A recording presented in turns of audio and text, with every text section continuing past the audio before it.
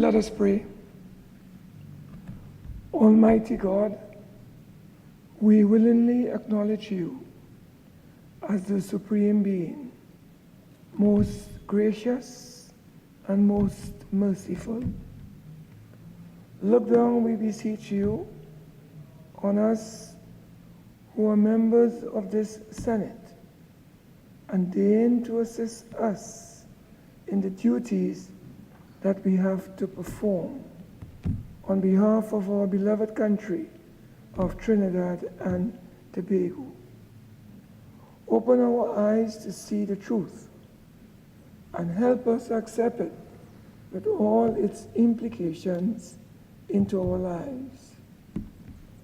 Direct us, O Lord, in our deliberations so that setting aside private interests, unwholesome prejudices, and personal affections, we may treat all matters set before us with honesty, courage, and conviction.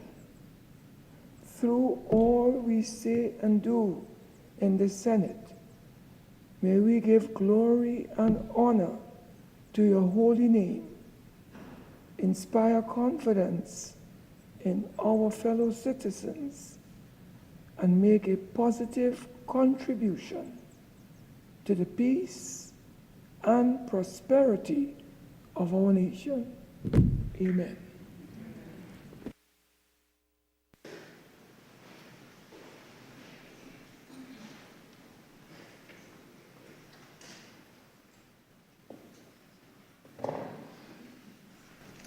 Oath or affirmation announcements by the President. Honorable Senators, I have granted leave of absence to Senator the Honorable Dr. Kennedy Swarat Singh, who is out of the country. Honorable Senators, I have received correspondence from Her Excellency, the President, Christine Carla Kangaloo, ORTT, advising of the following temporary appointment in accordance with Section 44 of the Constitution. Mr. Daniel Rashid, during the absence from Trinidad and Tobago of Senator the Honorable Dr. Kennedy Swarat Singh.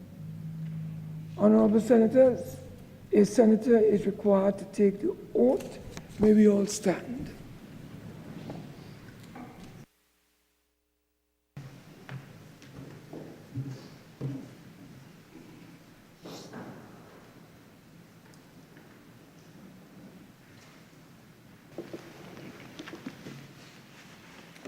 I, Daniel Rashid, having been appointed a Member of Parliament, do swear by Almighty God that I will bear true faith and allegiance to Trinidad and Tobago, will uphold the Constitution and the law, and will conscientiously and impartially discharge the responsibilities to the people of Trinidad and Tobago upon which I am about to enter.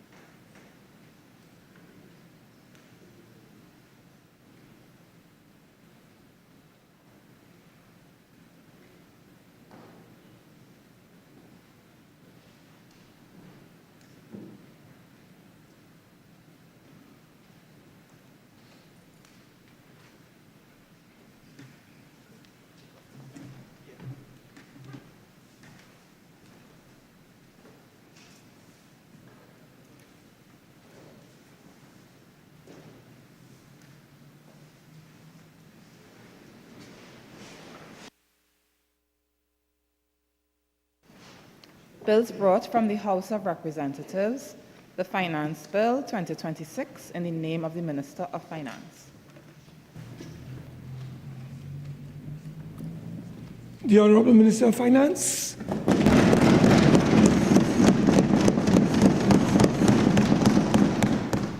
Thank you, Mr. President. Mr. President, in accordance with Standing Order 62(1)B, I beg to move that the next stage of the Finance Bill 2026 be taken later in the proceedings.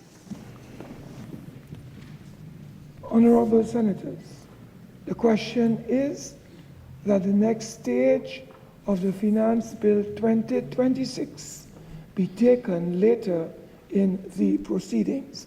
Those in favour say aye. Aye. Those against say no.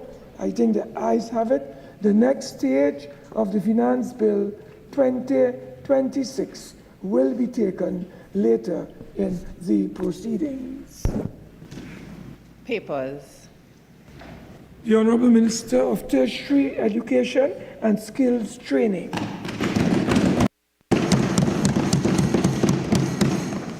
Mr. President, I have the honor to lay on the table the following papers as listed on the order paper in my name. The annual administrative reports of the National Institute of Higher Education, Research, Science and Technology for the fiscal year 2021-22, the MIC Institute of Technology Limited for the fiscal years 2015 to 2016, and the National Trade Agency for the fiscal years 2016 to 2017, 2017 to 2018, 2020 to 2021, 2021 to 2022, 2023 to 2024. I thank you. The Honourable Attorney General.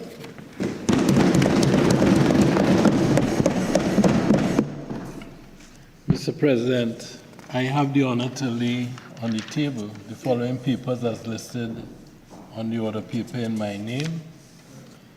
The annual administrative reports of the Office of the Attorney General and the Minister of Legal Affairs for the fiscal years 2022, 2023, and 2023, 2024.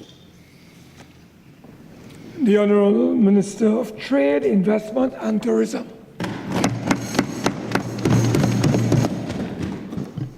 Mr. President, I have the honor to lay on the table the following papers as listed on the order paper in my name. The annual administrative reports as follows. The operations of the Fair Trading Commission for the financial years ended September 30th, 2021 and September 30th, 2022. The Trinidad and Tobago Creative Industries Company Limited for the financial year ended September 30th, 2021. The Trinidad and Tobago Bureau of Standards for the financial year ended September 30th, 2023. And Invest TT Limited for the year ended September 30th, 2023. I thank you.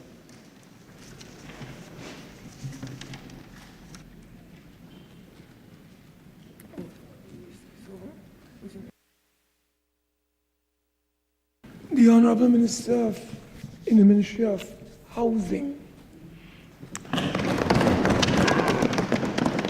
Thank you, Mr. President. Mr. President, I have the honor to lay on the table the following papers as listed on the order paper in the name of the Minister of Housing.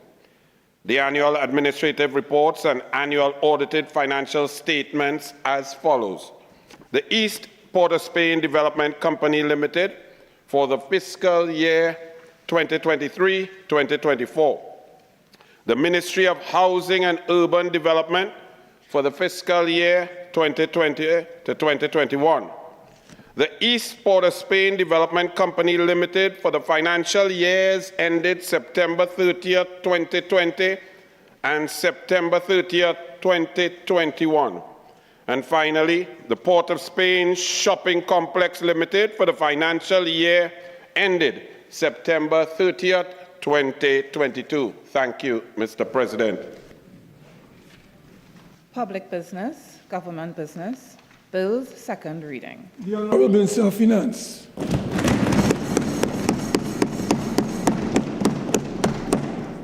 Thank you, Mr. President. Mr. President, I beg to move that a bill entitled An Act to Make Provisions of a Financial Nature and Other Related Matters be now read a second time. Mr. President, just over a year ago, the people of Trinidad and Tobago trusted this government with the solemn duty of reversing the national decline that battered our economy, our institutions, and the standard of living of our citizens. Economic growth had stagnated, investor confidence weakened, productivity declined, and opportunities for workers, young people, and entrepreneurs had become endangered. Things needed to change in Trinidad and Tobago. We have had enough of the PNM's waste, corruption, and mismanagement. And it was this government, Mr. President, led by the indomitable member for Superior, that accepted that responsibility with humility and determination. This bill before us today is a very simple bill, and it is another step in our mission to keep faith with the people who put us here, to help improve the quality of their lives. And the proposed measures in this piece of legislation sends a clear signal that Trinidad and Tobago is serious about raising standards, strengthening enforceability and accountability, and building the kind of society that can thrive and prosper in the decades ahead. Mr. President, it is noteworthy that the opposition has already tried to make mischief with this bill. The PNM and their surrogates have told the country repeatedly that this finance bill is about tax, tax, and more tax. But that is the PNM for you, Mr. President, a reliable source of unreliable information. So let me immediately put their tomfoolery to rest. Mr. President, there are 31 clauses in this bill, and there's not a single new tax that any citizen has to pay. In fact, the only fiscal regime introduced by this bill is designed to benefit the people of Trinidad and Tobago by ensuring that companies involved in drilling operations in marginal fields pay their fair share to the people of this nation. In other clauses, we are providing tax relief for pensioners, providing retirement benefits for members of the protective services, improving the ease of filing documents, providing support targeted to women and girls and their advocates, and providing protection to law-abiding citizens of this country. Mr. President, it is also noteworthy that in a couple important instances, we are also reducing taxation. So now that we have discredited these bogus Balize narratives, Mr. President, let's please move forward. Mr. President, this government is committed to establishing a peaceful society built upon the rule of law. But true to form, every time this Kamla Prasad-Bisesa administration brings legislation to protect citizens, the opposition, those in opposition to the government, votes against it.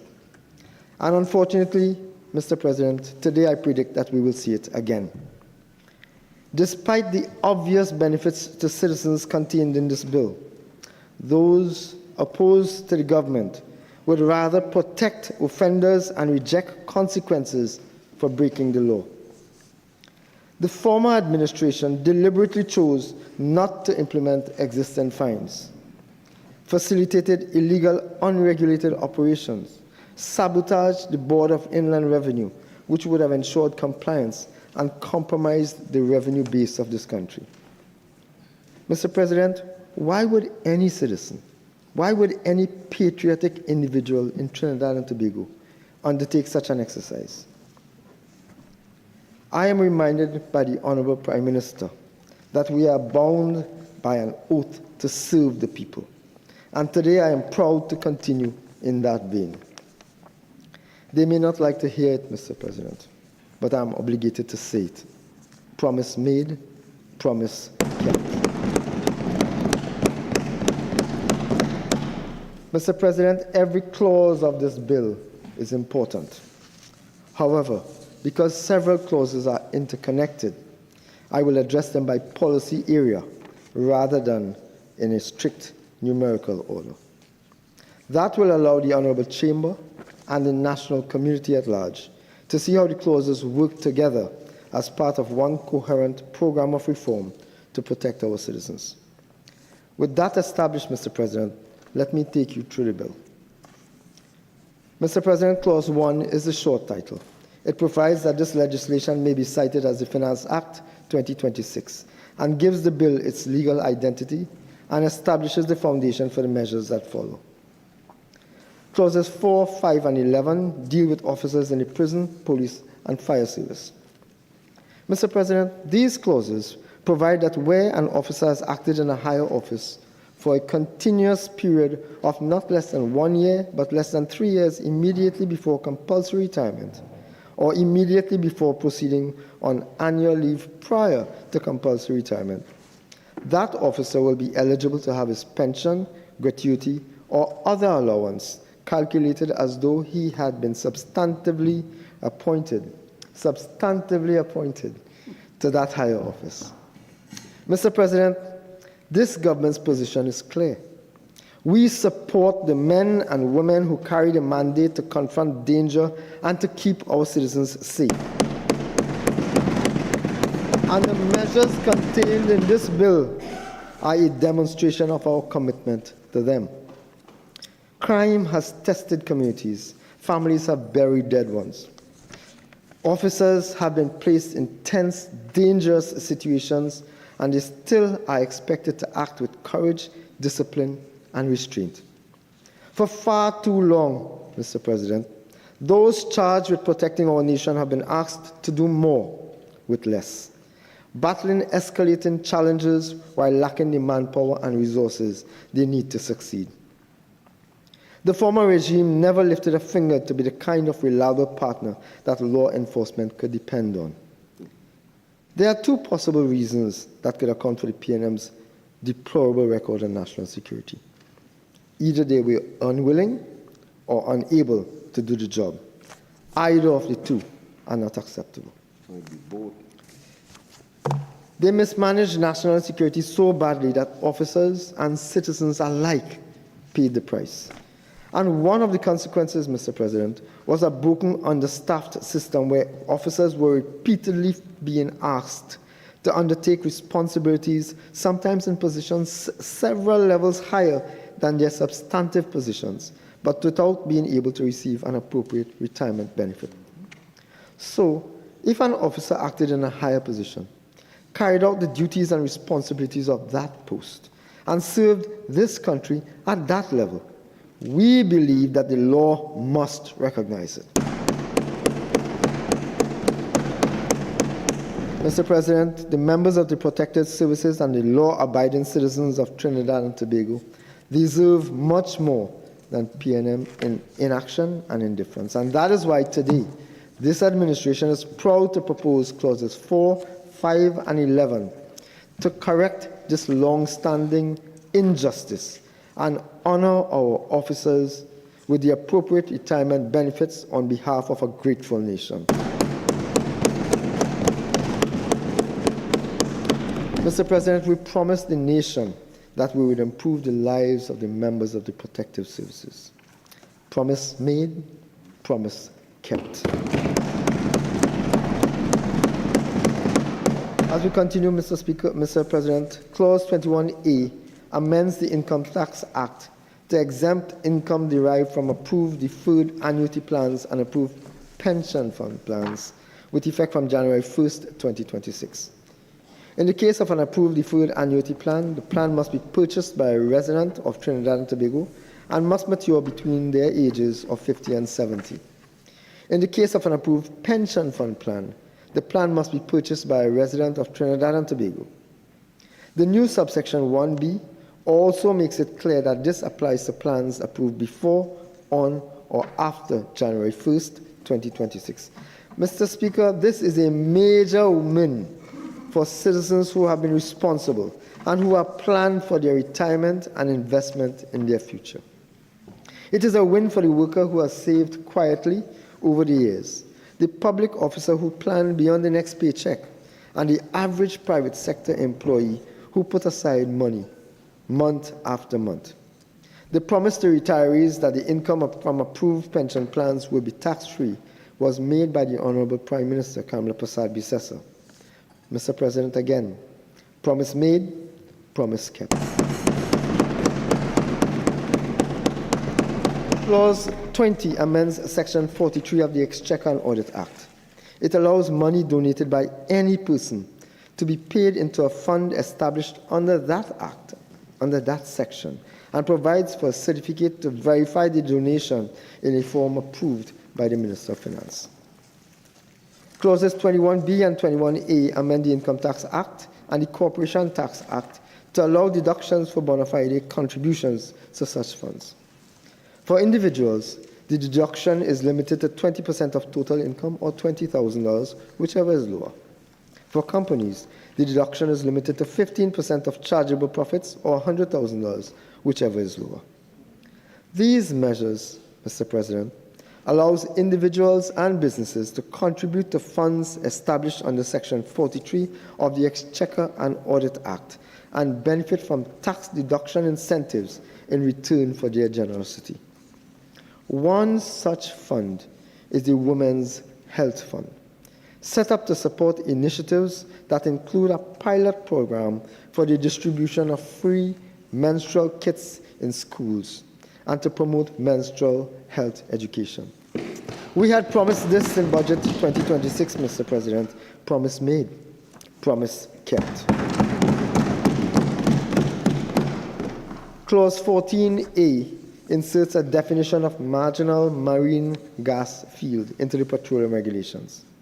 14B sets a royalty for such gas at 8% on the net natural gas won and saved from the marginal marine gas field. Clauses 29B and 29C provide for an allowance of 20% per year of 130% of qualifying expenditure spread over 5 years for investment in these fields. And Clause 29D provides for certification by the Minister. Mr. President, for years, the previous administration paid lip service to the energy industry while actual production declined. They spent millions of your tax dollars on globe-trotting, knocking glasses in executive boardrooms, pretentious amateurs engaging in negotiations with professional negotiators. But what was the result? They negotiated this country into a collapse of the energy sector. Oil and gas production collapsed by 37% between 2015 and 2025. But this government has taken a different approach. The provisions in this bill create a targeted framework to encourage investment where economics are challenging. They unlock gas that may otherwise have remained stranded. Energy remains central to our economic base, and the next stage of our development requires properly designed incentives, encouraged investment, and resources brought into production. As a direct reflection of growing confidence in the stability, leadership, and vision of this new government, Mr. President, Exxon, BP, Shell, Perenco, EOG, Occidental, and other major players are channeling billions of dollars into our nation's energy sector. Mr. President, when we asked the country for their vote, we told them that we will revitalize the energy sector. Promise made, promise kept. Clauses 21B and 22A have already been addressed under the Section 43 funds framework. 22B amends the Corporation Tax Act to correct terminology and align the definition of business levy with the Miscellaneous Taxes Act. Clause 23B replaces the term gross assets with total assets, in keeping with the Miscellaneous Taxes Act, bringing clarity to the commercial asset levy applied to licensed financial institutions and local insurers. Clauses 23D through 23G deal with the landlord business surcharge. Mr. President, the opposition has spent a lot of time seeking to create mayhem, mischief, and confusion in the minds of citizens about this landlord business surcharge. They have repeatedly said that this is the same as a P&M property tax. That is untrue. Mr. President, I'm sure you remember the horror stories poor people, pensioners, retirees living in their homes were being told by the PNM government of the day that they had to pay a tax on rental income, even though they were not receiving rental income. Worse, they were being threatened that if they didn't pay this fake income tax, they would lose their homes. Mr. President, the landlord business surcharge is the opposite of that.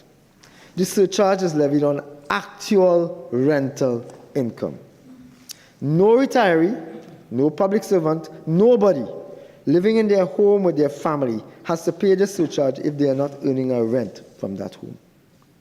This surcharge applies only to landlords who are renting property and who are in receipt of an actual income. Clauses 23D to 23G provide that the one-time registration of $2,500 applies per landlord, regardless of the number of premises being rented out.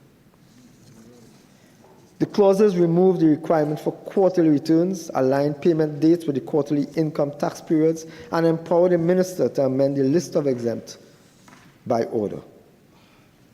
Importantly, clauses 21D and 22B provide a tax credit against annual income tax liability for any landlord business surcharge paid up to the full amount of that liability. Simply put, the surcharge operates within the income tax framework.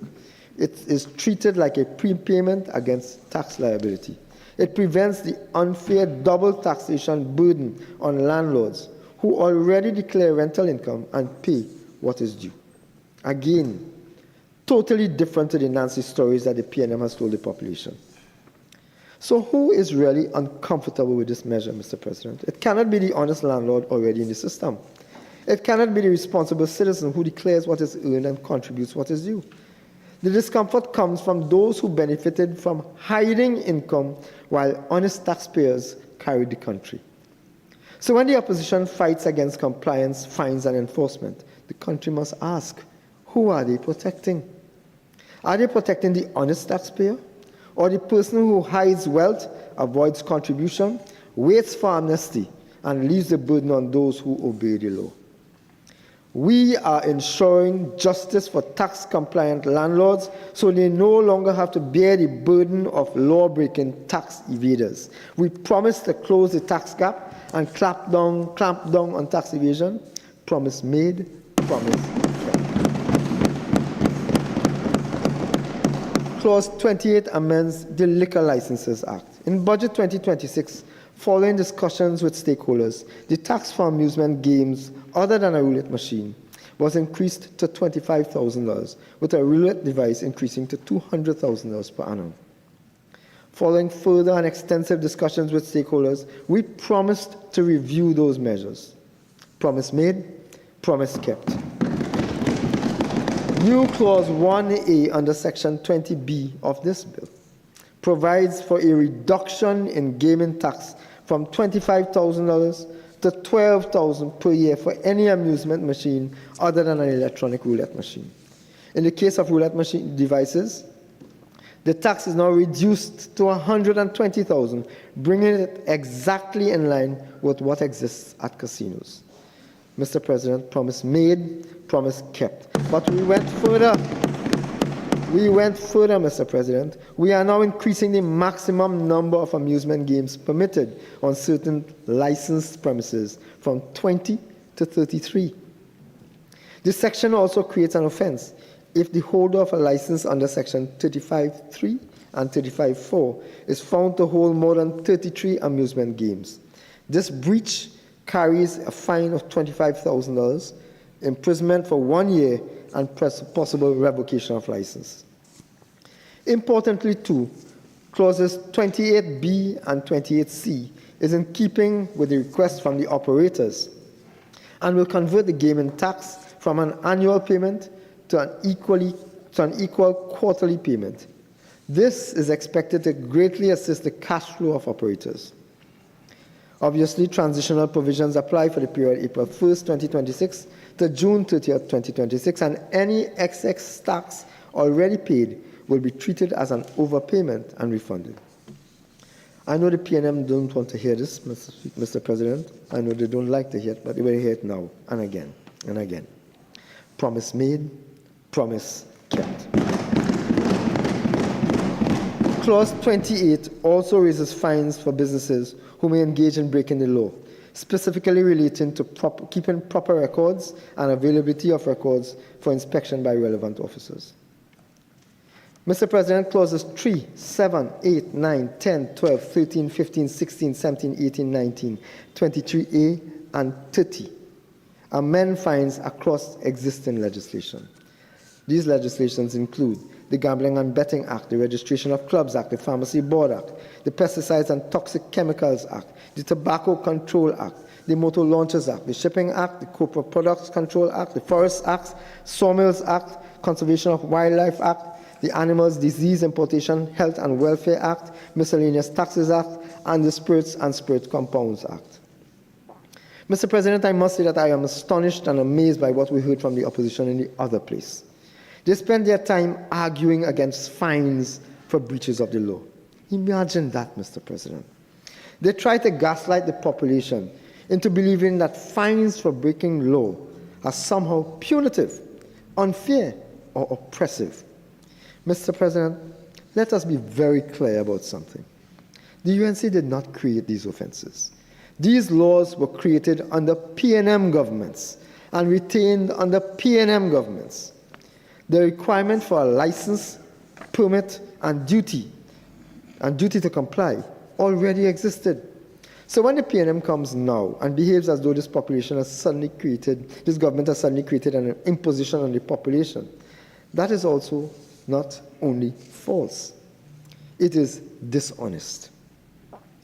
But now that this government is updating the fines to make these laws effective, they want to pretend that the law itself is oppressive. Mr. President, I stand by your guidance, but it is my view that this is hypocrisy. The truth is simple. The problem is not with the law. The problem is that this government is serious about law enforcement, and it therefore disturbs anyone involved and engaged in supporting the breaking of law. Mr. President, it is well known, any law with a weak fine becomes a mere suggestion. A weak fine becomes a cost of doing business. A weak fine tells the offender, break the law, pay a small amount, and continue as normal. And this government will not enable lawlessness.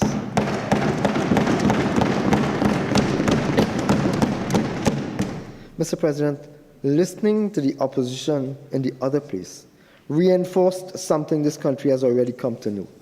The PNM is far too comfortable with lawlessness.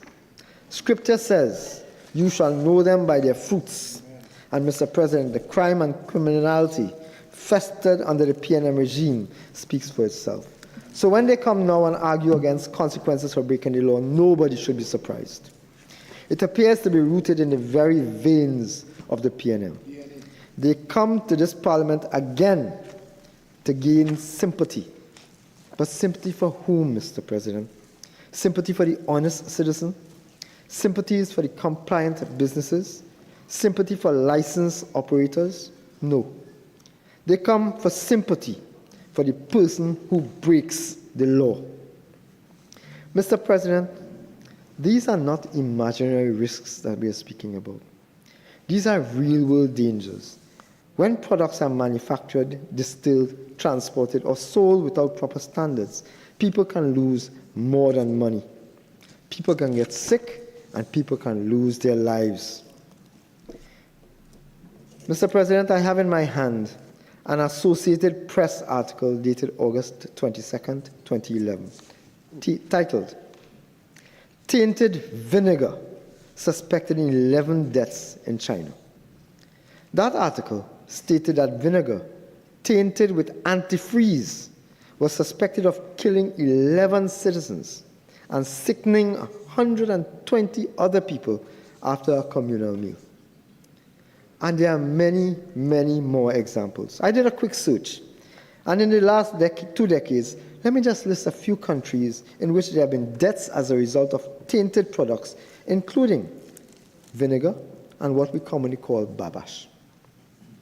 These are some of the countries: Antarctica, Brazil, Australia, Cambodia, Costa Rica, Czech Republic, El Salvador, Estonia, India, Indonesia, Iran, Ireland, Italy, Kuwait, Laos, Madagascar, Malaysia, Mexico, Morocco, Nigeria, Norway, Peru, Philippines, Russia, Serbia, Spain, Turkey, Uganda, and even in the United States of America. So it is not just isolated to concerns in Trinidad and Tobago, Mr. President. And it will be a fault of this government if we know that this thing exists, these risks exist, and we do like those in the former administration and do nothing about it. This government will not act. We will act responsibly. We will not act like the former administration, Mr. President. So when the opposition comes here, those opposed to the government, Mr. President, when those opposed to the government come here and speaks about vinegar as though it's some joke, they are showing this country exactly how unserious they are. And when products are made for sale, there must be standards, there must be accountability, and there must be consequences when the law is breached. That is for the protection of the average citizen who is looking towards the government for that protection. And so therefore, when the opposition makes light of distilling without a license, let them explain that to the families of persons who have been injured or who have died from unsafe alcohol and unsafe practices, Mr. President. Consumers must have confidence that the products that they purchase are safe for consumption. Mr. President, that is why regulations matter. That is why licenses matter. That's why permits matter. This is why fines matter. And the same applies to vessels under the Motor Launchers Act. They spoke about party boats as though passenger safety is any little thing. But overloading a vessel is not any little thing. Operating without safety, without proper safety equipment is not any little thing. Carrying passengers beyond the lawful limit is not any little thing. When a vessel is overloaded and tragedy strikes, it is not the opposition who must face the grieving family. It is not the opposition who must look into the eyes of a mother, a father, a child, a spouse, and explain why basic safety rules were treated as an inconvenience. And worse, Mr. President, where an operator breaches the legal requirements and insurances become void, what does the victim's family get? A condolence message? A rest in peace post? A speech after a funeral? Mr. President, no responsible government can wait for tragedy before enforcing the law.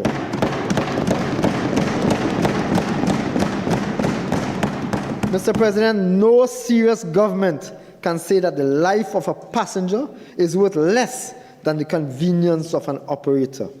No government that cares about people can allow a weak fine to become the cost of doing business.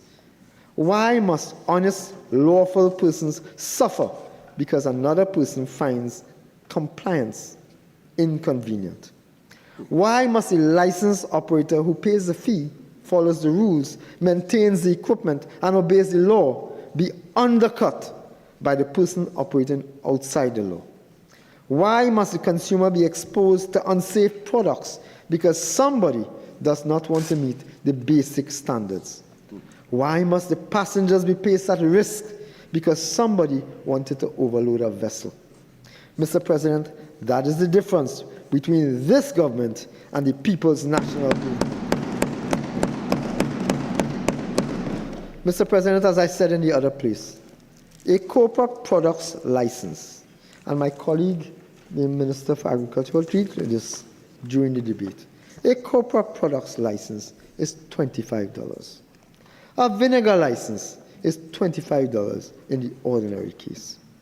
Even for a motor launch, the prescribed fees range from $100 to $400 depending on the size of the vessel.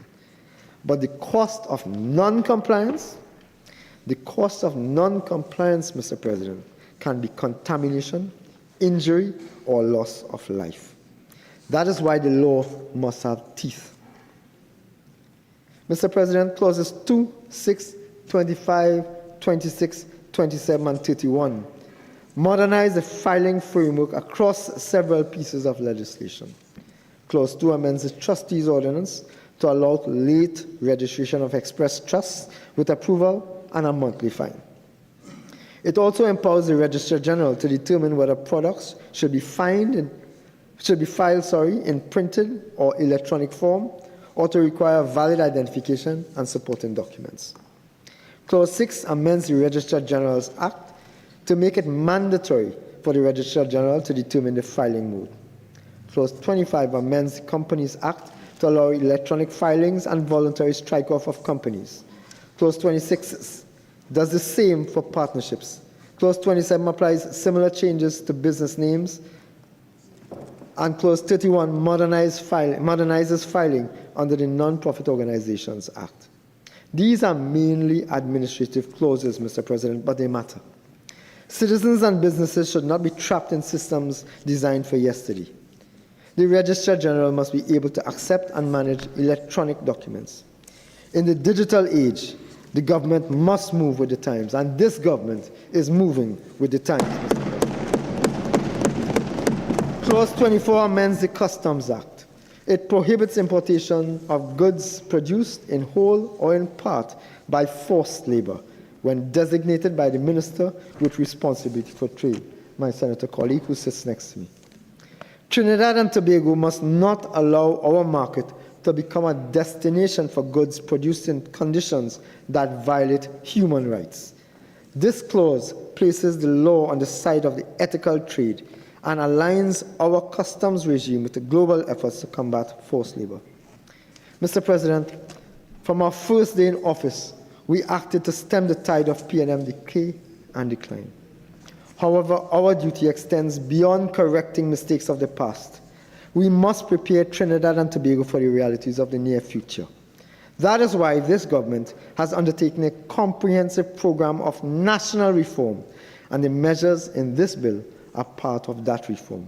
We are modernizing laws, strengthening institutions, improving public administration, embracing technology, and implementing policies designed to position our nation for sustainable success in a highly competitive global environment. But government action is not enough, Mr. President.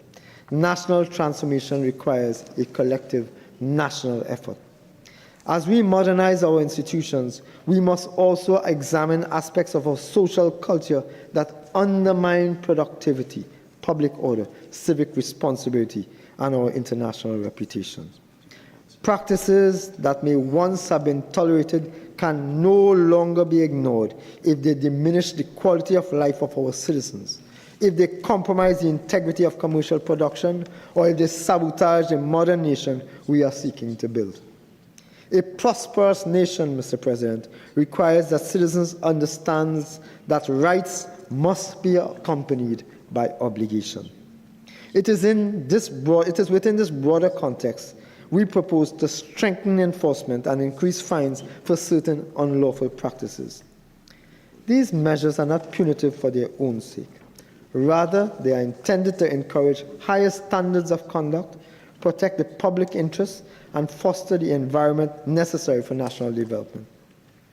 If left unchecked, choices that undermine public order, economic integrity, and fiscal responsibility can gradually erode the very foundations of competitiveness and social progress. We cannot promote that. We cannot permit that to happen. Our objective, Mr. President, is clear: to create a modern, orderly, productive, and internationally competitive Trinidad and Tobago, one that attracts investment, rewards enterprise, creates opportunities for our citizens, and secures a brighter future for generations to come. The bill before the honourable members, Mr. President. Thank you, Mr. President. The bill before the honourable members today reflects that commitment. It outlines not only where we stand today, but where we intend to take this nation tomorrow. Mr. President, when we came to the country for their vote, we told the country that we will put people first. Promise made, promise kept. Mr. President, the PNM in the other place already indicated their position on this matter, on this bill. They abstained. They abstained from providing pensions to deserving police, fire, and prison officers. They abstained from providing resources for the period poverty crisis that are facing Trinidad and Tobago. They abstained from making filing of returns, etc., easier. Mr. President, that goes against the PNM. The population will judge them again as they have judged them before. Today, I want to use this platform and my opportunity for the first time speaking in this House to appeal to the President's members.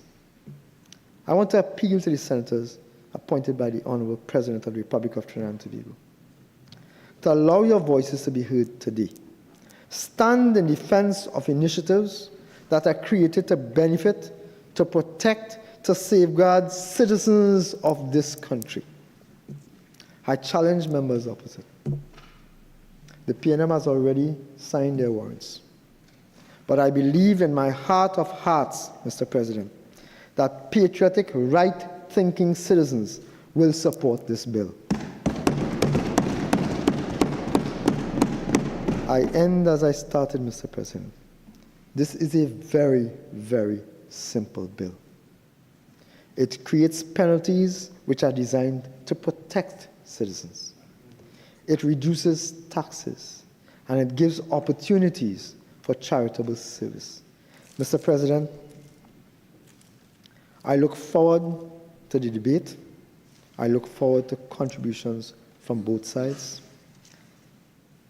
I commend this bill to the Senate, Mr. Speaker, and respectfully seek the support of all honorable senators for its passage in the interests of the people of Trinidad and Tobago.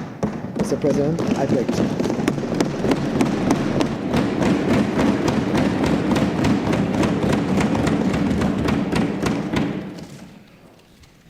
Honorable Senators, I shall now propose the question for debate. The question is that a bill entitled An Act to Make Provisions of a Financial Nature and Other Related Matters be now read a second time. I recognize Senator Vishnu Danto.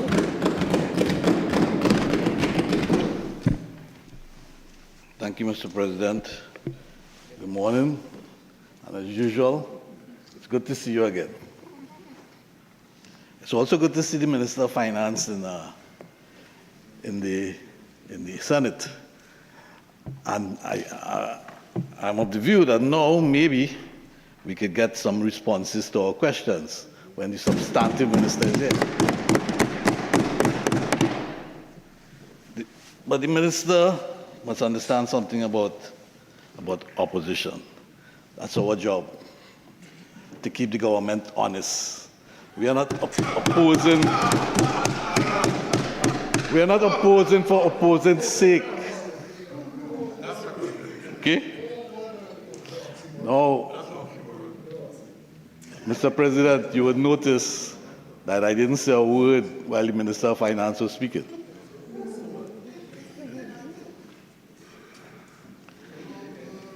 Mr. President, the Minister of Finance must also understand that if you don't agree with what he says, that doesn't make you unpatriotic. The Minister of Finance or anybody on that side could never preach to me about being patriotic. Me?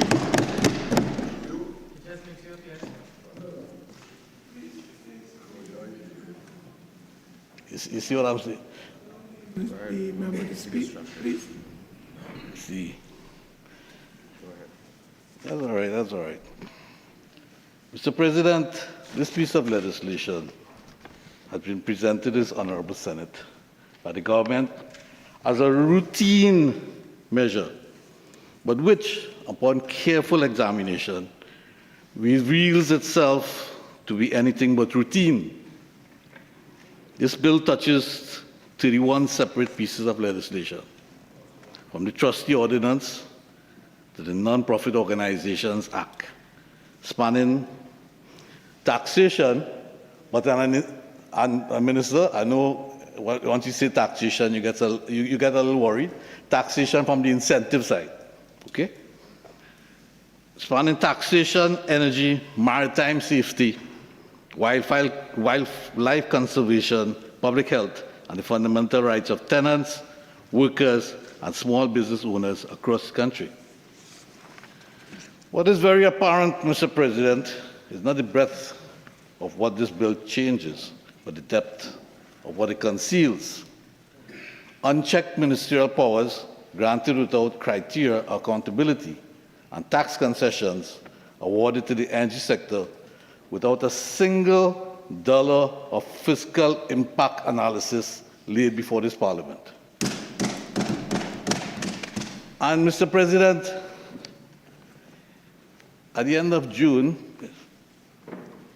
the 3 months left in the fiscal year, there'll be 3 months left in the fiscal year. The budget had been read 9 months ago, and we are still discussing the finance bill. That is something that, or if I could advise the Minister of Finance, that he should try to correct. My presentation today will be absolutely, totally data-driven. And I can only analyze and review what is in front of me.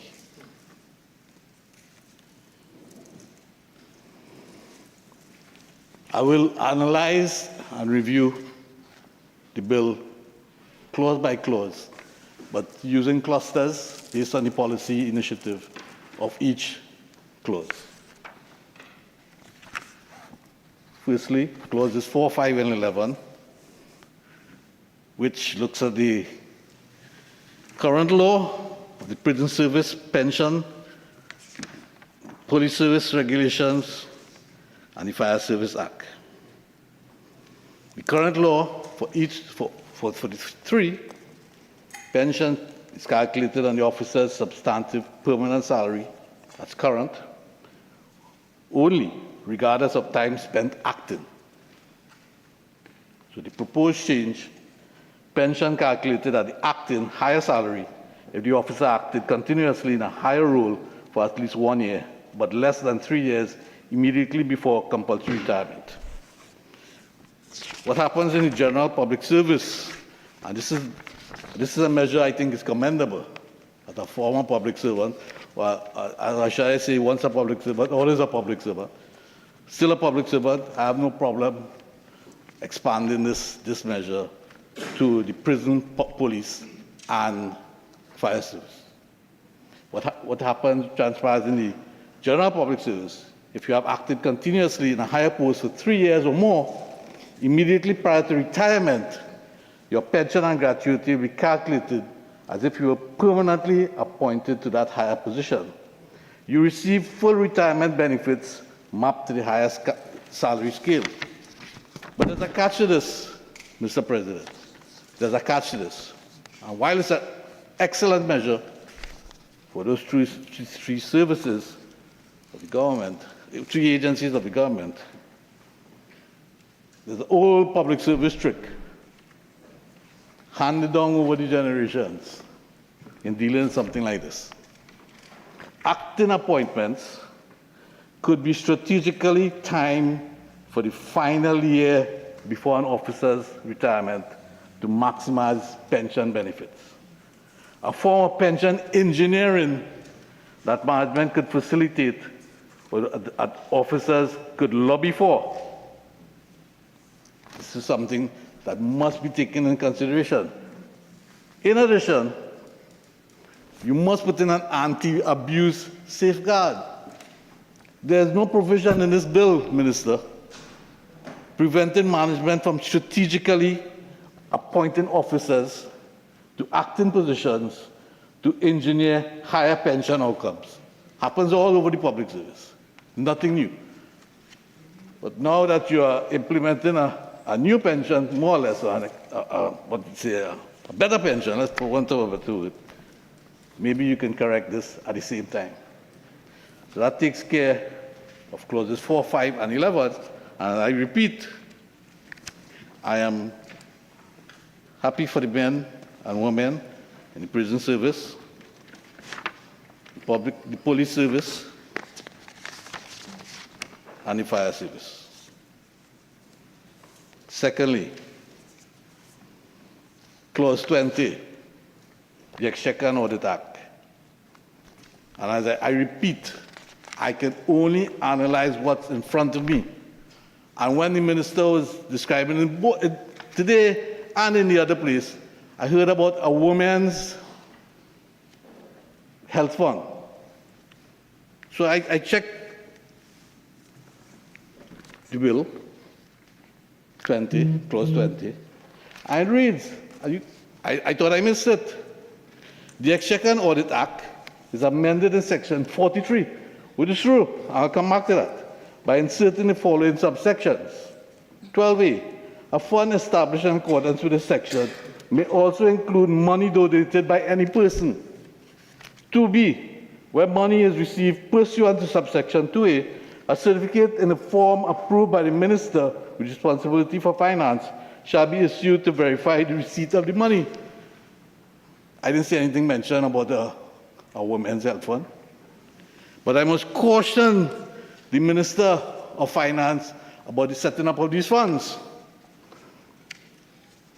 Because funds, and I know it in the current law, funds established under Section 43 could only be funded through government appropriation and similar public sources.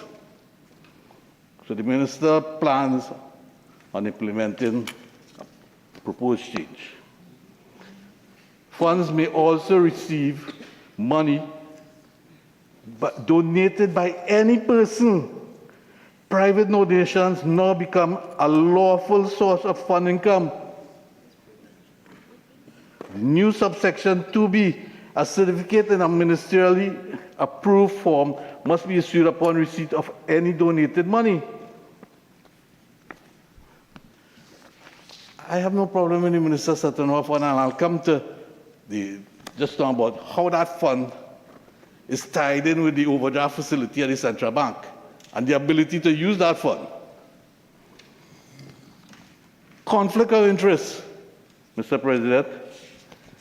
Government established funds controlled by ministers now able to receive private donations from individuals and corporations in exchange for tax certificates create a significant potential for conflict of interest and politically directed philanthropy.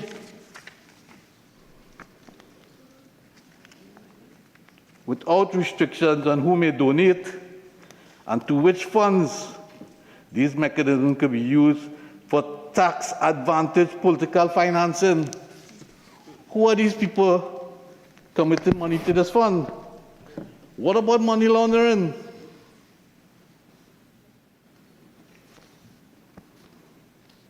But I want to come back to some of these funds and the cash balances, the government cash balances at the central bank. I'm going to use one. The Infrastructure Development Fund, which was set up according to the current law established under Section 43 of the Exchequer and Audit Act. Through you, Mr. President, is the Minister of Finance aware that because of the overdraft facility at the central bank, you cannot touch any of those funds? There was a headline recently about $12 billion in the government's green fund. Cannot be touched because it impacts on the overdraft facility at the central bank. And the overdraft facility at the central bank, and I'm pleading to anybody who listens, the overdraft facility at the central bank impacts fiscal policy in this country. So if he's setting up this fund, this women's health fund, or with private donation, honestly, I've never heard about it. Maybe I missed it before. I've never heard about it. he must understand that he may not be able to use it because it is mortgaged. The fund will be mortgaged immediately to the overdraft facility at the central bank. Immediately. That is why you cannot use the green fund.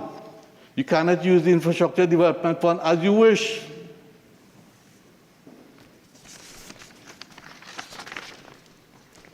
So, through you, Mr. President, I would like the Minister to explain how these funds are going to be, how this fund is going to be established.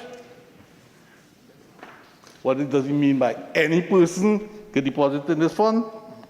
How he intends to manipulate this fund for the challenges that will come with the overdraft facility.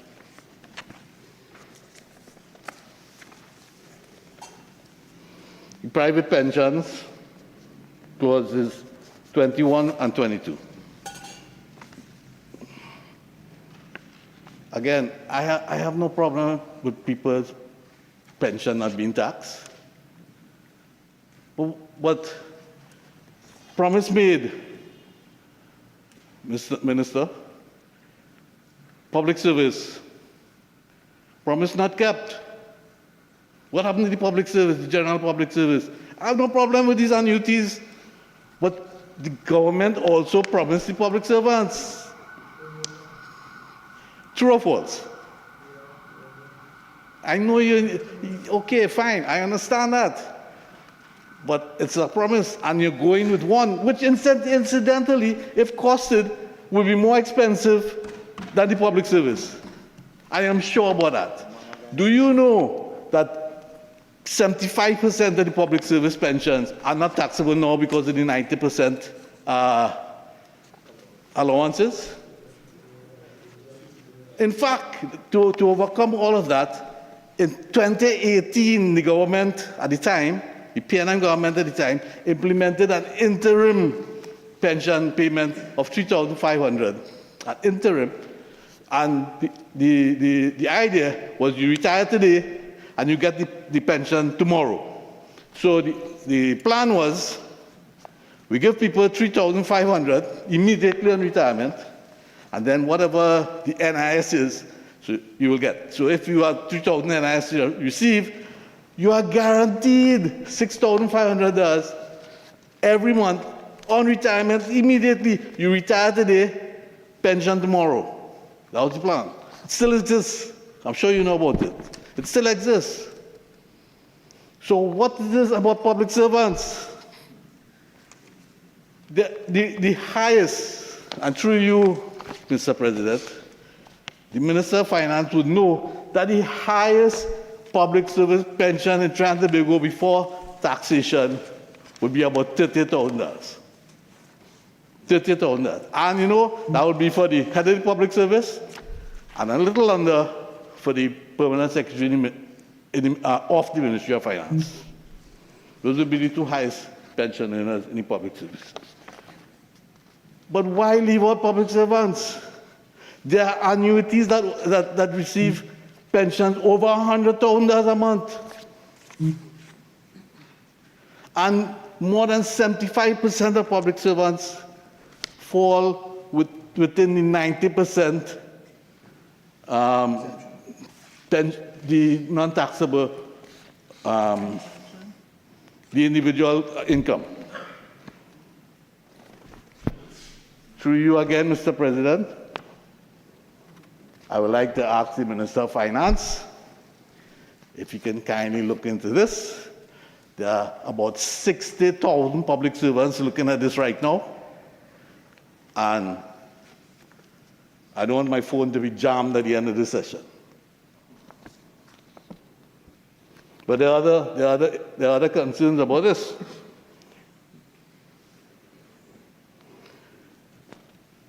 Income from approved pension fund plans on maturity and income from approved deferred annuity plans on maturity are taxable as income, both. Are we saying now that they're non-taxable? What about the upfront taxation, tax relief? Is that going to still be there? Just putting that question to the Minister of Finance. Also, in clause 21, the landlord tax credit is matched with clause 23 against income tax, and I'll come back to that. But enabling tax-free drawdown of retirement income at age 50 potentially incentivizes early exit from the workforce. And why not? Similarly, high-income individuals with large pension fund benefits disproportionately from these exemptions in absolute terms. Benefits, sorry, let me repeat that. High-income individuals with large pension funds benefit disproportionately from those exemptions in absolute dollar terms. The release is regressive in its distribution.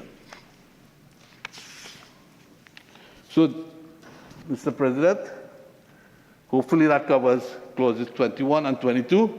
And I just want through you to let you know that there are retired public servants in this country, retired permanent secretaries, for instance, who are in their 80s and 90s, whose public service pension is still $3,500.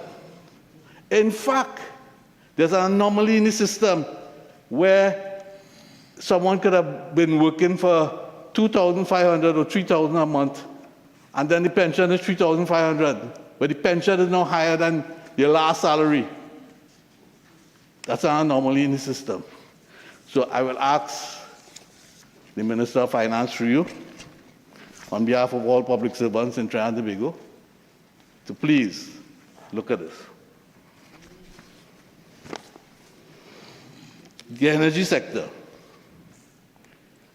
clauses 14 and 29,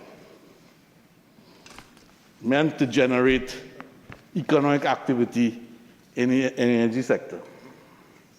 I worked as the permanent secretary in the Ministry of Energy for a few years, and I can't remember seeing a definition of a marginal marine gas field.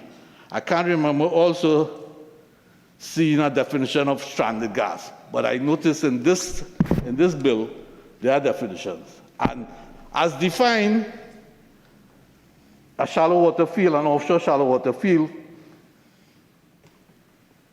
is defined as a marginal marine gas field if it contains less than or equal to 300 billion cubic feet of gas or contingent resources. But what's the problem here? The problem here is that the minister also implements or attempts to implement a fixed royalty rate of 8% on the net natural gas won and saved from such fields. Across the board, the royalty rate is 12.5%. So what's the concern? The minister alone certifies whether a field qualifies as marginal, triggering significant fiscal concessions. 8% royalty rate is very low. Standard royalty rates in Trinidad and Tobago are substantially higher. Now, I understand the minister has to, we all want to get the stranded gas, and he has to provide incentives, but not give away the gas. What is also critical here, I have not seen the cost of this measure. What is the measure going to cost? Back in my days, way back, when I used to work on the budget, one of the things that we always wrote in that budget, how much it will cost the taxpayer. I've not seen that anywhere. Maybe that's a new style, and I have no problem with that. Yeah, it is read in Parliament.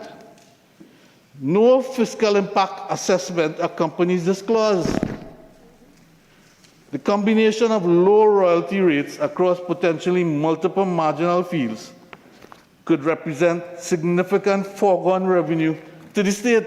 We don't know. It could be revenue neutral, it could be a loss, it could be a cost. We don't know.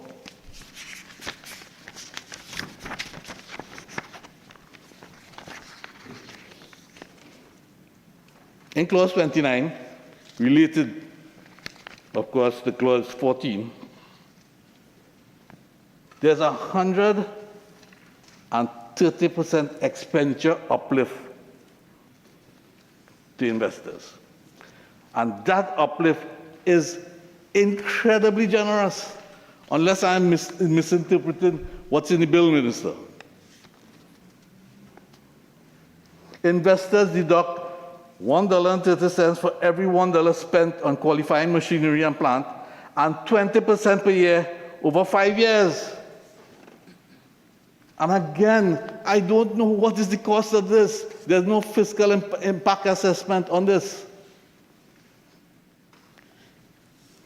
Given the scale of potential gas field capital investments, the combined effect of this allowance and the Clause 14 royalty, which we just spoke about, concessions, could represent billions of dollars in foregone revenue over the life of these fields. But again, I don't know. Or as the Spanish say, no say. And I hope that the minister clarified that for us.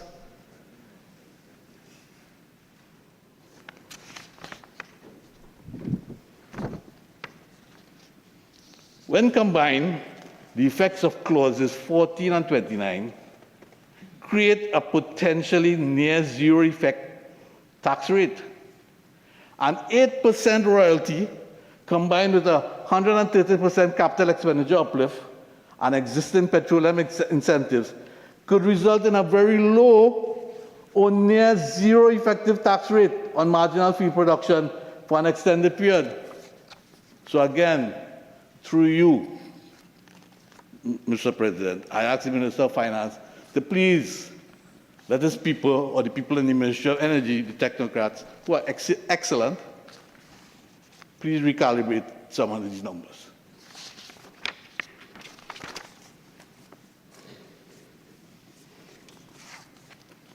The Registrar General, and this will be clustered as clauses 2, 6, 25, 26, 27, 31.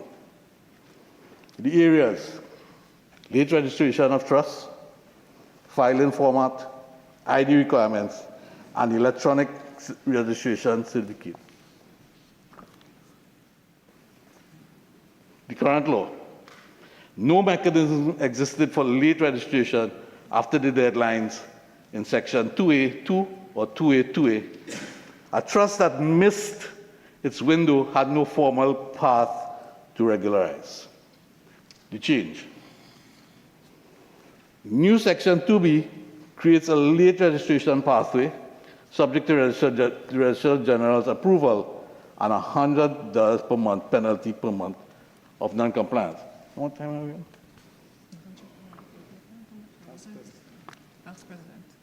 Mr. President, any idea how the time again? 128. Thank you. The bill creates the registration obligation, but does not specify what flows from a trust that's simply never registered and is never detected. There's no enforcement mechanism on the face of the provision. Similarly, or additionally, there's a digital divide, mandating electronic filing without addressing public access to technology. And digital literacy could create compliance barriers, particularly for elderly or rural trustees. Clause 6, the Registrar General Act, the current law. And there's just one word separating the current law from the proposed change. The Registrar General may determine the proposed change. The Registrar General shall determine. All right, so it's converted from a discretionary power to mandatory legal duty automatically. Again, the digital divide implications. A mandatory determination to file electronically without addressing public access to technology, digital literacy, and broadband connectivity across Trinidad and Tobago could create de facto barriers to registration for significant portions of the public and small business community. That's a no-brainer.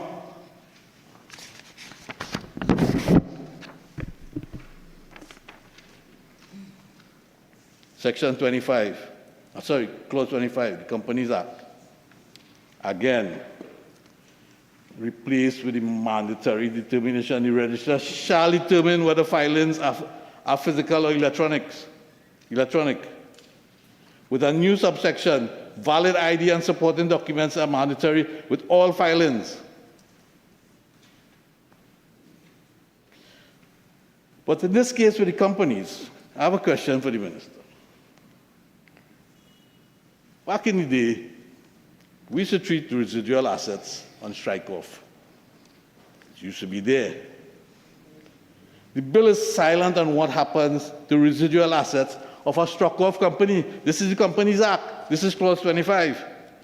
These would typically vest in the state. And I haven't seen anything in the bill to suggest what is going to happen to these assets. Clause 26, the Partnership Act, which is related to Clause 6.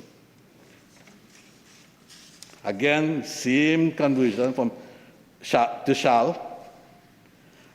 But this approach has a little concern in that it's a one-size-fits-all approach. A large professional partnership, whether it be legal, accounting, medical, and a small informal two-person business partnership face identical electronic filing and ID requirements with no accommodation for size, formality, or administrative capacity. Again, something to look at. Clause 27, the Registration of Business Names Act. Again, the Registrar General may determine the change to shall determine, mandatory legal duty. What this causes? A disproportionate burden on small traders and sole proprietors. Business name registration is heavily used by micro-enterprises, market vendors, informal traders, and sole proprietors. Mandatory ID and documentation requirements could create meaningful barriers for most of these most vulnerable business operators. Clause 31, the Non-Profit Organizations Act. Again, may to shall. Mandatory legal duty. My concern, there's a disproportionate burden on small charities and community organizations. Small volunteer-run organizations, religious groups, community associations, and grassroots charities may find mandatory ID and documentary requirements operationally burdensome, particularly where they lack administrative staff or digital capacity. See, the digital capacity, Mr. President, is a common thread throughout the Registrar General's cluster.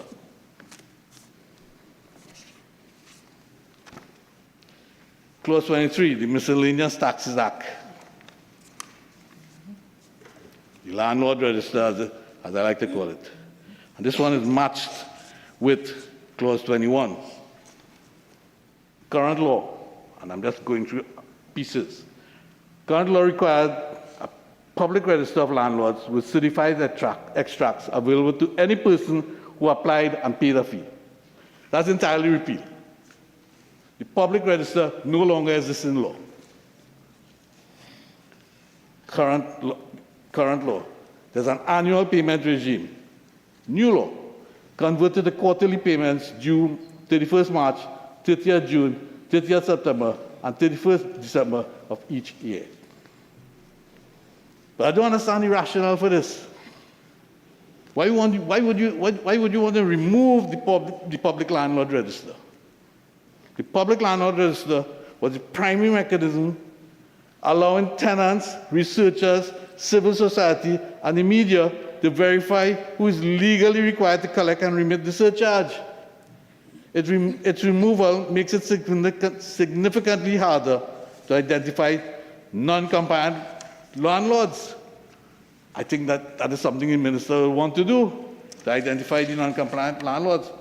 But it is what it is. Clause 24, about 5 more minutes?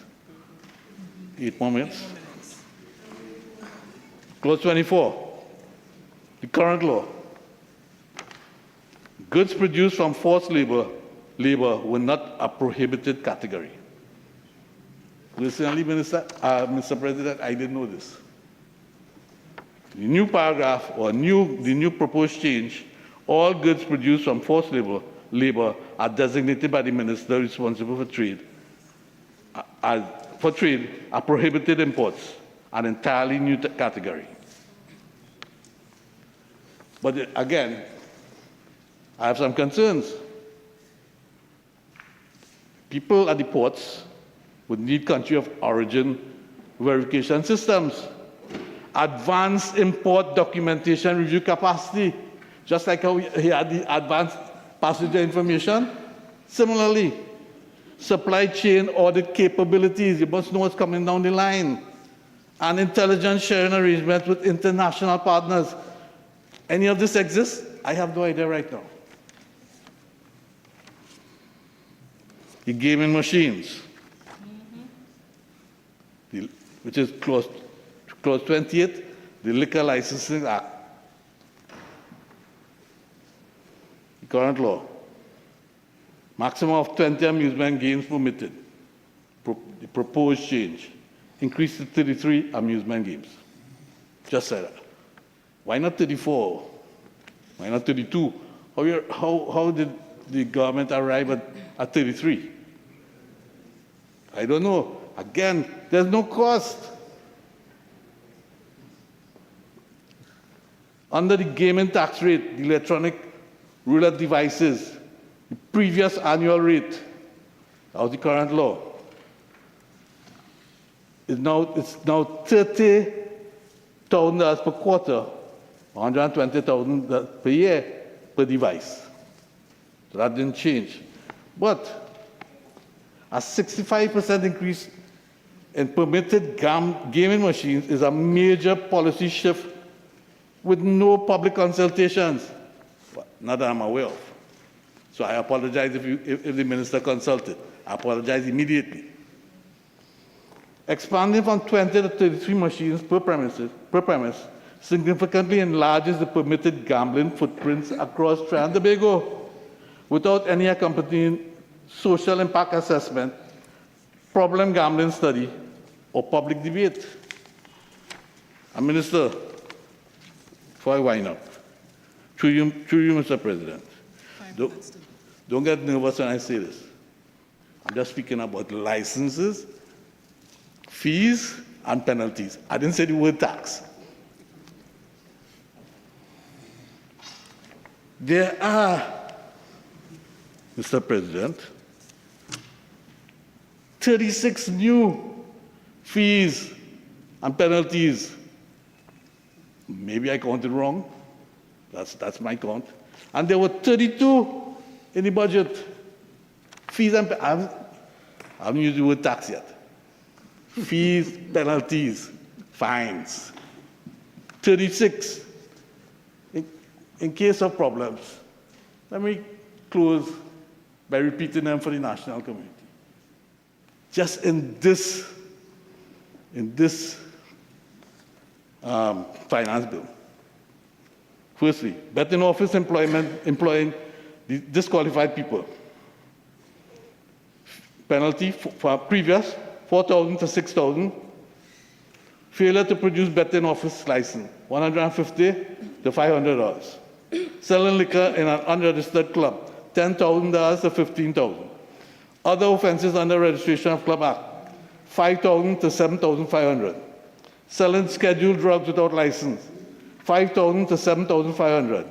Pesticides Act offenses, minor offenses, $2,000 to $4,000. Pesticides Act related offenses, $4,000 to $8,000. Serious Pesticides Act offenses, $20,000 to $30,000. Tobacco offenses, a new regime, $150,000 plus 9 months prison. Tobacco offenses, $300,000 plus 18 months prison. Tobacco offenses, third offense, $300,000 plus 27 months in prison.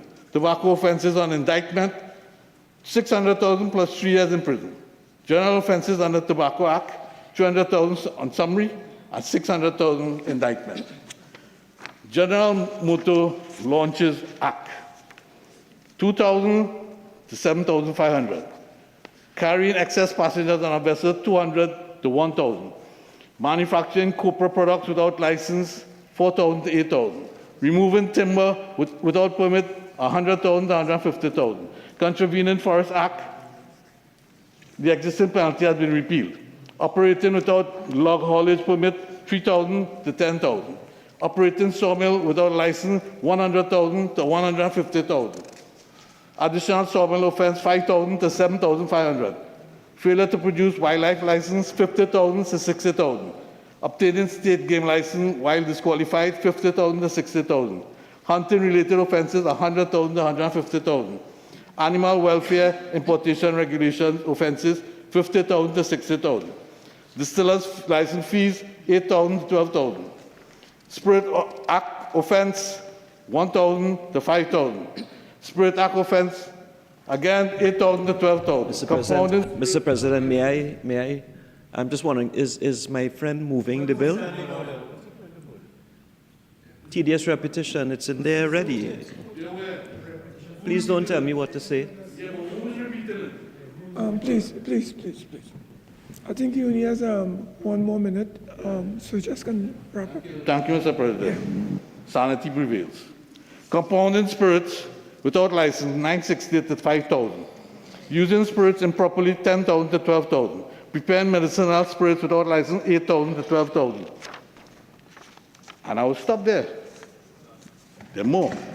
But there's a reason it has to be placed on the records. People just don't seem to understand what is going on. It has to be placed on the record. Simple. It's on the Hansard now. No, but the point about it is this. Don't let them waste up your minute. You go ahead. Don't let them waste your minute. But listen, the point about it is this. The minister wants to bring discipline. He has nothing been about fixing lawlessness, nothing like that. But we don't live in a perfect world. There are people who are going to break the rules. And thank you, Mr. Senator Dr. Malinats. Thank you, Mr. President. I rise to contribute to the debate on the Finance Bill 2026 and permit me, Mr. President, from the outset to welcome the Honourable Minister of Finance to this Honourable Chamber, his first visit, and he used the opportunity to shed light on the various clauses and provisions of the Finance Bill that is before us. Mr. President, I wish to begin by acknowledging that, it is reasonable from time to time that a country must revisit and modernize outdated laws. We ought to strengthen compliance, and we ought to improve administrative capacity. I don't think anyone has a problem with any of those. Those are often necessary steps in the ongoing process of good governance and national development. I would also add that this finance bill serves an important purpose. It is the legal architecture, the legal machinery through which fiscal policy is translated into practical reality. So it is essentially the operationalization, the process by which we operationalize some of the budgetary intentions. So we move them from simply being announcements and they become part of the lived daily experience of the citizens of Trinidad and Tobago. The provisions contained in this bill will ultimately shape how people experience some of the budget measures that were read in October of 2025 for fiscal 2026. And they will experience these not in theory, but in their daily lives through the services they receive, the obligations they bear, the opportunities available to them, and the costs that they are ultimately able to absorb. And it is for that, in that context, Mr. President, that I approached my scrutiny of the bill not simply by reading its 31 clauses, but not reading them in isolation, but by considering how those clauses align with the broader vision articulated in the budget for fiscal 2026. The budget theme, we will all recall, was Trinidad and Tobago first, the minister's maiden budget presentation. Trinidad and Tobago first, building economic fairness through accountable fiscal policies. The concept of fairness is one that resonated widely across every community and every citizen of Trinidad and Tobago. So I looked at this bill to see how the measures and amendments before us took us closer to or further away from the fairness objectives, because citizens, all of us, those who will feel these measures in a real way, experience the budget and fairness through the price of food, through the cost of rent, through the reliability of public services, through the stability of their jobs, and ultimately through the opportunities available to them and their children. So the first question that I had reading the bill is whether the measures articulated in this Finance Bill 2026 move us closer to the economic fairness that our citizens were promised when the budget was read in 2025. Before examining the specific provisions of the bill, and I'm not going to go through all of them, the previous speaker as well as the minister himself went through a lot of detail on some of the very specific clauses, I think it's worth reflecting on the scale and reach of the legislation before us. The Finance Bill is not a minor housekeeping exercise. It is a substantial omnibus measure comprising 31 clauses and proposing amendments across more than 20 separate acts. Its provisions touch taxation, pensions, food and drug regulation, forestry, wildlife, gaming, shipping, tobacco control, liquor licensing, business administration, and a range of other areas that affect both citizens and the business community. That breadth matters because each amendment may appear reasonable when viewed on its own, but citizens do not experience legislation one clause at a time. They experience it as a whole. They experience it through the cumulative impact on the cost of living and the cost of doing business. And they also experience it in terms of the ease of complying with regulations, the quality of public services, and the opportunities available for each of us to improve our lives. It is therefore, in my respectful view, Mr. President, not enough for us to ask whether individual clauses are defensible, but we should ask ourselves whether taken together, whether these clauses, these 31 clauses in this bill, advance the government's stated objective of building economic fairness through accountable fiscal policy. Mr. President, in presenting this bill in the other place and again this morning, the Honourable Minister of Finance repeatedly described the legislation as an exercise in keeping promises and translating policy into action. He has suggested that the bill represents the machinery through which fairness is given practical effect and through which government's commitments are converted into law. Those are worthy objectives, Mr. President. Indeed, one of the recurring themes of the minister's contribution in the other place, and again today in the Senate, is that promises made should be kept. The question for me, however, Mr. President, is not whether the promises are desirable. Some of them are. The more difficult question is whether the institutional capacity, the administrative systems, the human resources, and implementation frameworks are in place to convert this legislative agenda into measurable outcomes. It is often easier to announce reform than to implement it. It is often easier to pass legislation than to ensure that the legislation achieves its intended purpose.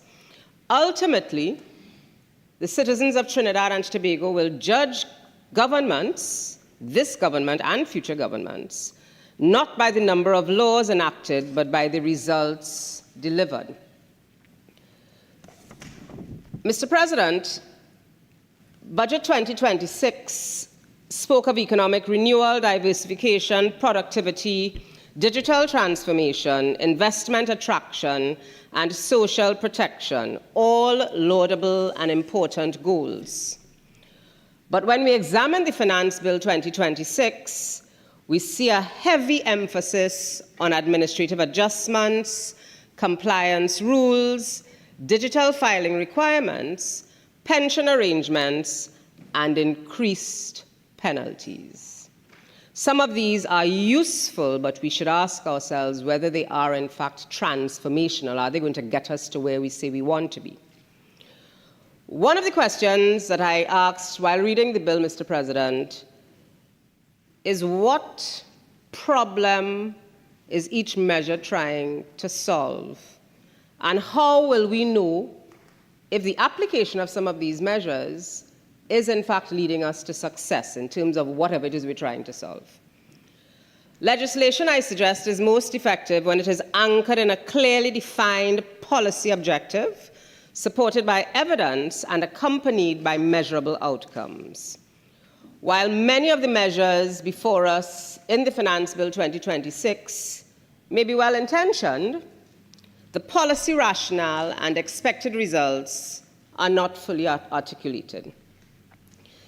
If we are to legislate responsibly, I think we must understand not only what is being changed, but why it is being changed, what outcome it is intended to produce, and how success will ultimately be measured.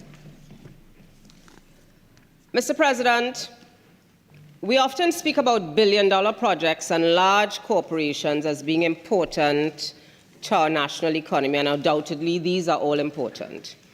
However, the true backbone of the Trinidad and Tobago economy is in the small and medium-sized enterprise sector, accounting for approximately 95% of registered businesses and employing close to 200,000 persons. These are the businesses that create jobs, they support families, they sustain communities, and they provide opportunities for economic mobility. These are the retailers, the manufacturers, farmers, service providers, contractors, and entrepreneurs who keep economic activity moving in every corner of this country. If we are serious about growth, productivity, and diversification, then we must also be serious about creating an environment in which our SMEs can survive, expand, and thrive.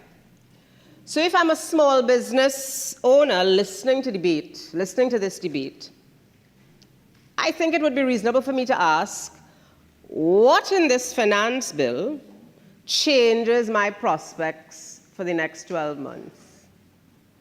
What in this finance bill will benefit me and will allow me to grow my business and to employ more people? What is there in this finance bill that improves my access to finance? What is there in this finance bill that improves my access to foreign exchange? What in this finance bill reduces my cost of doing business? What in this finance bill makes the approvals process faster and more efficient? To me, these are some of the practical issues that determine whether small businesses survive or whether they close their doors. The bill also includes, Mr. President, several provisions to modernize the Registrar General's Department through digital filing, electronic administration, and online processes.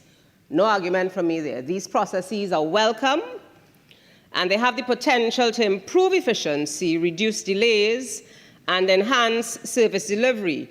I only have to think back to what occurred a couple of weeks ago with landlords who went to register, and the long queues, and being told by some of those landlords that when they got to the top of the line, they were told that they didn't have this document, they needed that document, etc., etc. So the digitization of those processes will redound to the benefit of many citizens of Trinidad and Tobago, provided they can, in fact, navigate the online systems.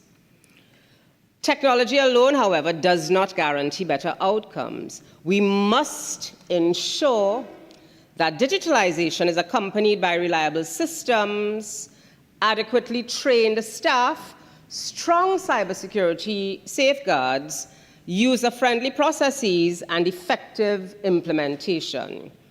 Digitalization is not simply the conversion of paper records into electronic records. It is an entire redesign of the administrative ecosystem. We must also be mindful, Mr. President, of the risks that accompany increased digitization, particularly the growing threat of cyber attacks and data breaches, because there's a lot of sensitive personal and financial information that is likely to be stored and transmitted through the Registrar General's systems, digital systems.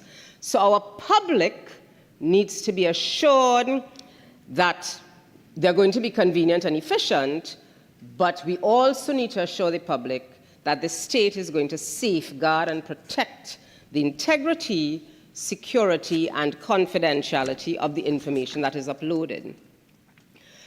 I agree, however, that if done properly with the appropriate safeguards, digitalization can reduce frustration that many of us feel trying to do paper-based submissions, and it can, in fact, improve service delivery. However, if it is done poorly, it simply moves the frustration online. So I think we need to raise issues about readiness, timeliness, and implementation capacity. Mr. President, back to the theme of economic fairness that undergirded budget for fiscal 2026. If economic fairness is to be meaningful, it must be felt in the lives of ordinary citizens. It must be felt in the affordability of food. It must be felt in the cost of rent. It must be felt in the price of transportation. And it must be felt in one's ability to meet monthly obligations, the stability of your finances. A story carried in the Sunday Guardian recently quoted a UN report, a United Nations report, that suggests 513,000 persons in Trinidad and Tobago cannot afford a healthy meal. That's nearly 1/3 of our population. That story, that number tells us that while our macroeconomic realities might be moving in one direction, the realities faced by our households may not be moving in the same direction. They may not be in sync. So an economy might be growing while we still have some families that are struggling. Fiscal accounts can improve while affordability worsens. So when we speak about fairness, and again I'm locating this finance bill in the context of the budget that was presented because they are related, we need to ask ourselves, how will citizens feel when the measures in this bill are implemented? Will their quality of life improve? Will their financial pressure ease? Or will their opportunities expand? Mr. President, as I mentioned earlier, this bill does not simply amend one act or even a handful. It is an omnibus measure that reaches across a wide range of legislation, touching taxation, pensions, compliance, regulation, administration, and enforcement. Its sheer breadth should remind us that the combined effect of legislative changes can sometimes be greater than the impact of any single measure considered in isolation. This is why I want to put on the table what I call the cumulative regulatory burden that could be placed on citizens and businesses as a result of some of the measures in this finance bill. I recognize that the measures contained in the bill serve different purposes. Some strengthen compliance, others enhance enforcement, some broaden the tax base, while others introduce new reporting requirements or increase penalties for non-compliance. Many of these measures may be justified, and in some cases, some of them might even be long overdue. The issue, Mr. President, is not any one measure. It is the cumulative effect of all of these measures. Citizens do not experience public policy one measure at a time. They experience it collectively.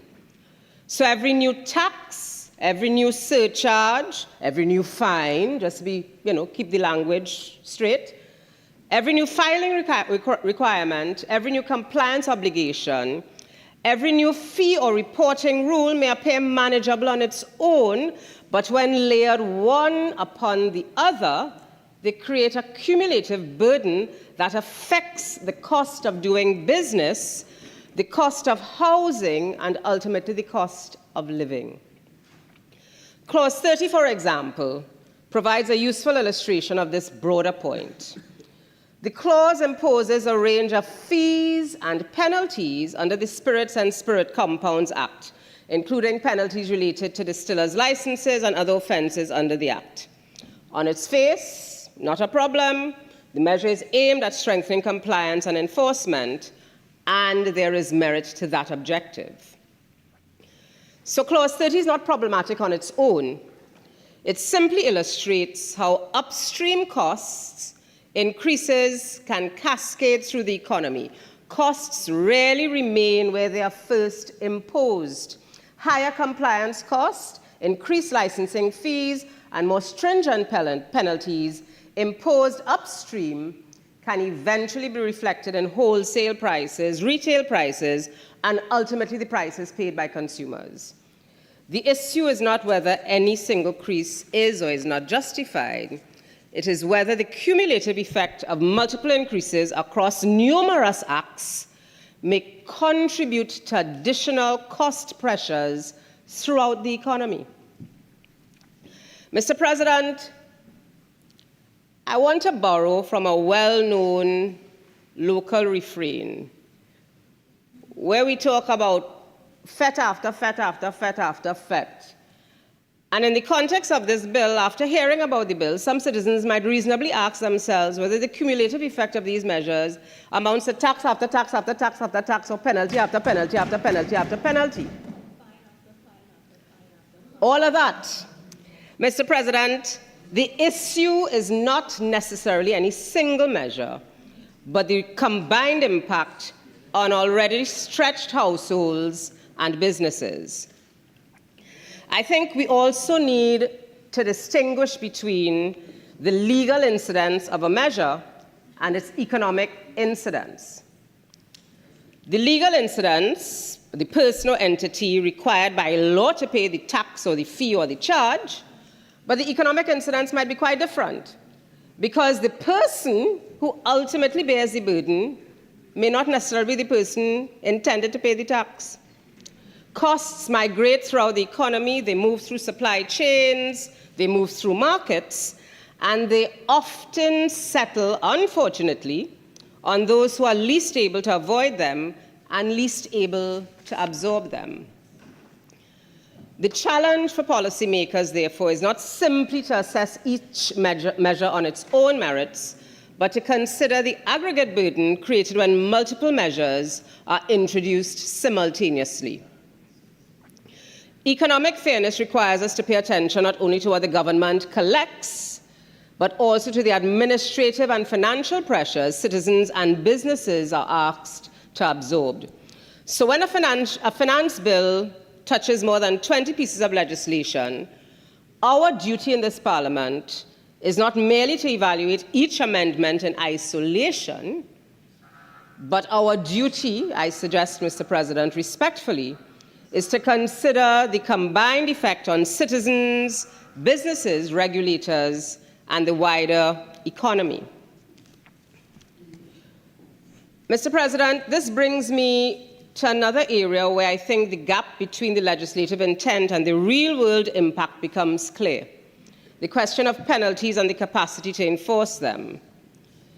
In his presentation in the other place on Wednesday, the Honourable Minister of Finance argued that many of the offences addressed by this bill already exist in law, and that the amendments merely update penalties to reflect contemporary realities.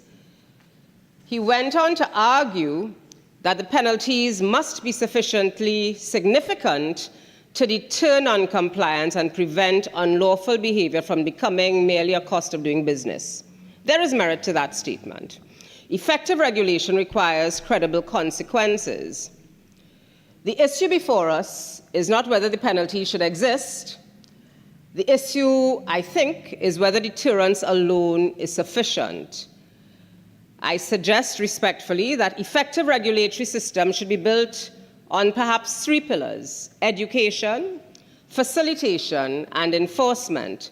If the compliance pathways are difficult, Mr. President, if information is limited, if regulatory agencies are under-resourced and enforcement remains inconsistent, larger penalties will not necessarily produce better outcomes. Mr. President, the bill significantly increases penalties across multiple sectors, as I mentioned: gambling, tobacco, pesticides, forestry, etc. Some increases may be justified, but penalties alone may not allow us to get the kind of compliance and the levels of compliance that are required. Compliance requires, among other things, inspectors, investigators, prosecutors, and functioning institutions. The fact is, if some of these agencies lack the resources to enforce these penalties, then the increases exist only on paper. One provision of the bill, Mr. President, that has attracted some public attention relates to the increased penalties associated with the manufacture of certain food products, including copra products such as coconut oil and homemade vinegar. I think it is important to place the matter in its proper context, so my understanding of the proposed adjustments is clear. From what I've deduced, the bill does not prohibit the production of homemade coconut oil, nor does it introduce a new tax on these products, but it increases substantially the penalties for persons who manufacture regulated products for sale without complying with the relevant statutory requirements. So Clause 15 proposes to double the penalty for manufacturing copra products without necessary approvals from $4,000 to $8,000. Standards need to be placed, and I totally agree with the Minister that we need to have standards, and for some of the reasons he articulated in his presentation this morning, the incidence of persons becoming ill or perhaps even dying as a result of improper standards being applied to some of these items that people consume. So the issue of the standards is not in question. I think the pathway to compliance ought to be strengthened at the same pace as the penalties for non-compliance. Citizens as consumers must be assured that products that are offered for sale and that they purchase are properly labeled, that they are safe, and that they are produced in accordance with accepted health regulations. But I think our responsibility as legislators extends beyond the objective itself to the practical implications of how that objective is pursued. Many of the individuals, Mr. President, who produce small batches of coconut oil, vinegar, or similar products are not large corporations with compliance departments and legal advisors.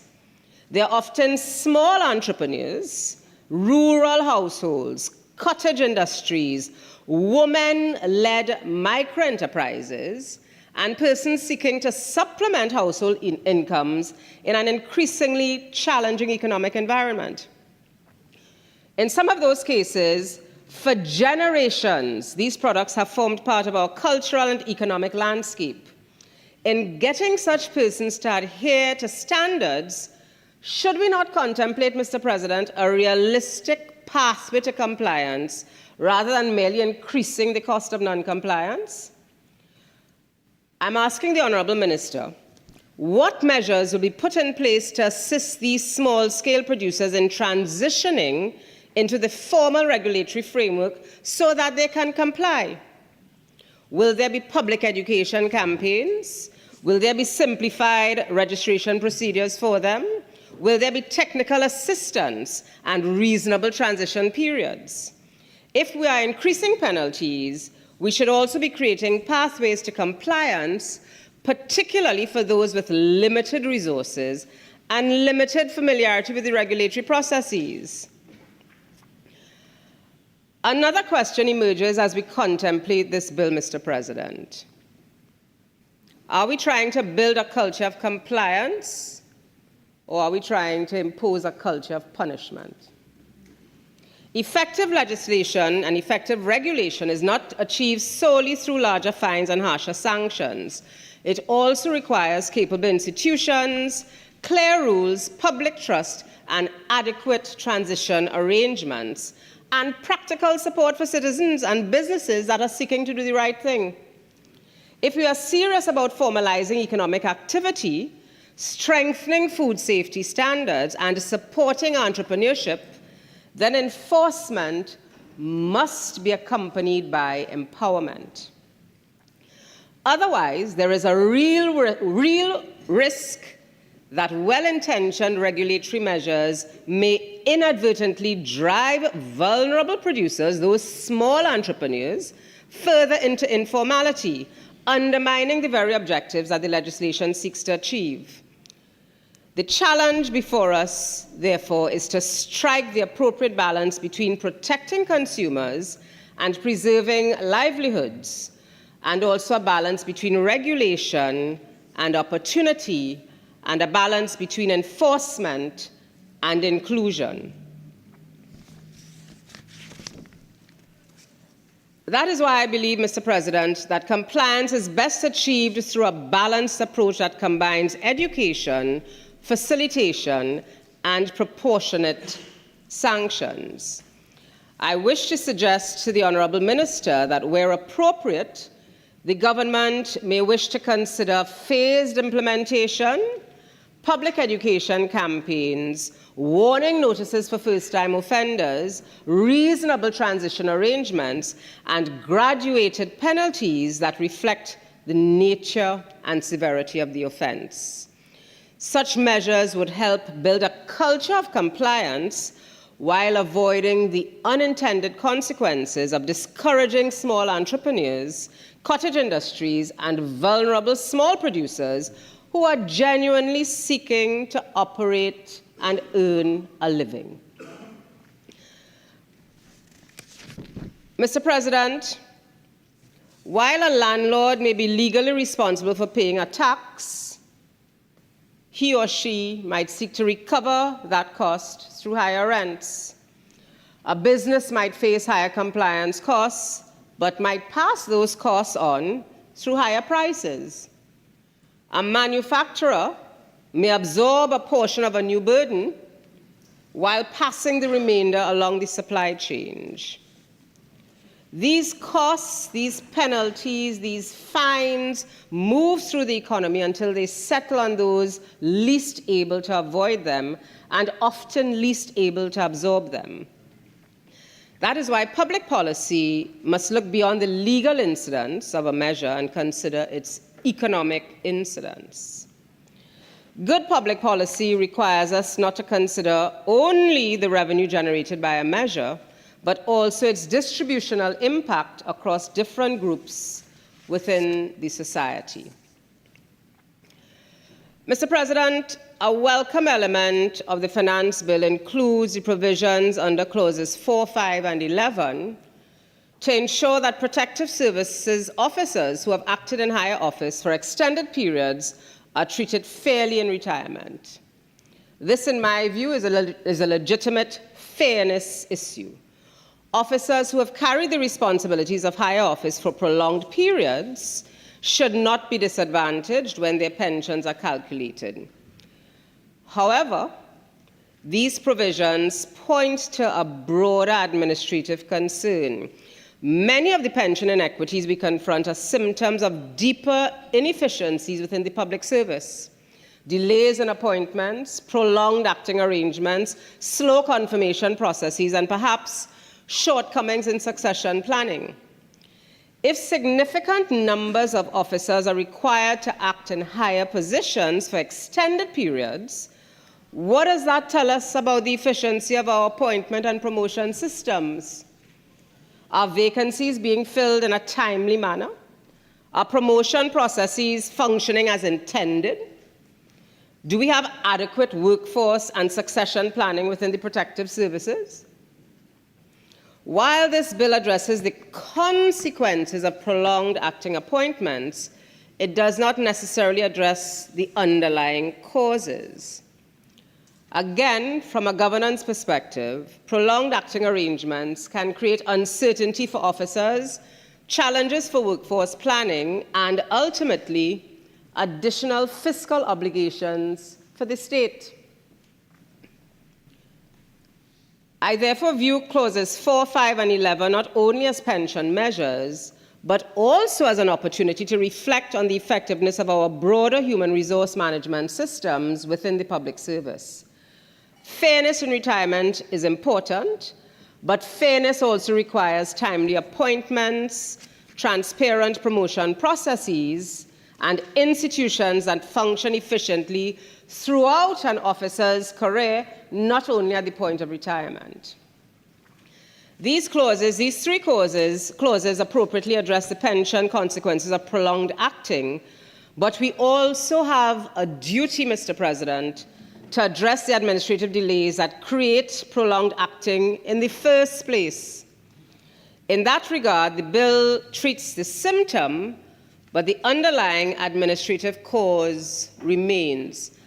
And I also have to ask the Honourable Minister whether the long-term actuarial implications of these provisions have been fully assessed, particularly in the context of demographic change, of an aging population, and increasing pressure on pension systems generally. Similarly, the provision in the bill that encourages private retirement savings is sound public policy. However, I think we also need to be realistic about who can actually benefit from these incentives. For many households, rising food prices, housing costs, transportation expenses, and other daily obligations leave little room for voluntary retirement contributions. In practice, the benefits of such incentives may accrue disproportionately to those who already possess the disposable income to take advantage of them. That is again why balance is necessary. Every concession represents foregone revenue, and every benefit enhancement creates future obligations, and these need to be costed as we contemplate this finance bill. Thank you, Mr. President.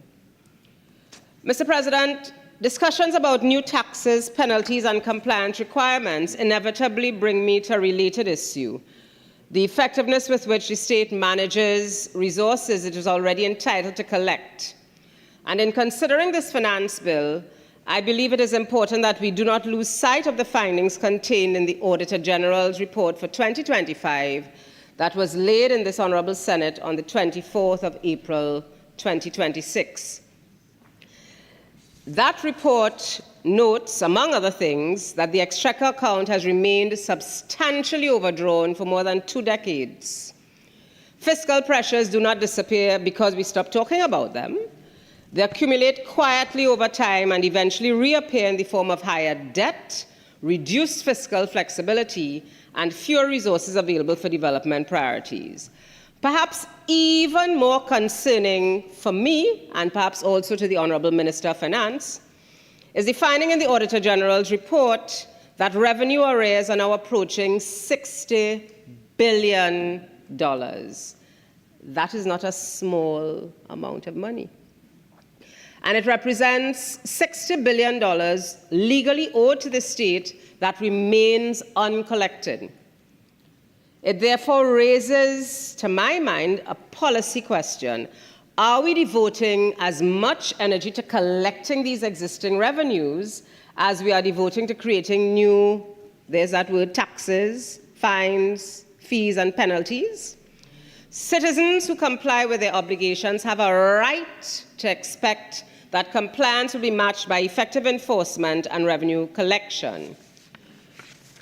The Auditor General's report also points to weaknesses in financial reporting systems that affect billions of dollars in public resources. Mr. President, if the government is serious about accountable fiscal policy and economic fairness, then addressing these long-standing systemic weaknesses must be every bit as important as introducing new fines, new penalties, or expanding compliance requirements.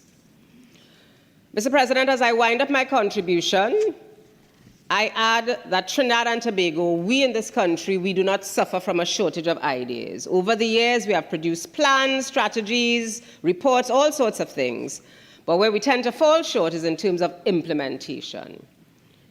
So I suggest that that is precisely why the measures in this finance bill must be viewed through a wider lens. It cannot simply be looked at through a legislative framework. Legislation alone cannot deliver the outcomes that we seek, and the success of these amendments, whether in taxation, in pensions, in compliance, or enforcement, depends on the capacity of our institutions to implement, to execute consistently and fairness. Mr. President, at the end of the day, every line in this bill, every amendment across more than the 20 pieces of legislation will affect the lives of ordinary citizens one way or another. The issue is not any one clause. The issue is the cumulative effect of all the measures we enact, and whether taken together, they move us closer to the promise of economic fairness. Mr. President, if we are to honor that promise of economic fairness, the measures we pass must be matched by a capacity to implement them, the willingness to evaluate them from time to time, and the courage to adjust them when they fall short. Mr. President, with those few words, I thank you for the opportunity to contribute to the Finance Bill 2026. The Minister of Trade, Investment and Tourism.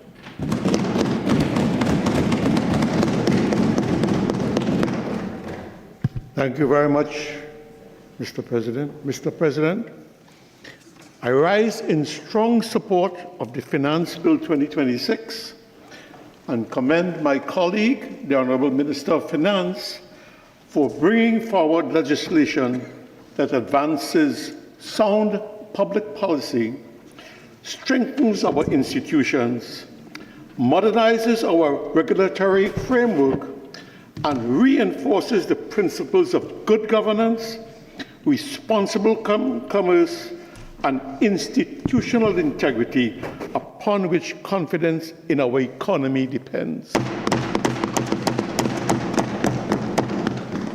Although this bill addresses a wide range of important legislative matters, a common theme runs throughout its provisions: confidence. Confidence for investors that our institutions are modern, transparent, and efficient. Confidence for businesses that they can operate within a fair, predictable, and competitive regulatory environment. And confidence for citizens that our laws continue to reflect the values of accountability, integrity, and social responsibility. Mr. President, history teaches us that nations do not prosper because of resources alone.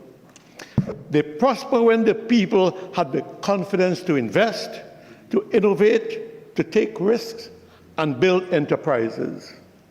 Having come from the private sector and the manufacturing sector in particular, I am acutely aware that confidence is often the decisive factor in whether businesses invest, expand, hire new employees, or postpone important decisions.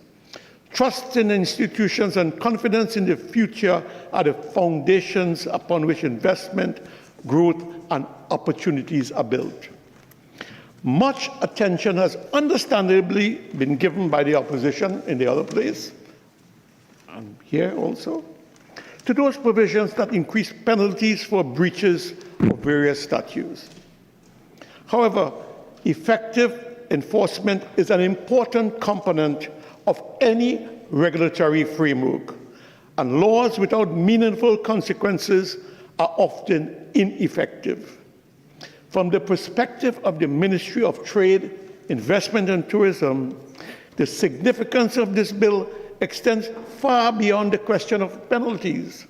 Importantly, it is from the perspective of the primary ministry responsible for the diversification of the economy beyond oil and gas.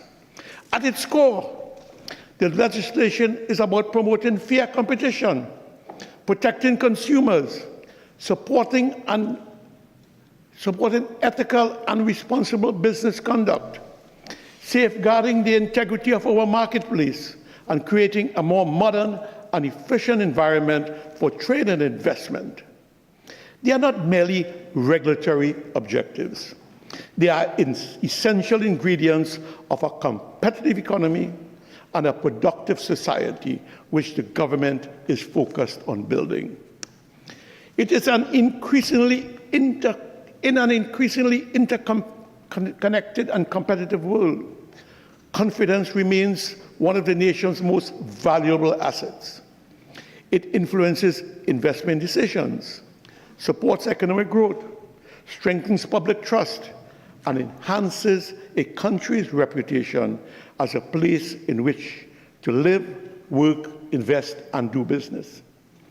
The measures contained in this bill seek to strengthen the confidence by enhancing transparency, improving the ease of doing business, promoting responsible commercial practices, strengthening consumer protection, and reinforcing the integrity of our regulatory framework. Mr. President, the bill contains numerous amendments spanning several areas of public policy.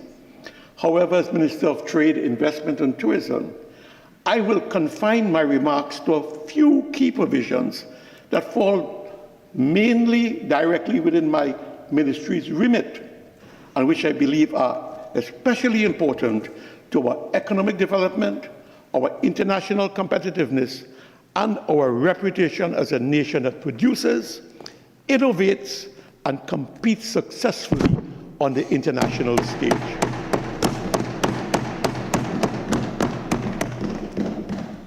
The first area I'd like to focus on is fair competition and ethical trade. That's clause 24. Mr. President, I wish to begin by addressing a matter that goes to the heart of ethical trade and fair competition: the prohibition of the importation of goods produced through false labor.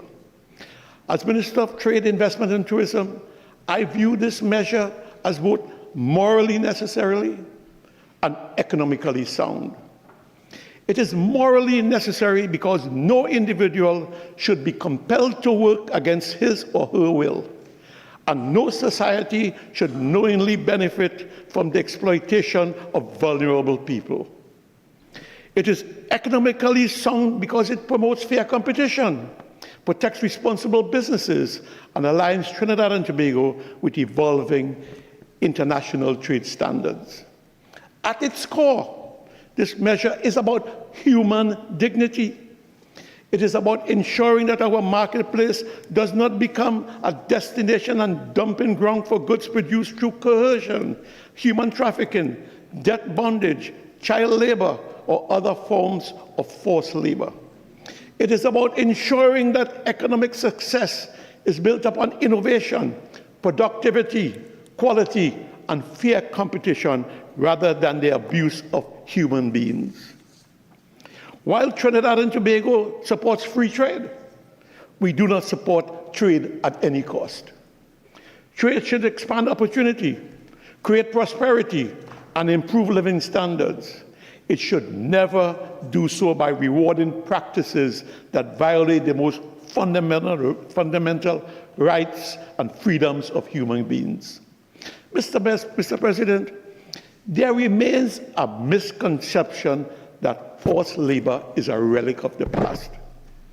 Unfortunately, the reality is very different.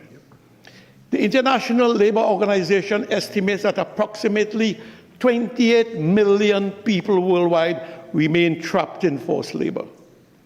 That figure exceeds the population of many countries and serves as a stark reminder that this issue remains a significant global challenge. The average consumer has no practical means of determining whether a product was produced under fair and lawful conditions.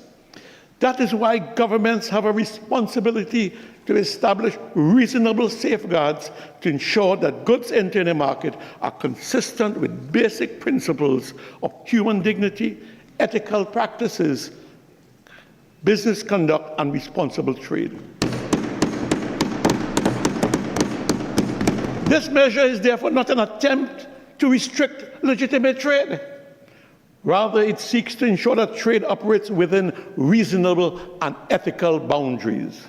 It reflects not only sound public policy, but also the values that define us as a nation. Having considered the human dimension of this issue, it is equally important to consider the economic implications. This measure is not only about protecting vulnerable workers abroad, it is about protecting honest businesses here at home. The global economy functions best when businesses compete on the basis of innovation, efficiency, productivity, quality, service, and value. Competition drives investment, encourages creativity, and benefits consumers. However, competition can only be truly fair when participants operate under broadly comparable rules and standards. Goods produced through forced labor often benefit from labor costs that no responsible employer could ever match. I'm talking about locally. This is particularly relevant for a small economy such as Trinidad and Tobago. Our businesses already face challenges associated with scale, operating within a domestic market of approximately 1.4 million people, while competing against firms in significantly larger markets that benefit from economies of scale, lower financing costs, larger production runs, and greater access to capital. Local manufacturers must also contend with unfair trading practices, such as dumping and rampant underinvoicing, both of which distort competition and place legitimate businesses, including MSMEs, at a disadvantage. Agreed. The cumulative effect is that many local producers find themselves competing against imports under conditions that are inherently unequal. In the other place, repeated reference was made about the impact of increased fines on the MSE sector, which I found to be disingenuous at best. Having started out a business as a micro-entrepreneur, not a small business, micro on my kitchen table and my garage, I know differently. As a country seeking to diversify its economy, expand exports, and preserve foreign exchange, I know fully well that we must support our MSME sector, which remains a critical pillar of national development. Trinidad and Tobago has approximately 20,000 to 25,000 SMEs. I wonder if everybody knows that. Representing roughly 90% of all registered businesses, employing approximately 200,000 people and contributing more than 30% of national GDP. I know too well the enormous challenges MSE face. I came out of that. The least we can do is ensure that these challenges are not compounded by being required to compete against products whose artificially low costs are derived from forced labor and human exploitation. Mr. President, in my engagements with manufacturers, exporters, entrepreneurs, retailers, farmers, tourism operators, and business owners throughout Trinidad and Tobago, I have consistently found that the overwhelming majority want to succeed in the right way. They want to comply with the law, treat employees fairly, produce quality products, create jobs, and build sustainable enterprises. They do not seek success through exploitation. They seek success through excellence and providing value. This legislation, therefore, sends an important signal. It tells ethical businesses that Trinidad and Tobago supports fair competition. It tells responsible employers that integrity matters. Amen. and it tells consumers the government is prepared to take reasonable steps to ensure that products entering our marketplace are consistent with basic standards of human dignity and responsible business conduct. Equally important, this provision aligns Trinidad and Tobago with emerging international best practices. Businesses participating in global trade are increasingly required to demonstrate transparency and accountability throughout their supply chains. There are international organizations that monitor this. As a country that depends heavily on international trade and seeks to expand exports into premier markets, we cannot afford to ignore these developments. This amendment sends a clear message that Trinidad and Tobago intends to remain a credible and responsible participant in the global trading system. It reinforces our commitment to fair trade, responsible commerce, and ethical business conduct. Most importantly, it helps safeguard our long-term export competitiveness by ensuring that we remain aligned with evolving international standards. Mr. President, this measure strengthens rather than weakens the business environment. It demonstrates that Trinidad and Tobago is open for business, serious business, committed to fair competition, and prepared to uphold the highest standards of responsible trade, investment, and manufacturing. I don't want to turn my attention to consumer protection and supply chain integrity. This is Clause 8, Clause 9, Clause 19. I wouldn't read that. You all have it. Mr. President, I now turn to these three clauses, which, among other things, strengthen consumer protection and reinforce confidence in the integrity of our marketplace. Sustainable economic development depends upon trust. Consumers must have confidence that the products they purchase are safe and accurately represented. Businesses must have confidence that competitors operate under fair and lawful conditions.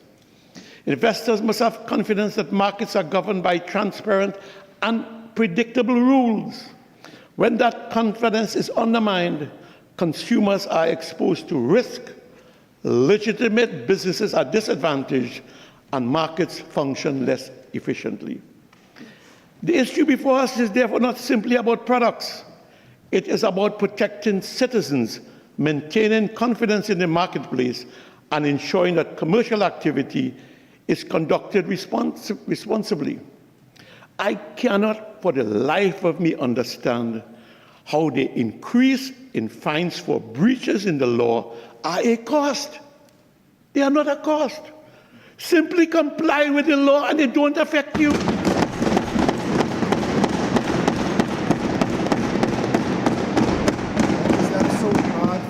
Law-abiding citizens are not affected. How is that so? Comply and you will not have to pay.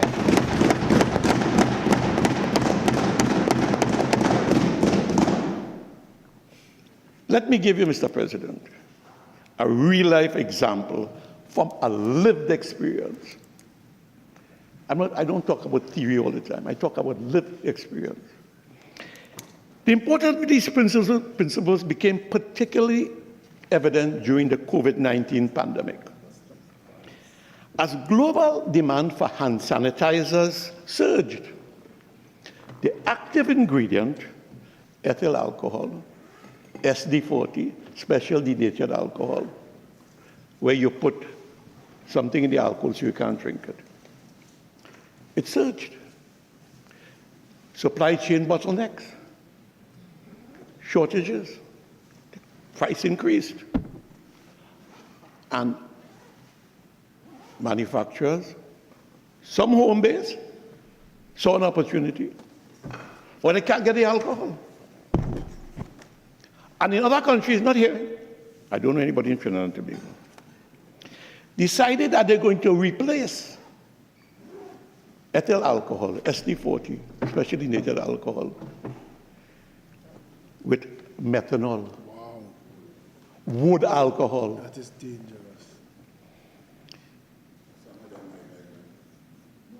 It's a toxic industrial chemical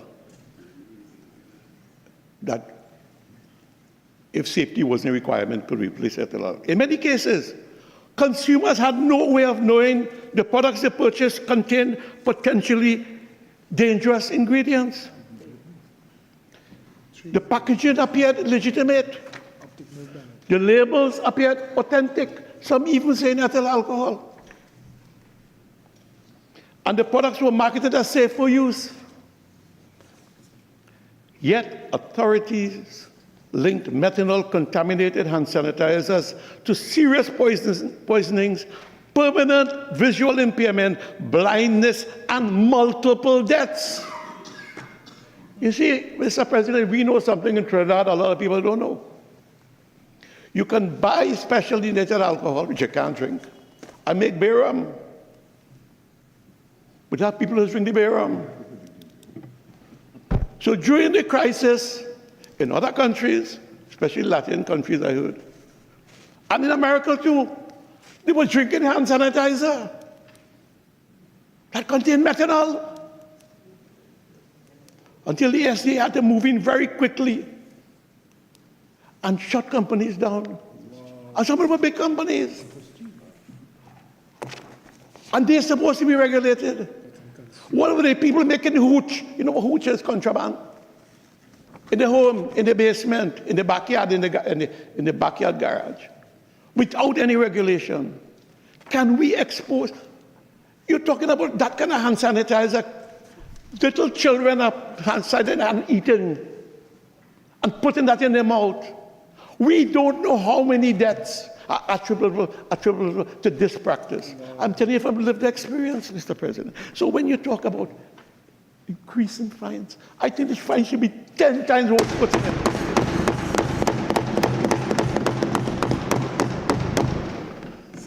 Mr. President, this example demonstrates an important reality. Consumers cannot always determine how products are manufactured, sourced, or supplied. They rely on governments, regulators, manufacturers, importers, and retailers to ensure that products entering the marketplace meet acceptable standards of safety, quality, and integrity. Mr. President, this is not merely a theoretical concern. It is an issue that affects Trinidad and Tobago directly. Every year, our market is confronted by counterfeit, smuggled, and illegally imported products that bypass established regulatory safeguards. You have pigs and animals coming in through the back door. You don't know what disease they bring in here. These products may evade quality standards, avoid proper inspection, and expose consumers to unnecessary risks, while simultaneously placing legitimate businesses at a competitive disadvantage. You all remember the multi-billion-dollar lawsuit against companies, major companies with the use of talc that contain asbestos. And while we have manufacturers in Trinidad making products using pharmaceutical-grade talc at 5 times the cost. But because of cost, we have to be wary of that. Mr. President, many citizens will record occasions when counterfeit pharmaceuticals, illegally imported agricultural chemicals, or uncertified electrical products have been seized by authorities, and we have the Bureau of Standards reporting that to us. These are not victimless offenses. We don't want to squeeze any business, but if your electrical imports do not meet our requirements, our safety requirements, the Bureau of Standards are not going to let it into the country. And the Ministry of Trade, Investment and Tourism is not going to say, give them a blight, because people come first. Counterfeit medicines may fail to treat illnesses. Unsafe pesticides may endanger public health. Substandard electrical products may create fire hazards. The consequences can be severe. We had one person come in and the electrical import met not even the minimum standard, and they come begging us for a blight. How could we allow that? It is precisely because these challenges exist that the Ministry of Trade, Investment and Tourism has made the fight against illicit trade a national priority. protecting consumers and protecting legitimate businesses are not separate objectives. They are fundamentally linked. When illicit goods enter the marketplace, consumers are exposed to risk, government revenues are lost, and responsible businesses are forced to compete against operators who disregard the rules. So when you bring in the cheap electrical wiring and you pay it at a rock bottom price and you're competing against the legitimate people and you get away with it, how is that fair? How is that fair? You're risking human life and safety, but you put in money in your pocket. That is not right. Profiteering. This is why governments throughout the world establish rules governing product safety, labeling, quality assurance, and consumer protection. Responsible regulation is not a barrier to economic growth. It is one of the foundations upon which confidence in the marketplace is built. In support of this objective, the Ministry of Trade, Investment and Tourism continues to advance its goal of improving the quality of national goods, services, and institutions through the work of the Trinidad and Tobago Bureau of Standards. We are reimagining the Bureau of Standards. The TTBS is strengthening its capabilities, expanding collaboration with stakeholders, and promoting internationally accepted standards that enhance the quality, competitiveness, and credibility of Trinidad and Tobago's products and services. Beyond the products themselves, there's also a question of supply chain integrity. Increasingly, governments around the world are strengthening transparency and accountability through international supply chains to ensure products entering the markets comply with applicable standards and regulations. This legislation is not based on the assumption that manufacturers act irresponsibly. The overwhelming majority do, from my experience. Rather, it seeks to ensure that where credible evidence of non-compliance exists, appropriate mechanisms are available to identify and investigate and address those concerns. It is also important to address a question that is often raised whenever measures of this nature are introduced. Is this protectionism? Is it an attempt to restrict trade? Is it directed against any particular country? The answer is no. The legislation is not about where a product comes from. It is about whether products entering a marketplace meet appropriate standards of safety, integrity, and compliance. That distinction is both important and fundamental.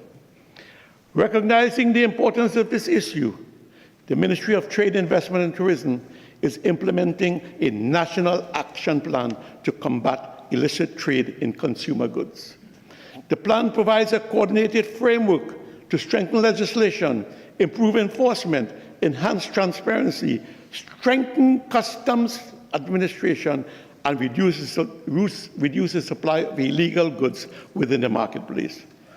Already the plan has strengthened collaboration among customs, the Trinidad and Tobago Police Service, the Trinidad and Tobago Bureau of Standards, the Chemistry, Food and Drugs Division, and private sector stakeholders to improve enforcement, intelligence sharing, and coordinated action against illicit trade. Mr. President, the principle underlying these measures is simple. We do not support trade that abandons standards. We prohibit counterfeit products.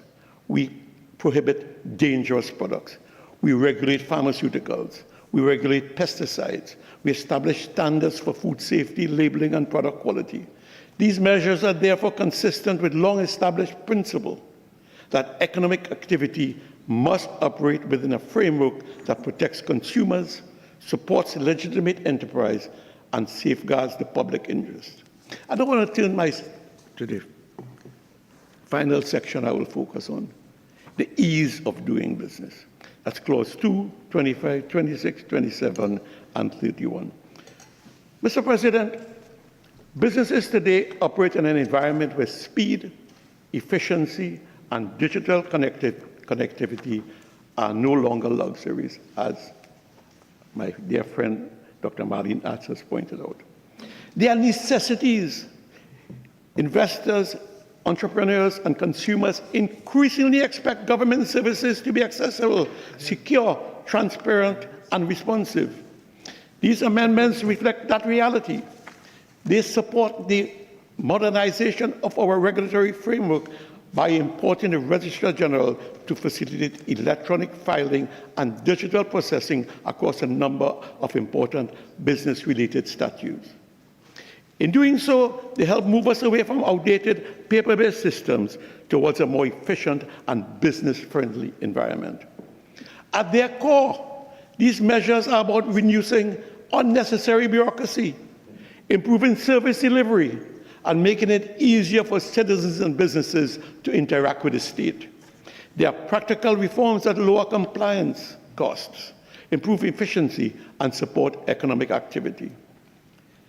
Mr. President, we have already seen the transformative impact that digital solutions can have when properly implemented. Mr. President, I understand one thing. The best place to be in business is when no one else is. We are the only island in the hemisphere that is below the hurricane belt. And I could not for the life of me understand why we are not the yachting capital of the world. Certainly the yachting capital of the hemisphere. And I went back into the UNC manifesto, which is really a national development plan. If you read it, it's not an ordinary manifesto, it's a national development plan, well thought out over a number of years. And it calls for the revitalization of the marine sector in general and the yachting sector in particular. So when I came into office, and I realized we could have a monopoly. We could have, we can be the yachting capital of the hemisphere. I took the whole ministry team, I went down to Chaguaramas, and we spent almost the whole day. And I was so amazed to see the quality of boat services. Don't forget Tobago. Right? Also Tobago. I went to the whole coast there. And 500 yachts, 700 yachts coming in. And I'm saying, you should have 10,000 yachts coming in.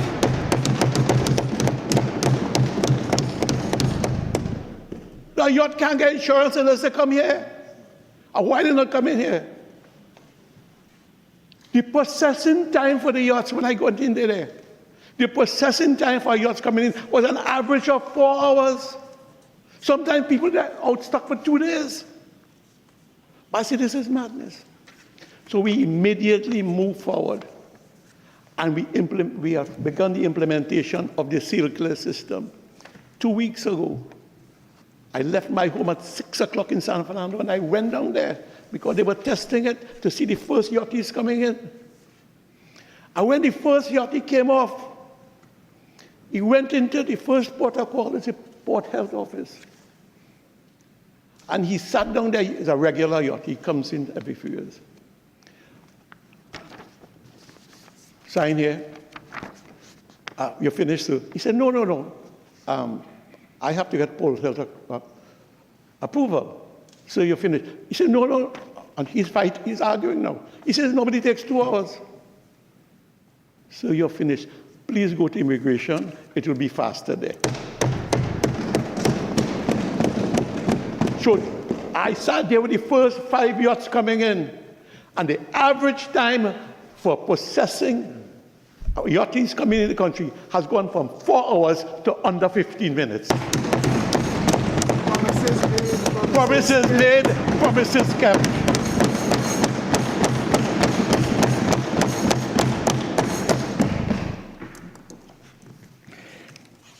That is not merely a technological improvement.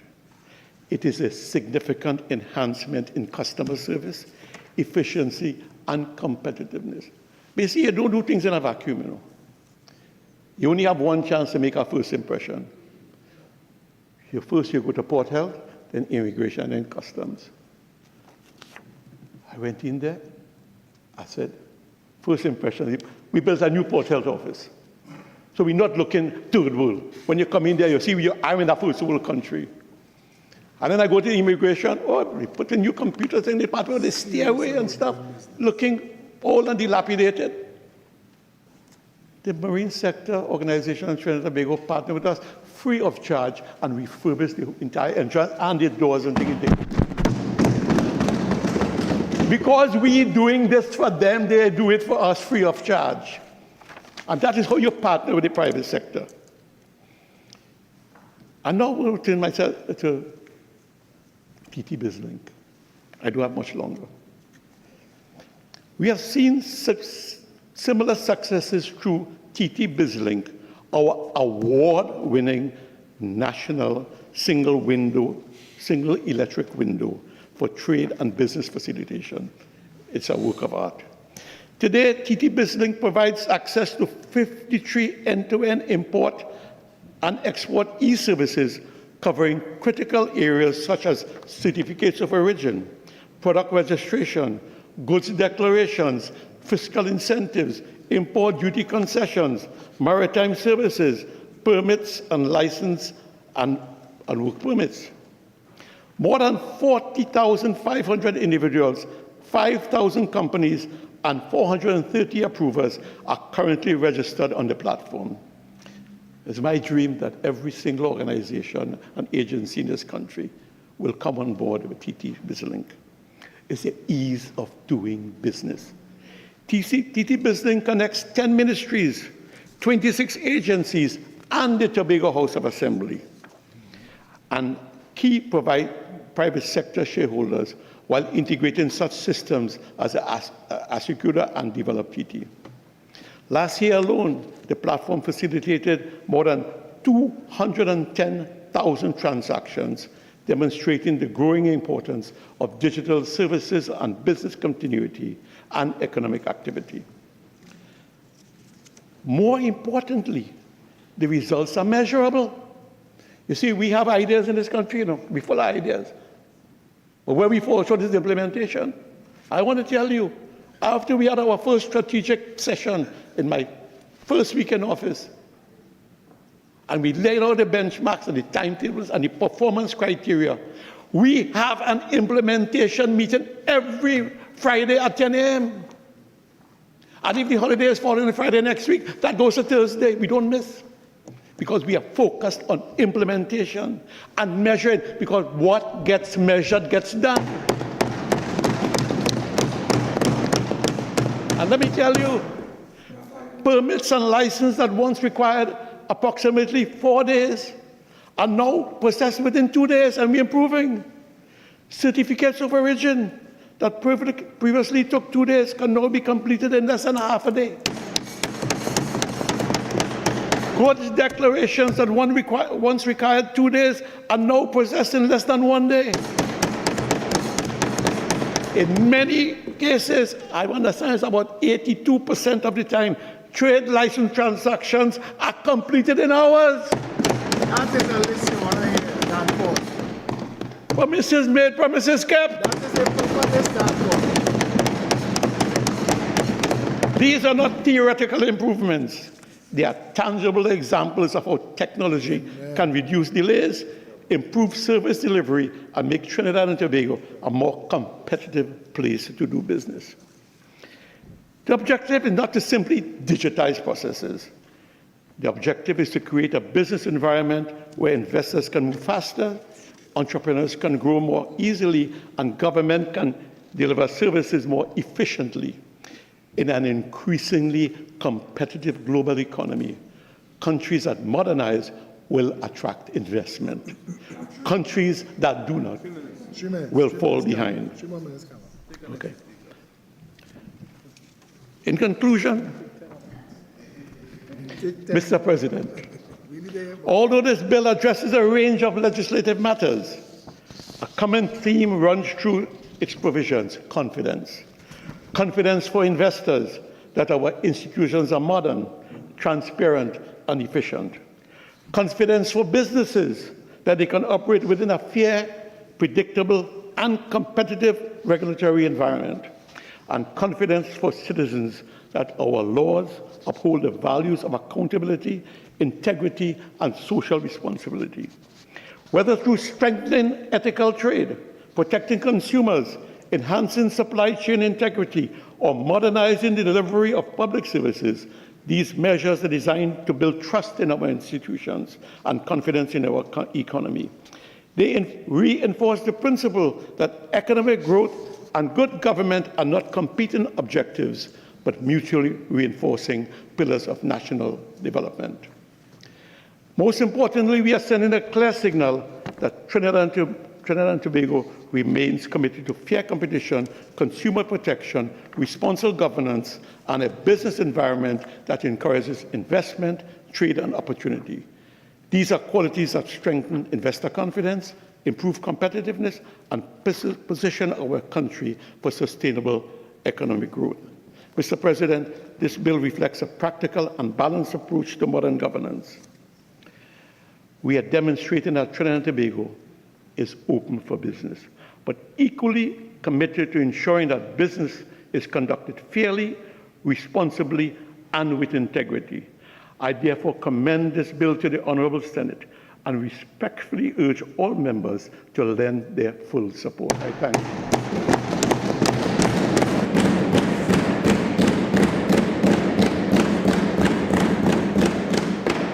Senator Faris Alwari, SC. Thank you, Mr. President. On behalf of those of us in the Senate who enjoy intelligent conversation, to the Leader of Government Business through you, please let Senator Kama Maraj speak more often. It's refreshing to hear some positive news in relation to many things that are progressing. He's very right. Things like TT BizLink developed under the PNM are spectacular platforms. And I say that because there's a continuity of government. And it is, of course, an entitlement for everybody to take what is good and to carry it forward on behalf of the citizens of this country. So I enjoy the Honourable Senator's contribution. Thank you, Honourable Senator. Mr. President, the debate has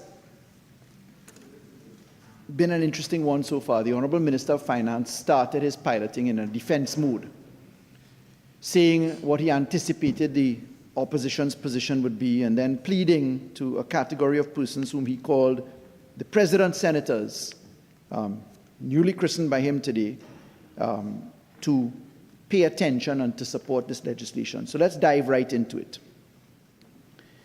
We have 21 out of 31 clauses that deal with fines. We have 3 clauses which treat with the aspect of a category called donations, contributions to something called a fund. There are 3 clauses, and these are clauses 21, 22, and 23, that treat with various aspects in income tax, corporation tax, but in particular that treat with something called the landlord surcharge. There are 3 clauses that treat with the pensions or superannuation benefits for the TTPS, prisons, and for fire services. Those are clauses 4, 5, and 11. There are 6 clauses that treat with what I'll call the supervisory role, responsibility, and obligations of the Registrar General. Clauses 2, 6, 25, 26, 27, and 31. There's a very interesting clause, clause 24, that treats with forced labor.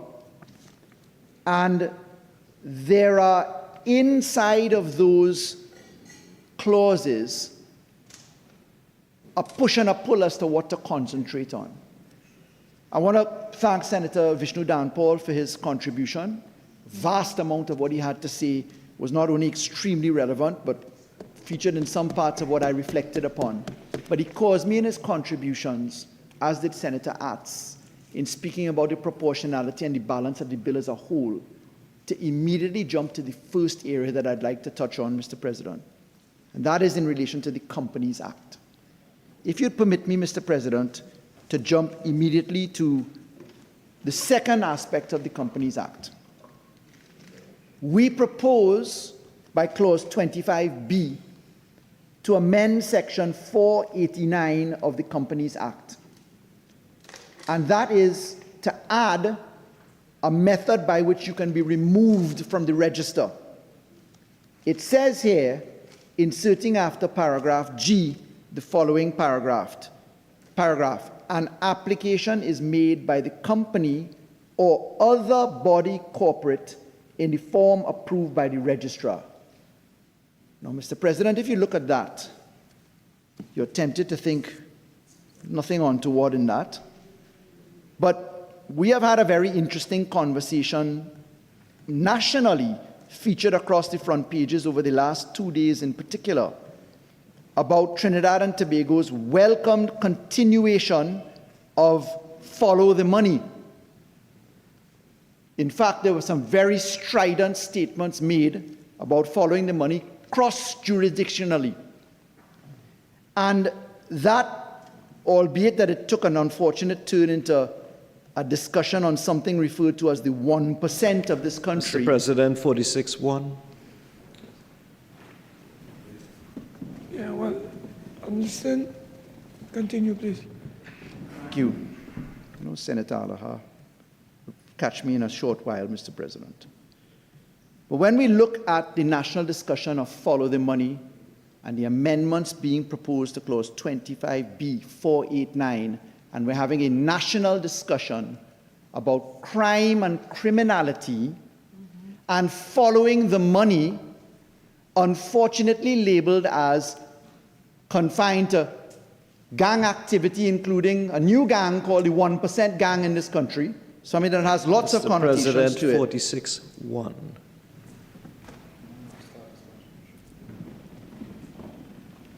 I'm allowing the member an opportunity to develop what he's, where he's, at least, I don't think he's in breach of any standing order at this time. Continue. Thank you, Mr. President. Unfortunately, sometimes to catch my thought, I have to repeat myself. So I'll repeat it to connect clause 25B, the amendment to the Companies Act, section 4891. We are talking in the country nationally about follow the money, cross-jurisdictional assistance, nothing unusual in our jurisdiction. We have mutual legal assistance across borders. I myself, in a previous incarnation, did a lot of follow the money applications, Mr. President. But when we look at it in the context of this bill, and we're having this national discussion about this 1% gang that now exists in Trinidad and Tobago, along with other gangs, my alarm bells rang out loud, Mr. President. The Minister of Finance stood here and was speaking about what is the PNM doing? Who is the PNM hiding? Who are they protecting, Mr. President? He said in relation to, and it's another point that I'll come on to, but I'm quoting from the Honourable Minister in his piloting, the property tax, he called it the fake income tax. He said the landlord business levy is on actual income, etc. But then he went on to ask in the wider context, who is hiding income? Who are they protecting? Who hides wealth, Mr. President? And when I went to clause 25B, the amendment to section 4891, it took me about 3 times before I could understand what the risk was inside of there. Mr. President, section 489 of the Companies Act treats with an interesting proposal. So we have here, Mr. President, and if I'll allow me to pull up the section from the Companies Act itself. At section 489, we're treating with the manner in which a company can be taken off the register.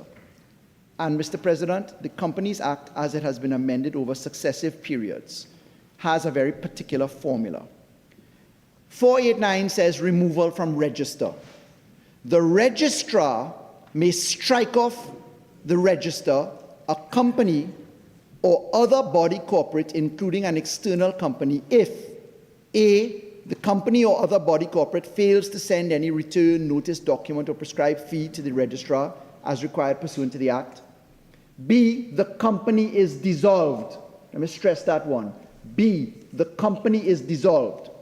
C, the company or other body corporate is amalgamated with one or more other companies or bodies corporate. D, the company does not carry out an undertaking given under section 493A. D.A., the registration of non-profit companies cancelled or surrendered pursuant to the Non-Profit Organizations Act. E, the registration of the body corporate is revoked pursuant to the Act. F, the registrar has reasonable cause to believe any information is misleading, false, deceptive, or material, etc. And G, which I couldn't find because it was in a most recent amendment, not up on the website, is there, whatever it may be, but H is now being proposed to be added. An application is made by the company or other body corporate in a form approved by the registrar. Mr. President, there are ways in which you can take yourself or find a company removed from the register. A company is deemed to be a person at law. It has a corporate capacity under the Companies Act, Chapter 8101. You have the full powers of an individual, of a natural person under the Companies Act. It owns property, it has liabilities, it has employees, it has directors, it has shareholders. But Mr. President, when we are looking at follow the money, and when I looked at follow the money in developing the amendments to the Companies Act in particular to introduce beneficial ownership, the theory of follow the money is that you keep money in three ways, and illicit money in particular in three ways: in cash, in property, or in some form of business, as shows is in action and others. And companies were required to produce their beneficial ownership so we know who the real owner is.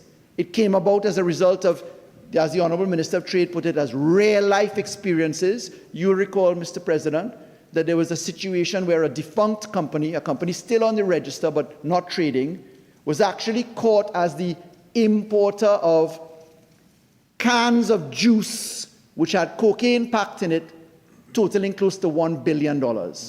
And you couldn't find who the culprit by way of importation actually was, because the company was no longer effectively in active operation but still on the register, and there was a wild goose chase of cans of juice coming in with cocaine with $1 billion worth of drugs inside of there.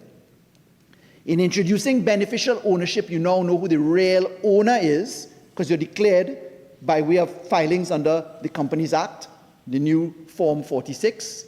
But Mr. President, there is a reason why we insisted that companies cannot take themselves off the register in a formula that lacks transparency or in a formula that lacks scrutiny. And what I mean by that, Mr. President, and what is insidious in this amendment, what is dangerous in this amendment, is a company may be removed by a voluntary process. There may be a resolution to wind up the company voluntarily. Its creditors may move to wind up the company voluntarily. A company may be wound up in a compulsory fashion. It may be liquidated. But, Mr. President, all of that happens under the scrutiny of a court of law.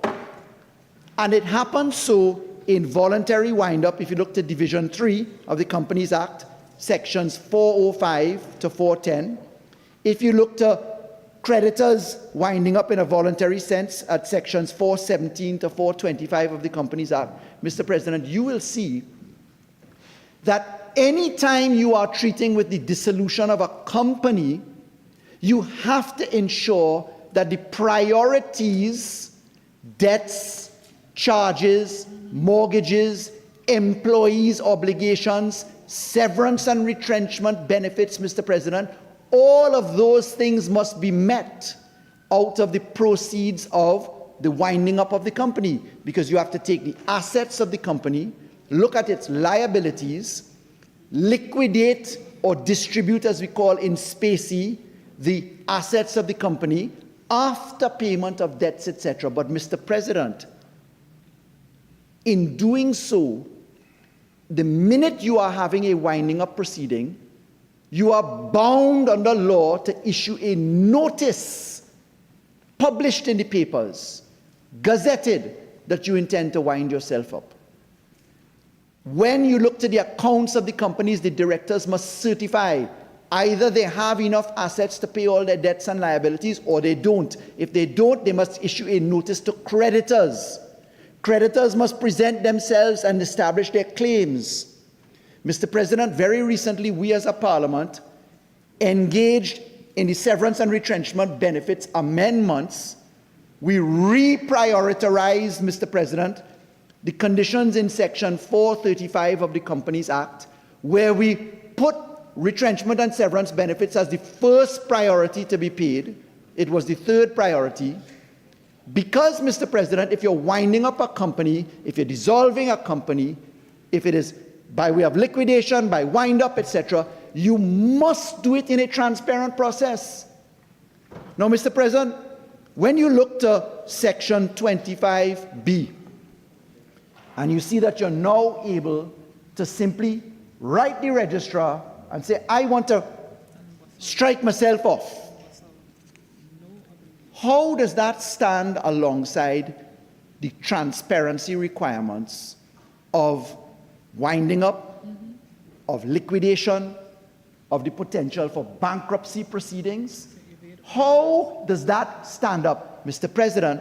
The reason why in my tenure as Attorney General we did not engage in this provision, we had a specific inquiry caused in the AG's office at the Registrar General as to what the effect of strike-off meant for the assets of the company. It's because, Mr. President, we were well aware that companies were used to sequester assets which were the proceeds of crime, and those companies, Mr. President, if they were allowed to be removed with ease and without security and without scrutiny, you would find that the assets of the company would move from a situation where they now have to disclose their beneficial ownership, they're now under the watch, and slip into the hands of persons who are receiving proceeds of crime.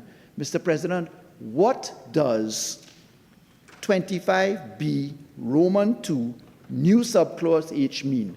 An application is made by the company or another body corporate in the form approved by the registrar. What does that mean, Mr. President, in the context of Section 489 of the Companies Act, where you may be removed by the register? The marginal note says striking off the register. It cannot be that this government engaged in a conversation nationally about running behind the proceeds of crime for the 1% and for gang members could be serious about closing the door on proceeds of crime being slipped away in a company if you are just going to add something that is in complete conflict with the provisions for voluntary wind-up, compulsory wind-up, liquidation, Mr. President, appointment of a liquidator, a court-approved liquidator. Even in voluntary wind-up, Mr. President, a liquidator is appointed so that the assets of the company can be used to settle its debts. Now, Mr. President, when you find yourself struck off by the registrar's hand under the provisions of Section 489, that does not extinguish the company per se. To deal with the assets of the company on a strike-off by the registrar, the assets don't automatically fall into the shareholders' hands, Mr. President. As alluded to by Senator Dan Paul, you have the provisions of the official receiver receiving assets that are not distributed, Mr. President, after dissolution of an entity. But, Mr. President, it surely is the case that everyone understands that if a company is struck off by the registrar's hand under Section 489, you would have to go to the court. You have up to 20 years to make an application to have yourself restored on the register, because if you need to treat with a company, you cannot just simply of your own volition roll up and say, strike me off.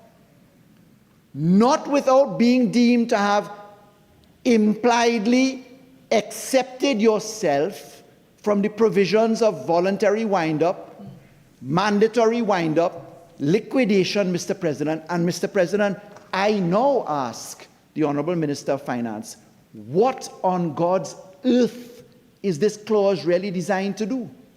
Who is the government seeking to protect by bringing something as this? Something that is opaque, something that is not transparent. Because, Mr. President, we have heard absolutely nothing from this government on a major, and I repeat, major victory from the Privy Council relative to proceeds of crime, Mr. President, and the attachment to proceeds of crime. Mr. President, I am sure that you would be shocked to know that Trinidad and Tobago, as recently in the Express, in the editorial of the 4th of June 2026, the Express editorial said that the victory in the Privy Council in a particular case called Richard Taylor, Acting Superintendent of Police, versus Natalie Natasha Spring and another, 2026 UK Privy Council PC at 18, which was published in the Privy Council on its site on April 29, 2026. The Express said that that may be, for the government, the most useful and most underutilized legislative weapon. And what were they referring to? The use of unexplained wealth orders, Mr. President. And I'm going to connect it to Clause 25B in a second. Unexplained wealth orders came about by virtue of a law which I piloted, crafted. It was opposed by the UNC vehemently during its discussion and deliberation stages, Mr. President.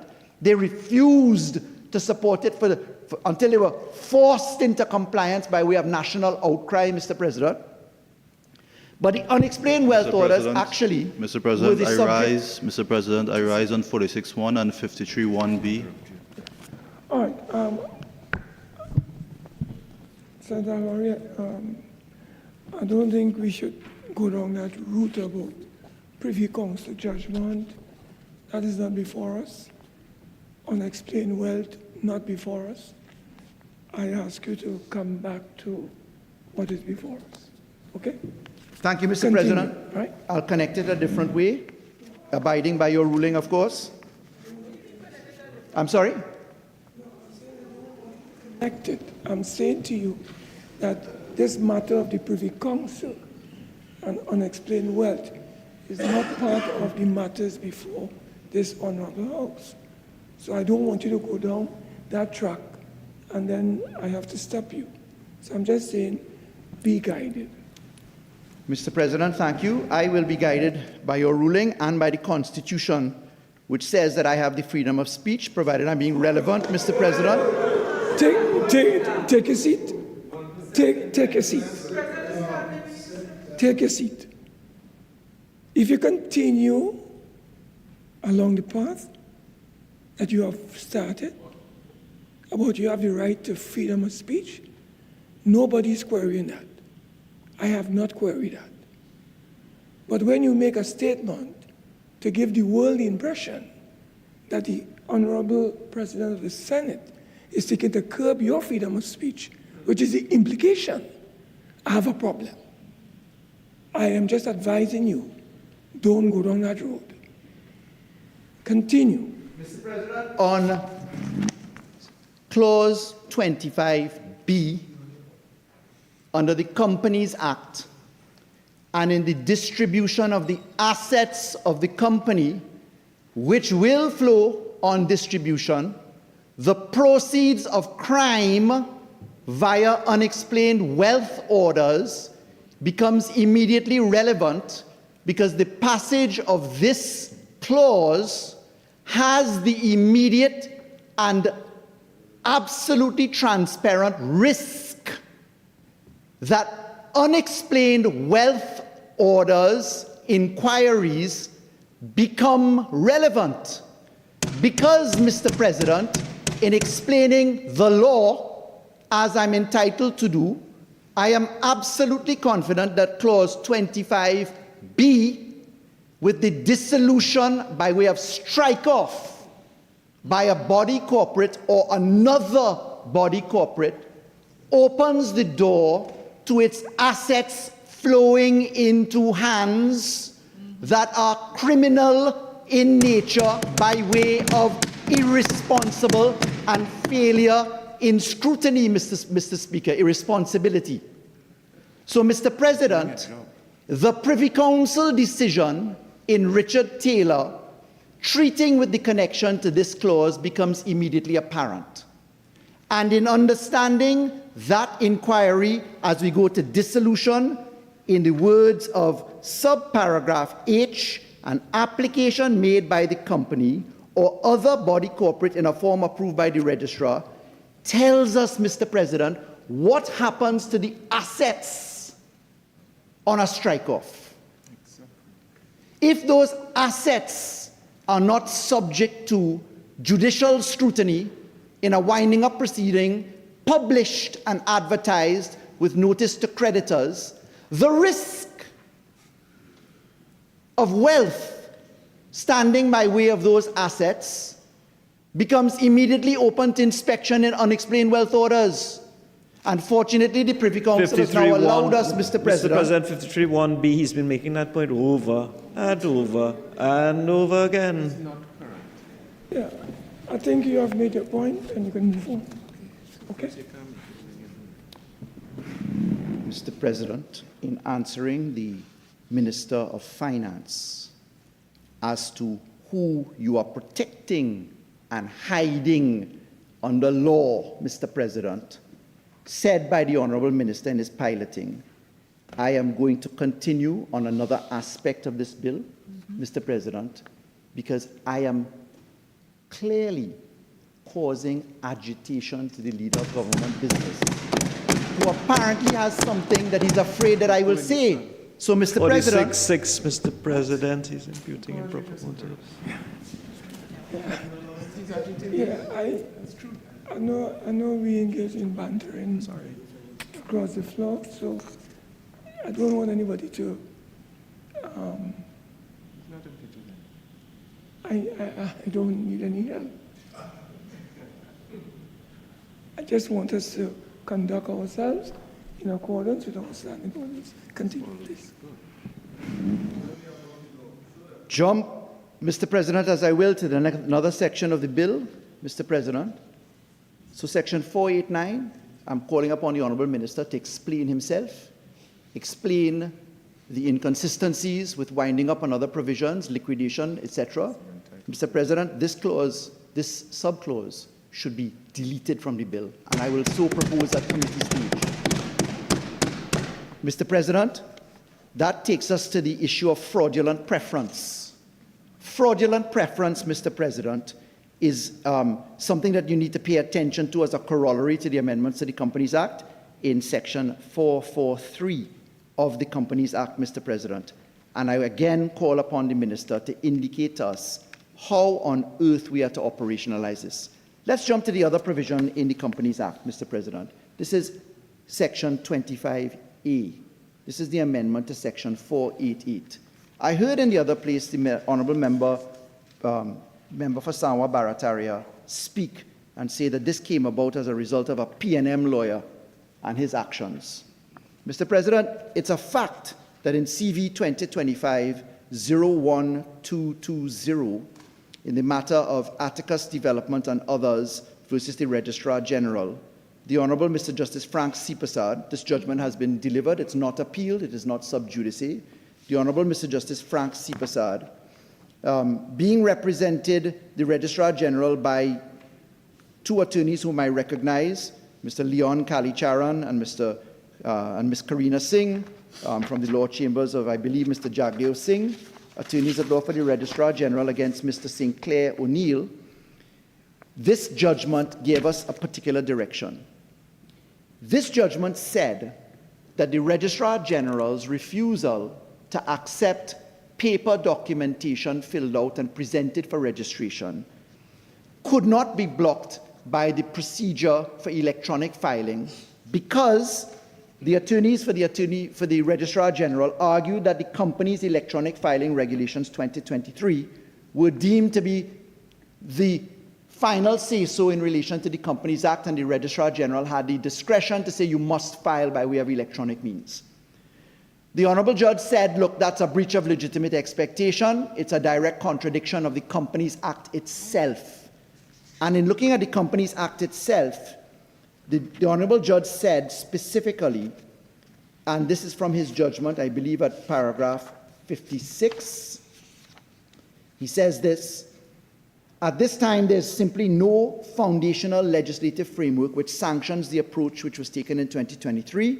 The Companies Act was not duly amended, and it still provides for physical filings, and the regulation cannot mandate the exclusive use of digital platforms. The Honourable Judge went on to say that it is patently obvious that sections 487 and 471 of the Companies Act had to be amended. Mr. President, in our bill, we do no such thing. We instead proceed, Mr. President, to amend section 488 of the Companies Act.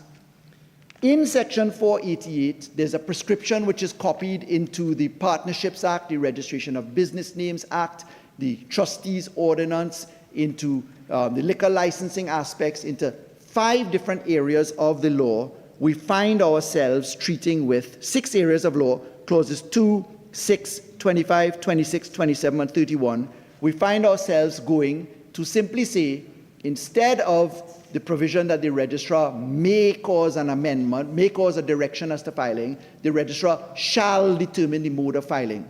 But, Mr. President, my question to the Honourable Minister of Finance is, in light of the express statements of Mr. Justice Frank C. Prasad as to the need to amend 2 specific sections of the law, Mr. President, I wondered why we're not doing that. Because, Mr. President, in the judge's analysis of section 471, Mr. President, and in his analysis of the other provision, 487, he noted that section 487 says the registrar may refuse to receive or file documents if it contains a matter contrary to law by reason of any omission or description has not been completed, does not comply with requirements of the Act, contains an error, is not sufficiently legible, if insufficiently permanent. He said that nowhere in there said that you could refuse on the basis that it wasn't filed electronically.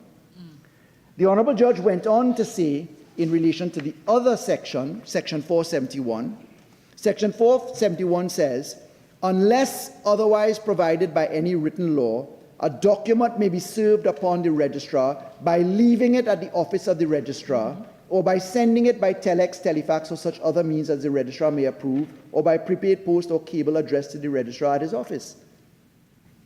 Neither of those sections are being amended. So we are setting up now an amendment, Mr. President, to sections of the Companies Act, section 488, which simply says the registrar shall determine whether any document to be delivered or to be received is to be submitted in electronic form or not. Now, there is a need for a hybrid system, because if you mandate only electronically filed documents and the system fails, you can't accept paper documents. That's why I had left it as a hybrid system in the language there. Mr. President, when I drafted that law for amendment, introducing that, I relied upon Section 53 of the Electronic Transactions Act. Section 53 of the Electronic Transactions Act is very expressly clear that says, notwithstanding any other law, you can mandate things to be done electronically. Now, Mr. Kali Charan, acting on behalf of the Registrar General, the attorney listed in the case, did not take that point. I think it was a shortcoming on his part. The Electronic Transactions Act clearly provided the notwithstanding provision. But, Mr. President, in light of a High Court judge telling us you need to amend the method by which a person can file, because, Mr. President, what happens in section 471? Unless provided by another law, a document is served, you can leave it. Mr. President, how do we help ourselves there? Mr. President, I respectfully recommend that if we are choosing to deal with section 488 as this law is proposing, Mr. President, maybe you need to say notwithstanding section 471 and notwithstanding section 487, the registrar may do the following. That would give clarity to the law. But, Mr. President, unfortunately, that has not happened. Now, Mr. President, this particular High Court judgment took us to a very interesting place as well. And that is, Mr. President, in the Honourable Minister's presentation of this bill, you will note that there is a tax credit that is being applied in respect of the corporation taxes, the income tax, with respect to the landlord business surcharge. That tax credit, Mr. President, is very interesting because it is the same Minister of Finance who made a public statement on the 4th of May 2025, giving a legitimate expectation, arguably, to people that their property taxes were going to be refunded. And Mr. President, the minister himself raised the issue of property taxes, saying in distinctions to property tax, etc. But here, Mr. President, in this case that I've referred you to, the Honourable Mr. Justice C. Prasad went through very usefully the Coughlin principles, which said if there is a clear and unambiguous statement by a public body, the Minister of Finance is corporation sole, he is the Treasury, he is a public body, he gave an unequivocal statement to a defined category of citizens in this country, people who paid property tax, that they would get a refund. Mr. President, this bill lends itself to that refund. It is very easy for the Honourable Minister to say in clauses 21, 22, 23, etc. of the bill, that in addition to it standing as a tax credit, the payments that you made already to the business surcharge, the landlord business surcharge, you can also have legislatively, in fulfillment of the government's promise to people, the tax credit that they paid towards property taxes, Mr. President. Now, Mr. President, the Minister of Finance, in raising the issue of property taxes in his piloting, in specifically calling it a fake income tax, in then seeking to give a distinction with the landlord business levy, Mr. President. Thank you, Mr. President. The Minister of Finance specifically gave us the position in relation to the proceeds of crime again, and in dealing with the underwriting of law and legitimacy, Mr. President. The rationale behind the property tax, as he's invited a response to it, was very simple. There would be nominal property taxes paid on a particular formula, which would go to local government via the consolidated fund, Mr. President, and that would allow for certain Mr. President, things to end. 46.1, this debate is not on property tax. I agree with his point of order. I sustain it. As I have a very Let's short move time, on. I thank you for your guidance, Mr. President. Good Lord. Good Lord. Mr. President, I'll turn to one quick point, and I want to talk about Clause 20. Mr. President, there is a huge mischief inside of Clause 20. Clause 20 deals with the Exchequer and Audit Act. A fund that is created under Section 43 of the Exchequer and Audit Act, Mr. President, is one that is created by an Act of Parliament. It is unheard of for that fund to receive private donations. Unheard of. And I'll tell you the reasons why in the quick time that I have. Because, Mr. President, you cannot commingle private monies without an Act of Parliament. A fund is always created by an Act of Parliament. For instance, this is asset fund under POCA. Mr. President, there's a reason why you don't commingle private monies. The fund is never to be viewed into the consolidated fund. It does not go back every year into the consolidated fund. Mr. President, you are opening Trinidad and Tobago to risk of allegations of terrorist financing. It has happened in the United Kingdom to funds run by His Majesty the King, Mr. President, where entities by way of zakat listed in one country as a terrorist entity but not in another country find the government in situations where they have to legislatively delink themselves, Mr. President, to open up the Exchequer and Audit Act as a fund available for private donations, Mr. President, is madness, Mr. President. The two major bombs inside of this bill, in terms of the need for explanation, reside in the Companies Act, reside in the Exchequer and Audit Act, Mr. President. These are unprecedented in the legislation of Trinidad and Tobago, Mr. President. The Companies Act needs to have that offending clause 25B removed, and it needs to see the removal of the Exchequer and Audit Act amendments. I think I've run out of time. So in those circumstances, I thank you, Mr. President, for your guidance and for the opportunity to speak. It's a good time for us to suspend, and I would like to suggest that we suspend our proceedings at this time, and we return at 2:30. So this sitting is now suspended until 2:30 p.m.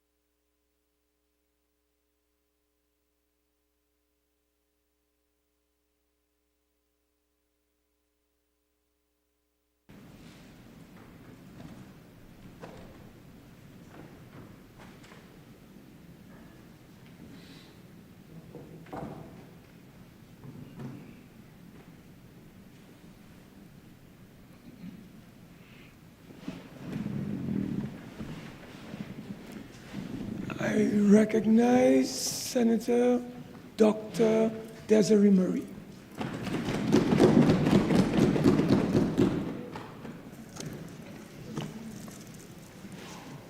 Thank you, Mr. President, for recognizing me. I rise to contribute to the Finance Bill 2026. This bill seeks to amend 30 pieces of legislation, but I intend to speak on only 2. I will be referring to clauses 8 and 21. Clause 8 of the bill seeks to amend Section 31(5) of the Pharmacy Board Act, Chapter 2952, by increasing the fine for selling drugs which are listed or described in the second schedule of the Act without a valid license from $5,000 to $7,500.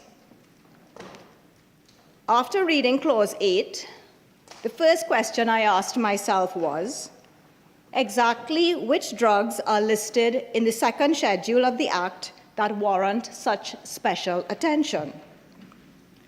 I found the answer to my question in Act Number 12 of 1998, an act to amend the Pharmacy Board Act, Chapter 2952, also known as the Pharmacy Board Amendment Act 1998, which was assented to on 5th of June 1998 and updated to December 31st, 2015. The second schedule is a list of patent and proprietary medicines approved by the Minister and the Pharmacy Board Council, and not containing any drug required to be sold on prescription only, or any narcotic drug, within the meaning of the Dangerous Drugs Act. In other words, what we commonly refer to as over-the-counter drugs.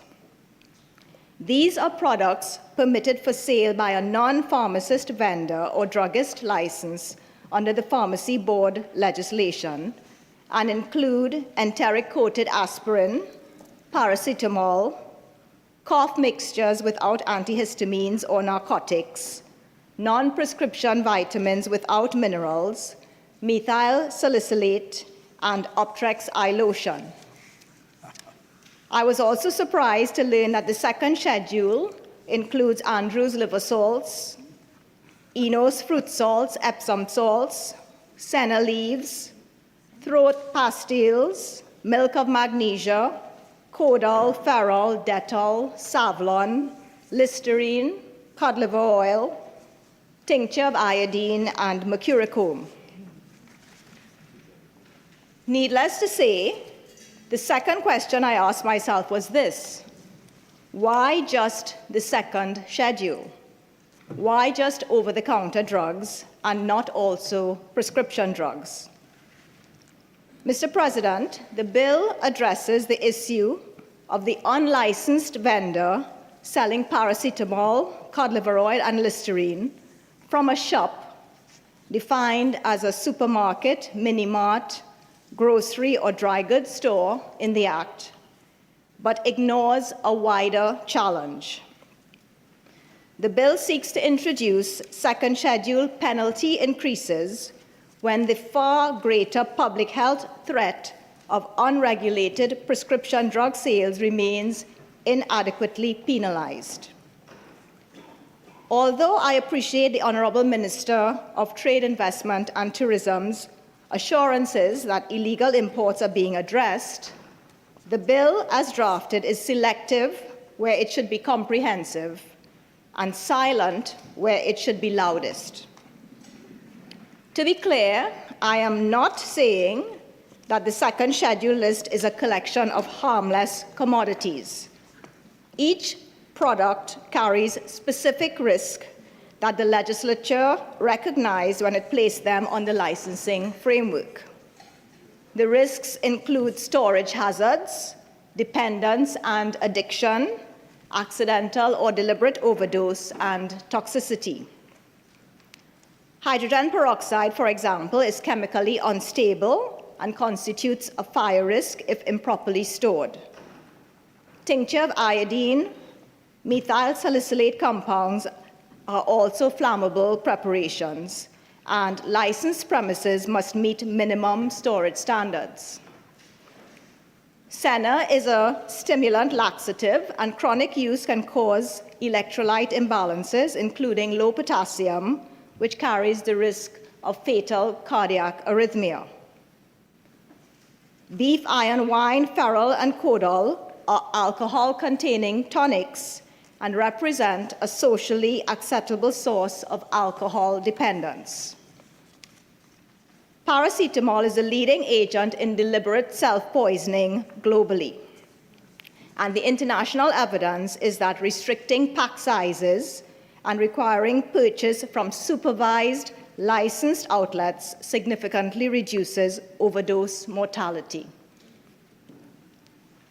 Dettol and Savlon can be accidentally ingested by children.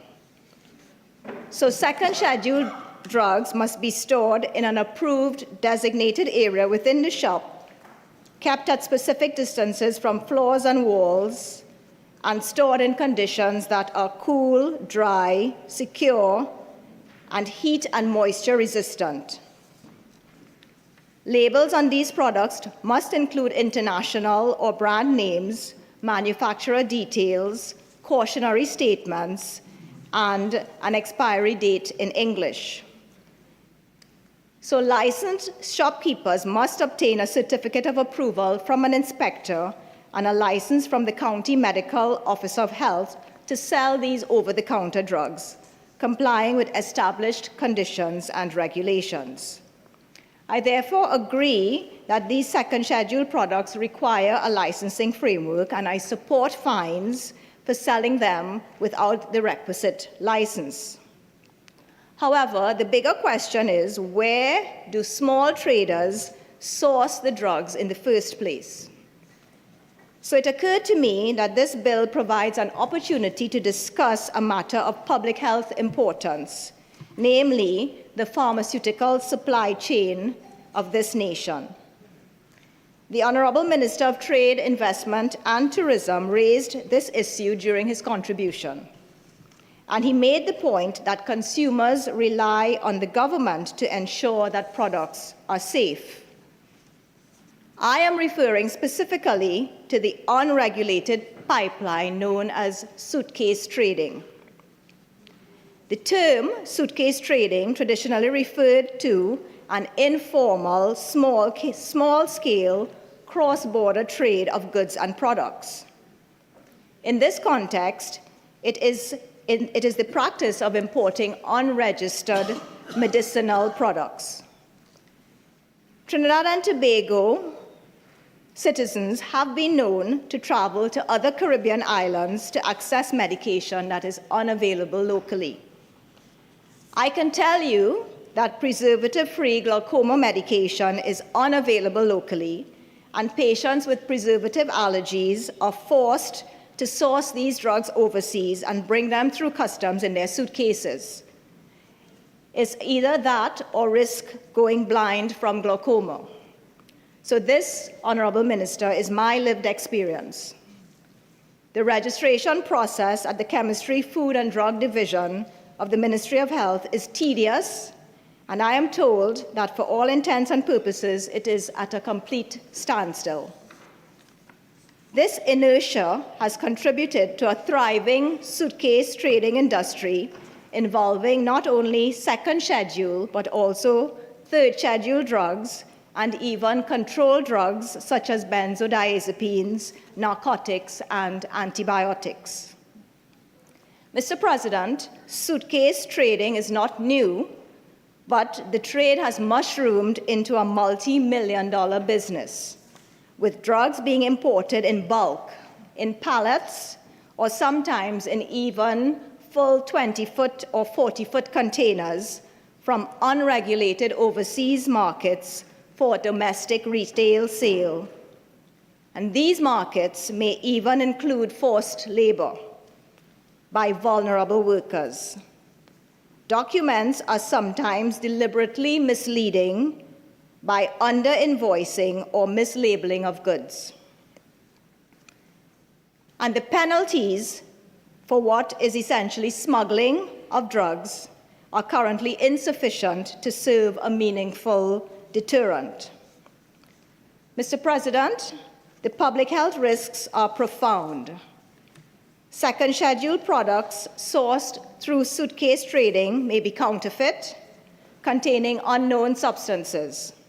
The products may be substandard, expired, or improperly stored, and labeling may be in foreign languages, rendering dosage warnings meaningless to the consumer. So it is not only locally manufactured copra products and vinegar that may be hazardous to our health. The suitcase trader exploits public trust in familiar products while the customer, purchasing what they believe to be a safe household preparation, bears all the risk. But, Mr. President, how could it be that the unlicensed sale of paracetamol attracts increased penalties, while the sale of opiates, sedatives, steroids, and antibiotics without a prescription does not? Potentially dangerous drugs like tramadol, Valium, prednisolone, and amoxicillin are easily accessible without a prescription. Valium can produce dependence and seizures from withdrawal. Morphine is among the most powerfully addictive substances known to pharmacology, and it is very addictive. The unlicensed sale of antibiotics without prescription is a driver for antibiotic resistance, and the consequences of that can be felt by every patient facing a resistant infection. Antihypertensives and antidiabetic medications should be administered and prescribed by careful monitoring by a physician. And unsupervised diabetes management leads towards renal failure, neuropathy, and diabetic retinopathy. The healthcare costs of these complications are ultimately borne by the state. So my point is that every risk associated with second schedule products applies with even greater force to prescription drugs. I therefore encourage the Honourable Minister of Finance to consider increasing fines for breaches of the Pharmacy Board Act, apart from those involving the second schedule drugs, and to ensure that the law is applied equally for all breaches of the Act. Mr. President, I wish to also place on record a fundamental fact. To the best of my knowledge, very few, if any, persons have ever been charged, prosecuted, or convicted under the existing provisions governing the unlicensed sale of listed medicinal products in this country. So here we are debating whether to increase fines for laws that are seldom, if ever, enforced. The deterrent effect of any penalty is determined not only by the amount of the fine, but also by the probability of its imposition. If the probability of enforcement is effectively zero, then the deterrent effect of any penalty, however large, is also zero. A penalty which is never imposed protects no one. So increasing the fine without addressing enforcement is the equivalent of installing a higher fence around a property with no gate, as opposed to installing a fence with a gate. Impressive in appearance, but ineffective in function.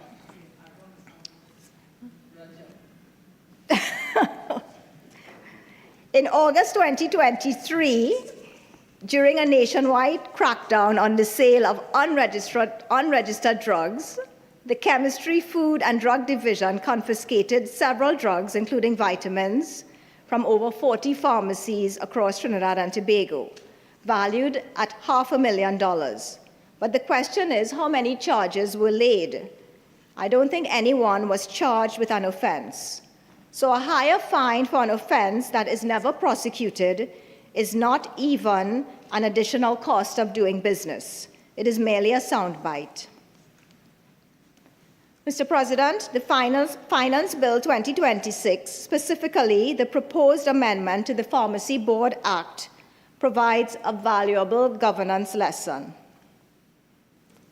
The Public Administration and Appropriations Committee's public inquiry into the state's pharmaceutical procurement focused on the Ministry of Health and NIPDEC, and that inquiry places pharmaceutical governance squarely in the public consciousness of this nation.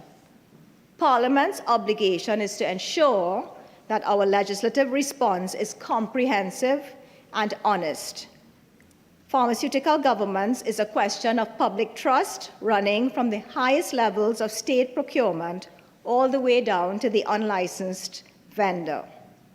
And these are not separate problems. They are just different expressions of the same fundamental failure, the failure to treat pharmaceutical governance with the seriousness it demands at every level of the supply chain. Moreover, when procurement failures result in drug shortages in the public health system, patients do not stop having hypertension or diabetes. They redirect their demand towards unlicensed vendors, towards suitcase-traded products, and towards informal sources carrying every risk I have described. So failures in public procurement governance directly fuel the informal pharmaceutical market that this bill proposes to address. Genuine reform must therefore address all aspects of the supply chain simultaneously. Increased fines are necessary, but they are insufficient. Comprehensive reform demands strengthening the Chemistry, Food and Drug Division of the Ministry of Health to facilitate registration of new drugs or changes to packaging, labeling, or place of manufacture. Comprehensive reform demands ensuring a well-functioning public procurement system that reduces the drug shortages in the public health system and the Chronic Disease Assistance Program, which drives consumers towards the informal market. Ophthalmologists have long advocated for a first-line glaucoma drop to be included on the CDAP list, and we are still waiting. We must ensure formal, resourced, and operationally active collaboration between the Pharmacy Board and customs authorities with the capacity to seize products that are not authentic and to test for authenticity, concentration, accuracy, and expiry status. Extending the penalty to cover third schedule products, controlled drugs with significant dependence potential, and antibiotics is also important. And we must ensure enforcement by publishing annual performance metrics covering inspections, warnings, seizures, and prosecutions. Finally, educating the public. Citizens must understand that purchasing medicinal products from unlicensed vendors removes safeguards that exist for their protection, and that suitcase-traded products may be counterfeit, substandard, or expired. I support increased fines for unlicensed sale of second schedule products wholeheartedly. But above all, I support the proposition that the law should be applied equally to all.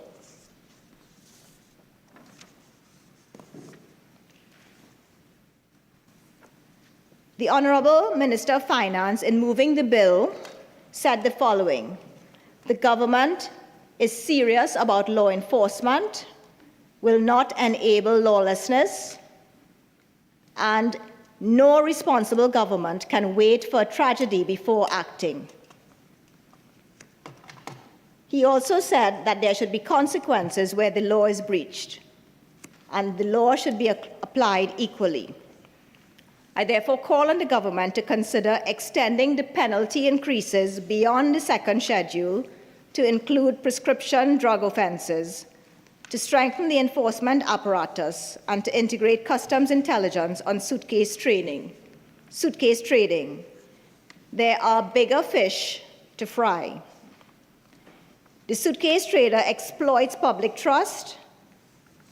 The unlicensed vendor benefits from it, but the customer is the one who bears the risk. Finally, Mr. President, one point on Clause 21D. This is the tax credit for landlords' annual tax liability. A landlord who pays the landlord business surcharge shall be entitled to a tax credit against his annual income. But my question is, why must a landlord pay the tax at all if his annual income is $90,000 or less, which is $7,500 per month? Why should they pay the tax and then have it credited?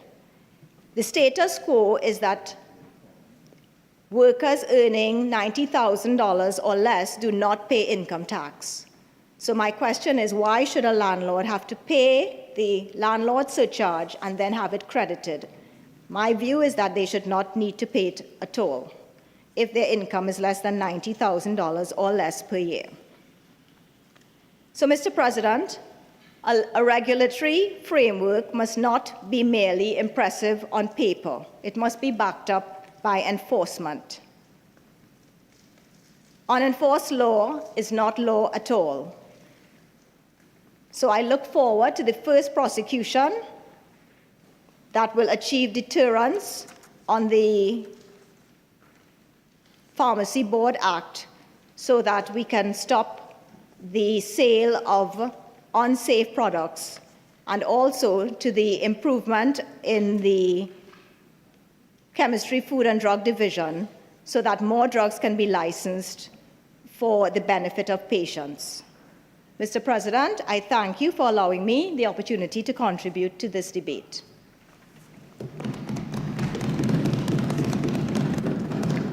The Minister in the Ministry of Housing, the Honourable Senator Philip Alexander.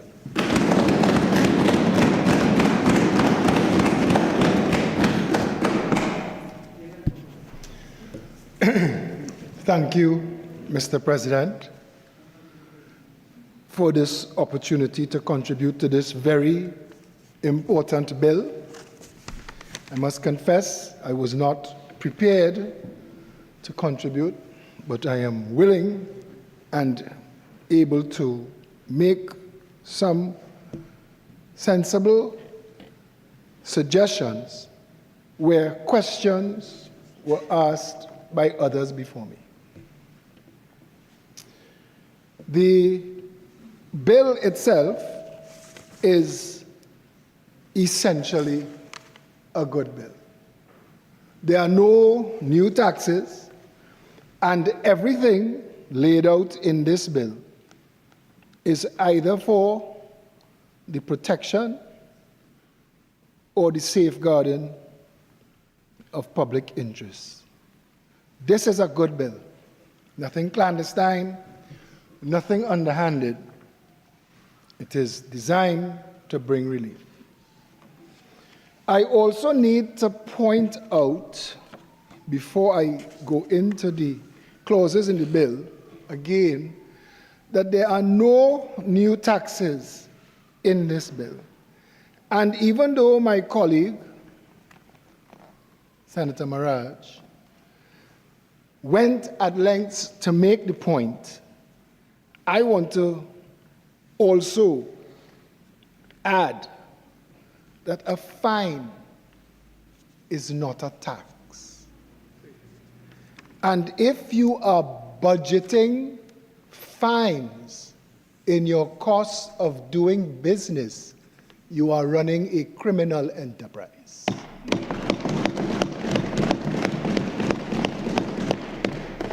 A fine is a punishment for breaking the law. There are enough lawyers in this chamber that this should not need saying. But I heard earlier fines costed in as a cost of doing business and then passed on to the poor people. They keep saying this.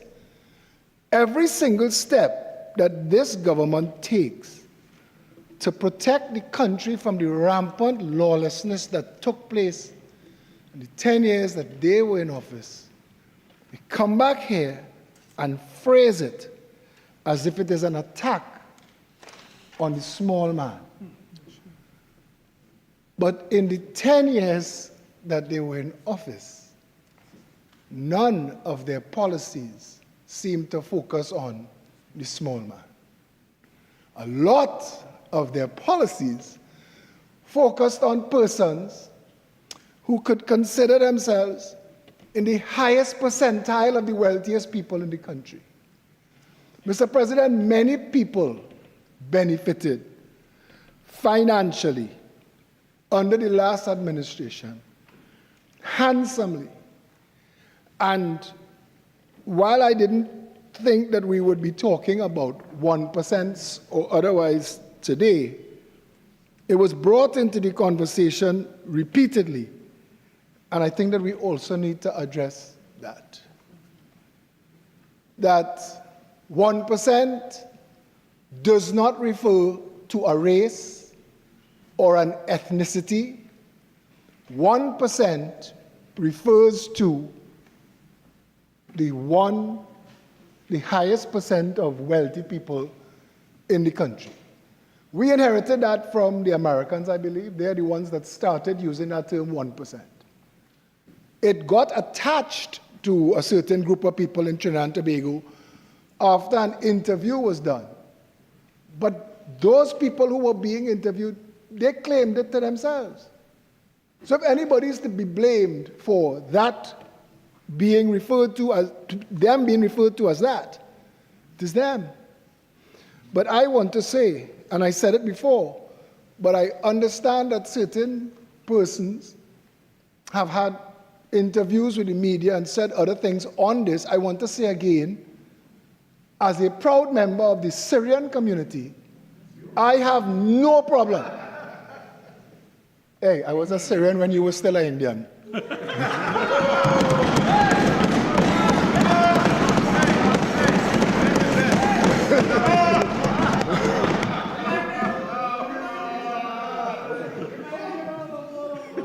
As a proud member of the Syrian community, who did not have to change my name to get here. Easy, Johnny. Easy. I take no umbrage with what the Attorney General said in his contribution in the Parliament. Yeah, man.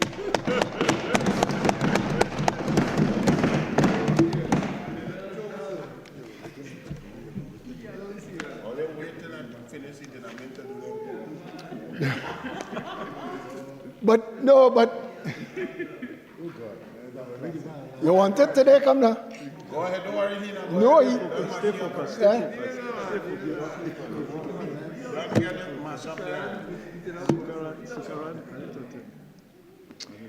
Section 5, Chapter 5 of the Standing Orders of the Senate requires that before participating in consideration of any item of business in the Senate in which he has a financial interest, a member should disclose the extent of that interest. Disclose, sorry. The extent of that interest. Yeah, you're desperate for something. Leave him like crying. In other words, if you're renting properties to the state and you want to stand up and discuss and debate the landlord surcharge, you should disclose that interest.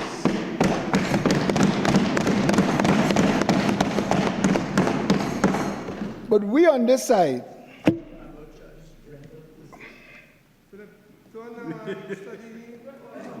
Mr. President.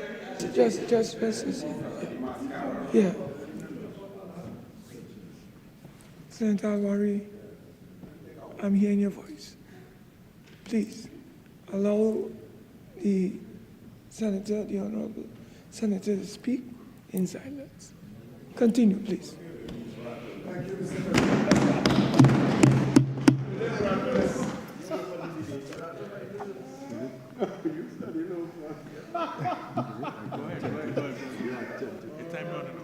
Mr. President, everything that he says, we take with a pinch of salt.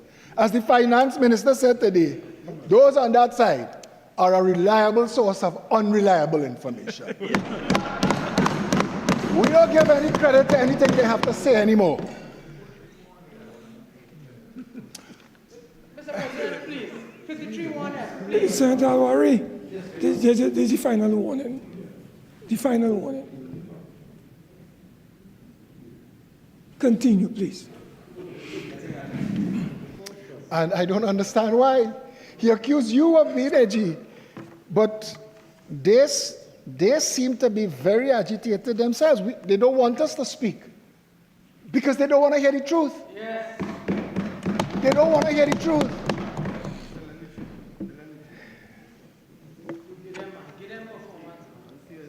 That in 12 months, Go ahead, Philip. Go ahead. Mr. President, I feel all of us in this debate. Members, I'd like to listen, but I'm not hearing. Could we allow the honorable senator to speak in peace? Continue, please. Thank you again, Mr. President, for your protection. I feel I'm going to be saying that a lot today. Chatting with my colleagues prior to speaking today, I noticed a common thread of the things that have been accomplished by this government in the 12, 13 short months we're here. And the 120 months they had control of the country, the legislature, the treasury, the economy, the social fabric of Trinidad and Tobago, reduced us to a failed nation. This government, under the Honorable Kamla Persad-Bissessar, has brought Trinidad and Tobago back from the brink. And this financial bill is testimony to that this is a government that has a plan, that knows what it is doing, and is prepared to do the work to fix Trinidad and Tobago. I will leave the going through of all the clauses to others to come after me because I know that there are others who are going to speak today. But I wanted to touch on a couple points, and if you would just allow me.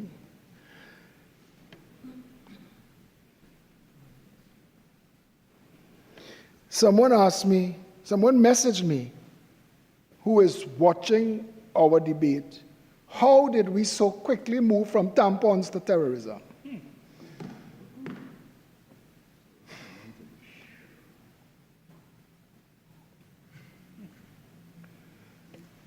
Mr. President, the issue also was raised about the property tax, double taxation issue that was addressed comprehensively by the Minister of Finance, who pointed out that the relief that was protected at the end was to protect those who may have already accounted for property revenue, income in their taxes. So they get the relief at the end. There is nothing untoward in that. No double taxation arise.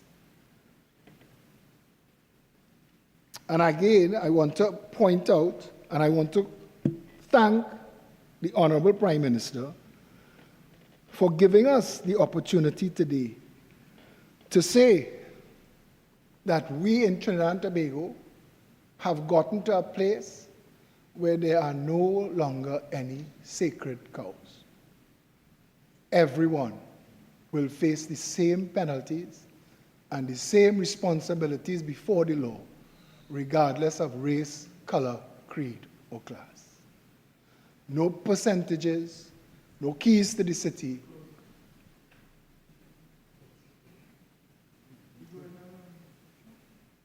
Giving them time. And otherwise. And finally, the issue of the public health and protection of consumers and staggering public health, that makes absolutely no sense. It is the responsibility of the government to protect all of the citizens and to do that in a most comprehensive and sensible manner. And that is what we are here to do. This government has itself a plan to fully operate Trinidad and Tobago, and this bill is a part of that blueprint, and I support this bill and the government, and I stand with it. Thank you, Mr. President. Senator Melanie Roberts.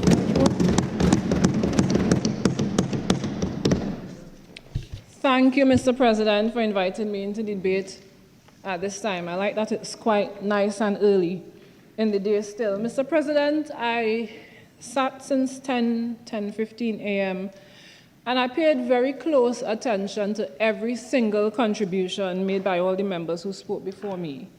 And I noted that those on the other side very well opened up the debate, and I thank them for that.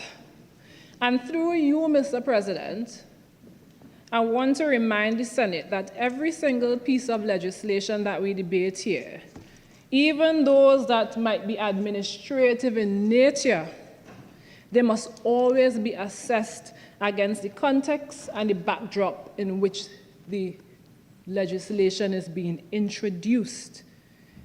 If we are legislating for Trinidad and Tobago, we need to give very serious consideration to what is happening in Trinidad and Tobago, and not the conflated false narrative that the Minister of Finance tried to paint for us here today, and not the audacious statement that I just heard from the last speaker that the last administration brought Trinidad and Tobago to the place of a failed nation. I mean, Dan, you can't really be serious. You not possibly living in the same Trinidad and Tobago that we living in right at this very moment. If you want to talk about failed nation, as sad as it is, that's where we are right now. The context in which we are debating this finance bill at this very time, June 12, 2026, we are in a very troubling place, Mr. President. You know, actually, I was having a catch-up. I usually have this little group of youngsters that, for some reason, they give me feedback and they kind of talk to me about a few things. And they asked me, actually it was a dare, they dared me, Mr. President, to come here today and to ask the government, to ask the minister on their behalf.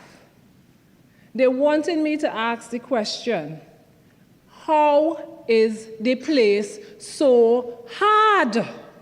The reality is that the place is hard. That is the word on the ground coming, especially from younger people. Every time you talk to them, they're telling you, Senimel, the place real hard. And maybe for some of us in here, it mightn't be hard. I mean, it's our men coming in here, cussing people, drawing pay, and then going and cool off in the Hyatt.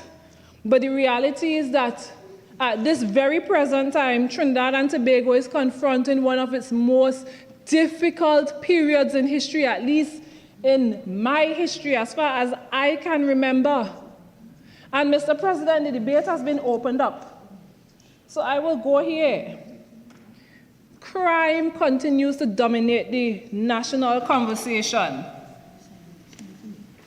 Yes, we're debating a finance bill, but we cannot divorce crime and criminality from economics. They do go hand in hand.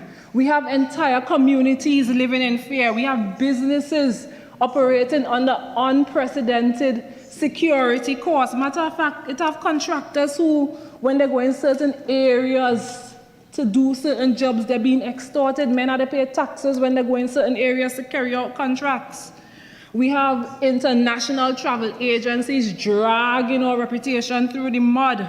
Canada, you have the US, you have the UK, you have Australia, all warning their citizens, don't come to Trinidad and Tobago. If you come, be very careful. These are key markets for us, key markets for us in Tobago. I don't know what's so funny. Yeah, these are key markets that we rely on, especially for tourism in Tobago. What do you think that the current state of affairs does to our economy on the island? And I want to mark this spot here because as my contribution develops, I would actually show how certain measures within this very bill serves to exacerbate the problems that the country currently facing. But for now, I'm building out the context because, as I mentioned, the debate has been opened up. So back to the place being hard. And I remember the minister this morning, when he opened the debate, he spoke about how a year ago they accepted responsibility to change Trinidad's economic outlook. And I asked myself, change for what? Change for the worse? Or people that say when you're in good house, bad house, that's call you. Citizens are facing increasing uncertainty. January 7, 2026, Catholic TT published an article entitled The Rise of the New Poor, where they highlighted, and I'm quoting from their article, an unprecedented increase in demand for assistance driven by a growing group of working individuals and families who are struggling to survive in today's economic climate. Then a month ago, the Trinidad Express, and I'm afraid to even really call up any newspaper or any media house name now, lest me and them end up facing jail time. But nonetheless, the Express ran an article where they themselves highlighted that, and I'm quoting from them, poverty is now spreading beyond the usual vulnerable groups and is now affecting working families. Then a few weeks ago, we had the minister herself for People, Social Development and Family Service. She herself admitted that the poverty line in Trinidad and Tobago has increased and that life has become more expensive for the ordinary citizen. Youth employment remains a serious concern. And I think I saw some make-believe claims circulating in public space a couple of weeks ago, maybe a week or two ago, that youth unemployment has decreased, but this is far from the truth. Young people will tell you that they are struggling to find employment, Mr. President. I'm trying to make my contribution here, and ding, ding, ding, ding, coming from down in the corner. Youth unemployment and youth underemployment is a serious concern in this country at the present time, and given a few influencers in Wassa work, not doing much to help young, educated, decent people who are looking for honest day's pay. We have skilled professionals leaving the country in droves because they can't find jobs here. Foreign exchange is still a problem affecting a lot of businesses and persons in the island, despite all the grand promises we heard about how that will be fixed. Investor confidence is at an all-time low. It's very fragile because the place is a little shaky. And note that all this is happening while we're under a state of emergency. So against this entire backdrop, it would have been prudent for the government to come here and present to us a finance bill that properly confronts all these challenges that I've just outlined. Instead, all we've had to hear is PNM, PNM, PNM, yap, PNM. PNM living rent-free in all their head. What the country needs at this time is the type of legislative reforms, the kind of interventions that create employment, the kind of interventions that attract investment, the kind of interventions that restore confidence and that provide tangible relief to citizens of Trinidad and Tobago, as well as to the businesses that operate throughout Trinidad and Tobago. The Honorable Minister would have mentioned reliefs or benefits for women, and I read the bill, and then when he mentioned it, I read it again, and I haven't even seen any mention at all about any incentive that was specifically geared towards women. So I'm hoping that in response, somebody will point me in the direction of these reliefs or, incentives that are directly meant to impact women. What we have before us is a bill that's so focused on compliance and on enforcement and on taxation that in some instances it actually worsens the context, the outlook, and the backdrop that I outlined at the start. And don't get me wrong, I noted, I believe it was the Honorable Minister of Finance, mentioned that we should not have an aversion to compliance. So I have no complaint, no aversion to compliance, to enforcement. They have their place. But that cannot be the entire government's economic recovery plan. What's the idea here? Is it that we're going to penalize a coconut oil maker into national prosperity? I noted last night on the news, poor little Miss Jean, and Miss Jean is dear to me. She was on the news complaining last night. I grew up in Mason Hall. Miss Jean lived down the road, I live up the road. And she produces Copra products from Copra, and we grew up buying from her as little children. And since our young Miss Jean old, and Miss Jean still have a basket of goods going around and selling. Up to the other day, I gave her a drop down the road, and she had a little basket with goods.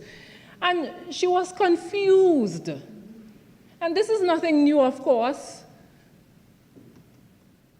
But the newfound attention, the newfound emphasis on this industry and the persons that it really impacts, it just seems unwarranted. It seems out of place. Of all the things that we need to concern ourselves with right now, with all the things that we need to focus on, I just couldn't get where Miss Jean, like a coconut cake and sugar cake, where it really fit into the bigger picture of what the country needs at this point. This present finance bill, much like the last one, it does not offer a very meaningful response to the country's most pressing economic realities. It offers no comprehensive plan to stimulate investment. It offers no meaningful incentives for job creation, and in some aspects, it actually reduces the prospects of job creation. It doesn't offer any targeted relief for struggling businesses. And for most of these businesses, their struggles were instigated by this very government. It doesn't offer any roadmap whatsoever for economic diversification. And I guess the idea of diversification probably gone out the window because I'm not even hearing anything about that anymore. The bill doesn't even address the growing disconnect between public security policy and economic development policy. Public safety and economic prosperity go hand in hand. The rise of criminality and the decline of the economy, they go hand in hand. Every child murder, every mass killing, every home invasion, every gang-related incident comes with an economic cost. Mr. President, I rise on 46-1. If the Senator could get to the clauses of the bill, that would be much appreciated. Yeah. Senator Melanie, I want to uphold that standing order and ask you to at least get to the bill, get to some clauses, connect them, and we go forward. Continue, please. Thank you, Mr. President, for your guidance. Mr. President, the argument I'm making here is that crime, criminality, it affects economic activity. I am seeing deficiencies in the bill, deficiencies that I hoped would have been addressed with this new bill. I would have hoped to see the kind of incentives, the kind of programs, the kind of policies that addresses some of the concerns that we have. I would have outlined the economic backdrop. I would have outlined the social context within which we are legislating. And I'm showing these gaps that the bill ought to have addressed, that it has not addressed. Let's take, for instance, then, Mr. President, tourism. And we would have had the Honorable Minister for Trade, Investment, and Tourism make his contribution. And he mentioned, on the topic of tourism, you know, he would have linked back the prohibition on the import of goods, what do you call it, manufactured under forced labor, for instance, yes? And I mentioned the travel advisories earlier. Now, here's the connection. I would have hoped that the Honorable Minister would have gone a bit further, or I would have hoped that the bill itself would have gone a bit further to also deal with the decline that we are seeing in the tourism industry. Because when you take a failing tourism industry, especially in Tobago, and then you add a clause like clause 28 of the bill to the millie, you end up with a disaster. And clause 28 is a clause that deals with the amendment to the Liquor License Act, where quarterly payments of the gaming tax are now introduced. So we have our little local restaurants and bars now having to shift from paying these taxes once a year, where they may have had the opportunity to accumulate the funding, to now having to pay these taxes every 3 months. Now, imagine how difficult this is for business owners whose revenue is seasonal. Imagine how difficult this is for business owners, especially those in Tobago who are relying on an already crippling tourism industry, whose revenue comes in on a seasonal basis, where they're seeing declining revenues because of the impact of the decreased activity across the tourism industry. So you're seeing bars like Barcode, you're seeing Jade Monkey, all of them, ask them. They will tell you that outside of the major seasons, which are now impacted because of declining tourism revenues, because of the current state of affairs where crime is concerned, because of the state of emergency that we're under, they're already faced with declining revenues, declining seasonal revenues, and now they're being told that they still have to pay gaming taxes on a quarterly basis every 3 months, regardless of whether or not they are making a proper income. And mind you, that even if a business obtains a license to operate any of these machines within the quarter, their tax liability, or whatever you call it, the gaming tax liability, it's not even prorated. They have to pay the entire tax, even if they have only benefited from having that license for a portion of the quarter. And it's not just seasonality concerns that arise where the quarterly gaming tax is concerned. We have to take into account the impact on even the cash flow for these small businesses. So that when every 3 months you have a bar owner already struggling to manage to keep afloat, already struggling to keep the doors open, where he now has to dip into his cash register or a little bank account and pay this tax, how is he paying staff? How is he restocking goods? How is he even maintaining or upgrading his place of business? Is it that the owner of a small business, a small bar, a small restaurant, a community, a little village, let me call it a village bar with a few machines, is it that they're now expected to bear the additional costs associated with this quarterly administrative burden? Because understand, it's not just that they have a tax liability, they also have a cost associated with the administration of that liability. They either have to pay an accountant to come in quarterly, or they have to hire full-time dedicated staff to do the filing, the reporting, the reconciliation, and all else that comes with them being mandated to pay this tax on a quarterly basis. And again, Mr. President, the context within which we're legislating is key here. Bar owners have been complaining relentlessly about industry-wide struggles.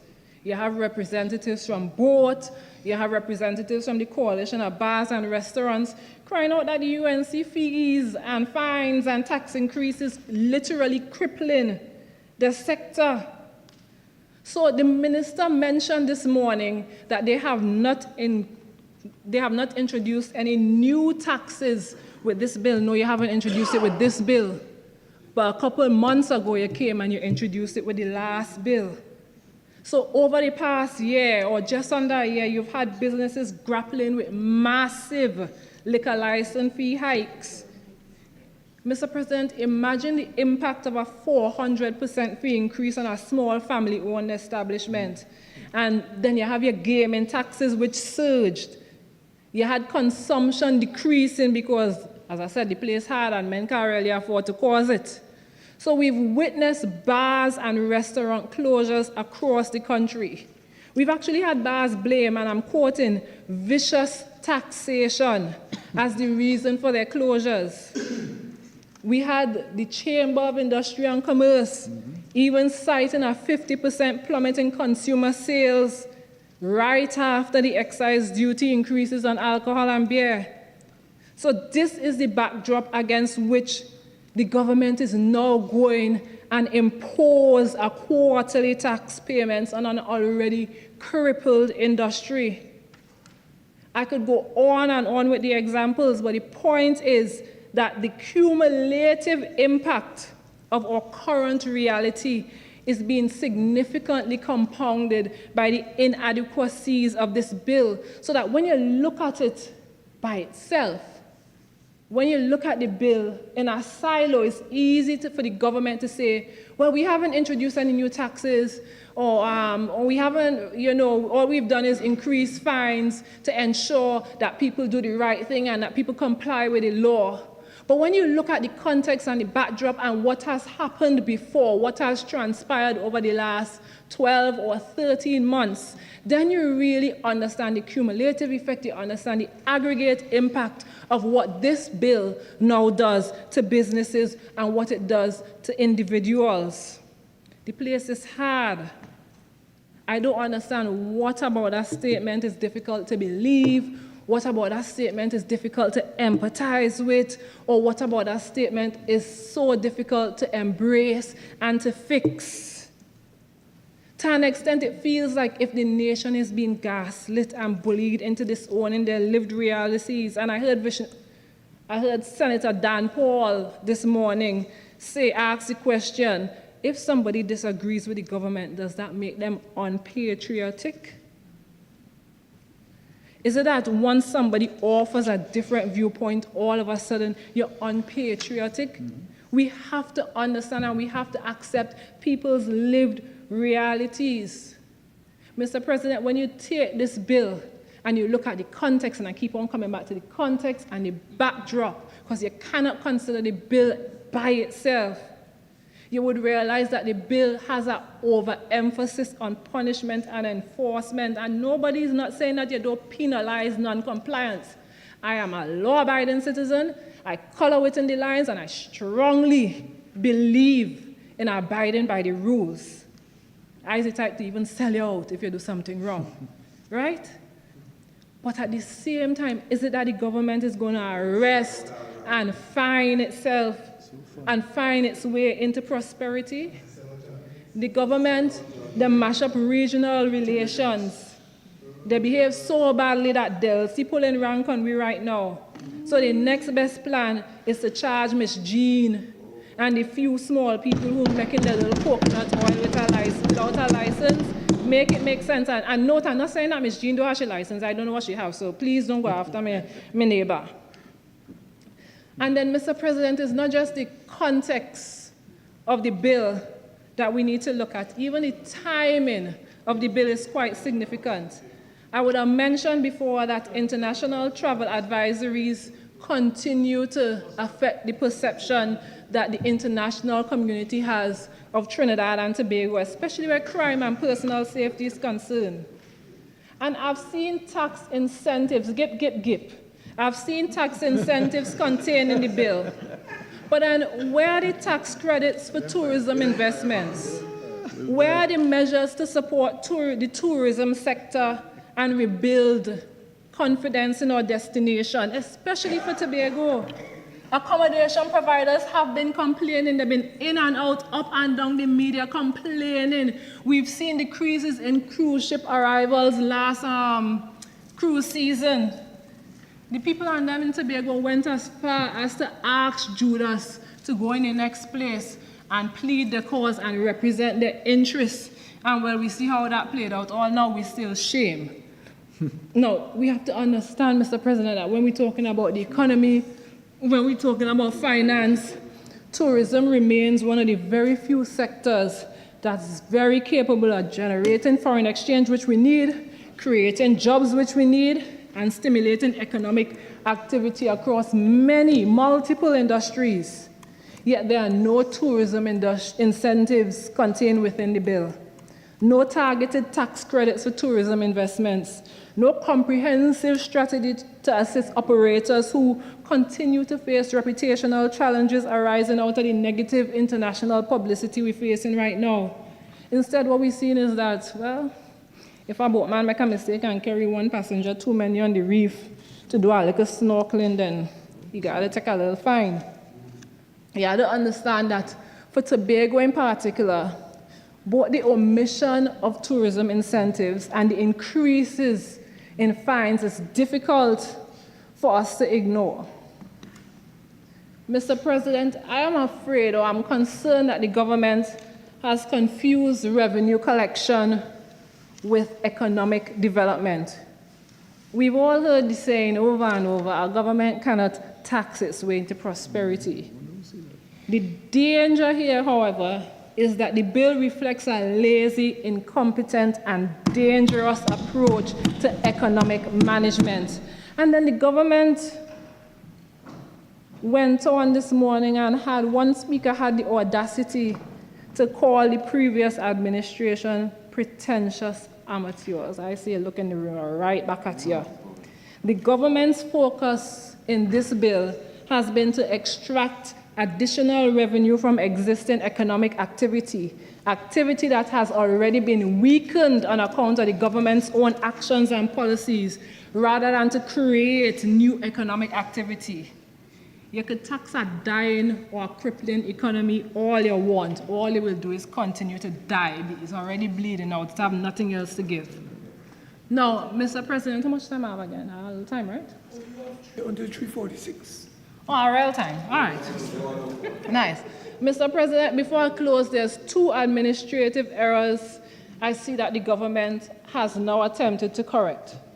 The first one has to do with the commercial asset levy, and that's clause 23B where references to gross assets has now been replaced by total assets in each instance. And it's a very subtle admission of a careless drafting error. The drafting inconsistency was very obvious when the commercial asset levy was first introduced to the Parliament a couple months ago. But we know how the arrogance on that side goes. Pretentious amateurs.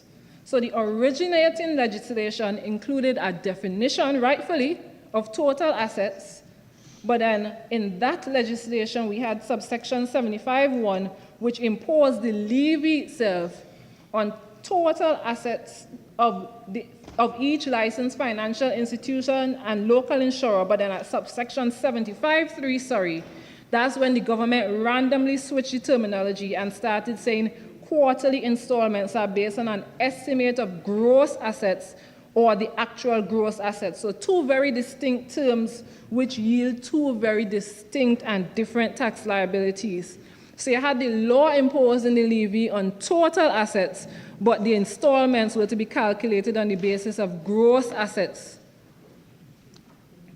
We need to understand that this is no small error. This kind of slapdash drafting leads to million-dollar discrepancies and over-imposition of liabilities. And yes, the government has now come back to fix this multi-million-dollar mistake with this Clause 23 amendment, great, but the mistake should not have happened in the first place. At a time like this where the country is grappling, at a time like this where the entire country, except for members of the government, and their friends and financiers are barely surviving, you have to measure twice and cut once. The place is already hard. When you overtax the banks, when you overtax the financial institutions, they simply pass it down to us. Just ask Republic Bank. We see what Republic Bank tried to pull off a couple of weeks ago. And I think it was Senator Dr. Atz who very expertly explained how these costs cascade through the economy. Now, the second administrative error had to do with the controversial landlord tax at Clause 23C. And I see that the government tried to fix yet another rushed and botched and failed policy of theirs. The exact wording that the government passed last year in relation to their landlord tax was, each landlord shall register the premises proposed to be let out with the board. In other words, landlords must officially register any property they intend to rent out. A few moments later, now they've come back, and we have them trying, I guess, hard not to admit that they messed up last year by saying that they're clarifying now that the initial registration fee for the landlord business surcharge is a one-time fee to be paid on a per-landlord basis, irrespective of the number of premises being left out. The clarification or backpedaling, whichever one you want to call it, it works for commercial landlords. Big up them, I'm happy for them. But we also have to note that it brings zero relief to the smaller landlords with a one apartment who still has to pay the same fee. And I heard the minister accuse the last administration's property tax of being unfair to pensioners and retirees. Well, reality check. The landlord business surcharge affects pensioners and retirees in much the same way. Old people who renting, maybe they're downstairs to make a little extra income. And they all tax the same, it's the same thing. They have to pay the landlord surcharge every 3 months. And a lot of them hot and bothered by it because it's something they're not used to. It's, again, an administrative burden for them. Now, Mr. President, to close, I'll say this. When this bill is assessed against the realities confronting Trinidad and Tobago today, rising violent crime, international travel advisories, your persistent unemployment, very weak economic growth, foreign exchange challenges, declining investor confidence, and of course, an ongoing state of emergency. And then we have key actors not leading by example, by accepting their responsibilities in their personal life. It's very difficult to escape the conclusion that this bill lacks the ambition required by this moment. The bill lacks the kind of teeth or the kind of interventions and innovations that is needed at this point in time. With all the increases in penalties and fines, yes, the government might be able to push some compliance, great, and you might be able to generate some additional revenue. We still have to be mindful that enforcement is left to be seen. But as I said, Mr. President, you could tax, you could fine, you could penalize a dying economy all you want, and it will still continue to die. It does nothing to revive it. I really pray that we have not yet gotten to that place. Mr. President, I thank you. Senator Francis Lewis. Thank you, Mr. President, for the opportunity to speak on the Finance Bill 2026. At the outset, let me indicate that this bill contains a number of measures which I think are sensible, necessary, and in some cases long overdue. It also contains several provisions which, in my respectful view, warrant closer scrutiny by the Senate and by the government before becoming law. Much has been said sometimes about our role as independent senators, and I think our task is to review legislation before us in terms of its soundness, fairness, and whether it's workable, and whether it adequately protects the public interest. So my comments will speak to those issues. And our responsibility is not to support or object to legislation reflectively. The bill is an omnibus measure. It amends more than 30 statutes in matters as varied as pensions, gaming taxes, customs enforcement, forestry offenses, tobacco regulations, company registrations, landlord taxation, incentives for offshore gas productions, and very curiously, and I want to just address that at the end, copra and vinegar. That confused me a little bit.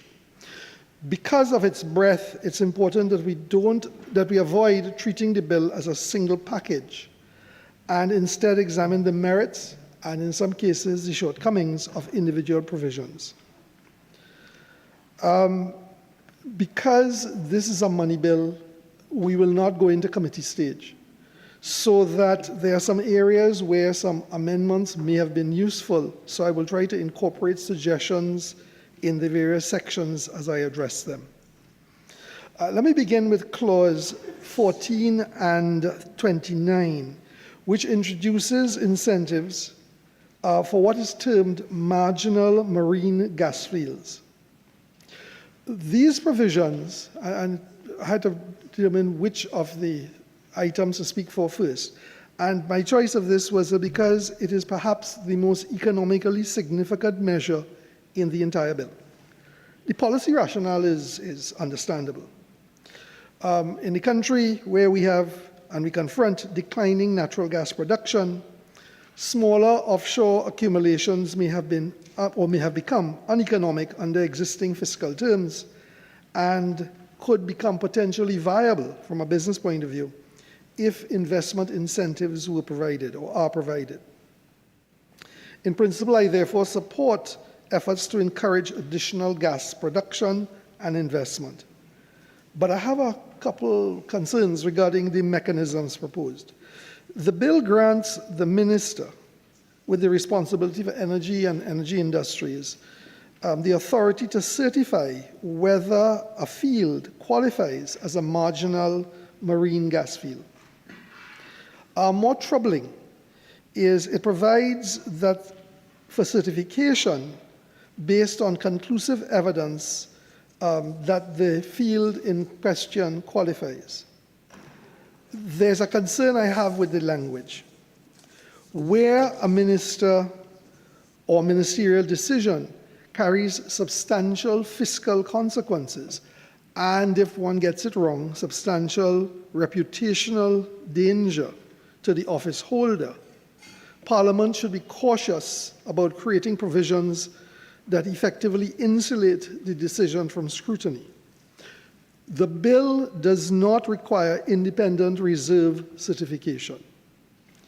It doesn't require publication of the methodology used to come to that conclusion. It does not require disclosure of the economic assumptions underpinning the determination. Yet, the minister's certification becomes conclusive. I would urge the government to consider amendments requiring independent technical verification and greater transparency in that certification process, if only for the protection of the office holder, present and for any who may come in the future. The second area that I just like to address is the area that speaks to pensions, which affects members of the prison, police, and fire services. That's clauses 4, 5, and 11. These clauses seek to address a long outstanding issue faced by the officers who have acted in higher offices for a substantial time, usually a year or more, immediately before retirement. The bill would require qualifying officers who have acted continuously for at least 1 year prior to retirement to have their pensions calculated as though they had been substantively appointed to the higher office. In my view, that is fair, that is reasonable, and I would certainly support it. Many officers perform higher duties for extended periods, assume the responsibilities for higher offices, and yet retire without receiving pension benefits reflective of the service that they actually rendered.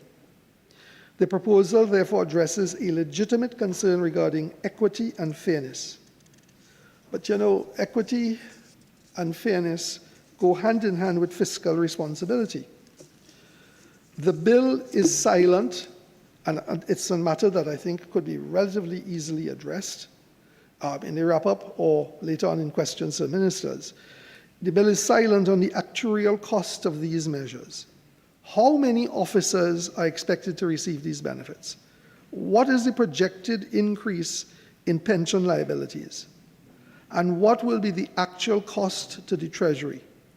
These are not peripheral questions. They go directly to Parliament's responsibility to understand the fiscal consequences of legislation that it enacts. And I therefore want to invite the government to provide the Senate with the relevant actuarial analysis. But when I was looking at that section, some other thoughts occurred that I'd just like to share.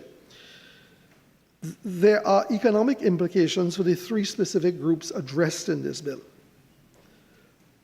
And I was curious because I had not heard any contribution so far on this matter in the other house or here on what the views of the service commissions are. And our Constitution establishes the service commissions to establish terms and conditions, and I would have thought that that would have had their endorsement and certainly their consultation. That's an assumption on my part. I hope that would have happened. But I would really like to hear what service commissions would have to think about this. A second question would be, why selective to these 3 services? And I have, let me say at the outset, I have no problem with those 3 services getting this benefit. But are there not other uniform branches that perform equally difficult tasks? I'm thinking customs and immigration. And if I want to think of uniforms, I'm thinking of all the medical personnel that our Ministry of Health and other sectors use, and other areas of protective services. And if one pursues that way of thinking, it says, what about others who serve, teachers, and the broader civil service? It was pointed out to me recently that in the case of, and I believe the statutory authority was WASA, there are any number of persons acting in higher positions, and if they retire, they suffer the consequence of having to pay a pension, reverting to their original employment, and in some cases, having acted in the higher position for over a decade. So it raises real economic implications, And beyond that, the question that this raises is this to become our precedent? Not that it may not be a bad precedent, but is this to be the precedent that we will use in hiring and in HR and industrial relation practices across the country? So that while one may speak very specifically to 3 areas of our protective services, it has much larger implications. And I would wonder how one would address that. And perhaps in the budget review or even the substantive national budget to come, maybe those matters can be addressed. And in that matter, perhaps this would be, or that would be an opportune time to rethink the phrase that's used in the legislation, compulsory retirement date. That is a handover from a very dated way of looking at the civil service. And I would wonder if we would not want to think about, in light of particularly what was presented less than a year ago, in reframing and revising our NIS legislation for retirement age. If one would not want to think in terms of compulsory retirement dates in that context. It will need consultation, it will need a lot of discussion, but it could be very worthwhile. In clauses, and moving on, in clauses, I think 20, 21, and 22, there is a discussion around philanthropic contributions. And the bill introduces a novel mechanism under which individuals and organizations, companies, may make contributions to funds established under Section 43 of the Exchequer and Audit Act and receive tax deductions in respect of those contributions. There is a merit in encouraging philanthropic contributions towards national objectives. However, where tax incentives are concerned, we also need to address the area of transparency, which becomes essential. The bill provides for deductions, it provides for certificates, but it does not require public reporting. It does not require annual disclosure of donations received. It does not require disclosure of how the funds are spent. It does not establish safeguards against potential conflicts of interest. Mr. President, public confidence depends not only on the integrity of public officials, but also on the transparency of the public institutions that undergird the society. If Parliament is prepared to confer tax benefits to contributions for these funds, then Parliament should also insist, should it not, on accountability for the receipts and expenditure of those funds. I offer that as a thought. Moving on to the area of landlord surcharges. The bill makes a substantial change to the landlord business surcharge regime. I think from some of the comments I've heard, it is a move in the right direction. Among the amendments is the introduction of a tax-free credit mechanism designed to offset surcharge payments against income tax liabilities. The objective appears to be administrative simplification and avoidance of double taxation, both of which are very commendable. However, I respectfully suggest that the drafting may require some clarification. The legislation, and again, there are others who are far more versed and competent than me in this particular area of legal drafting, refers to tax credits against annual income. My understanding is that tax credits are applied against tax liabilities rather than the income itself. If the intention is to provide credits against income tax payable, then the wording should say so clearly.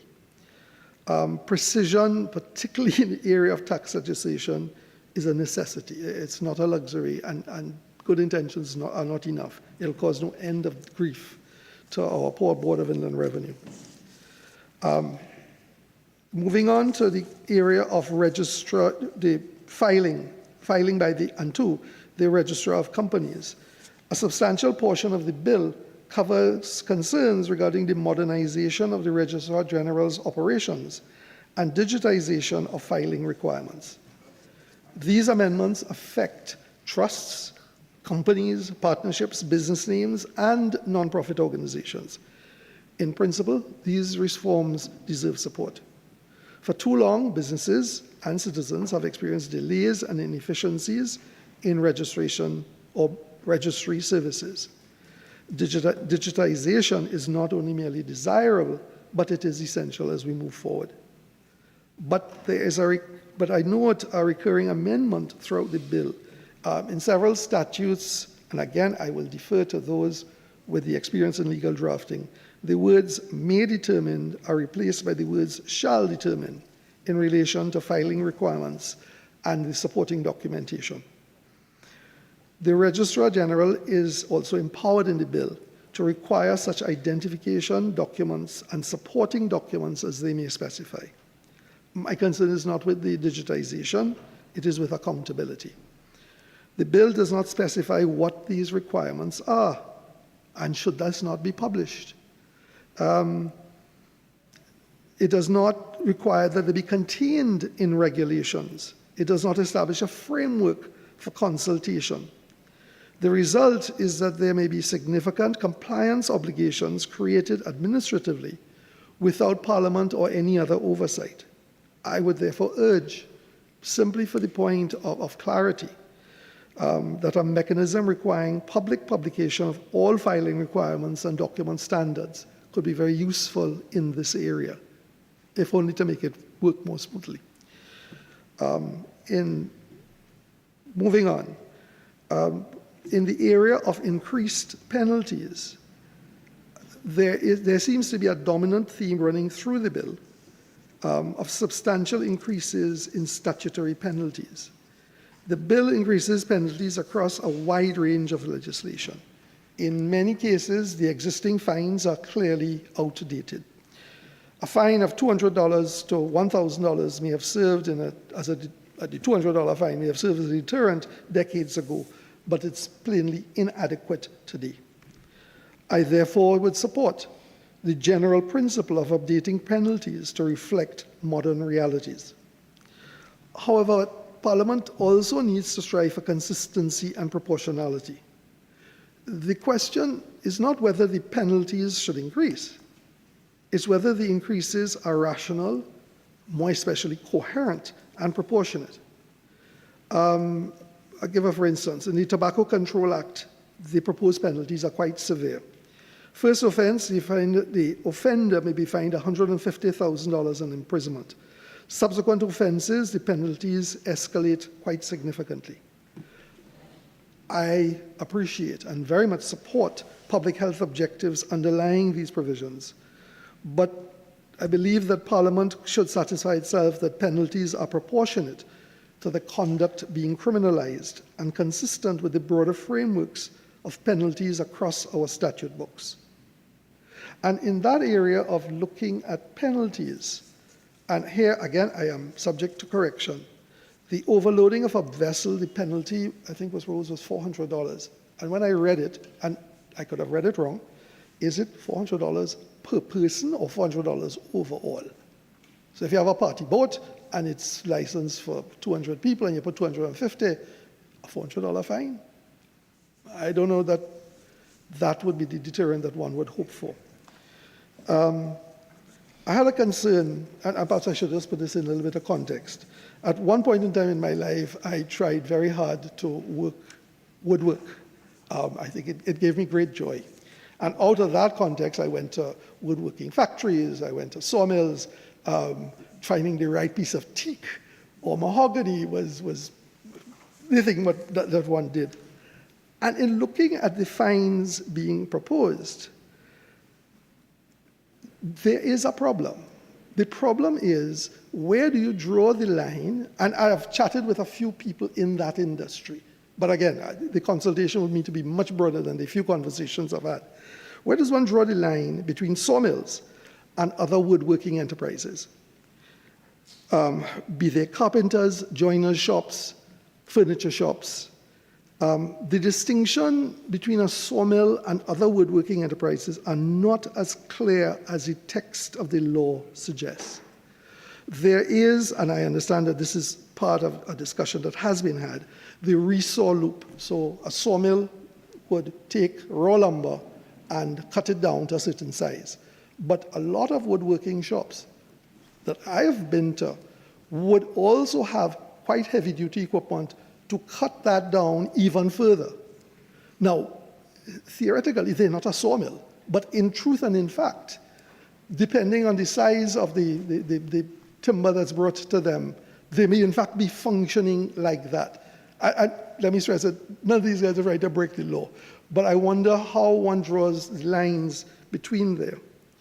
There was a legislative catch-up and a catch-all that was put into place, which had the unfortunate challenge of, because of the way the definition, or the way it was redefined, it included practically every sawmill shop.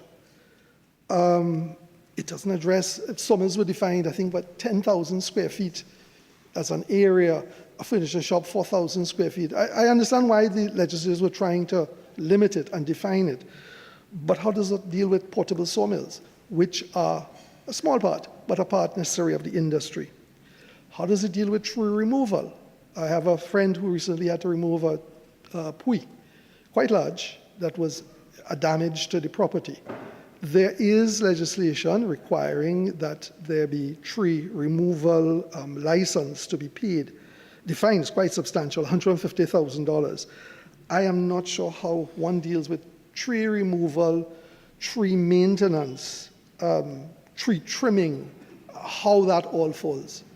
And I don't think there's any intent, I certainly wouldn't read that into the bill, of impinging indirectly on those very necessary areas.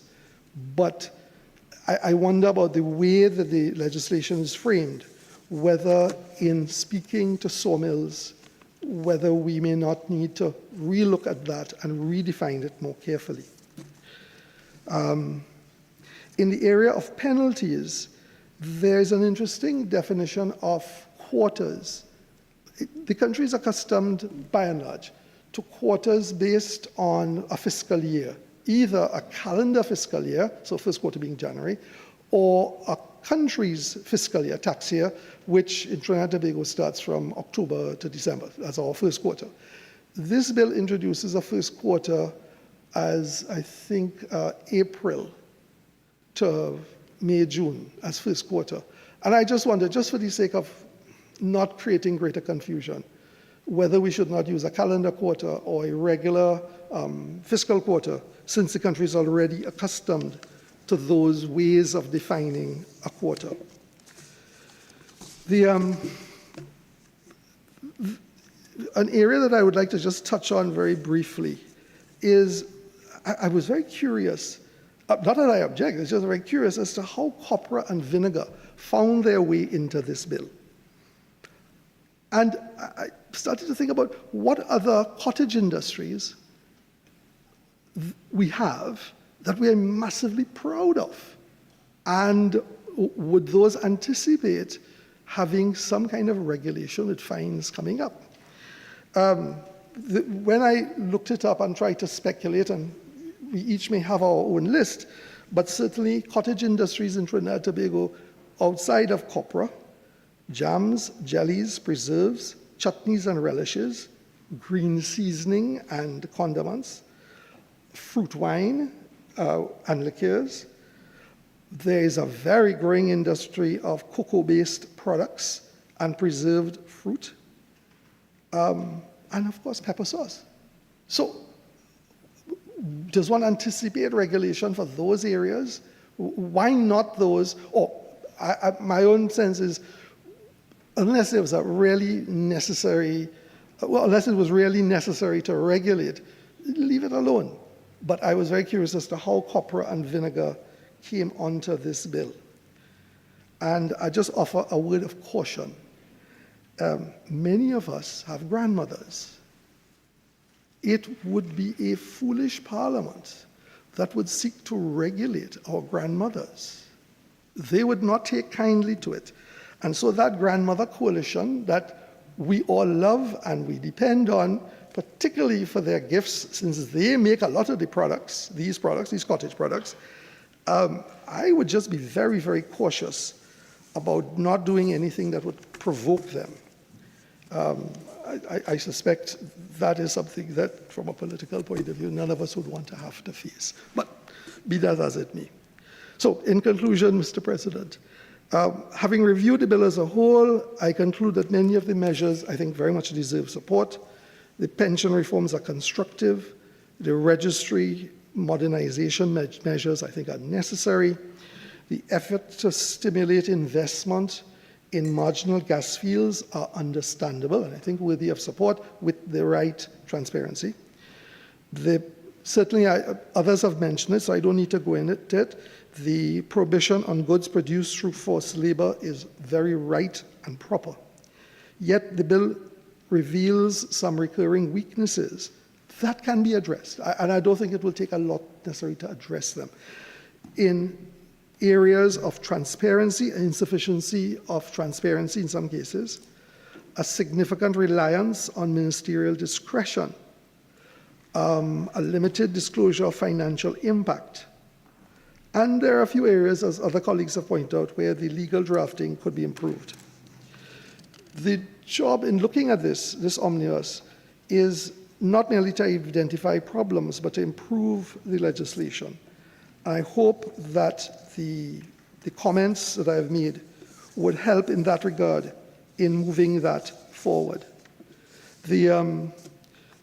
Overall, I want to support some of the comments and in conclusion that were raised earlier. The impact of regulations worries me.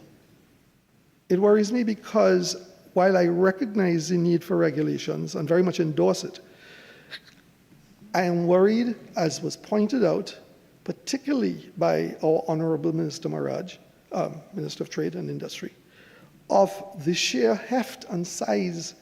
90% of all the businesses operating in Trinidad and Tobago have 10 or less employees. They're micro businesses, many of whom have aspirations to growing.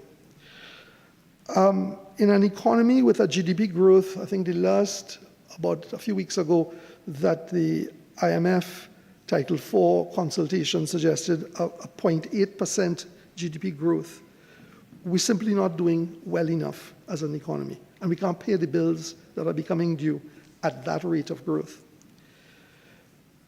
In that context, I think one will have to balance very carefully what you want to regulate and whether those regulations, as well-intentioned as they might be, if in some cases they may not be acting to be a damper to entrepreneurial spirit and drive.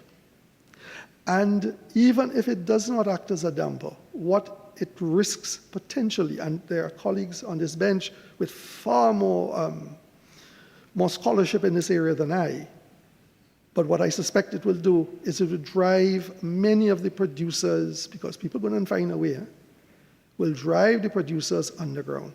So instead of creating an economy that can be seen, that can be observed through the census, that can be supported, it operates on an underground way, which does not necessarily help the country. My last concluding comment is that for bills like this, I really would like and wish that the cost-benefit analysis be given to us. It's not part of the bill, but certainly it impacts how we think about a bill. What is the cost of implementing this regulation, or collecting the tax, or collecting the penalty? And what is the likely impact as it ripples out over the society? In terms of revenue for implementation and the revenue to be generated, recognizing the revenue needs to be generated. So, Mr. President, with those few words, colleagues, I thank you for the opportunity. The Parliamentary Secretary, Ministry of Sport and Youth Affairs.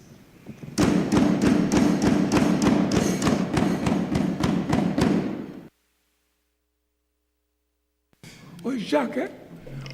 Apologies. I recognize Senator Ashworth. Jack.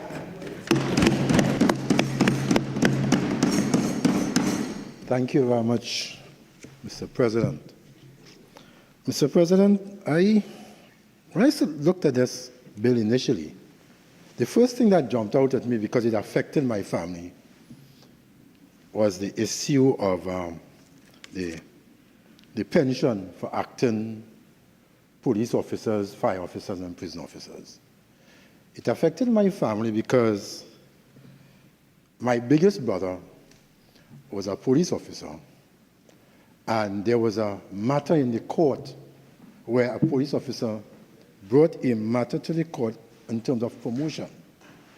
And that matter went on for about 10 or 12 years.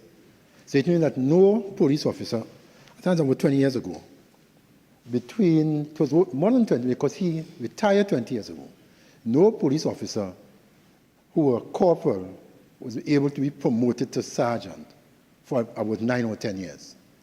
So you could imagine there were a number of them, and he acted as a sergeant for about 8 or 9 years. Of course, had to retire as a corporal and couldn't get promoted past it because nobody got promoted past it. So I want to commend the government for that. I've heard the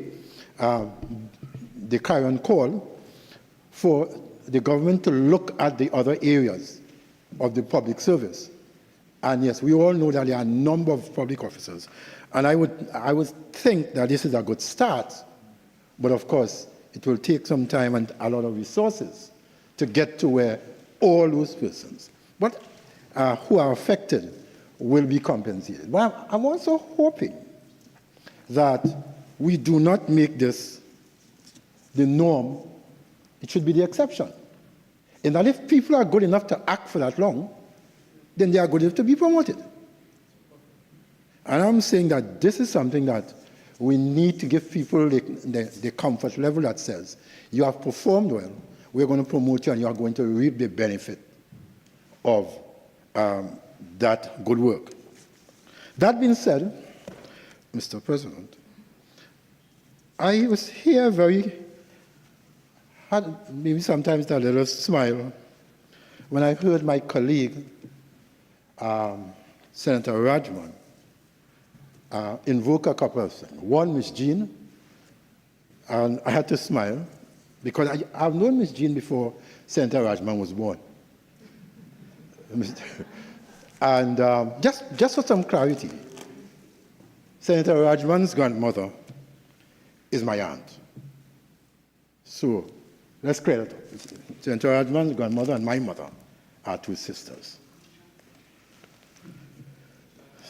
So that being said, I want this to be seen in the way it's meant. The issue here where the name of Ms. Jean was invoked was an issue of penalty and not one of registration. For Ms. Jean to be registered and comply with the law is 2 tulum and 2 sugar cake. $35. And I'm sure that if Ms. Jean is given the right information, she will understand because Ms. Jean is pretty advanced in age. She will understand the difference between a penalty and a registration fee. So I wanted to clear that up. Then I sat here and I was told how hard the place is, and I agree, the place is not as good as it should be. But I want to deal with Tobago. And because she raised a number of issues as it related to Tobago's economy. But I wanted to say to the senator, your memory can't be that short. Your memory cannot be that short. Mr. President, in the year 2021, there were 2 elections in Tobago, 2 Tobago House of Assembly elections. And between the first House of Assembly election in January and the second House of Assembly election in December, the then Tobago House of Assembly spent just about $800 million on projects in Tobago when their budget was just about $250 million in development budget. What does that mean? It means that when the new administration came in December of 2021, they owed in excess of $1 billion to contractors, $1,000 million. And you want to know why the place hard? You want to know why the place hard? It is hard because even up to that time and proceeding up to last year, the percentage of the budget that was allotted to the Tobago House of Assembly, especially in the development area, never met 250 million. So even if you had paid every cent of your development budget to offset the bill that you got, in the 4 years, you still would not have paid off the bill that was inherited from the previous PNM administration for 1 year of trying to win an election that they knew they could not have won. And we want to know why the place hard. That's why the place hard. At the same time, we had a situation that we were coming out of COVID. And even after COVID was finished, well, during COVID, of course, you know, the travel between the islands, travel all over the world, were restricted. And so when the end of COVID came, and we realized that the last flight, in fact, I started this in 2011, 2020, the then Prime Minister, now Prime Minister, that every night at 8:30, Trinidad used to secede from Tobago. Because the last flight leaves Trinidad at 8 o'clock and leaves Tobago at 8:30. So every night at 8:30, Trinidad used to secede from Tobago. It took the entire life of Caribbean Airlines, Titas, and all the other airlines. It took the then People's Partnership Administration to change the flight times, to let the last flight leave Tobago at 2 a.m. What happened? The last administration cut it back to 10 o'clock. And we want to know why all the tourists wasn't coming. Thousands of people could not have gotten into Tobago. Thousands. It took this administration, again coming up with Salbice's administration, to come back and say, let's move the flight back to later in the hour. And we're hoping that it will get back to 2 o'clock. It is now 12 o'clock. But the previous Minister of Finance, that was Corporation Sole, he had no interest in Tobago. He had no interest. In fact, he will tell the people from the Division of Finance, when they're discussing the budget, I'm not interested in only getting that. But he had enough interest to make sure his son got a job in Caribbean Airlines when everybody else had to wait. We want to know why they play so hard. You see, we need to be, I am always very careful. I'm always very careful that I look things from all sides. I would not be here, stand here today and say that the previous administration did not do anything right. I will say they didn't do enough right, especially by Tobago. I've heard my colleague, Senator Rajman, speak about the times and the major holiday periods and things, and it's not so good. And I don't know where that information comes from. You cannot get a flight to Tobago from Thursday to Saturday, no weekend. And a weekend like this one, you can't get one from Wednesday. If you go into Tobago, what has happened is that Tobago is now the preferred destination for people from Trinidad for almost every weekend, and there's another reason for it. And it started under the previous administration, so I'm not saying that it started now. The reason is that people were not getting foreign exchange. Check 2023 and 2024, and then look at last year. We had a situation where more than 1 million seats were sold by Caribbean Airlines between the islands. That's a new high. It's a new high because people have come to Tobago and they have seen what Tobago looks like. You know, I used to live both places at some point in my life. And I met people who didn't have a clue as to what Tobago looked like. They only heard something. And they judge Tobago based by what somebody who have never gone to Tobago tell them. They have come to Tobago, bioluminescent. A lot of people do interact up to today does not know that Tobago have, you can, at a certain time of the year, there's bioluminescent that you could go and admire. There are people here who does not know that at a certain time in the year, Tobago has whales in the wild and dolphins in the wild. People go all over the world to capture dolphins in the wild, and we see them right in Tobago. And people are increasingly, coming to terms with those things. You don't have to go to the Maldives and to a number of other places. You can come right to Tobago and admire them. So I don't know what this idea that Tobago is harder than ever, that's a fallacy. And to score points, we must just tell the truth and move on. We don't have to make up stories in order for one organization to look good or to look bad. And we can go on and on with a number of things. And the Tobago Carnival, I spoke about it in this house already. 20-something years ago, when Tobago Carnival was first touted, it was touted by 3 people. A young lady who died, God rest her soul, named Gemma Bedlow, Sandyford, Terry Sandyford and Asho Jack. And he'll get killed. See, all kind of thing. Tobago Carnival is going to be 5 years old this year. 5 years. Yet, last year alone, there were more than 40,000 visitors to Tobago for Tobago Carnival. It can't be that hard, man. The truth must be told.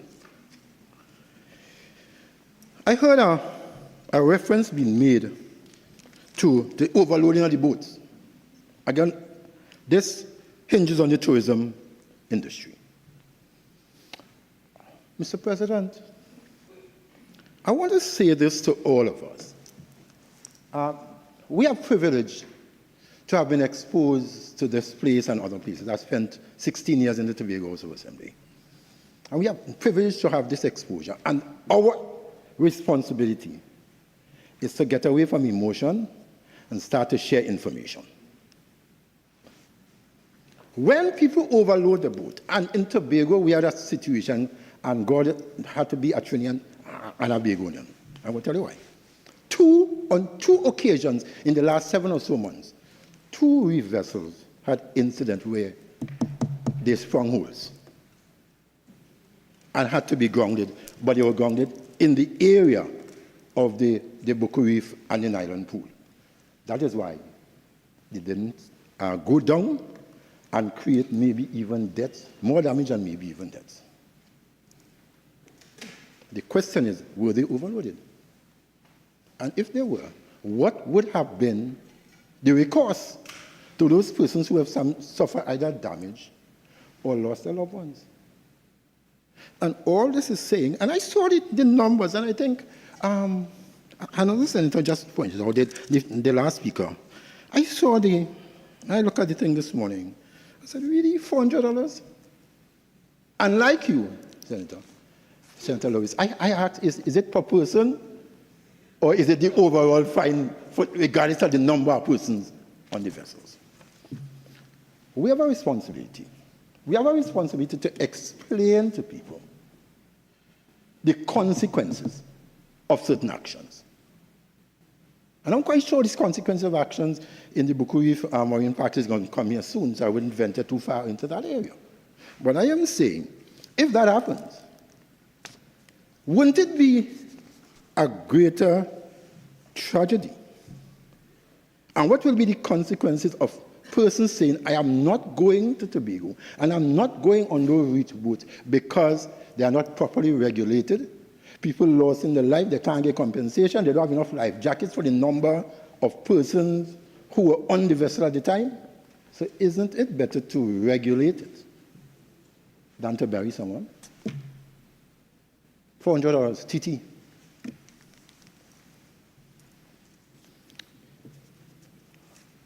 You know,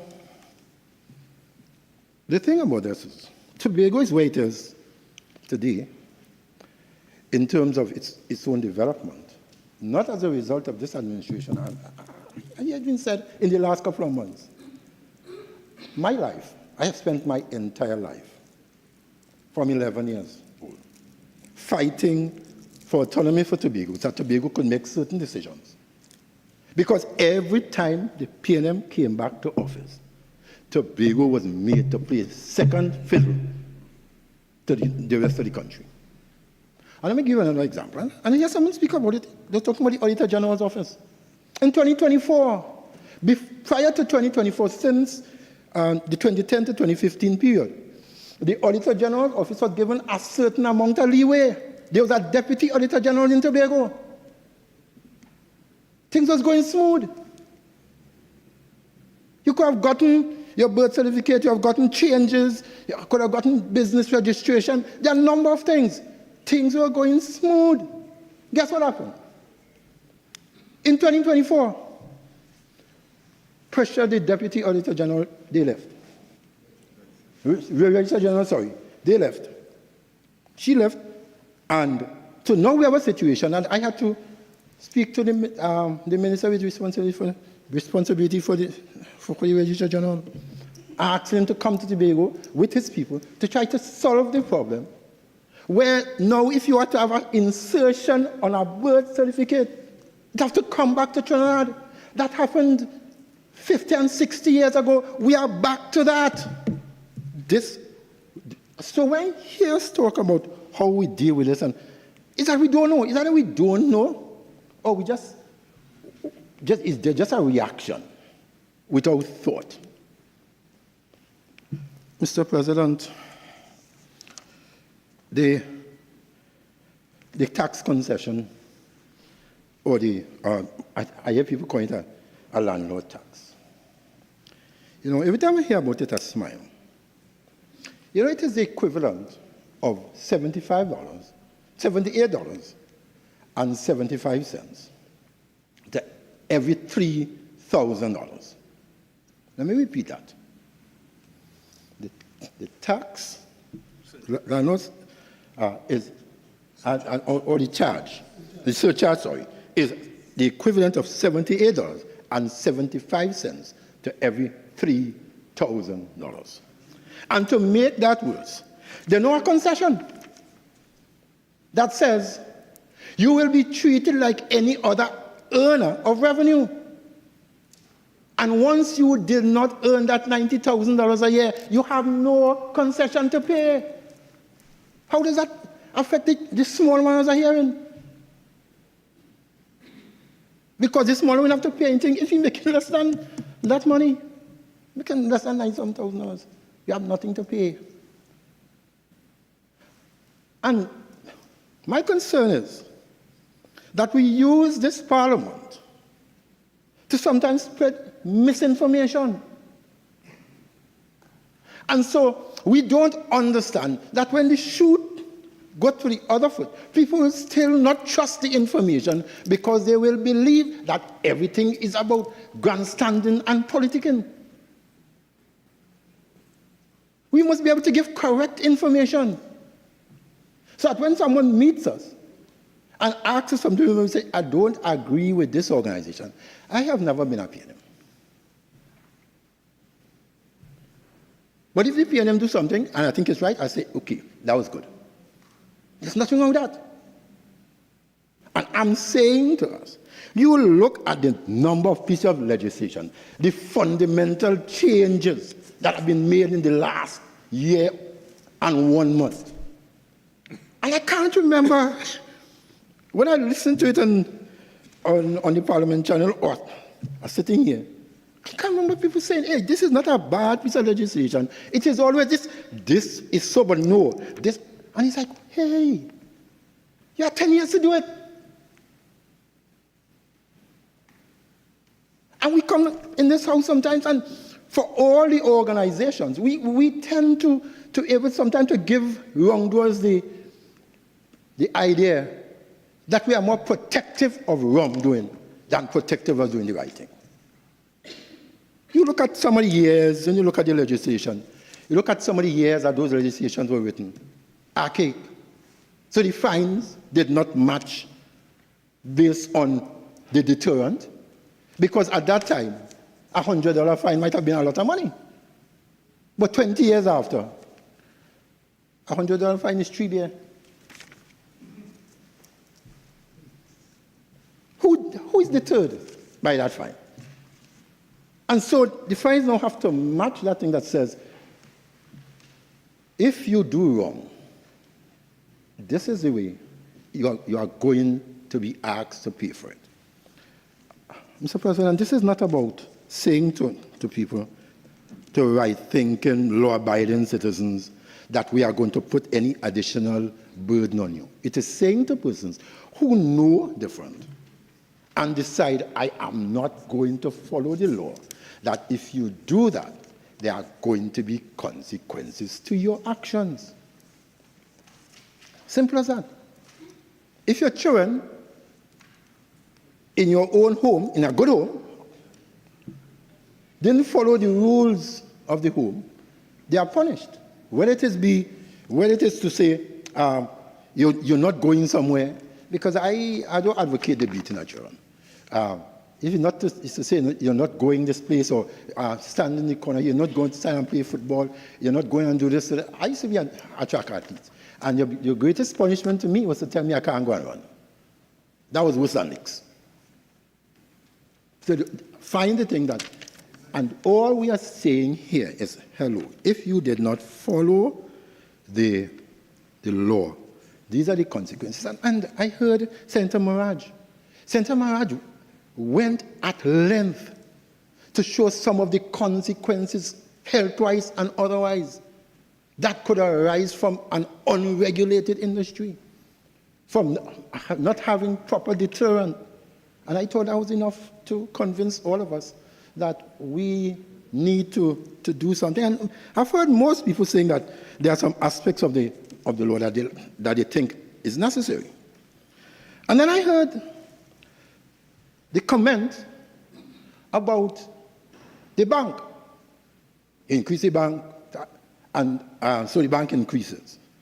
And I am hoping that at some point the government will have to step in and deal with institutions that, regardless of their profit margin, they believe that they have to squeeze every cent out of you.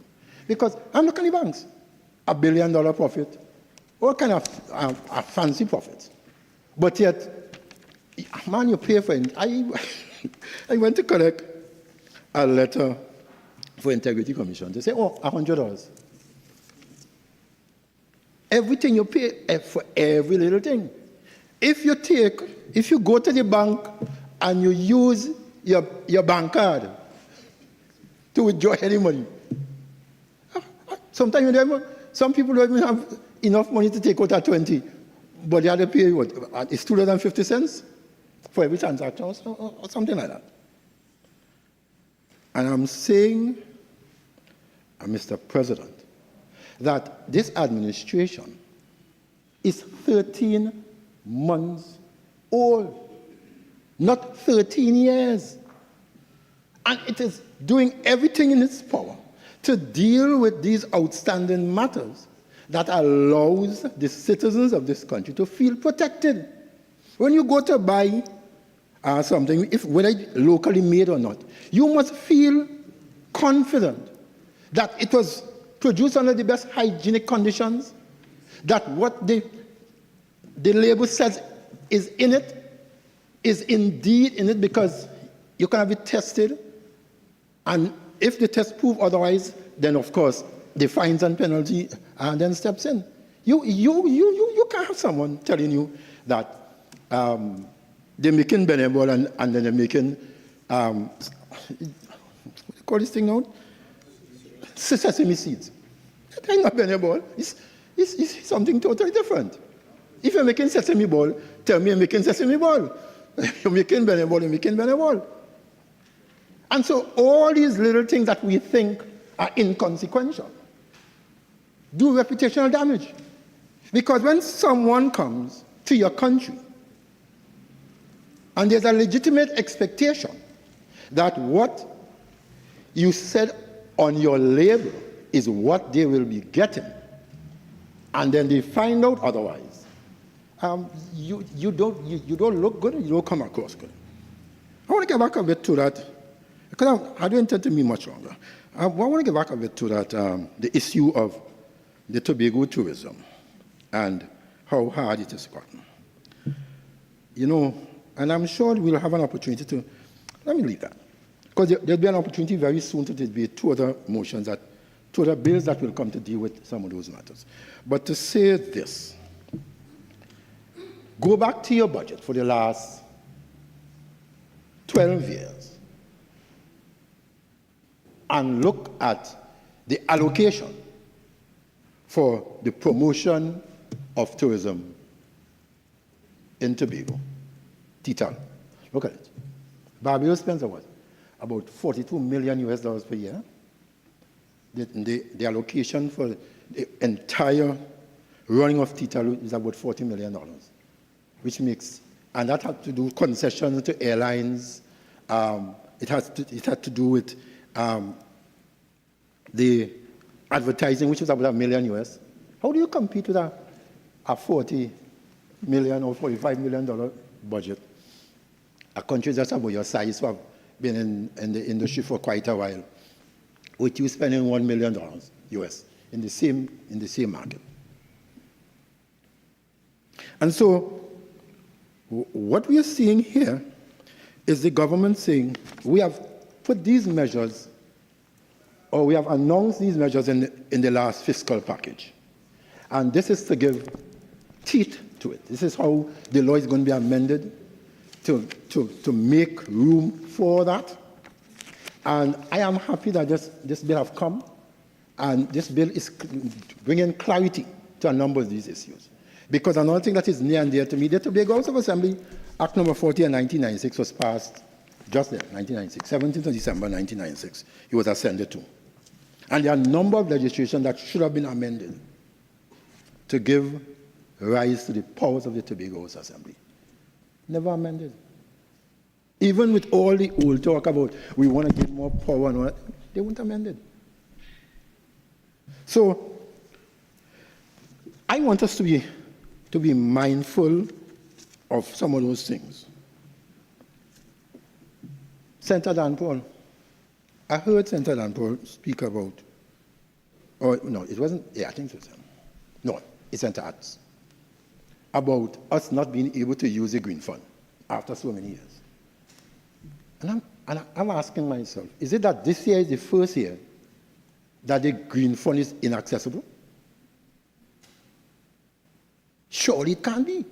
Because if they're talking about how much money in the Green Fund, and you can't take it out, it means that whatever legislation needed to be amended should have been amended a long time ago. So we come to this, it's a new thing, and say, hey, we need to look at the Green Fund, because this thing about persons making contributions to this thing go end up just like the Green Fund. Listen, the Green Fund, we had the Green Fund to deal with for years. Yes, just nothing was done. So I don't know if it was a Green Fund or a green scam. Because if you take people money and it can't be used for what you say it is meant to be used for, then you're scamming the population.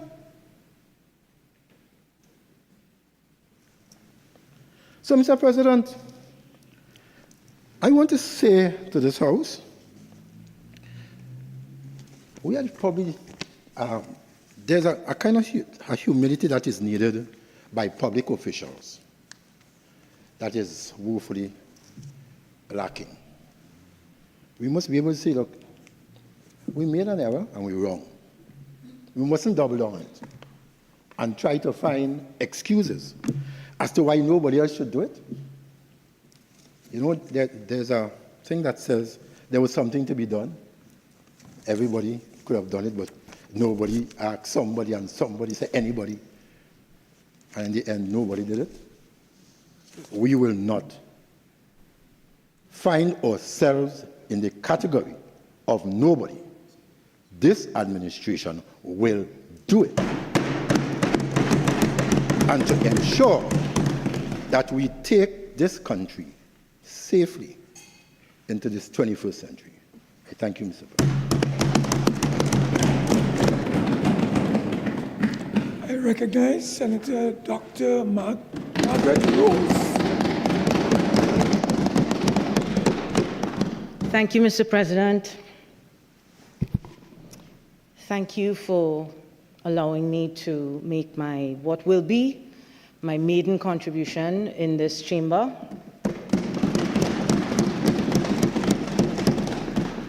I ask that you permit me just 1 minute to thank the Leader of the Opposition for giving me this opportunity to serve the people of Trinidad and Tobago, and also to thank my colleagues across the aisle, my colleagues alongside me, and my colleagues behind me for so warmly welcoming me to this chamber.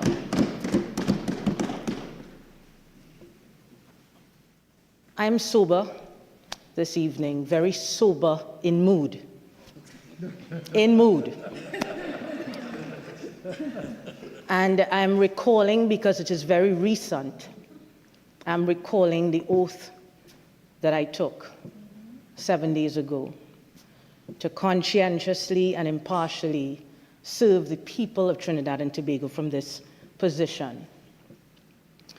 And what that means to me, Mr. President, is that I am not here to oppose the government for opposing the government's sake. I am not here if the government proffers a new policy measure, a policy shift, a legislative change that will serve the people of Trinidad and Tobago. I am not here to put obstacles in the way. I am not here to perform for a gallery. I am not here for cheap politics. I am here to serve the people of Trinidad and Tobago. But what that also means is when policies and bills are brought before this chamber, and I look at these policies and bills, and I am seeing in these policies and bills that there is a requirement for greater scrutiny, accountability, transparency in service of the people of Trinidad and Tobago, I will speak without fear of recrimination and without hope of favor. And so I am in a very sobered mood this evening.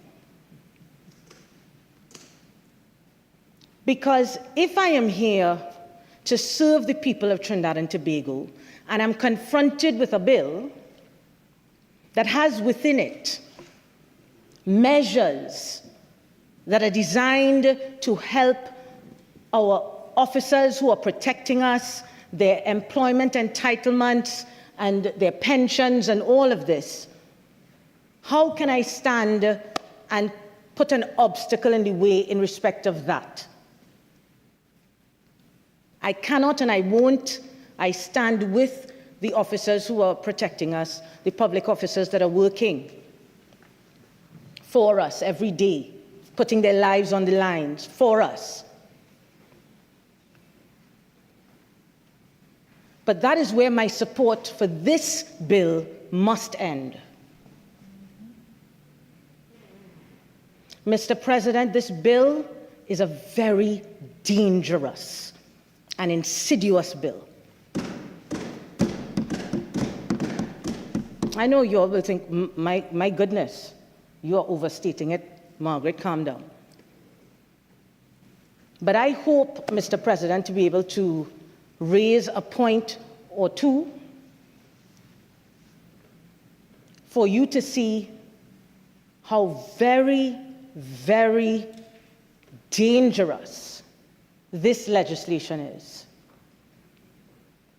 I am not going to repeat points that have been made by my colleagues on this side and on the independent bench, well, the independent senators, apologies, Mr. President. I'm not going to repeat them, but I endorse all of the comments that have been made already. The Honourable Minister of Finance came here today and said at the opening of his speech, this is a very simple bill. And then when he closed the speech, he says this is a very, very simple bill. Emphasized it again, very simple bill. I am saying to you, Mr. President, nothing could be further from the truth. This is not a very or a very, very simple bill. Yes, there are fines, and much has been said on both sides about fines, and it's about breaking the law, and if you're breaking the law and you're getting a fine, who can say that that is bad? I would say this, I would support what Senator Atz has said about how policy is made. We don't just come here and put measures in place by VAPs. We don't just wake up and say, oh, the penalties were from how many years ago, they're so low, let's raise it. That is not how policy is made. At least, for the last 10 years, I have been researching policy. So people see me as public procurement expert, but for the last 10 years, what I have been spending my time doing is researching how policies are made. And we cannot do policy by VAPs.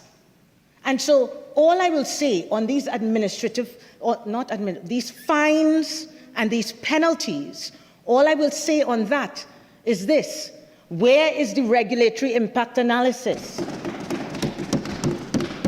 Where is the proportionality analysis?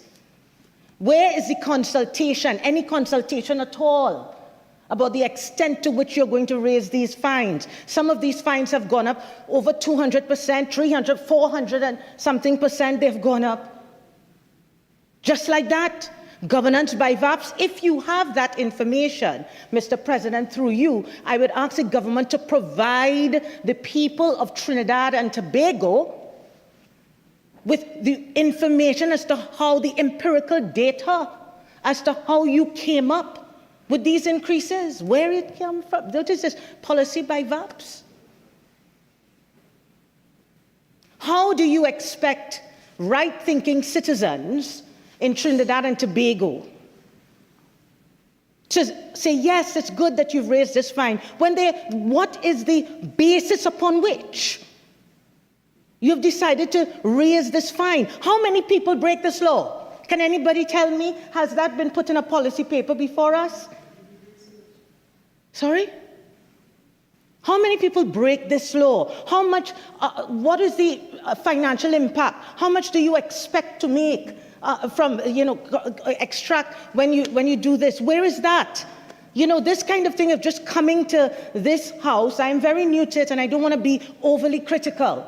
I respect everyone in this chamber, but just coming and saying, oh, it was an old thing and we're going to increase it now. We need to do better, in my view. We need to do better for the people of Trinidad and Tobago.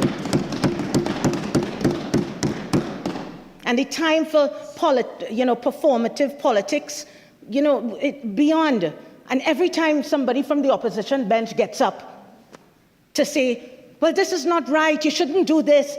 Oh my God, PNM, you did it for 10 years. Oh my God.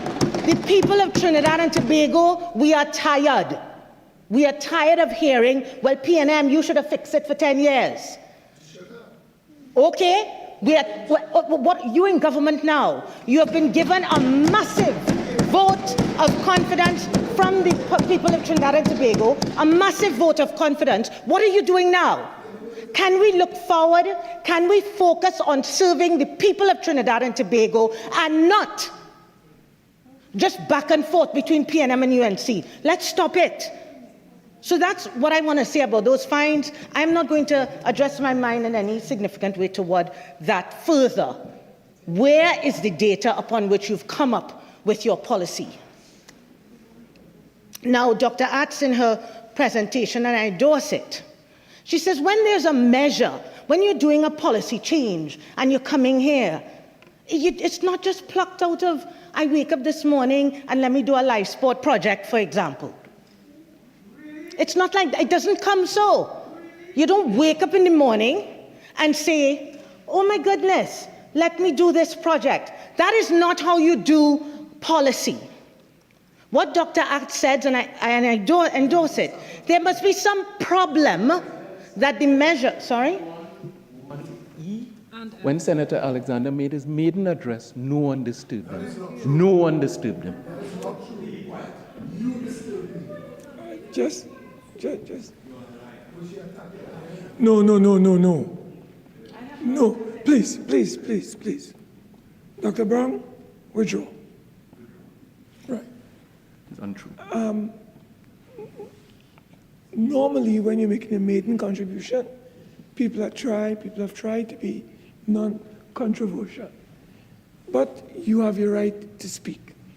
I will ask my colleagues on all benches to, and particularly where I'm getting the noise from, please allow Senator Dr. Margaret Rose to speak in silence. It is a maiden contribution. Senator Margaret. Grateful, Mr. President. So the point I was trying to make about the measures, once you have a measure in a bill, as you have it here, as Dr. Atz has said, there must be some problem that this measure is seeking to solve.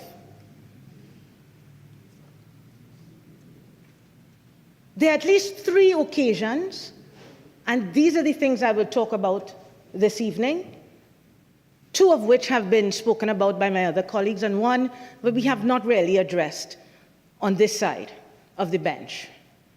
There are at least 3 occasions where the problem you are attempting to solve is not very clear. And that's one of the reasons why these measures are potentially dangerous. I will share the other reasons why, but that's one of the reasons. What problem are you trying to solve? So when we look at the point that Senator Alwari raised about Clause 25 and the amendment of the Companies Act to allow a company by itself or any other company to take itself off of the registry, what is the problem that is being designed to solve? Has anyone on the government side, Mr. President, come to give us any policy rationale, any basis at all, any consultation, any data about issues that they're having to justify that proposal? I think Senator Alwari did a good job of explaining the dangers around that proposal, and I will leave it there. But on what basis is the government, Mr. President, asking us to put up our hand and say aye? On one hand, we have all of these measures to support the officers, and we want to say aye. I do. But how can I say aye to measures that have so much potential for abuse? No guardrails. And I'll go to the second area, which is very, again, opaque, strange, and that is the amendment to the Exchequer and Audit Act. Clauses 20, 21, and 22, which, if taken together, is a little fiscal regime whereby we can receive, the Minister of Finance, the Honourable Minister of Finance, can receive private donations in a way, as Senator Dan Paul has said, we are strangers to it in the history of Trinidad and Tobago. We have never seen anything like this, that a minister can receive donations from private individuals, from persons and corporations, which the minister certifies. We have a whole regime for the receipt of public monies. under the Exchequer and Audit Act, where there are named persons who are receivers of revenue, where there are votes and allocations in respect of how we trace and follow public money. And we just, in a finance bill that is supposed to be a bill designed to enact, the budgetary measures that you've discussed and all of that, all of a sudden we see this triune clause framework whereby the minister can receive this money into the fund and issue a certificate for it. And then in 21 and 22, if an individual has done that, they could get back at least $20,000 in tax deductions. And then if a corporation does it, you could get back at least $100,000 in tax deductions. What is this? Mr. President, look at what has been created here. Money coming in, money going out. That looks like it may not be.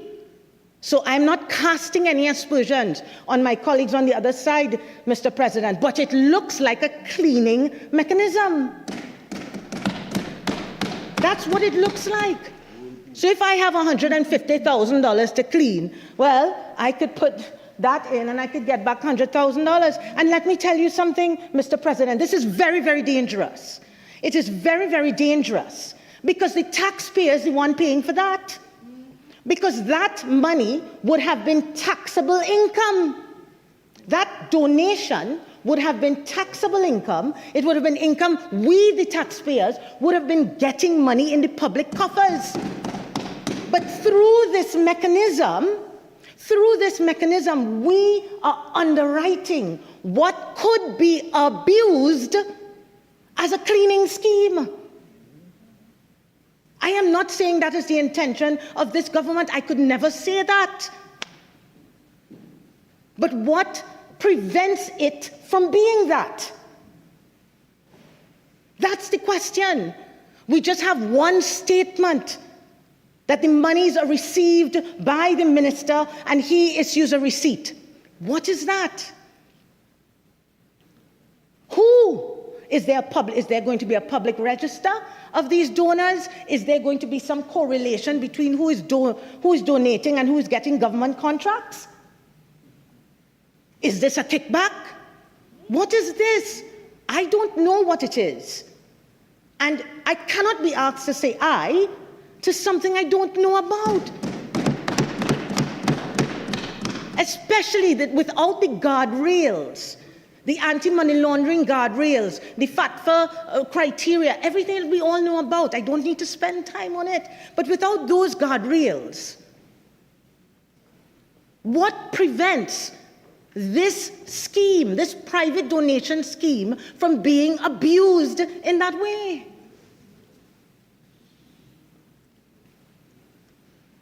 There's also a little problem with it, if I want to go legal and technical with you all now, right? If you look at that section 20, section 22B, where it says a fund is established, 22A, sorry, in accordance with this section, a fund established in accordance with this section may also include money donated by any person. And the section that they're referring to is section 43, right? Now, section 43, if you turn to section 43, of the Exchequer and Audit Act, section 43(2), wherever monies are appropriated by Parliament to establish a fund. So the funds must be established in accordance with section 43, and that's 43(1). And 2, whenever funds are appropriated by Parliament to establish a fund, the Treasury may establish a fund to which money so appropriated may be credited and from which monies may be expended for the purposes. So at the end of the day, if section 42(2)(8), clause 20, which is amending 43 and now 2A, is coming to say a fund established in accordance with this section may also include money donated by any person, then what fund, I am asking through you, Mr. President, is this private money going into? Because there must be a fund established under section 43 in which this money is going into.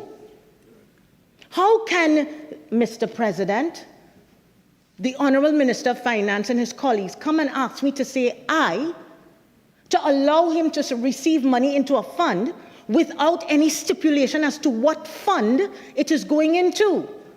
In this bill, there is no reference to any specific fund. In the bill, there is no reference to any specific fund. We heard the Honourable Minister on Wednesday, and he also came here today and started talking about a women's health fund. Well, if it is a women's health fund, why has that fund not been established? And then you come, establish the fund properly under Section 43, and then you come and say, listen, I want to do this new thing we've never done before in the history of Trinidad and Tobago. I want to receive private donations only into this Women's Health Fund to help with period poverty, a big problem in Trinidad and Tobago, no doubt, right? And then come separately, because that raises another point about this omnibus legislation. This is supposed to be about finance and fiscal measures and all of this sort of thing. But what you find is that there are significant policy changes happening here. Substantial. What is this? This is a constitutional change. It's about how do we constitute the public purse? How are we constituting the public purse? Senator Al-Rawi was right. For the first time, we are now going to be commingling private, so-called private money into a public money fund. Now, I think, in my analysis of the law, that once a public official receives private money, it is immediately converted into public money. If you look at the definition of public monies in the Exchequer and Audit Act, it says so. If you look at the definition of public money in the Public Procurement Act, it says so. So it will convert into public money, but then it runs into the same danger that Senator Al-Rawi pointed out, because suppose that is terrorist financing that has come in. I'm not saying to the government that the government has done that. The government may not know where the money is coming from. But let's say the money comes in from some nefarious channel, and somewhere internationally they decide they're going to trace it, and they come to Trinidad. Do you see the problem the people of Trinidad and Tobago are now in?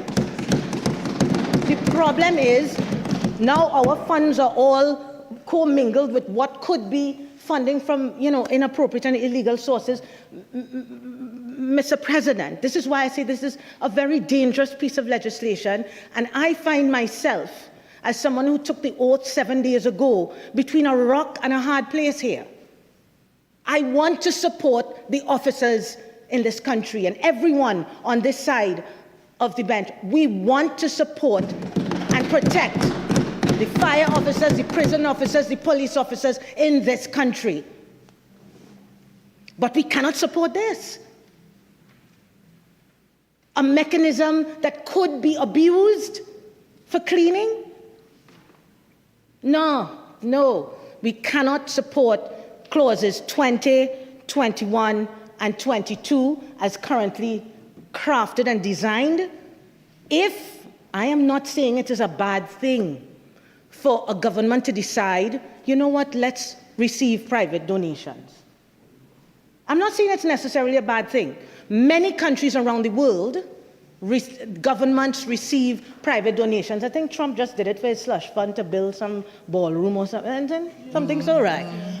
But I'm not comparing us with Trump.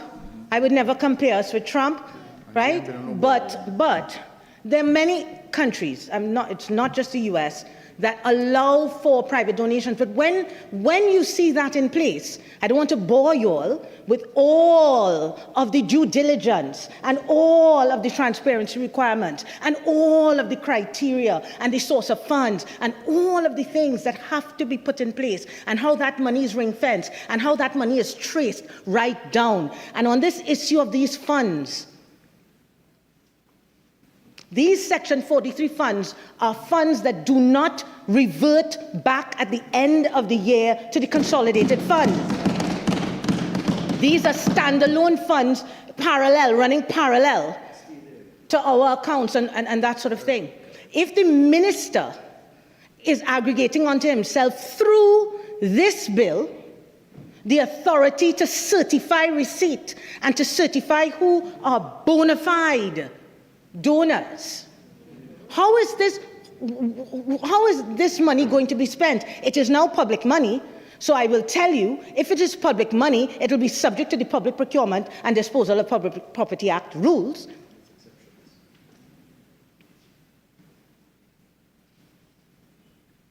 You know, this is a very serious situation, and this is why I'm in this mood this evening, because, you know, the government has the majority, and these things will pass. These things will pass.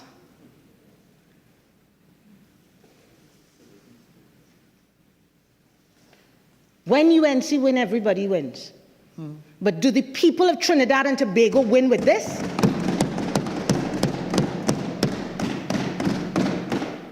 Now I want to go to another point. It will be my last point.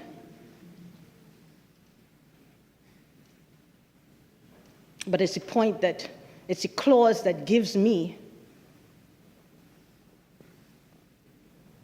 some of the most ear, because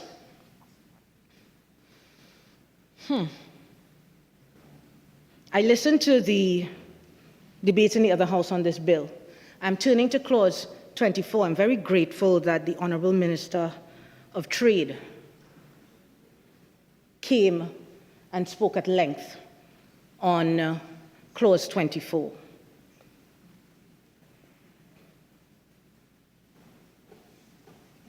Clause 24 is a problem.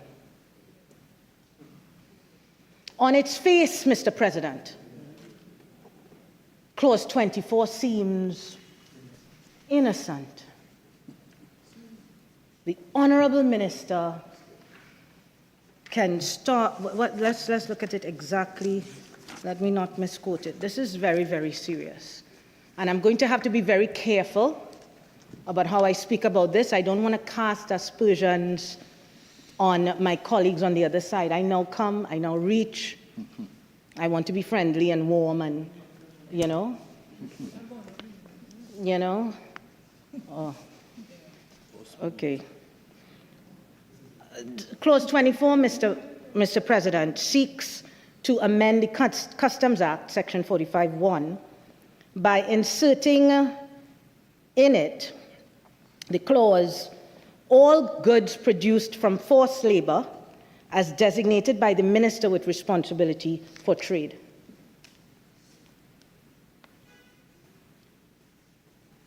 Now, let me be very clear to the people of Trinidad and Tobago and to my colleagues in this chamber. I am a descendant of slaves and indentured laborers. So I am certainly not an advocate for buying goods and importing goods where forced labor has been used. And before I say anything further, I want that to be made abundantly clear. I am not advocating for us buying for goods made from forced labor. But we have to be more critical about what we are doing. First off, I have a lot of respect for the Honourable Minister of Trade. When he was appointed as the Minister of Trade, me personally, along with many people in this country, were like, wow, what a Minister of Trade. Global pioneer, massive businessman, huge expertise and experience. So what I'm about to say is not personal, and it's not about the office. It's not about you, Melinda, colleague, through you, Mr. President. But we cannot allow a minister of government to be making decisions on its own, just on what goods are imported, what goods going to be banned. Every morning you could wake up and say, well, oh, no, I'm not going to do this. Oh, no, we don't want this good. We don't want that good. No, it doesn't work so. You are telling the people of Trinidad and Tobago, you're telling small businessmen in Trinidad and Tobago that if we want to buy beads to make our costumes for Carnival, and they're coming from China and all of that, and their issues in relation to China, and we'll go into what this is about, right? We can't import those goods. Well, so first, there's an issue on the arrogation of that power to a ministerial level. That's the first problem with it. But there's a bigger problem. There's a bigger problem. And the bigger problem is, has this government been honest with us as to why this clause is in this bill? I sat and I listened to the Honourable Minister of Trade today, and I waited for him to say why this clause is in this bill, other than it is morally necessary and it is economically sound, and we are we are evolving and putting things in place so that we can meet international trade standards. That's what I heard. And I kept waiting. Because I believe the people of Trinidad and Tobago need to know this.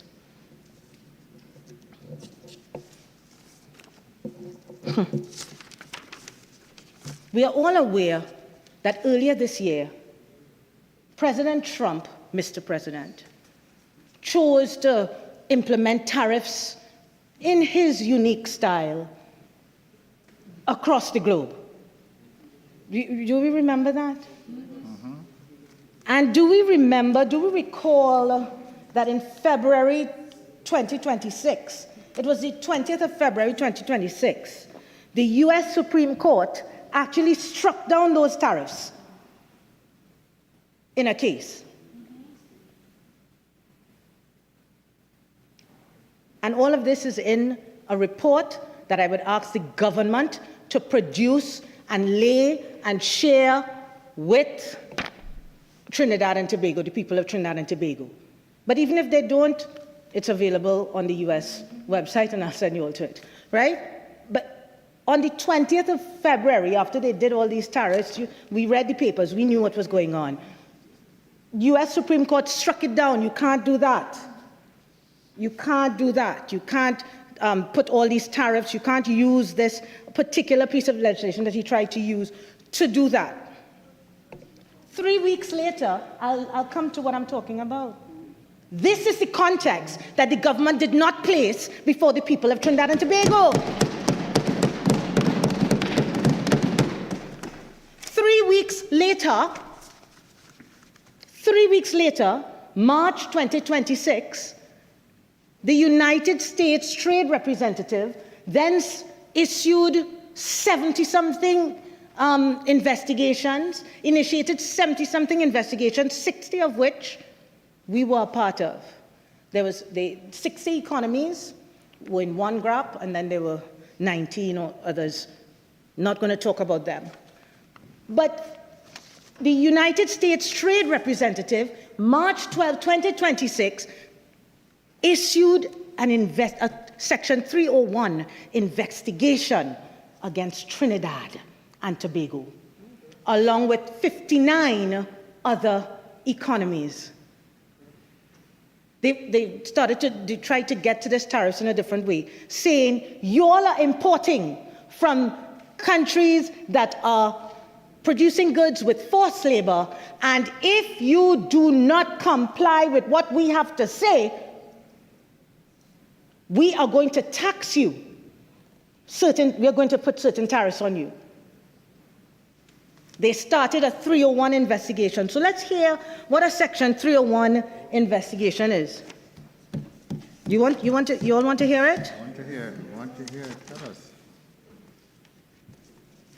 So a Section 301 investigation, Section 301 of the Trade Act, the U.S. Trade Act, authorizes the U.S. Trade Representative to take action to address acts, policies, and practices of a foreign country that are unreasonable or discriminatory and a burden or restrictive on not people who are enslaved, on U.S. commerce. That's what this action was about. Section 301, investigation, action initiated by the U.S. Trade Representative. This is the report. This is the report. 60 economies were investigated to see, are you accepting goods that are produced by forced labor? Because if you are, we are going to tariff you. We're going to give you tariffs. This is 3 weeks after the U.S. Supreme Court struck down their attempt to tariff in the very avant-garde way that Trump started with. So they went this way now. And do you know what happened in this? But were we, the people of Trinidad and Tobago, told about this?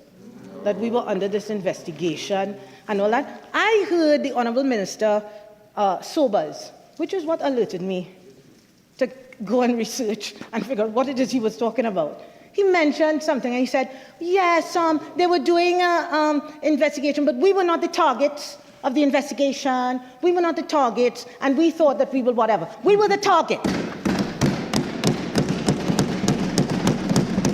We were one of 60 economies that were targeted. And here is a report which you can go and download online, but I think that the government of Trinidad and Tobago owes us a much more fulsome explanation for Clause 24.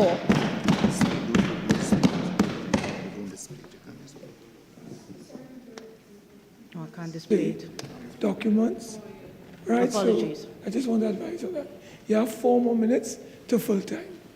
Continue, please. All right. Well, in that report, let me just very quickly say, 54 countries were found to not have any policies, laws, rules in place to prohibit forced labor. Trinidad and Tobago was one of those 54 countries. Economies, I will say, because the EU is one of the 54. So I can't say 54 countries, it's 54 economies. And the others, the remaining of the 60, the other 6, and I'll call out the names shortly, they were found to have the rules in place, but they were not effectively enforced.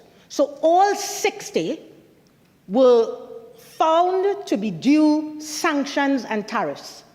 And the first group, sorry? Oh gosh, the first group of 54, of which Trinidad and Tobago were a part, in this report, they said, listen, your goods now, you're going to be subject to a 12.5% tariff. Why have we not been given this context? And the other 6 economies, they're going to be subject to 10%. Clause 24, which is the clause which speaks to producing goods, importing goods that were made by forced labor. I'm trying to give the context to the people of Trinidad and Tobago what the government did not give. Because this is what happened, and let me tell you something. This thing about PNM does not have the moral authority to say certain things and all this sort of thing. How, in heaven's name, could this government have allowed the US to have the moral authority to tell us about forced labor? The US to have the moral authority to tell us about forced labor? The US built on slavery, and right now one of the most offending countries in the world when it comes to forced labor. With the prison industrial system and over 1 million people in that system, forced labor. Do you all know that Trinidad and Tobago is a signatory to the International Labour Organization Convention and rules, and we have signed on to C29. We've ratified C29 into our laws. We've ratified that, which speaks, we have laws relating to forced labor. We do have it. But do you, before I am told to sit down, do you know that the US is not a signatory to that ILO on forced labor and that C29 on forced labor? The US is not. But they are taking unilateral action against us. Against us. But let me just say this very quickly before I'm told to sit down. Let me tell you what the other countries did. Right? Let me tell you. What we did, very quickly, June 2nd, this report came. I was sworn in to this honorable chamber on June 5th and handed the finance bill with the clause. June 2nd, this report came. On June 5th, I was handed a finance bill with the clause. Is this governance by consultation with the people? I heard the honorable minister in the House on Wednesday speak to... Senator, I'm sorry to interrupt you, but it is your maiden contribution. I give you just 15 seconds to wrap up. You have expired your period. I'll give you 15 seconds to wrap up. Second, just wrap up, please. Thank you, Mr. President. Yeah. Thank you.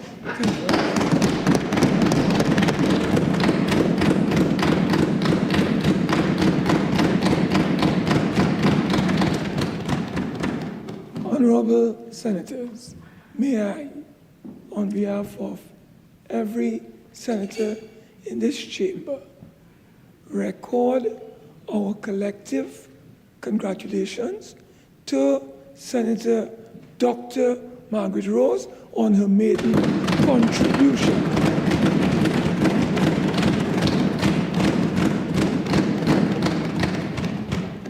I think this is a good time for us to pause for a cause, right? We will now suspend for tea, and now it's 5:19. We can return here at around, I would say about 6:05. 6:05? The sitting is now suspended until 5 minutes past 6. Okay?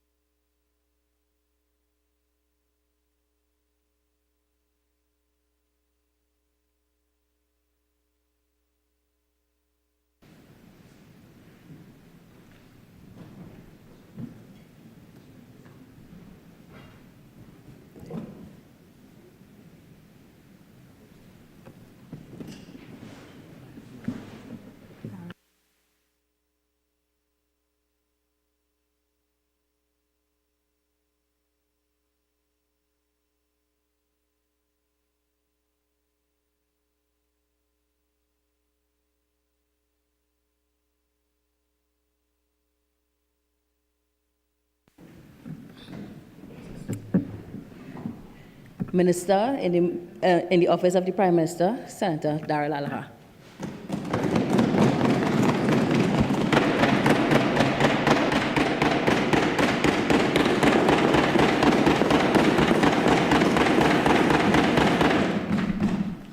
Thank you, Madam Vice President. The purpose of the pounding was really to make sure that we had a quorum, because people are trickling in. It wasn't for me. Madam Vice President, first of all, I wish to say that I didn't intend to speak in this debate, even though I was very tempted to speak after Senator Al-Rawi. I wanted the debate to unfold a bit and to see where some of the issues, the real issues, lay, and to see how we can best on this side allay some of the fears and the gaslighting that has come from the other side and some of the misinformation that has come from that side of the chamber, especially the front row.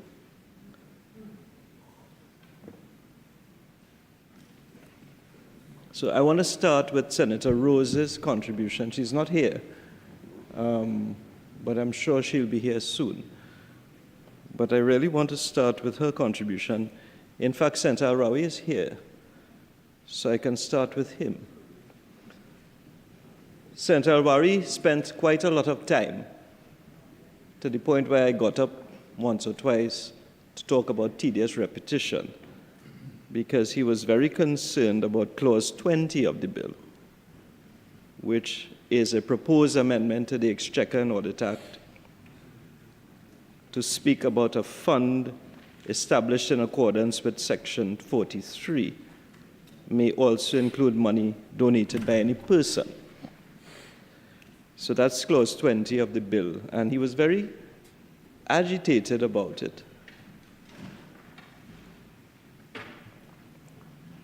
To the point where he suggested very thinly that there may be a possibility, without casting any ulterior motives, that somehow on this side there may be some ulterior motive to favor someone or some person in relation to Clause 20.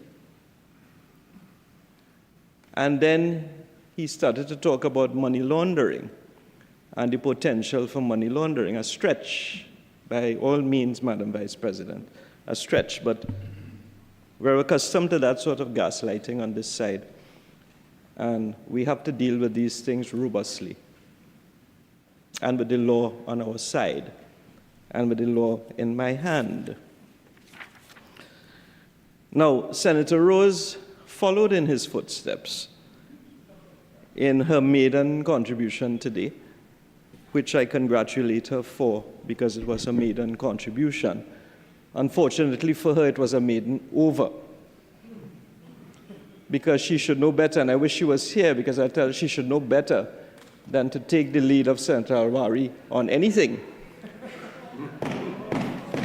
without checking the law.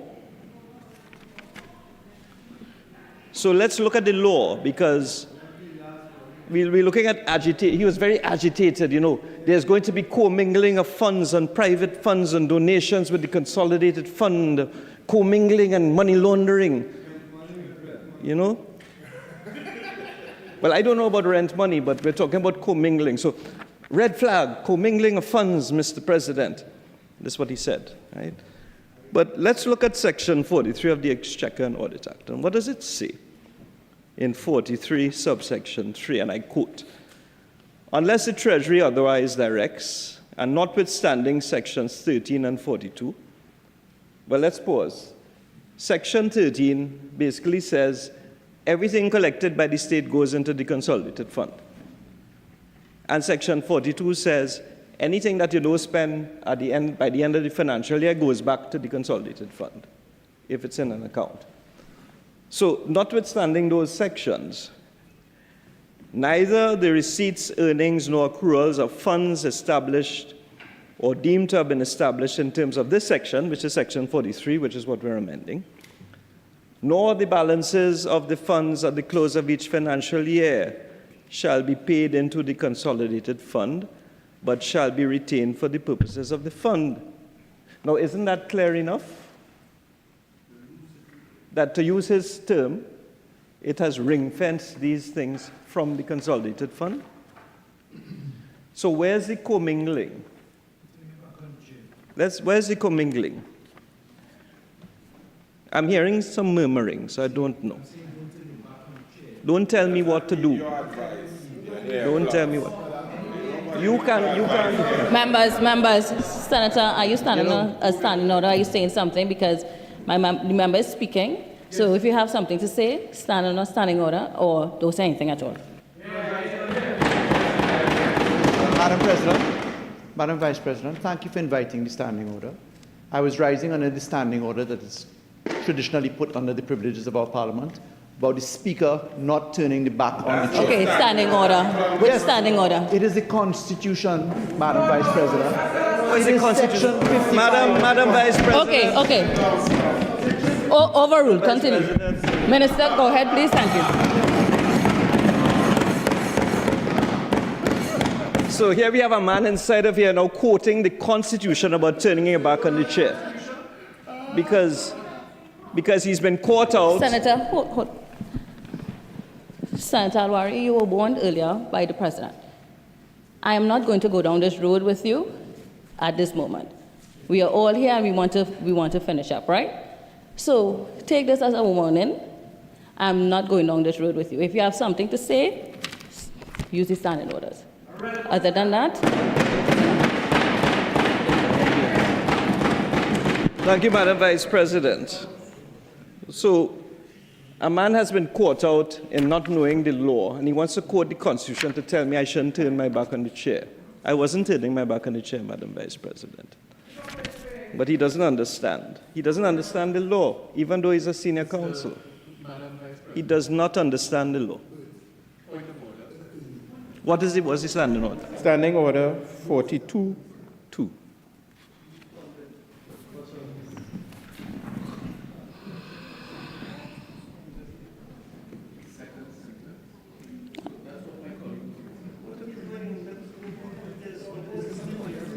I understand what your member was speaking of, but he did not say a standing order, and you know that. Listen. I'm not going to have this tonight. We are here for this finance bill. We're going to go through these clauses, and we're going to go through with order. No drama. End of story. Continue. So, Madam Vice President, here we have Senator Brown now coming to the aid of Senator Alwari, senior counsel, who couldn't quote the standing order, but says the Constitution.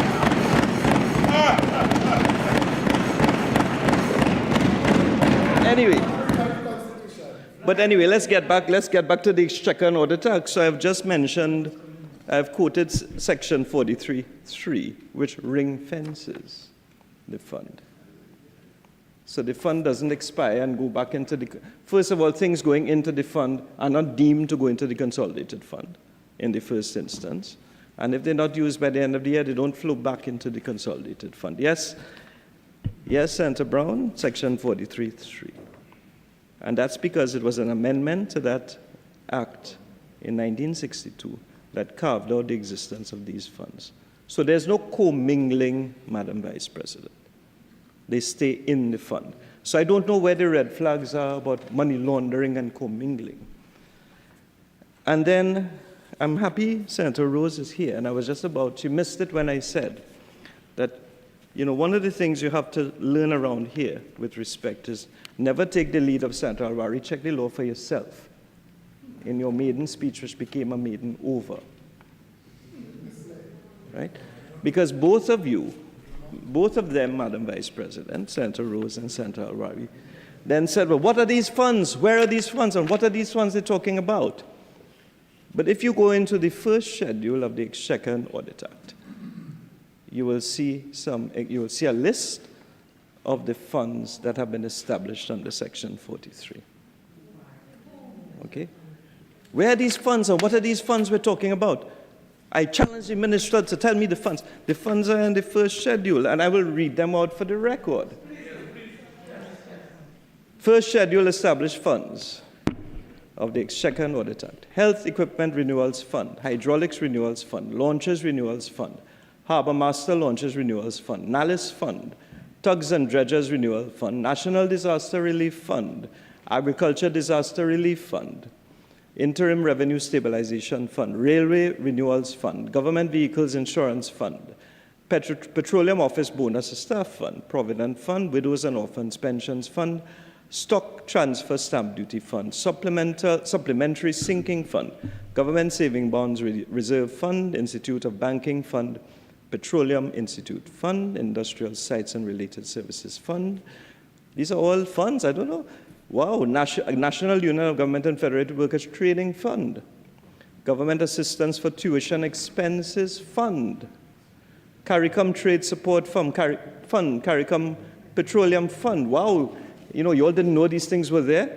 The National Wastewater Revolving Fund for Trinidad and Tobago Protective Services Compensation Fund. And there are two other funds as well that are in there, the Green Fund and the Women's Health Fund. So those are the two funds.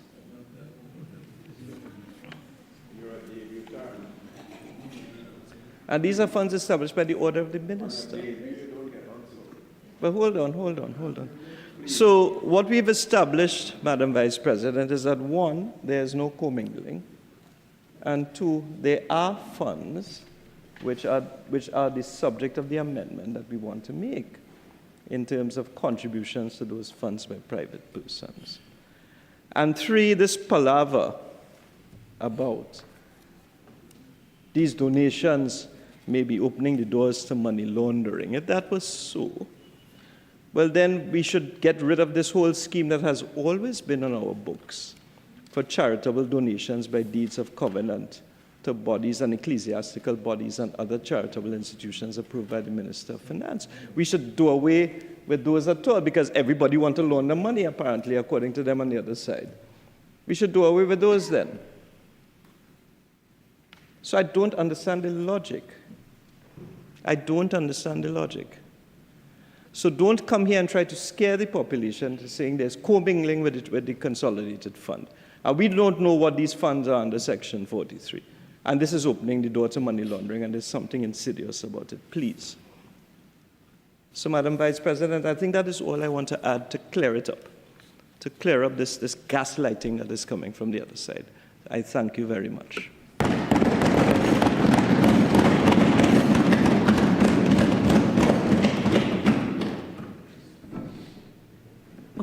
Senator Vieira. Thank you, Madam Vice President. I don't plan to be long. I just decided to say a few words after hearing the way the debate was going and to clarify a couple of things.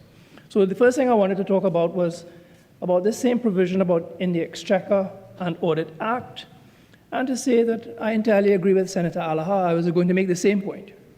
There's no commingling of the funds, and such funds are entirely legitimate under the Section 43. And when you look at the established funds, I mean Agricultural Disaster Relief, Widows and Orphans Pension Fund, Petroleum Institute Fund, CARICOM Trade Support Fund, National Wastewater Revolving Fund, there's absolutely nothing insidious or sinister about the proposed amendment.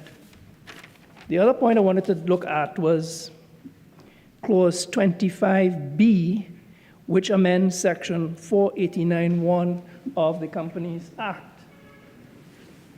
So basically what happens in that section is that under the law at present, the registrar may strike off the register a company or other body corporate in certain circumstances. And what this section is now trying to do is to expand the grounds upon which the registrar can strike out. Now, in my practice, I have often had to write to the registrar of companies asking if he would exercise his discretion to strike out a company as a defunct company, because that is a much cheaper and swifter way as opposed to going for a member's voluntary winding up. Now, the law does give the registrar of companies power to strike out a defunct company of the registrar if he has reasonable cause to believe that he's not carrying on business or he's no longer in operation.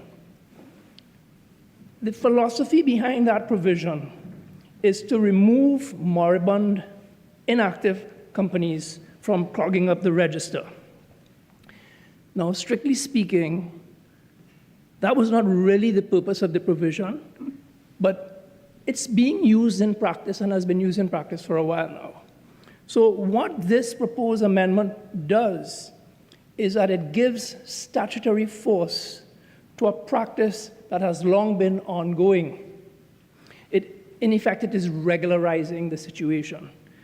And of course, the registrar is not bound to accede to the request.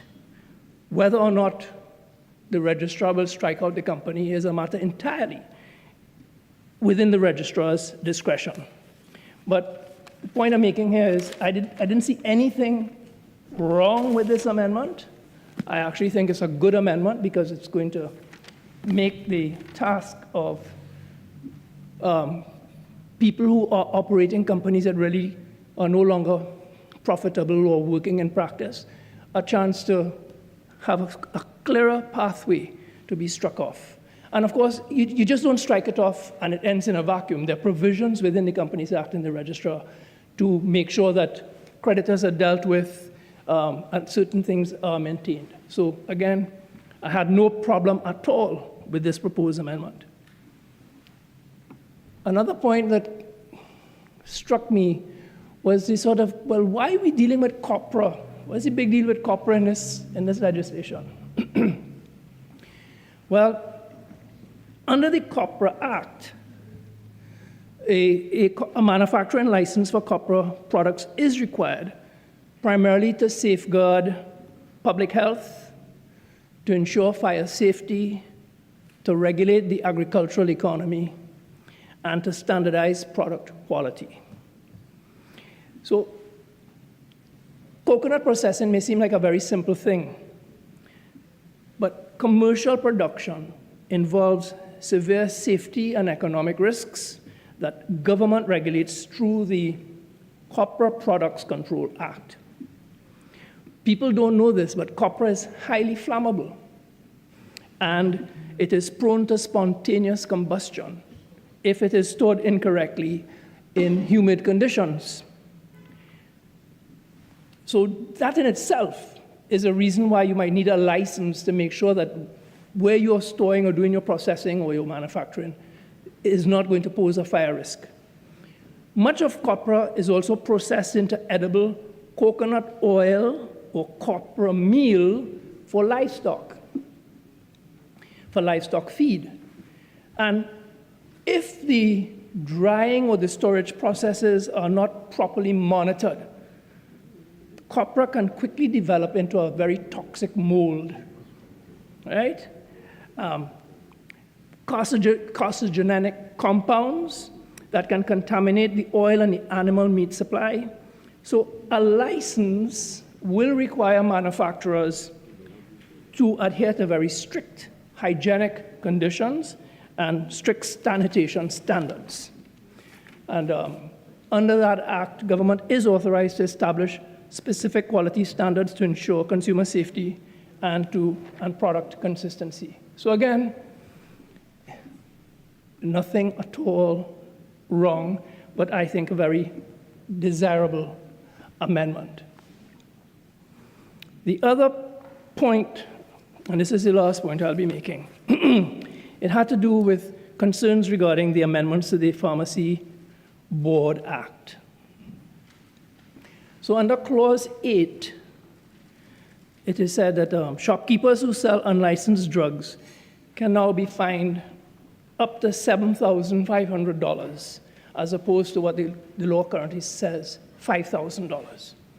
And there was some concern expressed by some speakers that we were punishing the shopkeeper while the person who is bringing in these unlicensed drugs is being allowed to go scot-free, and whether that was a fault in the legislation. So I just wanted to make it very clear that not so at all, not so at all. Because there are other laws that will deal with that concern. Persons who illegally import unlicensed or counterfeit drugs are usually dealt with under intellectual property laws, in particular trademark legislation. Under the Trademark Act, bringing in infringing goods is both a civil and a criminal offense, because the law recognizes that the effects of counterfeiting can jeopardize the health and safety of consumers. And that's a very serious crime against the state, because it can cause injury, illness, even death. See, these are essentially property and fraud offenses, and relevant legislation would include things like Proceeds of Crime Act, because this type of offense is usually linked with organized crime and money laundering, Trade Descriptions Act, Consumer Protection Act, Bureau of Standards Act, Acts Against Unfair Competition, and of course, Customs Act.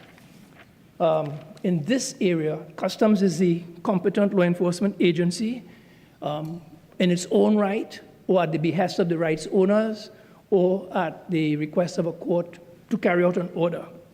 And Customs has huge powers that would deal with the importer of these infringing goods and unsafe drugs, ranging from search, seizure, and arrest, power to exclude or prohibit entry of the infringing goods into Trinidad and Tobago, or forfeiture orders to destroy the goods.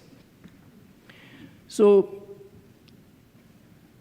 I just wanted to say that again, while I understood that it looked as though this act was singling out the shopkeepers, they're just the end in a very long chain.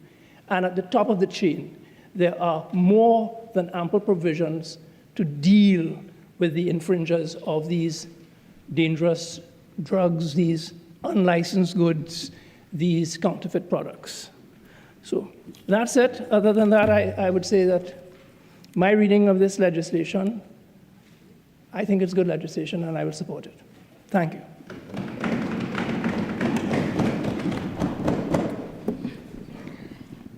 Parliament Secretary in the Ministry of Sport and Youth Affairs, Senator David Nackett.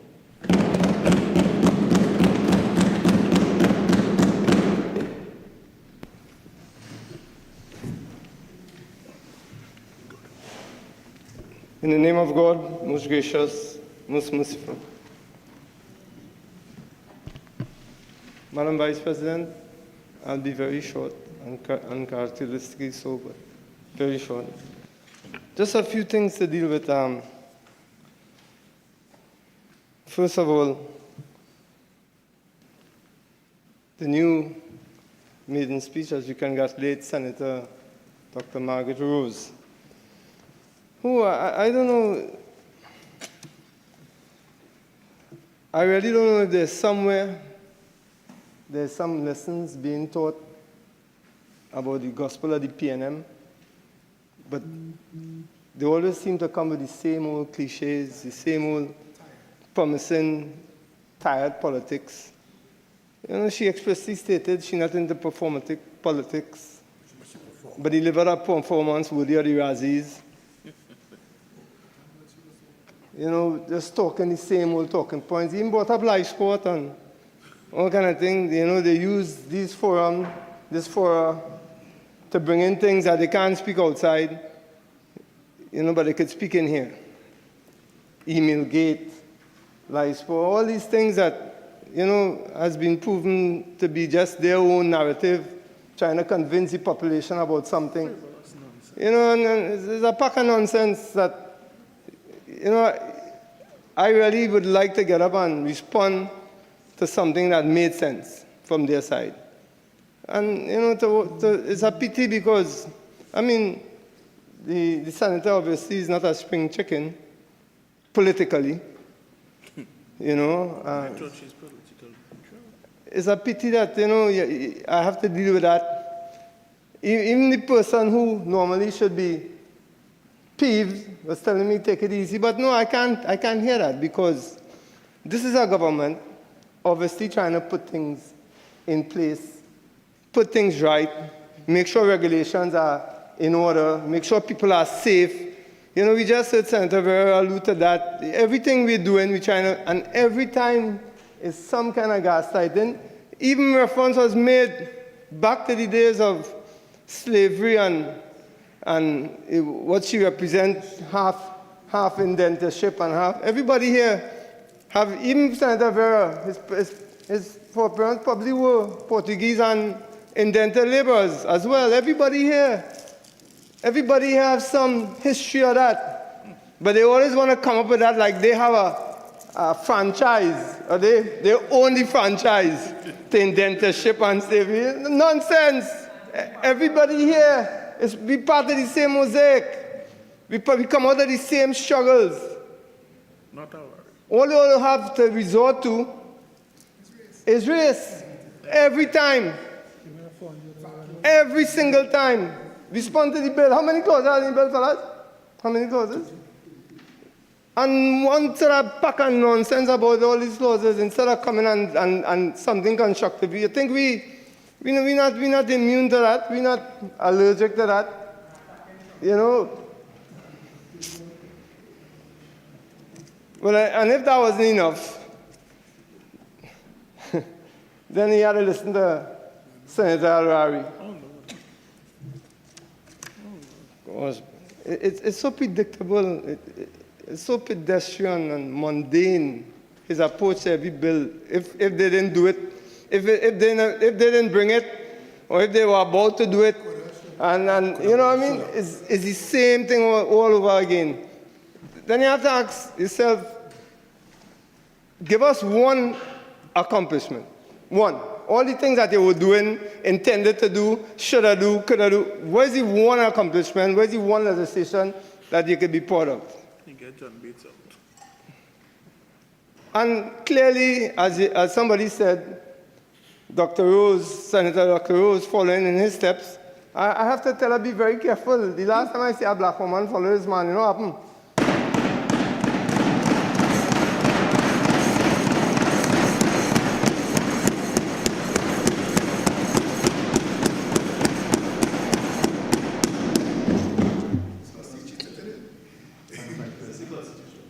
On standing order 46-1.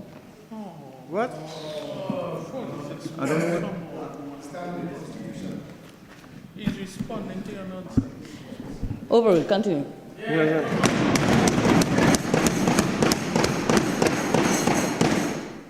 And you know, when Senator Al-Rari comes up with this kind of gaslighting and nonsense, and so he gets agitated when you respond to him.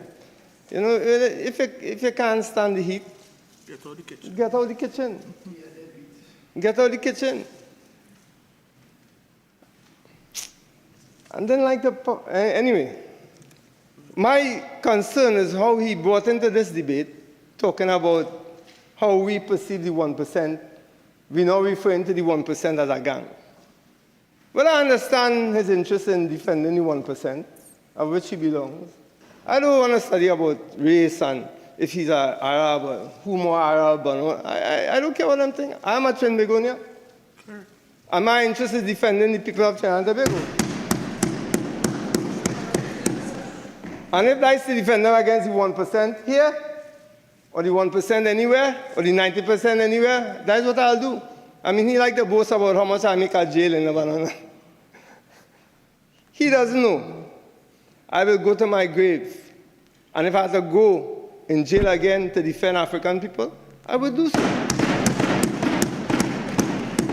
But obviously, he will not even come out of the Senate to defend African guilt. He wouldn't even do that. He would throw under the bus very easy and come back in the Senate as proud as a peacock. As proud as a peacock. That's for me. All my hearing. So when well, I'll let these two talk and then Continue. Yeah. So, the reference to the 1% and how we see them as a gang, I can't let that kind of narrative, which they like to do the PNM, incubate and then grow into something that they will try to say something, because that's what they do. They come with a narrative, whether it be about life, sport, or anything, and push it and push it and push it, and after it becomes the norm. So let me nip that in the bud one time. We are not afraid to say to anyone, anywhere, that the 1% who describe themselves as 1% have laid a stranglehold on this economy and in this country for the last 30, 40 years. We have no problem to tell you all that, and we're telling you something that you already know. Whether you have the courage to admit it, that is your problem. We do. And finally, we have somebody in the Attorney General and in the Prime Minister who is unafraid to admit it, who has the courage to defend the people that you're all supposed to be defending. The people of Trinidad and Tobago and the people in your own constituencies. They are the ones who suffer the most under the people who, with hubris, said to the world that all that they need, people like me and my family, on the East-West Corridor, only need us as buffers between them and the have-nots. And you all want us to come here and listen to this tribe that you all want to come in that you think we care if we see of course, we see anybody conspiring against the country as a gang. We see them as a gang, whether it be 1% or 99%. If you're conspiring against the country, if you have no interest in the welfare of the people of Trinidad and Tobago, especially the people that I represent, people from Mondo or Picton, I will come here in the Senate and tell you all. If you can't take it, that is your problem. If you can't admit to yourself, or you have the courage to admit that is what has been happening. So wait, I don't understand. Some people come in the public, internationally, and tell the people they are the most powerful people in the country. That's what they said. They didn't say that? Yeah. They represent the most powerful people in the country, and they control the country. So if the country in a mess, who is responsible? Me? If they say that they control the economy and the country, they're responsible for it, and they're responsible. I'm responding to your colleague. I believe Senator is responding to Senator Al-Wari earlier on.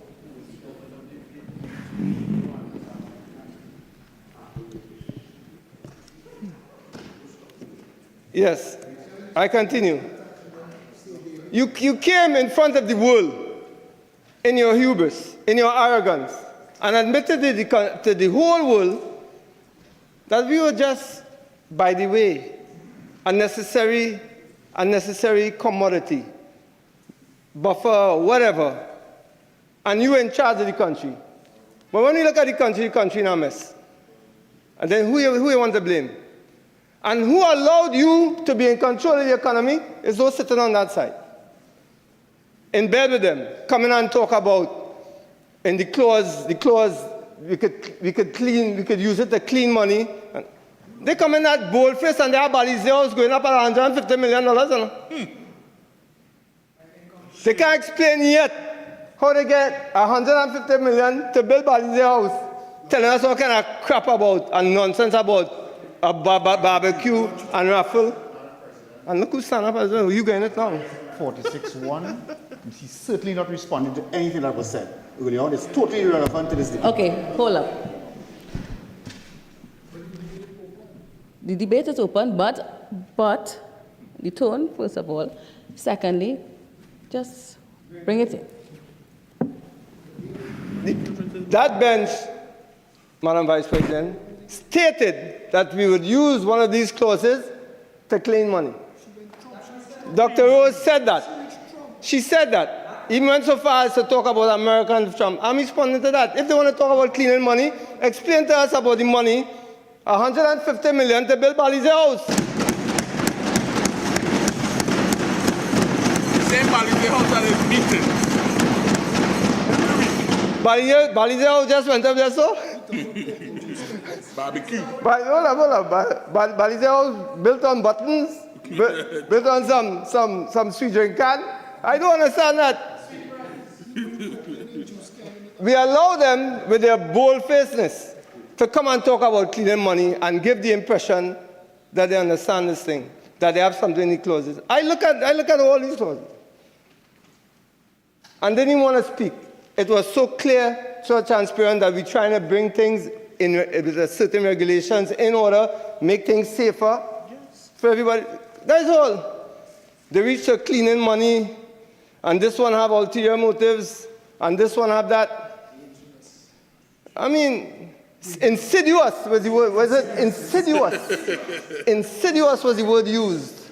Dangerous and insidious. Yeah, dangerous and insidious, and with ulterior motives.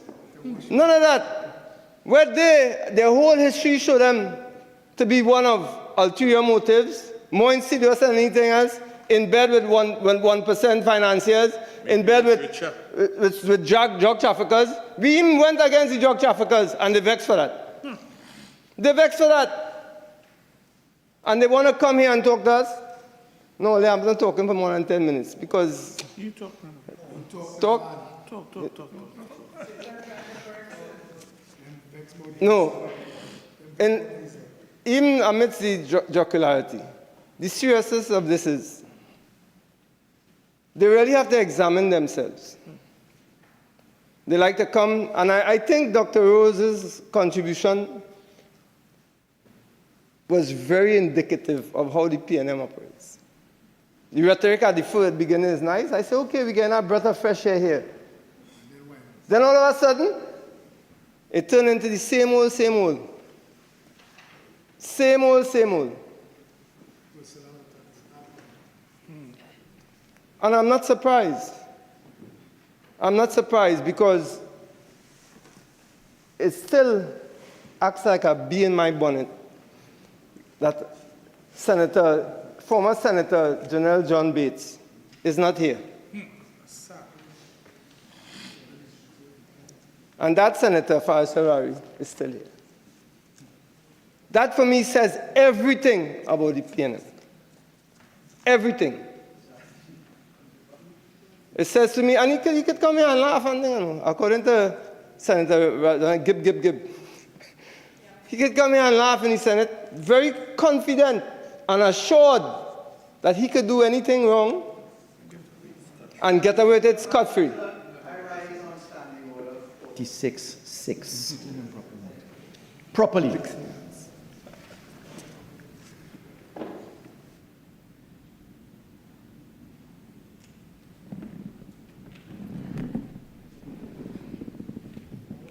Member, continue, please. Thank you.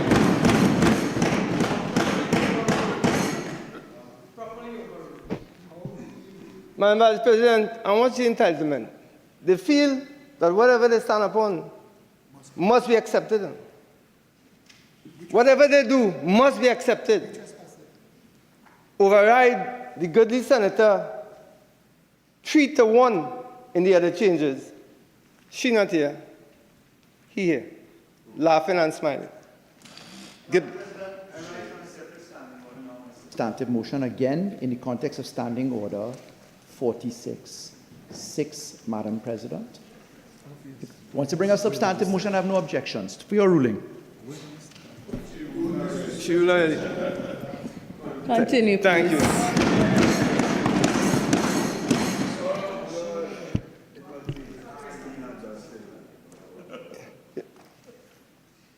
You know, it's difficult growing up, I'm sure, without a father.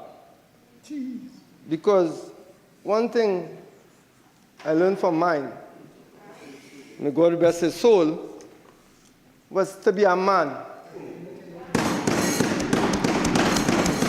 You do something wrong, stand up for your consequences. Even when you do something right, even when you have to go to jail, we come out of jail, but even when you go to jail, because you're doing something right, accept it. Like a man.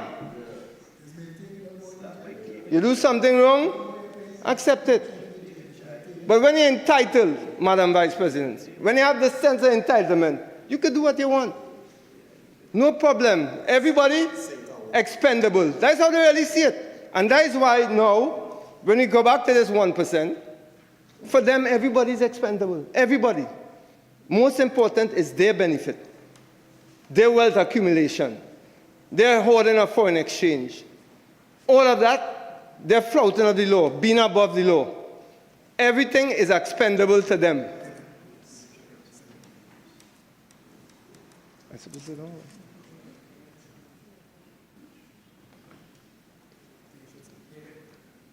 I do. I said, I don't sit. Yes. Yeah, so, Madam Vice President, as you leave the chair, I just wanted to clear up a few things, because it's not only sometimes about the actual clauses, about the actual legislation, because, you know, people will try to put their own narrative on that. What it is about is how the PNM tries their best to always shape the narrative, to gaslight the people, and come back to the only default position that they seem to have over the years: race. Race. Inflame the population, inflame their base. I wish they'd put some of that effort into helping their base. I really wish they'd put some of that effort into helping their base through the fine employment, access to banking, a little bit of that 500 million some people have on that side. You know, you would think a level of empathy with all this rhetoric about how much they love their constituency. Love them to death. I'll give you a chance to speak, sir. The bill. Oh, okay.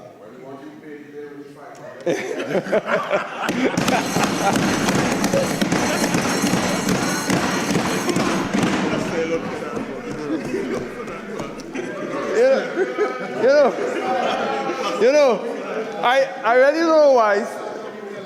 I really don't know why. Hey, I really don't know why sometimes the PNM just don't keep quiet. You know what I mean? It's unbecoming.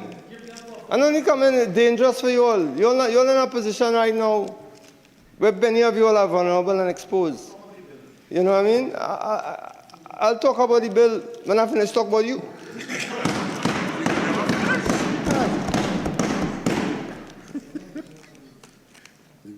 It's a pity, Mr. President, that something that has clauses in the benefit of the country has degenerated into a talk about the 1% gang, which Senator Arari admitted is a gang.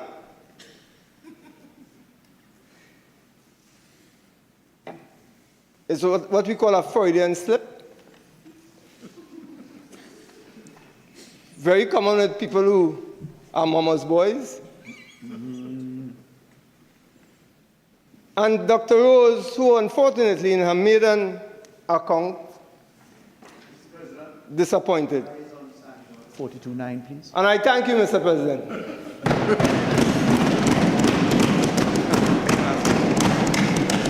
Who's speaking? No, well, he's finished. He's finished. He's finished. Yeah. All right, who is next on your side? The Honorable Senator Foster Cummings. Mr. President, I take the opportunity to join with my colleagues in contributing to this bill.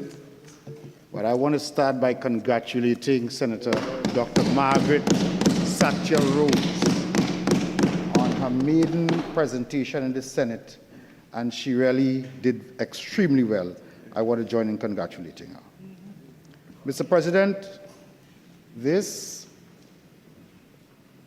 in a very sad space in Trinidad and Tobago at this point in time. And we are here because the debate having been opened up with all sorts of comments, we're here because we have a government in office who feels that a big part of their job is to silence the population. They are unable to accept any form of constructive criticism, no matter where it comes from. They started off by attacking the independent bench, thinking they could beat them into submission. They relentlessly attack the opposition, which they find we can do that. We are politicians. But anything you say against this government, they feel they must attack the citizens of this country. And it seeped into recent statements by them about who is 1% and 2% and 5 and 6 and 7 and 10. They just feel that part of their job is to beat the population into submission. You can't protest, you can't walk, you can't keep a meeting. Where are we? This is Trinidad and Tobago, built by Eric Williams. Mr. President, I rise on Standing Order 46.1. What does have to do with anything with business? No, I don't think the member is speaking. He's now contextualizing. Continue, please. Mr. President, I thank you, Mr. President. And in respect for this House, I would not say that's an example of what I was talking about. But, Mr. President, the mover of the motion, in his usual style, both in the other place and now having visited having come to the Senate today, spoke a lot about promises made, promises delivered. Promises made, promises kept. Mr. President, what we are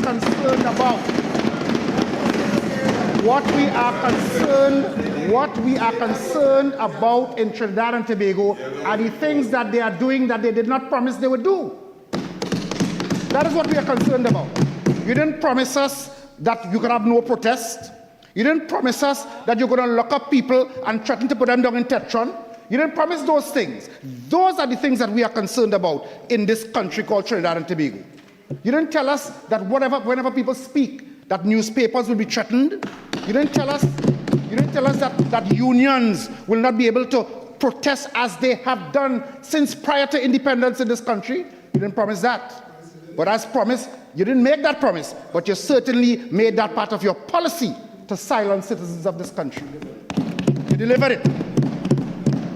Mr. President, that is what we're majorly concerned about, because we are seeing a kind of governance in this country that should cause all of us concern. And there are some people on their side who are concerned, but they dare not say a word. There's one of them who always boasting about he from Lavantil and representing Lavantillians, but the ministry that he's in, he shut down all the youth programs throughout Trinidad and Tobago, benefiting the very same Lavantillians. And so, Mr. President, it is important for government to understand that your role is not to punish citizens. You weren't elected for that.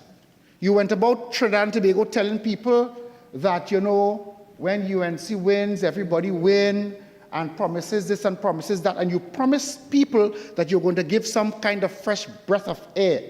Well, Mr. President, Mr. Lebanon could leave me alone today, right? Could leave me alone. Let me make my presentation. He's speaking about fines and penalties. You're talking about punishment is fines. The punishment I'm referring to is the fine. Okay, all right, okay, please. Have some peace. Okay? Senator Foster Cummings, I know you're going to come to the bill in a short while. The clauses continue. Thank you, Mr. President. Mr. President, this government has spent the last 14 months raising taxes they promised they would never introduce, raising fines consistently for everything. Traffic fines increased by 100, 200, 300%. And when the citizens revolt, They say, all right, well, you know, we'll give you a little time to go and fix the tire before you have to pay the 300% increase. My colleague, Senator Dan Paul, called out. You want to talk about the bill? I'll talk about the bill. A list of penalties. Because what has happened, Mr. President, the reason we have this type of legislation before us today is because they promised the moon and the stars to citizens of Trinidad and Tobago. They promised public servants a 10% increase. They don't know where the money coming from. It was not in the budget. It's not in the media review. They have no idea where the money is going to come from. They're now trying to haggle with them to say, okay, we have no cash, so take kind. You want Julie Mango, you want starch mango, we want something in exchange for the promise that they made. Promise made, never delivered. And so what they are engaged in doing is finding some creative ways to tax the life out of the citizens of this country. Tax after tax after tax.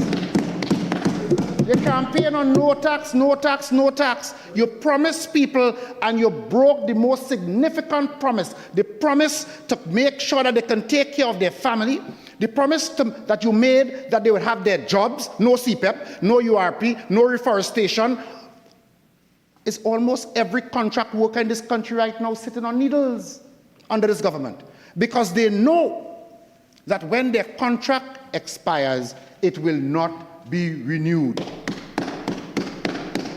And they're supposed to beat them into submission. So they have no idea where to find the money. So poor Miss Jean from Tobago, oh gosh, who accustomed making a little sugar cake, she said since she's 12 years, Mr. President, she in the business since she's 12 years. Grating her coconut, you know, a long time grater. Some of them don't know about no long time grater. Grating her coconut, making sweet bread, making pone, pay me. You want to tax poor Miss Jean now? She can't even run the little business in the basket anymore. That is the UNC government at work. That is the UNC government at work. But what I am told, Mr. President, what I'm told is one of their friends is an importer of coconut oil. And therefore, to protect their friend, they want to make sure to tax the life out of the small business people. Let them talk about the friend who, Mr. President, unlike them, I don't. Everybody can't speak at the same time.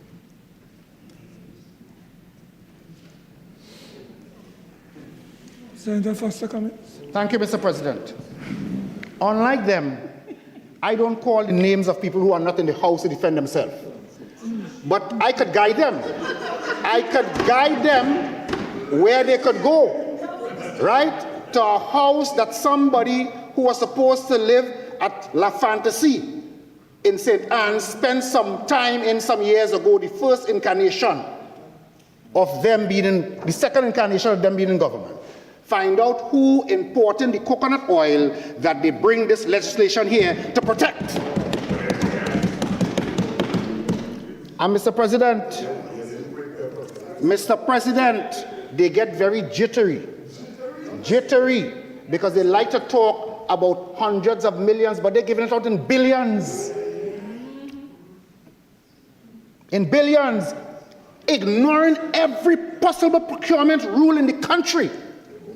They ignore it completely, Mr. President, because they want to, Mr. President, I understand is a fire sale in landmark TT. Government land given out like rain, peppercorn rent, peppercorn prices, and leases of 199 Mr. years. President, I stand on 46-1. Responding to Senator Naked, Mr. President. Yeah.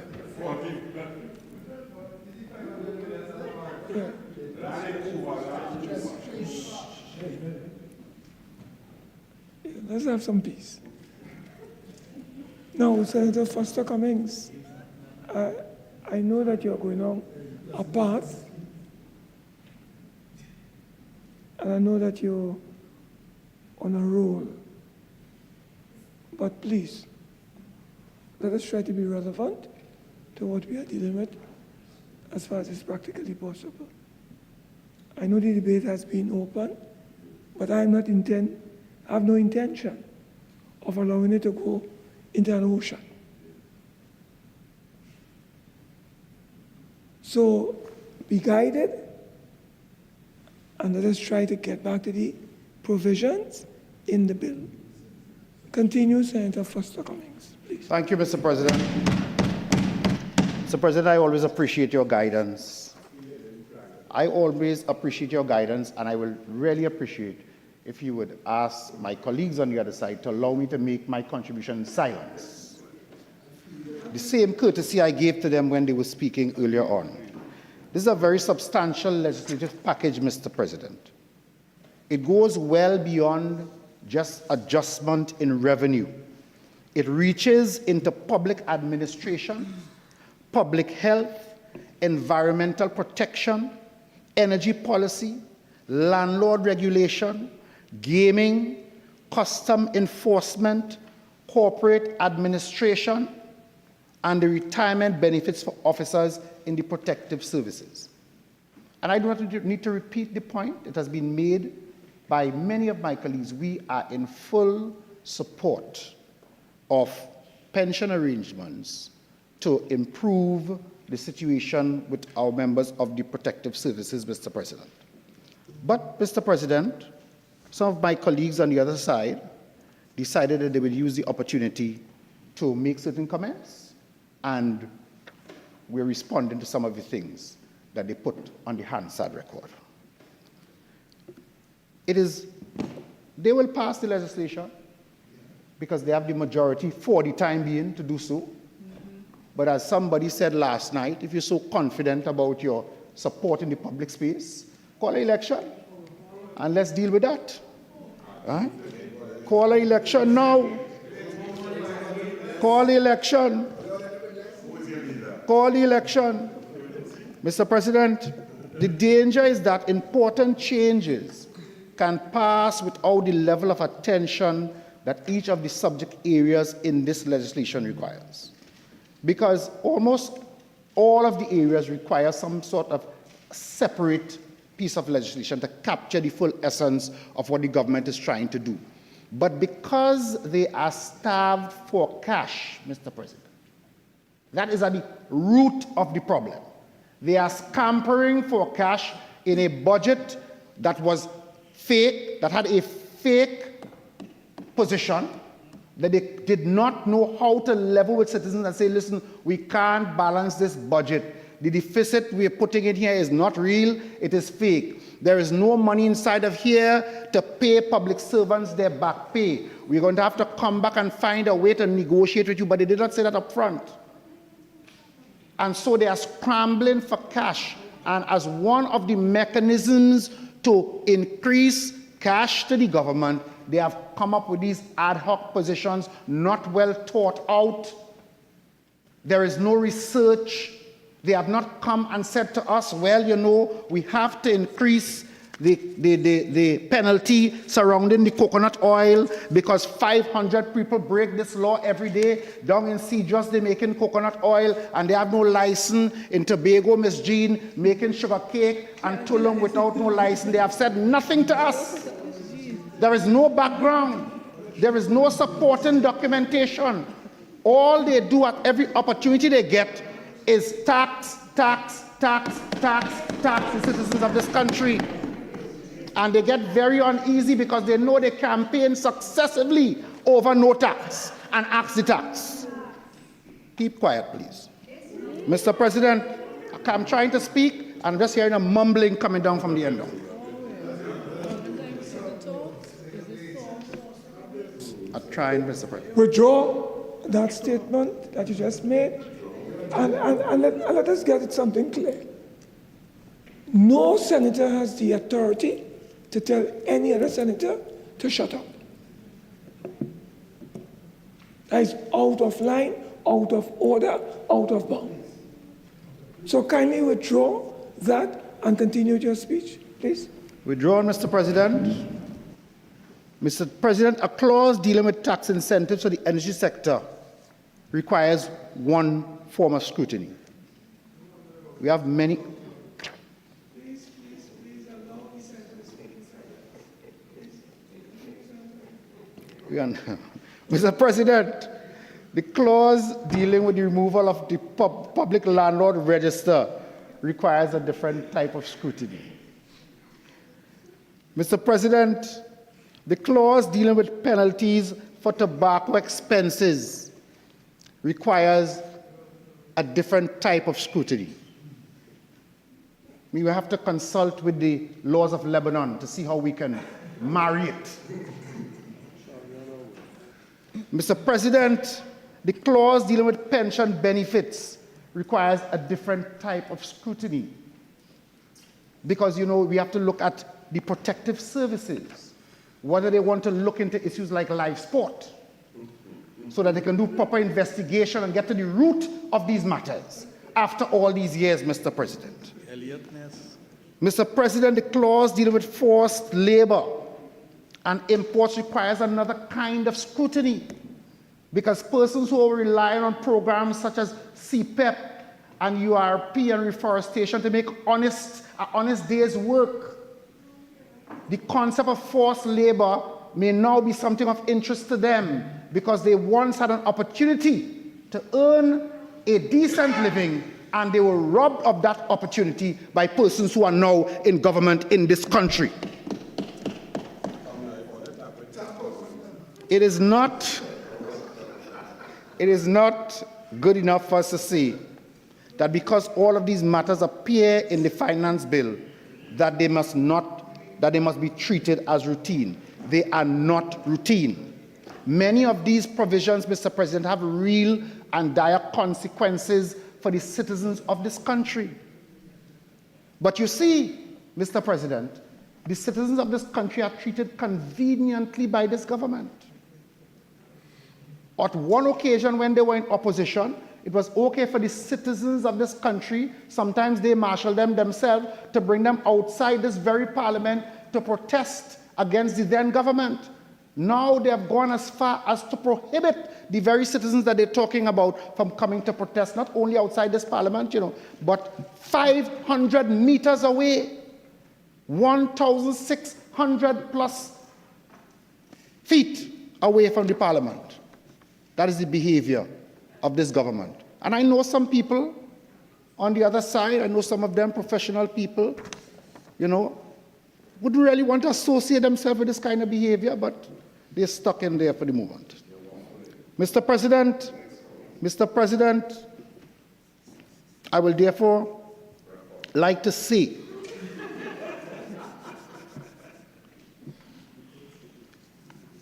I will stay away from the part about the DG. I will stay away about the part from the DG. They continue to increase penalties under the Motor Launches Act, the Shipping Act, the Copra Products Control Act, the Forest Act, the Sawmills Act, the Conservation of Wildlife Act, the Animal Diseases, Importation, Health and Welfare Act, the Miscellaneous Taxes Act, the Liquor Licenses Act. Well, that is one that they have really gone at very, very strongly, to the extent that many small businesses from within their own constituencies have had to close their doors because it is increase in the taxes on the alcohol itself, is increase in the cost of the licenses for these small operators. So the small bars along the Penal Main Road and Siparia, Erin Road, etc., have had to close their doors at the hands of policies of this government. The Spirits and Spirit Compounds Act, and Mr. President, we are not opposed in principle to modernization. As a matter of fact, modern Trinidad and Tobago, in large measure, is because of the contribution, input, and policies of the People's National Movement. In many instances, penalties contained in the older legislation may not reflect the seriousness of the offense. But as I said earlier, the move of the motion did not take the time to go in detail to say to us what is the real justification for many of these policy positions. Where the government proposes to increase penalties across such a wide range of legislative framework, it must be prepared to explain the basis upon which these increases have been determined. What caused you, for instance, to say to increase from 2,000 to 4,000 or 4,000 to 10,000 in one particular case? I mean, in the tobacco instance, I'm no smoker, I've never been a smoker. There's a fine upon conviction of $600,000. Was that pulled out of a hat, like Alakazam? What is the basis for it? This is government, you run no parlor. This is not Miss Jean Basket in Mason Hall. This is the government of Trinidad and Tobago.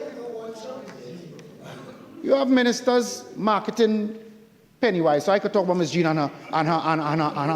I could talk about Miss Jean and her sweetbread. The sweetbread tastes very good. It's good sugar cake. Benebol. I am Tobagonian by boat, so I can speak about these matters. By boat, talking plain. Right? Penalties cannot be arbitrary, Mr. President. I know many of them perform in a kind of arbitrary manner.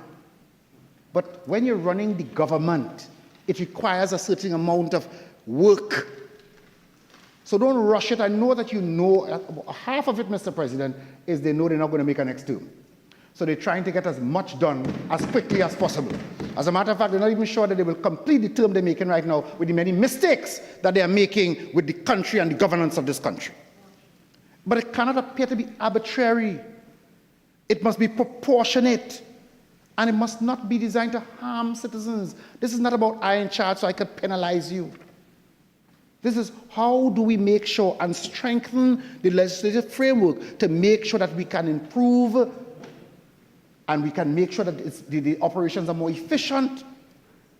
You can put the systems in place to make sure that you can now manage this situation after you increase the fines. Do you have the officers in place to manage this thing? Are you going to come back and tell us, well, having increased these penalties, we now have a greater efficiency? Persons who have breached the law have been investigated, have been arrested and charged.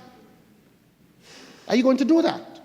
And to what extent have you engaged in an educational program to educate the citizens of the country as to what you are doing? There are some persons who may never have heard of some of these legislative arrangements and just do not know. Some of the comments you are getting concerning the protection policy regarding the coconut oil, etc., is because you have not spent any time educating the citizens as to what is the rationale for your policy. Until I came here to tell the country that you're really trying to protect one of your friends who importing coconut oil.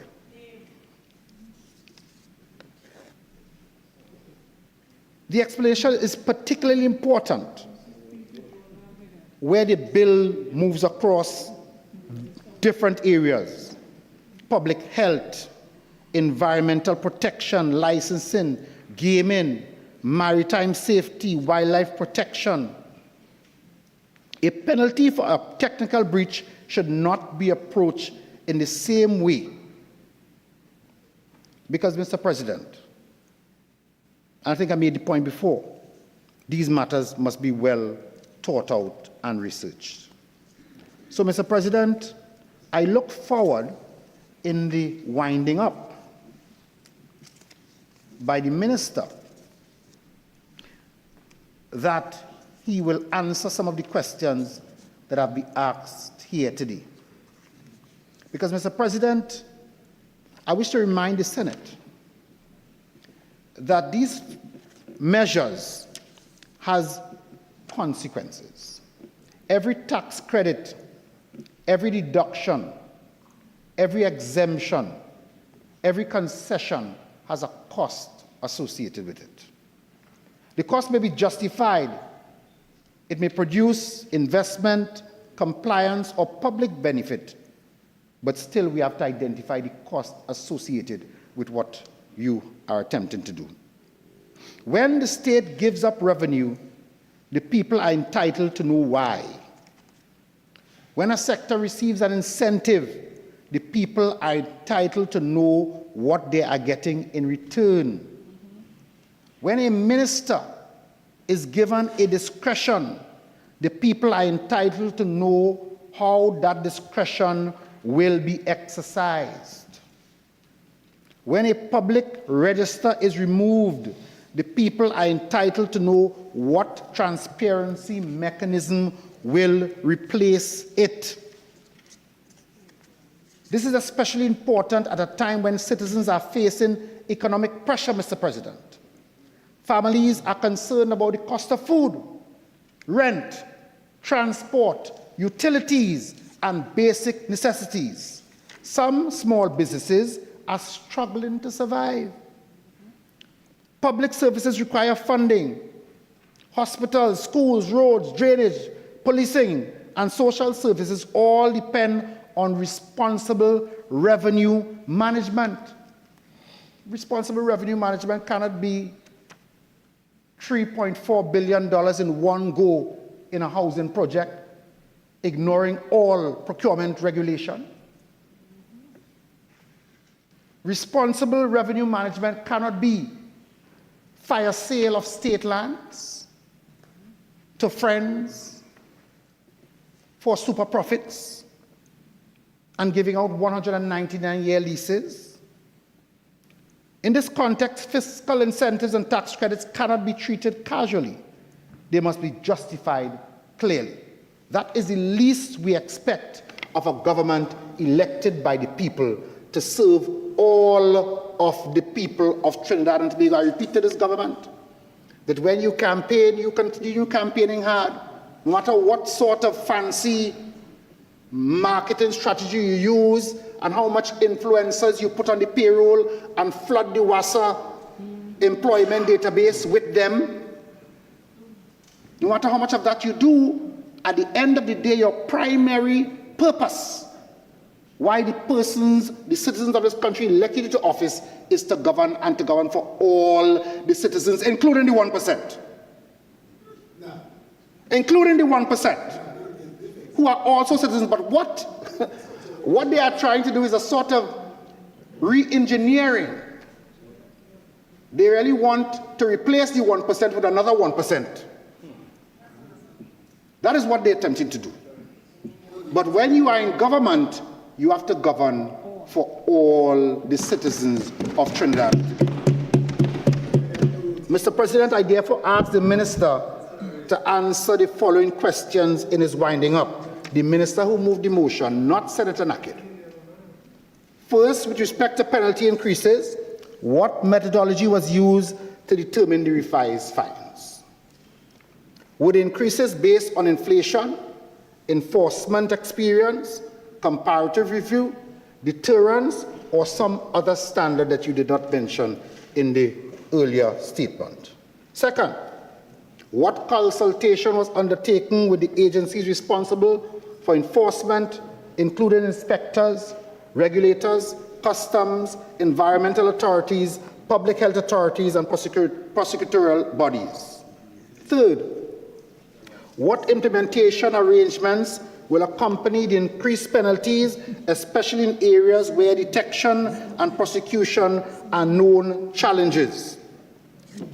Fourth, in relation to the Register General filings, which we spoke a lot about today, what safeguards, and this is not because we are opposed to electronic filing and digitization and all of that, Honourable Minister Dominic Smith.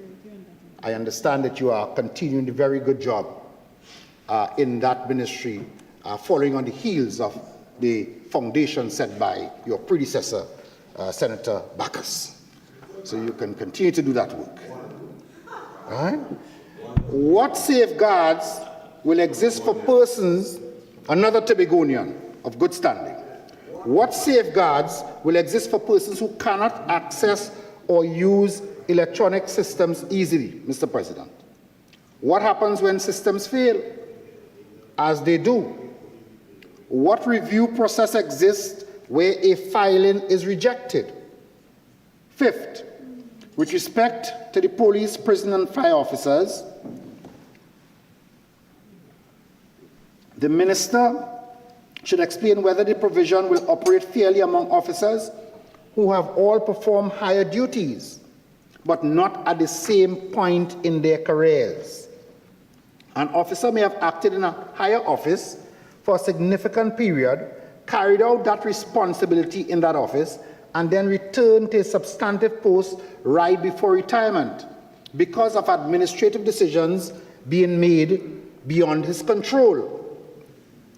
The Senate should be told why such an officer may be treated differently from another officer whose acting appointment happened to fall immediately before compulsory retirement, Mr. President. Sixth, with respect to marginal marine gas fields, what is the expected revenue impact of the 8% royalty and the 130% allowance? How many fields are expected to qualify? What independent verification will be required before certification? Also, why does the petroleum regulations definition refer to 2C contingent resources while the certification provision refers to reserves? Why does one provision refer to shallow water and another simply to offshore? Will the government correct or clarify that language, Mr. President, please? With respect to donations to public funds, what transparency, audit, and conflict of interest safeguards will apply? Will large donations be disclosed? Will Parliament receive annual reporting? Additionally, with respect to the landlord business surcharge, why is the public landlord register being removed? How will tenants, regulators, and the public verify compliance? And what is the expected effect of the tax credit? Additionally, Mr. President, with respect to forced labor imports, what definition, evidential standards, due process rights, and enforcement guidelines will accompany the prohibition? Mr. President, these questions are not obstructionist questions. They are responsible questions. They go to the heart of legislative quality. A government confident in its bill should be able to answer each and every one of them. In closing, Mr. President, I ask Mr. Loeb to leave me to complete my contribution. I wish to say this. This opposition recognizes that some provisions in the bill may be necessary. We recognize the importance of updating old penalties. We recognize the need for modern filing systems. We recognize the importance of energy investment. We recognize the need to improve revenue administration. We also recognize the need to address forced labor in supply chains. We recognize that fiscal policy must evolve, Mr. President.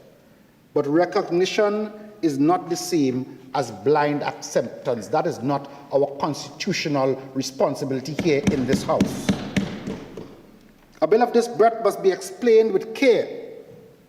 We welcome the minister to the Senate. We were quite pleased to see him because prior to this occasion, most of these bills were dealt with by the minister in the ministry. So we were quite pleased to see the substantive Minister of Finance grace us with his presence in the House, and we hope that he'll be able to answer some of these questions. It must be defended with evidence. It must be drafted with precision. It must be implemented with capacity and protected with transparency, Mr. President. May I ask how much time I have remaining, Mr. President? I thank you kindly. Mr. President, it must avoid unnecessary discretion. It must not create confusion in tax law. It must ensure that incentives serve the national interest and not merely private advantage. And I gave an example of that earlier on without calling any citizen's name. Mr. President, the people of Trinidad and Tobago expect us to do more than just pass legislation quickly or lump them all together so that we can avoid transparency. They expect us to pass legislation wisely.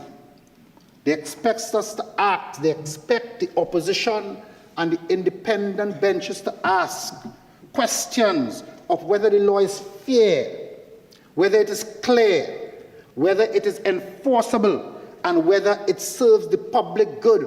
And they expect us to ask that in spite of whether it causes discomfort on the government benches, Mr. President. For these reasons, while the opposition is prepared to consider the merits of the measures contained in this legislation, we call on the government to provide fuller explanations on the major issues raised and to give this Senate the assurances necessary to ensure that the Finance Bill 2026 is not only a fiscal instrument, but a properly scrutinized, transparent, and workable piece of legislation. And Mr. President, as I wind up, I see by previous statements made by my colleague, Senator Nakid, he's very uncomfortable about a place called Balize House at number 1 Tranquility Street, Port of Spain. He seems to be obsessed with it, and therefore, I want to say to him, he has no invitation to visit, but he can try to look for the headquarters of the UNC that has not existed even in its 30 years of existence. The PNM is 70 years old, and we are quite proud of our headquarters called the Balize House. I thank you, Mr. President. The Honourable Minister of Public Administration and Artificial Intelligence.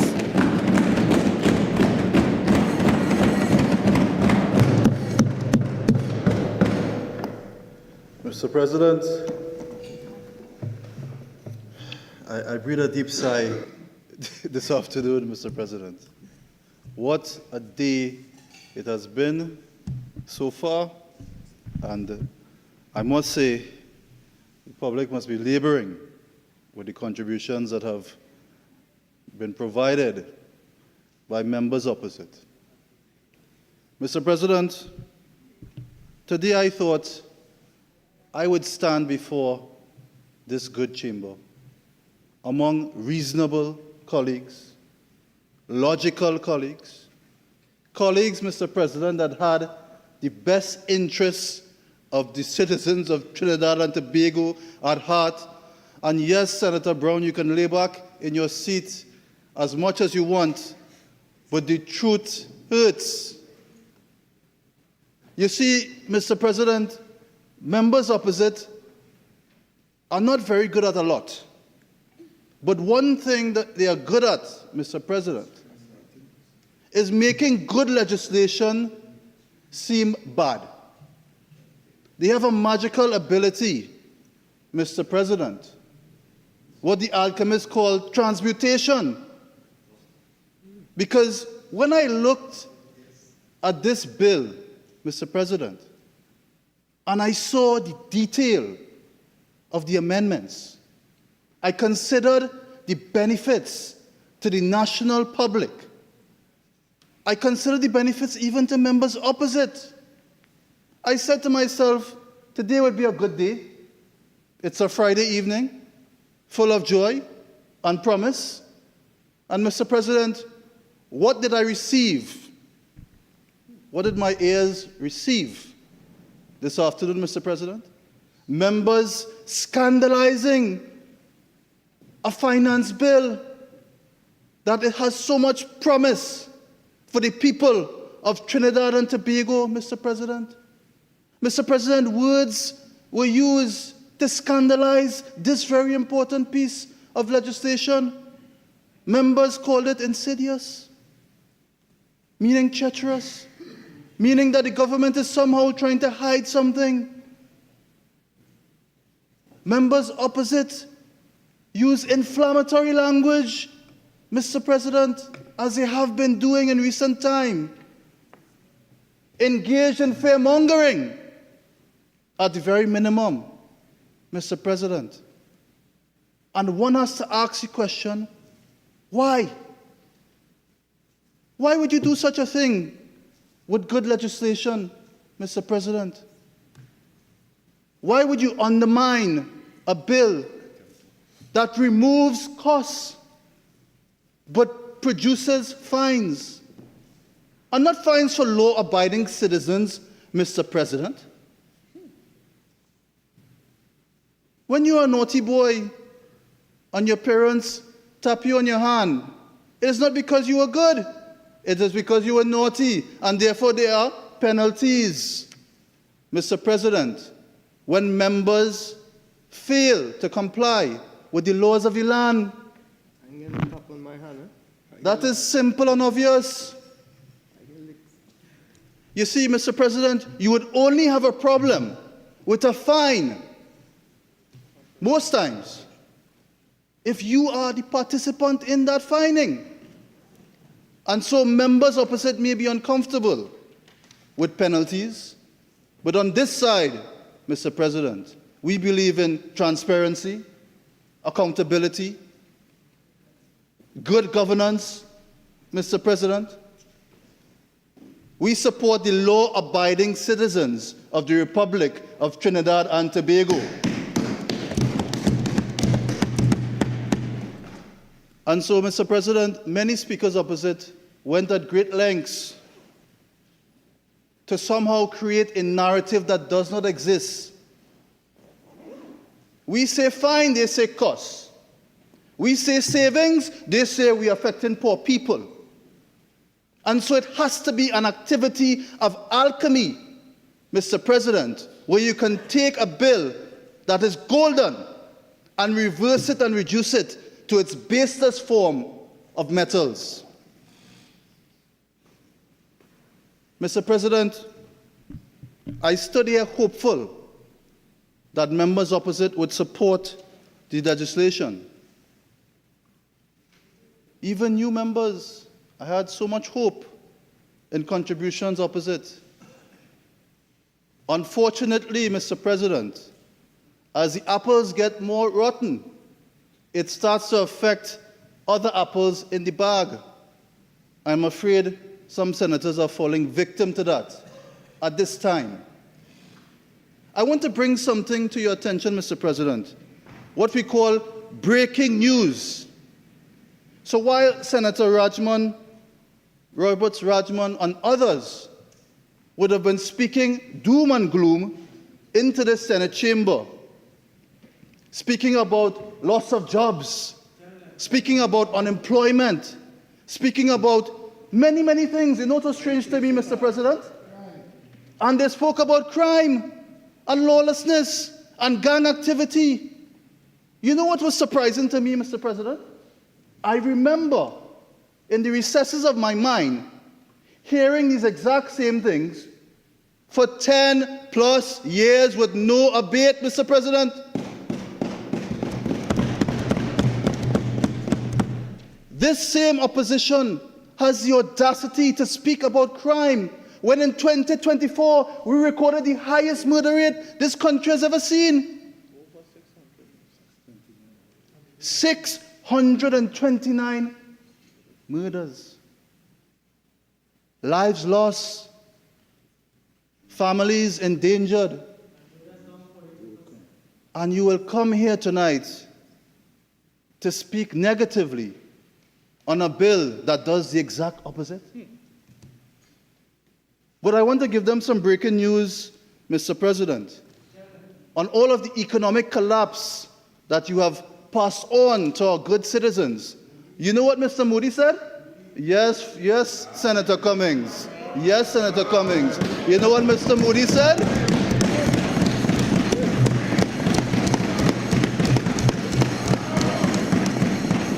I don't know, Mr. President, maybe Mr. Moody was confused because he took, based on their explanation, we were downgraded under successive poor management, mismanagement, collapse of the economy.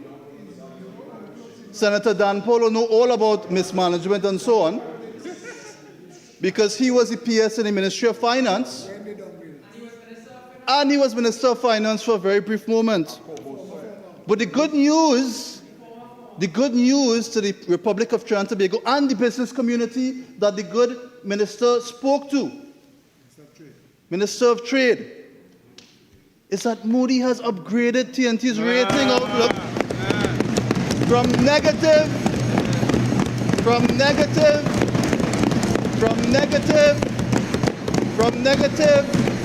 to stable. You see, facts are stubborn things, Mr. President. Mr. President, for those members opposite who don't understand what negative and positive and neutral is, we went from a bad position to a stable position, Mr. President.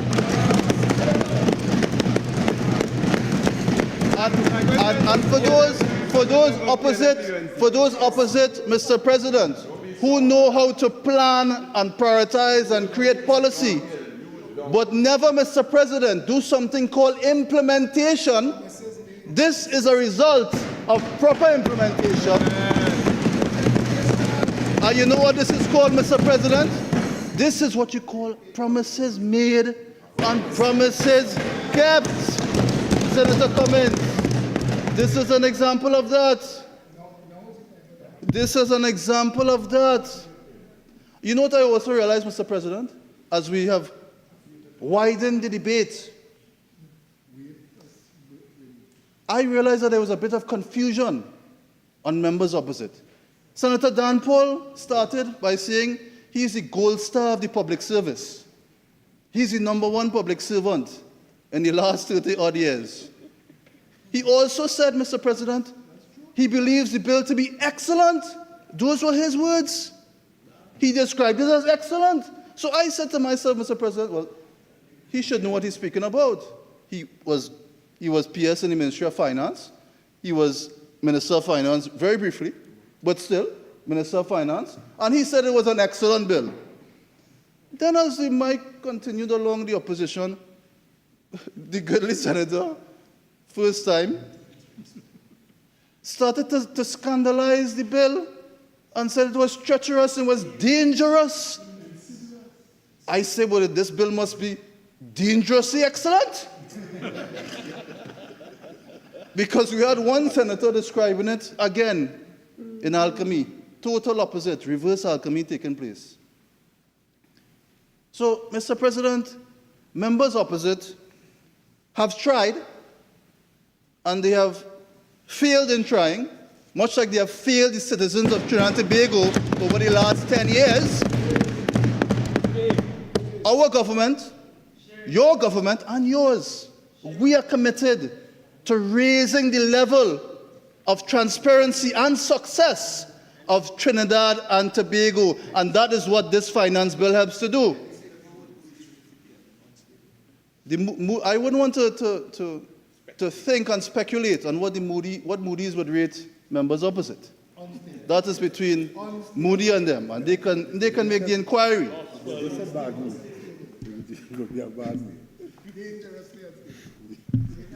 But as a economist in a past incarnation, I would say that the PNM is not moving towards a sustainable path at the moment. And they should be wary of their own situation rather than casting negative aspersions onto the government and to the citizens by extension of the Republic of Trinidad and Tobago.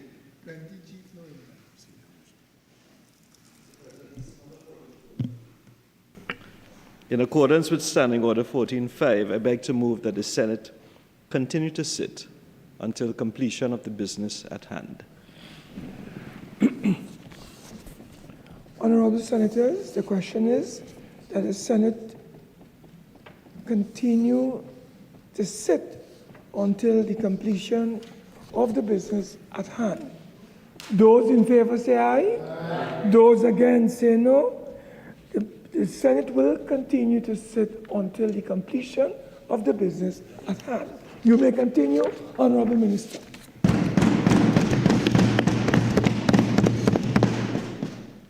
Thank you, Mr. President.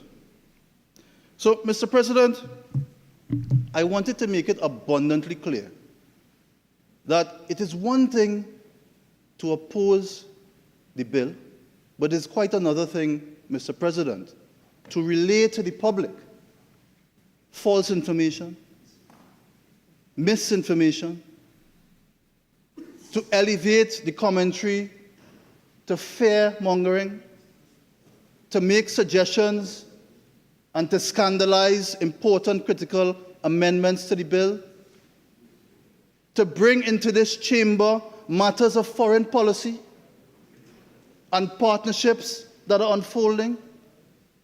These are dangerous precedents to be set in this House. Those are the things that are dangerous, Mr. President.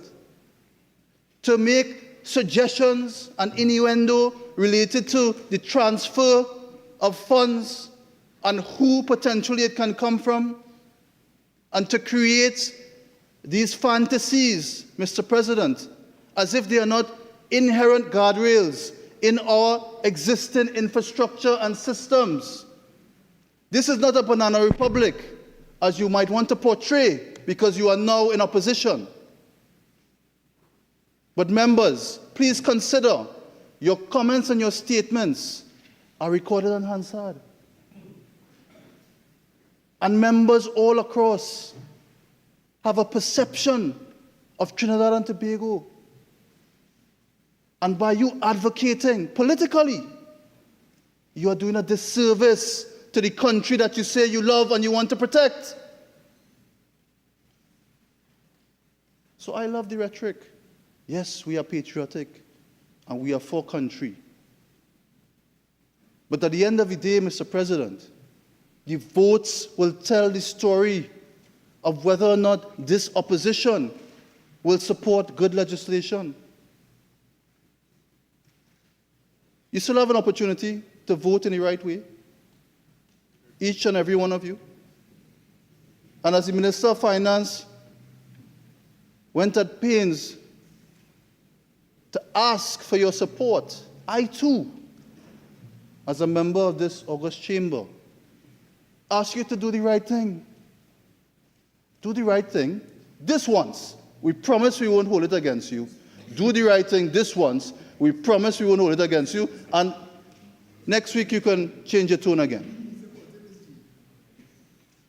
It seems like only Ms. Jean is worthy of support by opposition members.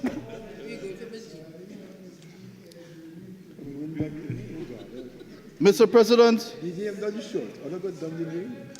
Mr. President, I want to, as I say, wheel it back and come again. Because my intention, Mr. President, was to provide a sober, logical analysis of the exceedingly good job that our finance minister demonstrated in this chamber today.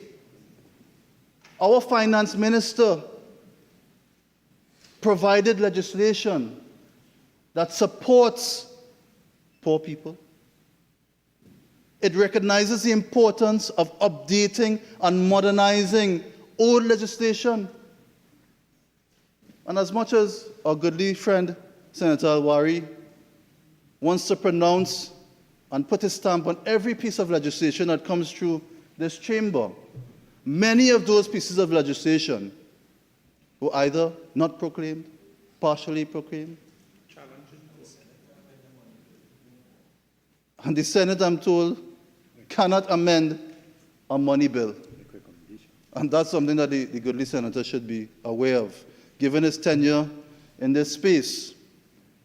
But, Mr. President, the reason I highlight that is because we've touched on 31 pieces of legislation that promote law-abiding, that allows law-abiding citizens to benefit and is punitive to persons who would go against the laws of our nation.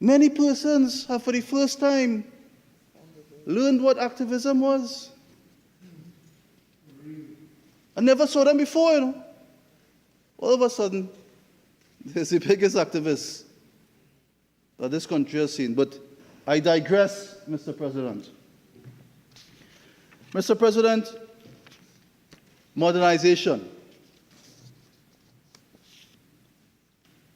Members spoke about the Registrar General, and several amendments in this bill empowers the Registrar General to determine and implement electronic filing requirements across trusts, companies, partnerships, business names, and non-profit organizations. These amendments before us provide the legal framework necessary to facilitate the transition while strengthening verification requirements through the submission of valid identification and supporting documentation. Senator Dan Paul spoke at length on the digital divide. Senator Dan Paul, rest assured, we are advancing the technological progress of this country. The Registrar General already, through our partnership with Verified TT, has placed birth certificates, death certificates. Through our collaboration with the TTPS, we've now placed certificates of character online. The ministry is advancing our digital interoperability framework. What does that mean? It means, Mr. President, that like countries like Estonia, like countries like Denmark, like countries like the UAE, Trinidad and Tobago is adopting and advancing and pivoting, Mr. President, from our old legacy ways that won't serve us in the future. And so, yes, there has been lethargy in the past to progress our digital transformation agenda. And we will, in time, pick up projects that never advance and advance them on your behalf. You're welcome. But, Mr. President, the truth of the matter is, these measures strengthen record management practices, and I'm speaking specifically to the Registrar General, while supporting broader efforts to build a more responsive, accountable public administration system. They also align, Mr. President, as I mentioned, with our national efforts to modernize government and, importantly, improve delivery of public services. You know, Mr. President, intention is such an important thing in good governance. To have the intention, yes, to have the plan and the policy, yes, to have consultation, which, Senator Rose, I know you're new, but our entire campaign was based on public consultation. You see, there was a lot of public discourse, and many of them were because of the failings of the former government. And through discourse, Senator Rose, the people of the Republic of Trinidad and Tobago gave this government the mandate to serve. And while it is convenient for some to say, well, you are in power now, you should fix it, why don't you give the same grace that you gave yourself to fix things? Why can't it be apples to apples? Because there are many things over the 10-year period that you would like us to forget. You would like the national public to forget these things. But the truth of the matter is, you had the opportunity to amend all of this, to provide good legislation, to speak to policy, to do the regulatory assessments, and you did not do it.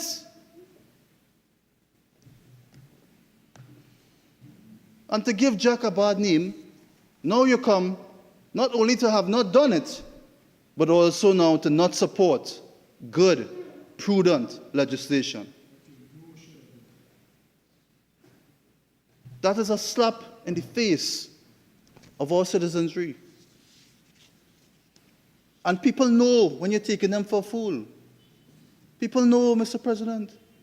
People know when you're engaging in performative politics. Because there have been a wide number of performances recently by members opposite. That is performative politics. We are not interested in that. We are interested in good governance and moving forward the agenda of Trinidad and Tobago and the people we were placed here to serve. And we will not apologize for saying, Mr. President, what we have done and what we have accomplished. We have brought legislation to the Senate, Mr. President. For 13 years, persons have been waiting for gratuity. They've been waiting for back pay. Did they ever try? You know what they gave them? 0, 0, 0. Then they gave them 0, 0. And they want to pretend like they care about poor people in this country. Who are you fooling? You are a government of they haven't rioted yet. That is your legacy.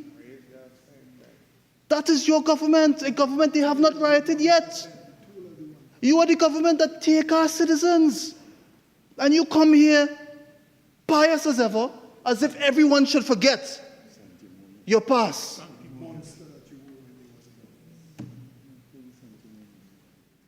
Logic could say, Mr. President, we did a bad job.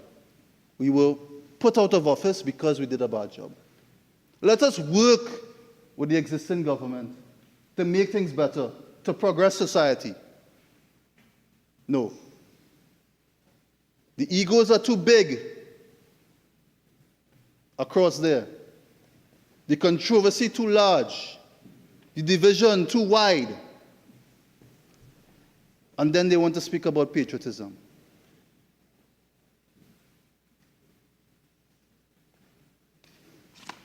So, Mr. President, the first point I wanted to make was the modernization of public services, which our government has been advancing. The second point I want to make, Mr. President, is that when you govern, you must govern with equity and fairness. The legislation seeks to provide fairness for protective services. And I ask again, Mr. President, what is the problem with that? All of the policy and prescriptions, we are providing fairness to the protective services. You have an issue with that? How is that dangerous? How is giving people equity and fairness, good pay for good work, how is that dangerous? I'll tell you what, the public servant listening right now is not calling that dangerous. They're saying, thank you. Finally, a government that listens, Mr. President. Finally, that is what they're crying. Senator Rajman, they're not crying things hard, you know. You know who crying things hard? The few and far between that had gotten their way for a number of years. Those are the people that are crying. Because if you delve into all of those issues, those social issues that you're speaking about, who are the ones benefiting from those contracts? Who are the persons benefiting from the public purse at poor people's expense?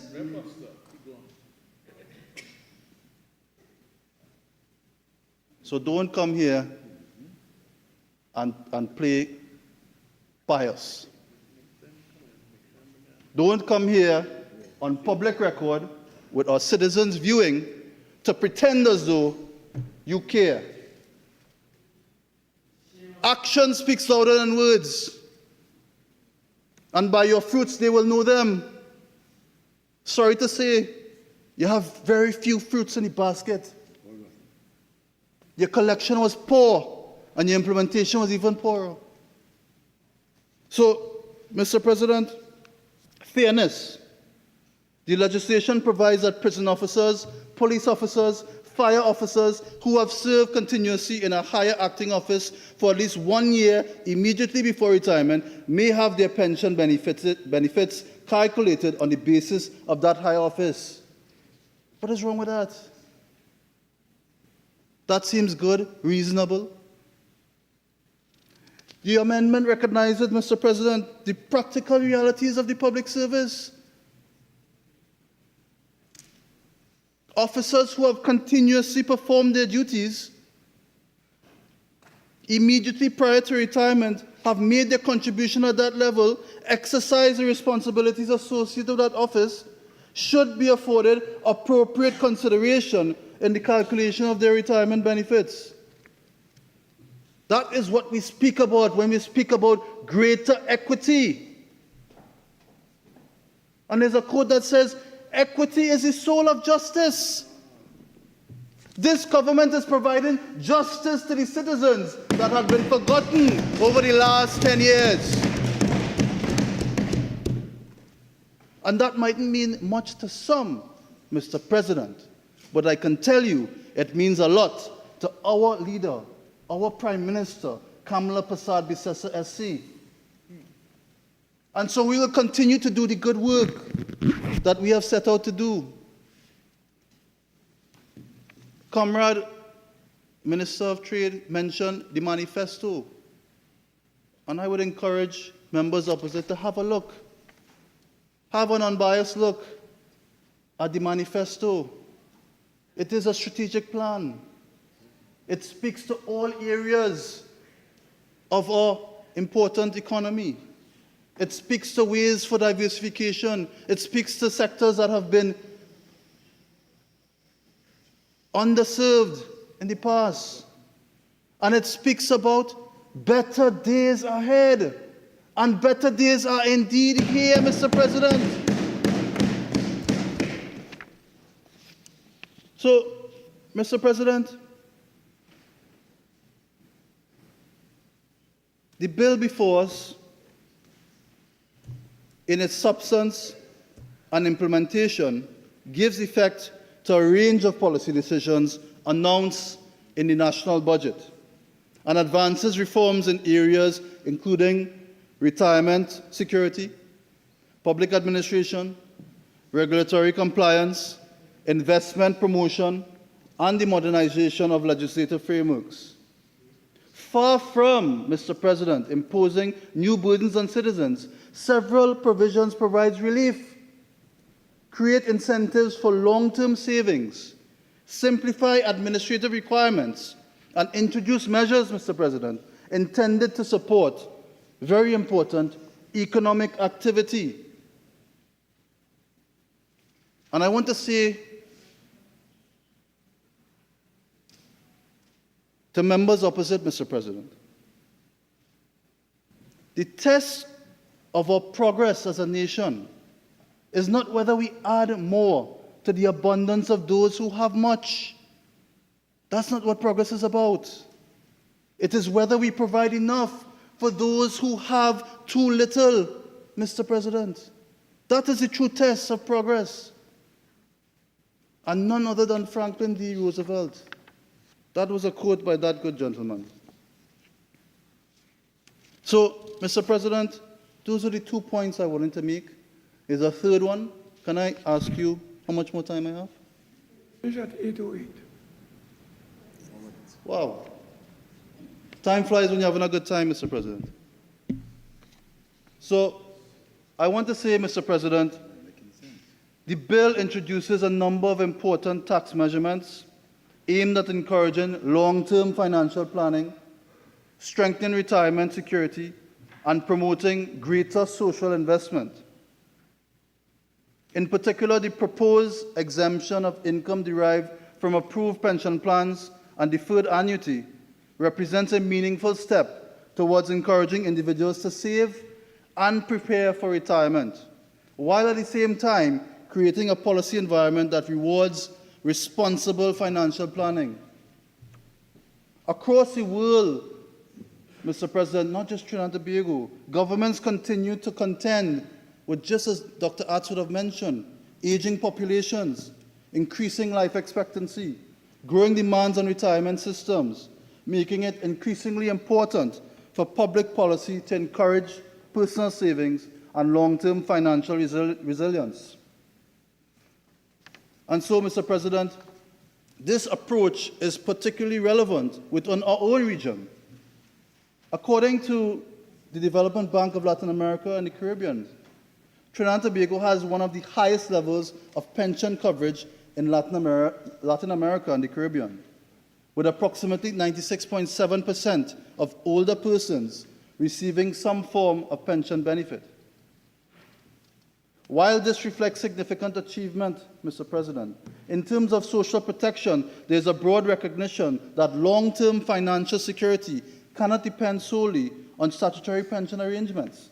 Public policy must therefore continue to encourage personal savings, retirement planning, so that individuals are better positioned to maintain their financial independence, resilience throughout their retirement years. So, Mr. President, the bill introduces deductions for contributions made by individuals and companies to approve funds established under the Exchequer and Audit Act. It recognizes the important role that citizens, business, and civil society play in supporting national development objectives. And this also, Mr. President, creates a culture of civic participation and philanthropy. Now, much has been said about the fund, and a comment was made in relation to the fund, Mr. President, it needing to be established before. I think Senator Rose would have mentioned that. But under Section 43 of the Exchequer and Audit Act, Chapter 6901, in Trinidad and Tobago, several special specific funds have been established by order of the Minister of Finance to manage money outside of the General Consolidated Fund. Funds established under this legislation include the Government Assistance for Tuition Expenses Gate Fund. That was established to provide financial assistance to citizens pursuing higher education. There's also the Infrastructural Development Fund. There's also the Green Fund. There's also the CARICOM Trade Fund. There's the Interim Revenue Stabilization Fund. There's the Motor Vehicle Accident Victims Fund. And of course, the one that made the news, the Women's Health Fund, which will be gazetted soon. So, hold your tongue, it's okay. All right? It'll be gazetted soon, don't worry. I'll let you know when. All right? So, the point I'm making is, they say there's no fund. There are a number of funds, Mr. President. And this conversation about management by VAPs, that is management by imagination on members opposite.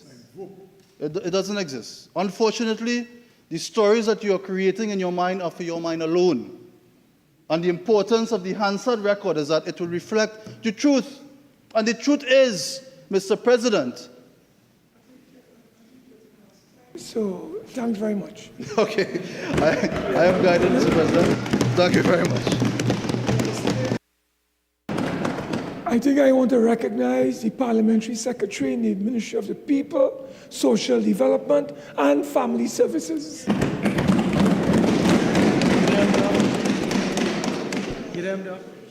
Mr. President, good night. I thank you for allowing me to rise to contribute to this bill.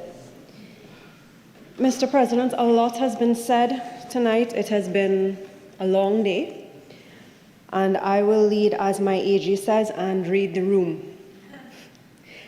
I will address only 3 clauses that apply directly to my line ministry, 20, 21, and 22. Because, Mr.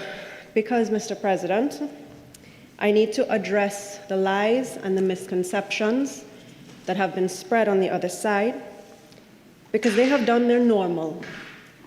They have twisted a few words, misinterpreted a few words to suit their needs, to create lies and to instill fear in the population for the good things that this government aims to do, for the promises we intend to keep. They do this, Mr. President, I think we can attribute to a psychological phenomenon that is known as the false consensus effect. I have to do it, I can't help it. Simply put, Mr. President, it just means that a human psyche can expect no better of another than what they would do themselves. So when they hear clause 20, 21, and 22 about funds that can be contributed to by other persons and private members, all these words they started throwing around, going down the bench, terrorism, a new fiscal regime, receiving private donations as a scheme. What was the other one? Washing money, money laundering. These are the things that they would expect themselves to think about when this kind of legislation comes. That is not where our mind goes, because, Mr. President, we are not them.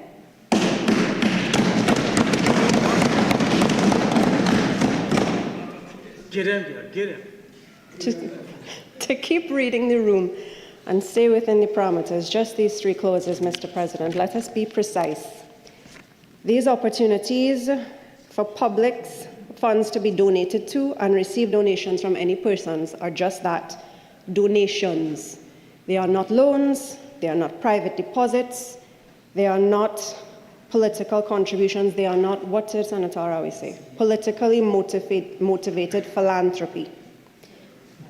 A certificate must be issued upon receipt of all of the monies. Clauses 21 and 22 then creates tax deductions for bona fide contributions to the funds. These funds can therefore be genuinely transformative. For the slew of senators in the front who continue to say, what fund, they didn't hear. As my Minister of Finance alluded to twice, in the other place and here, and in the 2026 budget, we announced the establishment of a Women's Health Fund, which the government will have an initial seed of $5 million into. That was said in the budget. These clauses mean that now an ordinary citizen can contribute to this fund. A professional can contribute. A small or medium-sized business can contribute with taxable profits that they can contribute. Medium-sized, small, micro, large corporations, banks, insurance companies, supermarkets, anyone can now help to contribute to this fund. And that is game-changing. And not in the sense that Senator Roberts-Rajman or Al-Rawi would have had us think, but in the sense that it allows support to the distribution of free menstrual kits, pads, tampons, wipes, to girls in educational institutions across the country. It will also fund menstrual health education. All of this was outlined by the Minister of Finance. Menstrual health education to students to increase awareness and dispel all of the taboos associated with menstruation in this country. This finance bill, therefore, is not irresponsible. It doesn't name one private organization. It gives opportunity to all. It is transparent.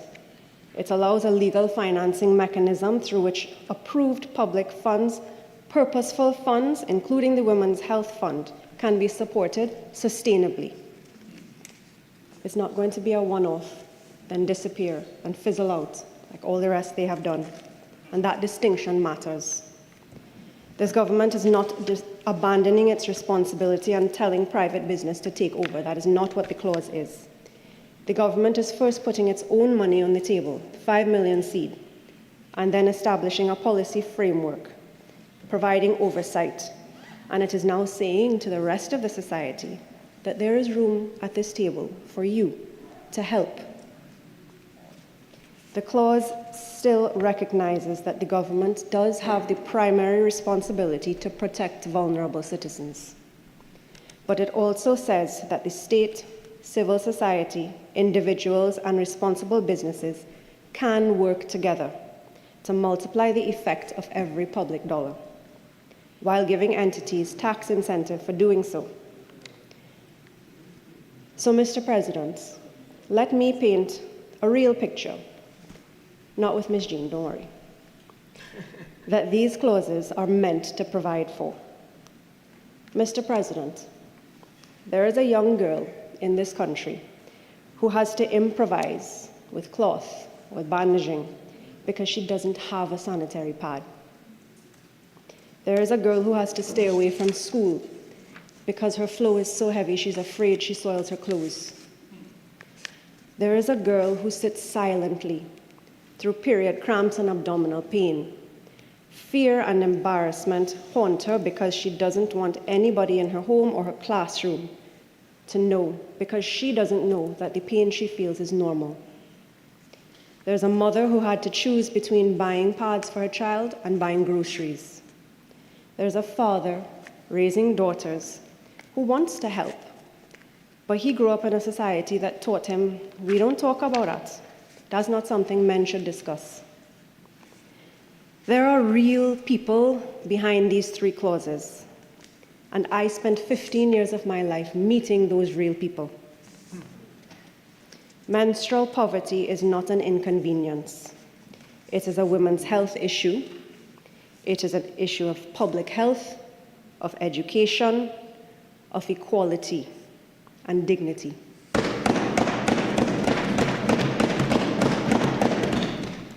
When a girl has to miss school because she lacks the basic product requirements for her normal biology, that is inequality being reproduced in a classroom.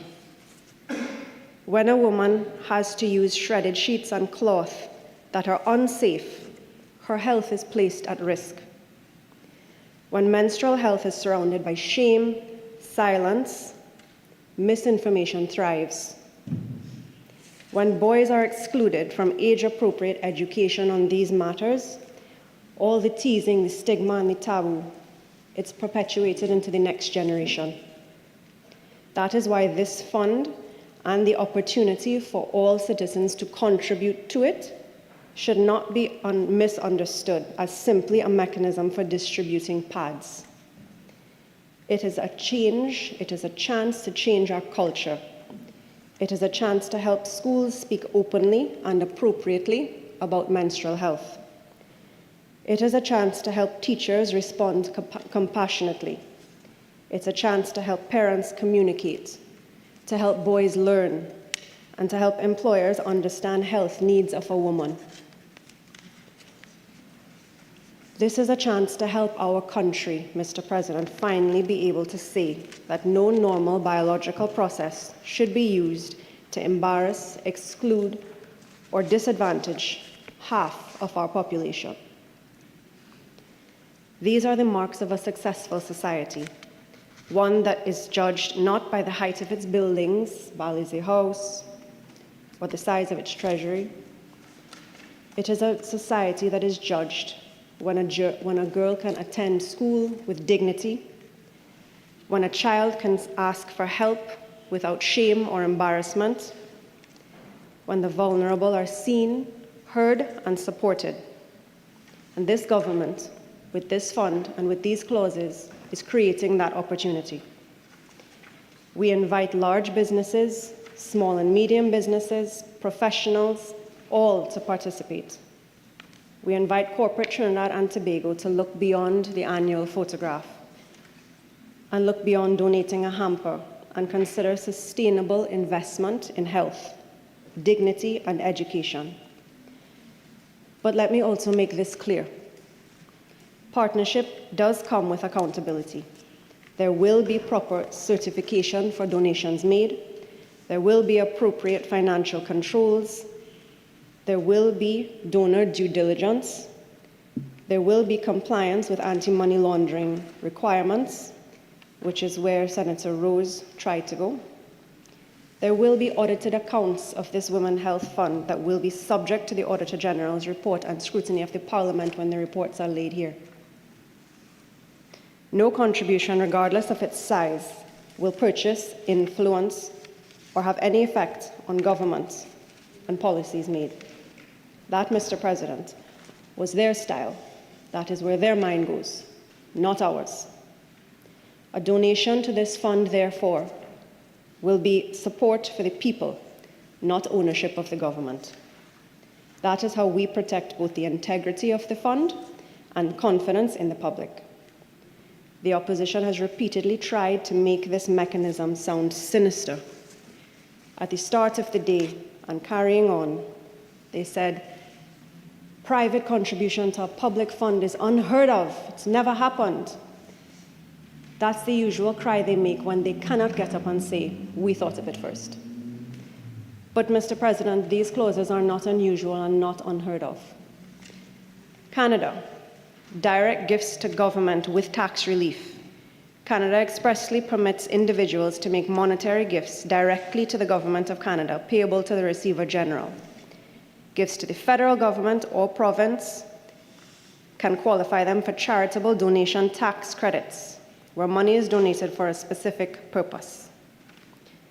The United States, sorry to mention them, Senator Rose.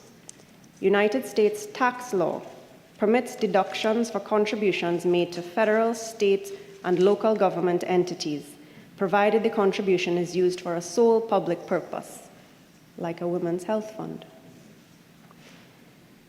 The United Kingdom, donations to public health bodies under the National Health Service Act of 2006, the NHS Foundation trusts may accept gifts of property, including money, or property held on trust for purposes of the trust and the wider health service.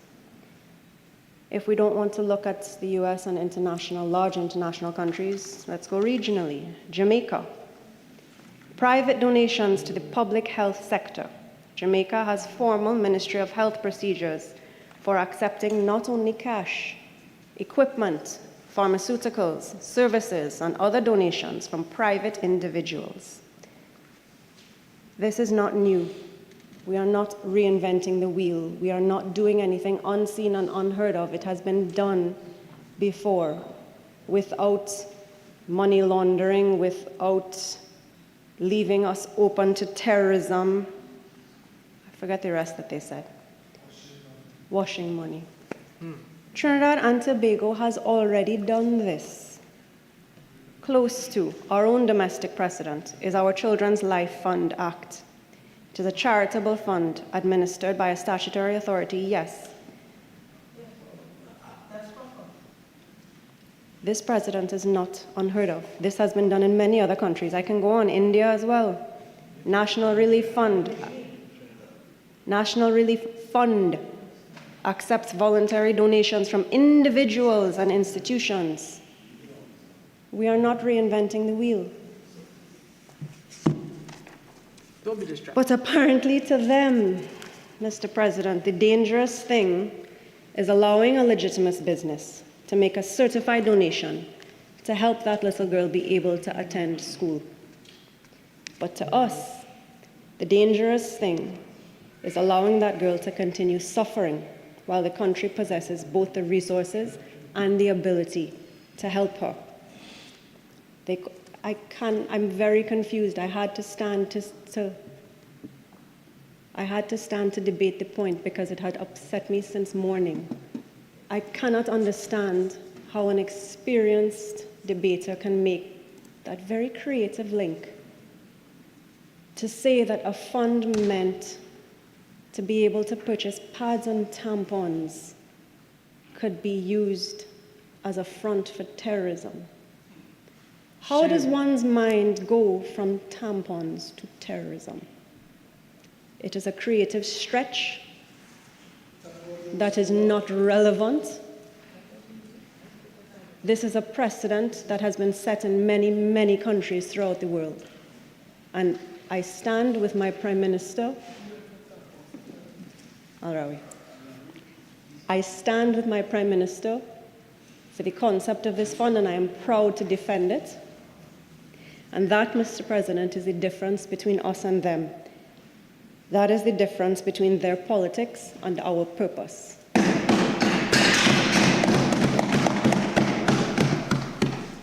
I read the room and I remain short and concise. I thank you, Mr. President. Honorable Senators, we have a few more speakers, so we'll be here for a few more hours. So I think it's a good time for you to have some dinner to prepare for a long one. So this sitting is now suspended until I would say we can come back here at around 9:15.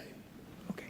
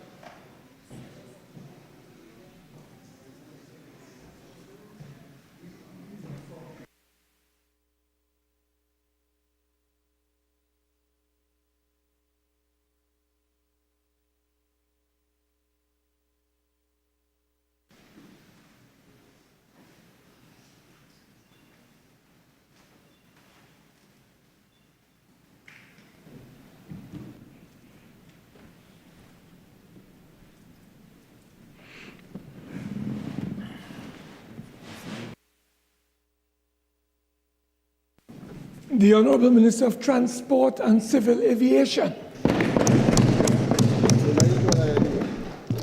Thank you, Mr. President. Thank you for the opportunity to contribute to the Finance Bill 2026. Firstly, I would like to congratulate the Honourable Minister of Finance. My contribution will be brief and will focus on clauses 12 and 13 of the bill, which seek to amend the Motor Launches Act and the Shipping Act, respectively. Mr. President, before I continue with my prepared contribution, Mr. President, we have been in the Senate now for about 13 months. And for persons on the other side who are well educated, I am very disappointed in all of their contributions today. I'm trying to find a parliamentary word with very misguided misinformation, especially from Senator Margaret Rose. I read the bio of Senator Rose. She also indicated that she specializes in accountability and transparency, and she's an expert in procurement. So I have to ask the senator, where were you for the 10 years the PNM was in government?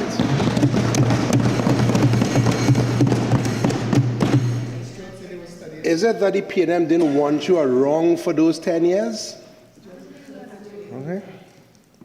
Where were you for the fake oil scandal? Where were you for the PNM raffle scandal? Where they built a building, the raffle, I think it was a raffle. Yeah. I had to ask the question. You have persons. Senator Margaret Rose, I know you're new, but you're getting into the bad habit. Crosstalk while the member is speaking, I mean, you say we could tolerate it, but when I am hearing it, we have to draw the line. So I would ask you, if you want to speak, do it in hushed tones. Hushed tones, so I can't hear. The Honourable Transport Minister, continue. Thank you. Mr. President, if I was a law professor who taught Senator Rose, I'll be very, very disappointed today. Senator Rose stood up and gave misinformation for close to 40 minutes. My colleague, Senator Alaha, would have addressed this, but for 40 minutes, and I think that was the most difficult maiden contribution I ever listened to. I thought after Senator John Bates, the PNM would have selected someone, refreshing, but they clearly did not in this case. You also have other persons on the bench that's pushing a narrative that fines are somehow taxes. When last did any of those members opposite open a dictionary. I think I have to invest in some dictionaries and distribute it to the members opposite.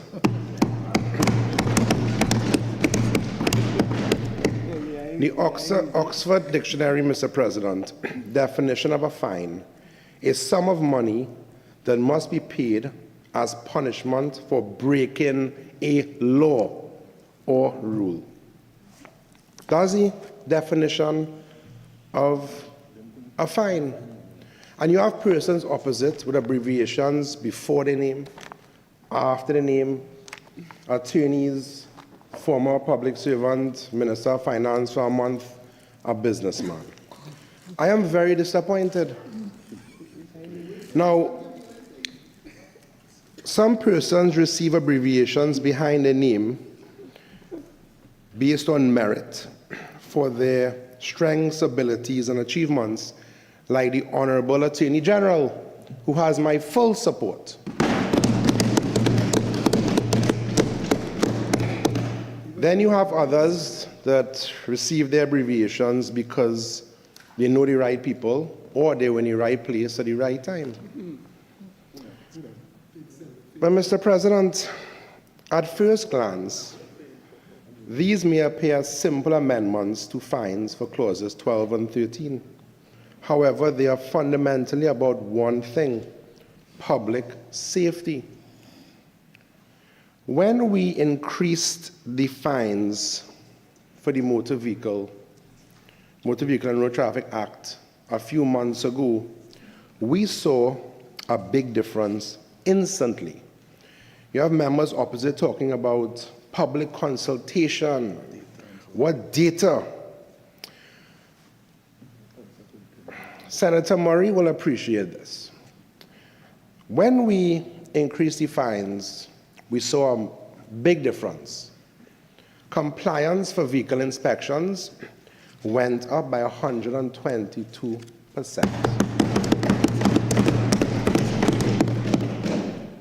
Persons renewing their driving permit outside of the legal time frame increased by 355%.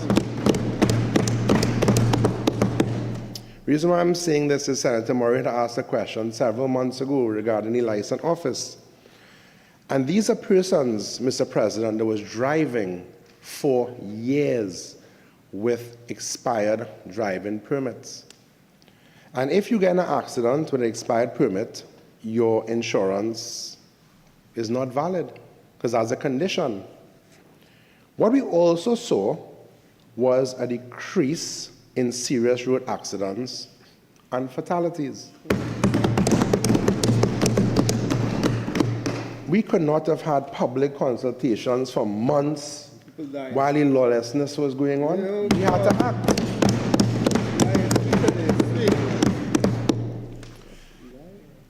I heard Senator Rose, Senator Rose said public consultations, but I could understand why they are objecting to some of these clauses. And a colleague in the other place brought this up. A few years ago, a son of a cabinet minister was charged for having a party on a vessel. Many will remember that. Yes, you do. And he said his defense was he was operating a restaurant. Then he said, I was charged because of who my mother is.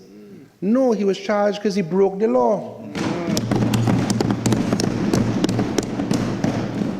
And one of the charges was excess passengers on board.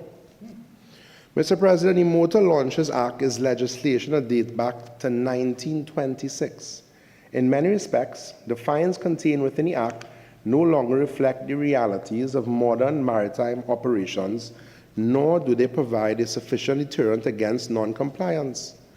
Clause 12 increases the fine under the Act to $7,500. And some may ask, why is the increase necessary? The answer is simple. The laws governing motor launches exist to protect lives.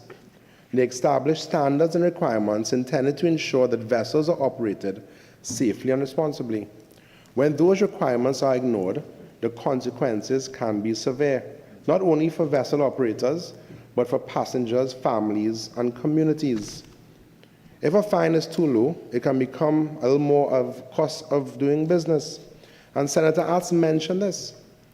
These fines are so low, people just treat it as a business expense. Fines must be meaningful if they are to encourage compliance and promote responsible conduct on the waterways. I want to ask persons, members opposite on the independent bench, how do you feel going on a boat if it's overcrowded? Would you take your family on that boat?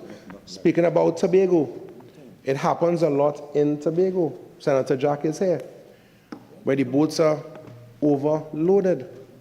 The reason why I'm not asking members on the P&M bench about this is they might have been on that same party a few years ago. It was close to 100 people, Mr. President, was on that boat. I think it was 91, if I'm not mistaken. Mr. President, every year, thousands of citizens and visitors use vessels throughout Trinidad and Tobago for transportation, recreation, and tourism. They have a right to expect that those vessels are operated safely and in accordance with the law. Yes. This amendment helps reinforce that principle. Clause 13 addresses equally important issue under the Shipping Act. The amendment increases the fine where a passenger vessel carries more passengers than permitted on its passenger ship safety certificate. The fine will increase to $1,000 for every excess passenger. Mr. President, this is not a technical matter. This is a matter of human safety. Passenger limits are not arbitrary figures. They are established following assessments of a vessel's design, capacity, stability, and safety features. Those limits exist because exceeding them can place everybody on board at risk. When a vessel carries passengers beyond its certified capacity, it increases potential consequences of an accident or emergency. It can affect the vessel's stability, compromise evacuation procedures, and place additional strain on safety equipment. For that reason, overcrowding must never be treated lightly. These clauses are therefore not simply about increasing fines. They are about strengthening accountability, improving compliance, and protecting the traveling public.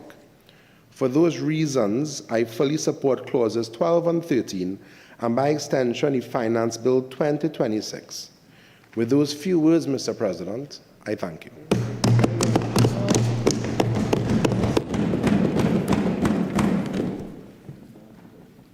Yes, I recognize the Honorable Minister of Agriculture and Fisheries.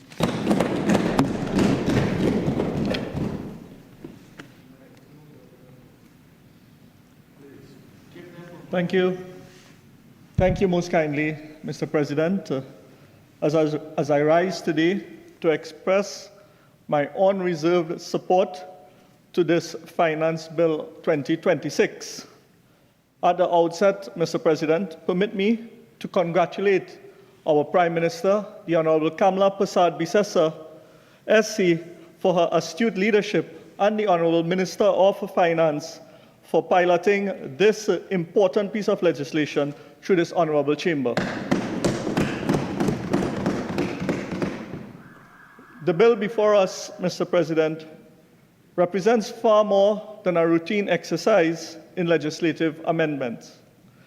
This represents a deliberate and strategic effort by this government to modernize our law, strengthen enforcement mechanism, and improve accountability.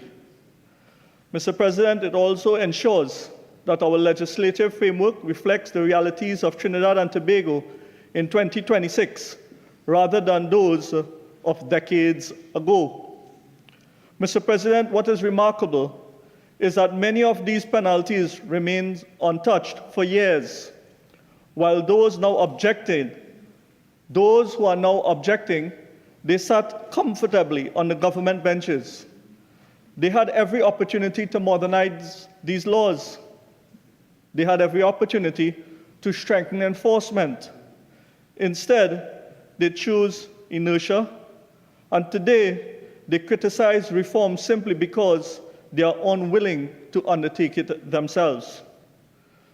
Mr. President, governments have a responsibility not only to administer laws, but also to ensure that those laws remain effective. Legislation cannot remain frozen in time while society evolves around it. Economic condition changes. Technology changes. Industries change. The threats that exist also change. The public expectations change. And when those changes occur, governments have a duty to ensure that the legal framework evolves accordingly. That is precisely why this bill seeks to achieve, and that is exactly why this bill seeks to achieve the modernization of the legislations that we are considering. As Minister of Agriculture and Fisheries, my contribution today will focus primarily on those provisions that affect agriculture, forestry, wildlife management, animal health, environmental protection, and environmental welfare. However, Mr. President, before I go into my substantive contribution, there would have been some contributions made by my colleagues on the other side, and I want to take a moment to address some of those contributions.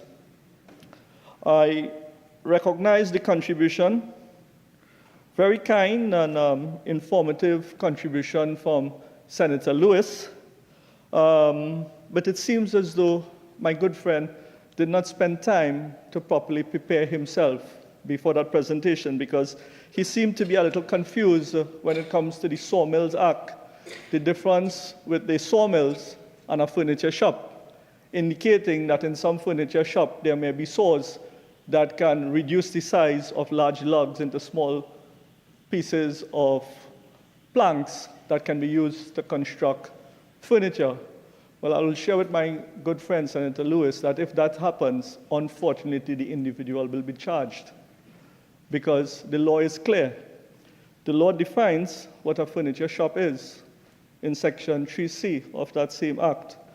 And it says, for the purpose of this section, 3A and 3B, furniture shop means a place where wooden furniture are manufactured for sale and where wood is used in the manufacture of furniture for sale. Whereas in the earlier part of the legislation, Section 2 of the Act clearly defines what the sawmill is, and it includes every sawmill compound and every breakdown saw or mill designed and used to break down and convert logs into boards, planks, or scantlings, or to resaw the boards, planks, or scantlings into boards, planks, or scantlings of small dimension. So just to explain to the Honourable Senator that the Act itself is clear with respect to the difference between the furniture shop and the sawmills. And we need to be able to differentiate and avoid that. Also, just to respond for the contribution that was made by Senator Ragman. Unfortunately, she's not here, but you know, the Honourable Senator came into the chamber here and made contributions of doom and gloom and trying to paint a false narrative, Mr. President, where the Honourable Senator even questioned the state of crime in our country, trying to insinuate that crime is out of control and people have been losing faith. But it seems as though she's still stuck in what was being echoed, and that seems to be reverberating in her mind of what was being echoed under the last dark decade of the PNM administration, where my colleague, the Minister of Public Administration and Artificial Intelligence, would have done a very fine job in articulating how horrible it was over the last 10 years, where we saw in 2024 the record for the highest level of murder. However, I just want to set the record straight and share with Senator Ragman that under the Ministry of Homeland Security here, and under this UNC administration, under the leadership of our Honorable Prime Minister, the Honorable Kamala Prasad-Bisesa, we introduce and we advance stronger crime-fighting measures, including stand your ground legislation, stronger enforcement and cooperation with international partners. Senator Rose might have had an issue with that, of our relationship with our international partners. But it is because of our relationship with our international partners, Mr. President, that we have been able to bring a stop to be able to attack the narco-terrorism and the drug trade that was happening throughout the region. And we have to thank our Prime Minister. And we have to say we are very proud for the relationship that Trinidad and Tobago and the United States now enjoy, a relationship that we are proud of to be working closely with President Trump administration, Mr. President. Mr. President, we strengthen our maritime and border security through intelligence-led policing and international partners. We repaired over 82 police vehicles and leased 50 additional police vehicles. We announced the deployment of 30 mobile posts across the country. We reported significant decline in crime across several different categories. We reported a major reduction in crime, including a 42% decline in homicide. Reported serious crimes dropping by 30% compared to the same period last year. We reported violent crime down by 32%, Mr. President. We reported divisional crime reduction across multiple police divisions, and we actually presented through the TTPS statistics. This information was placed in the public domain, where we had a 55% reduction in the Northeastern Division, 41% crime reduction in Tobago. In Tobago, where Senator Ragman supposed to be aware of what is happening, we have a 41% reduction in the crime in Tobago. But clearly, those on the other side are just not in touch with what is happening outside there and the reality of our society, Mr. President. Mr. President, I can go on and on, but I will now go to my substantive contribution here, and I will address some of the statements made by Senator Dan Paul as I continue. Mr. President, as I listened carefully to the debate, I have heard repeated attempts by some members opposite to characterize the increased penalties as taxation measures. Respectfully, that argument cannot withstand scrutiny, because a fine is not a tax, Mr. President. The irony, Mr. President, is that those who now seek to misrepresent enforcement measures as taxation had no difficulty imposing burdens on citizens through increased cost of living, declining services, and economic mismanagement. Mr. President, I just want to pull up some figures here of what transpired by the last administration. When we're talking about increasing the cost of living and increasing the hardship to our citizens, they come here today to talk about how these fines will affect the small man. Mr. President, they were not concerned about the small man when it is those on that side went into administration in 2015, and they met super gasoline at $2.70. Mr. President, they increased that as soon as they got into office in October 2015. From $2.70, they increased gasoline to $3.11. In 2016, they increased that to $3.58. In 2017, they increased it further to $3.97. In October 2018, that was increased to $4.97. And in April 2022, the price of gasoline in this country increased under a PNM administration from $2.70 in 2015 to $6.97 in 2022. were they concerned about the small man? Were they concerned about the cost of living in this country? No. And they laughed at the small man and said, what?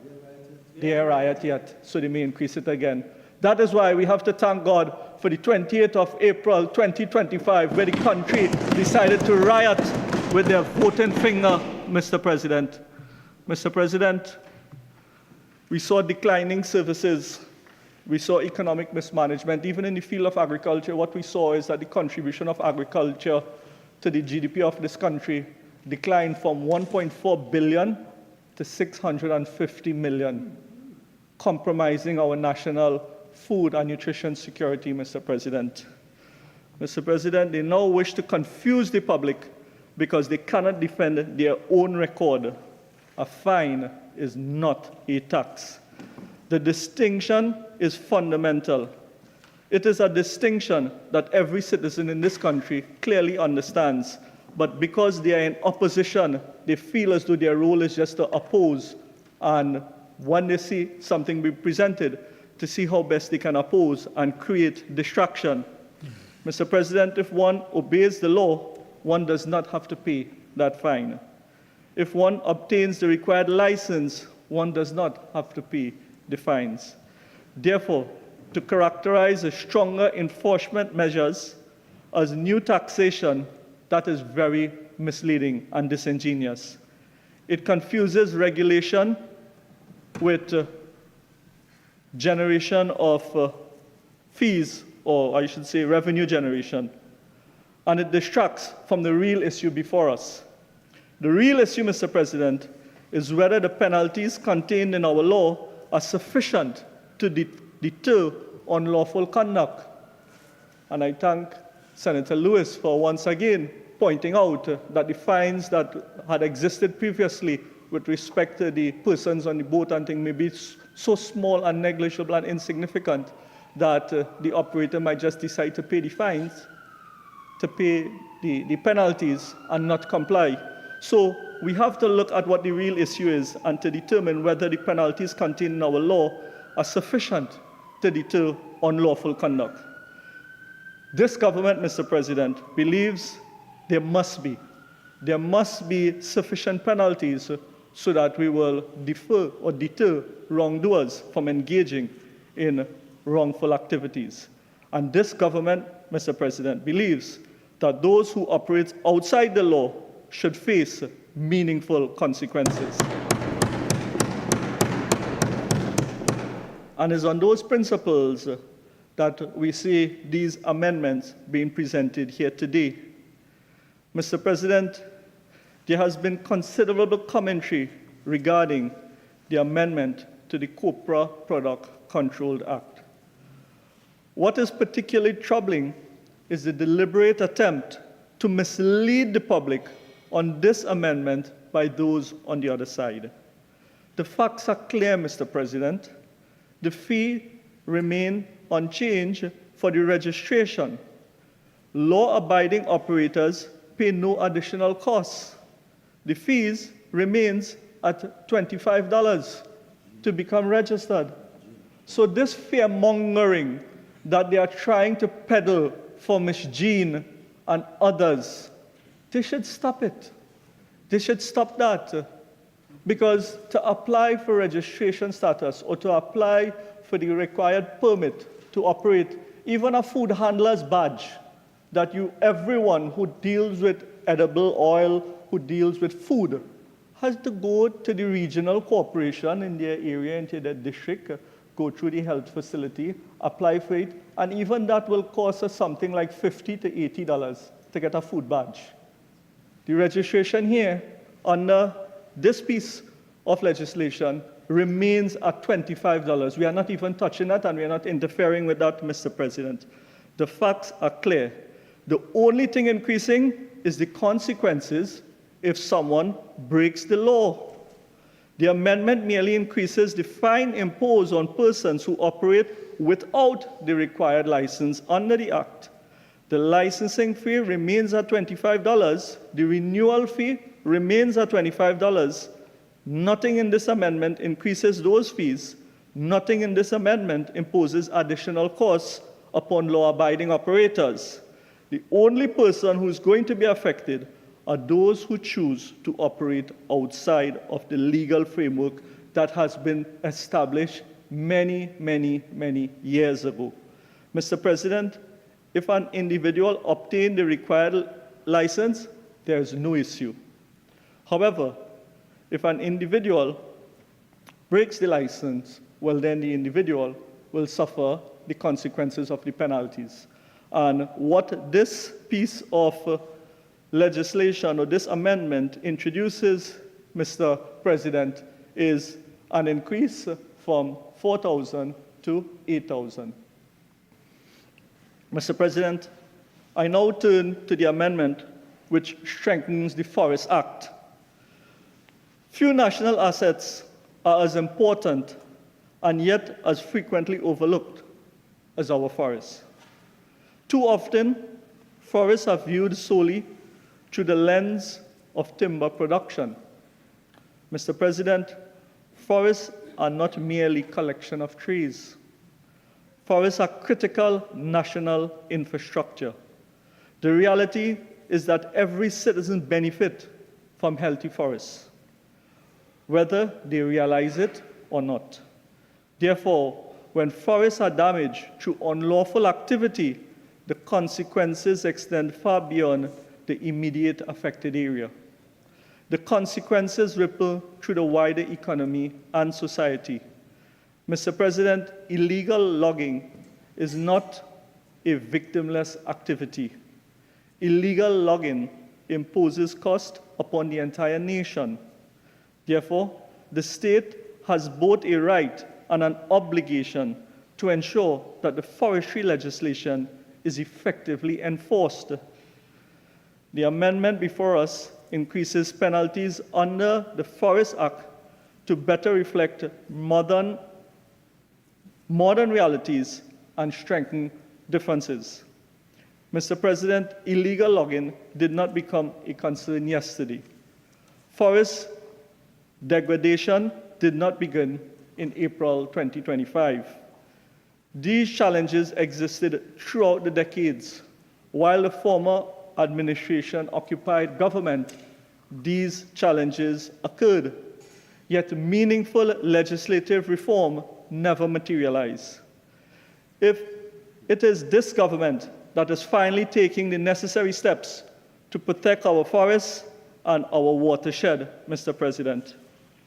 So, Mr. President, what this piece of amendment does is it basically changes the penalty for someone who breaches the Forest Act from 100,000 to 150,000. And it is simple as that. For those who comply with the law, they have nothing to fear and nothing to worry about. But for those who breach the law, who breach the act, they will be penalized accordingly. And Mr. President, I pause for a moment to congratulate the work being carried out by our foresters, our game wardens, and all the officers within the Forestry Division, within the Ministry of Agriculture and Fisheries, because within recent time, they have had several arrests. I will not go into those because they are before the courts. But what I want to say is that our workers within our Forestry Division has been outside, they have been doing their job, they have been seizing illegal sawmill and portable sawmills that are operating outside there, and I congratulate them for that initiative, for that effort. Mr. President, closely related to the Forest Act are the amendments proposed to the Sawmills Act. The forestry sector plays an important role in supporting economic activity, employment, and value-added production. However, that sector can only function effectively when there is a level playing field. Legitimate operators invest resources to comply with regulatory requirements. It is therefore fundamentally unfair when unlawful operators seek to gain a competitive advantage by circumventing regulatory requirements.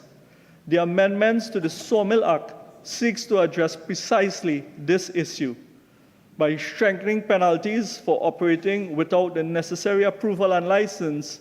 The legislation ensures that compliance is not optional. Compliance becomes the expectation, compliance becomes the norm, and compliance becomes the standard.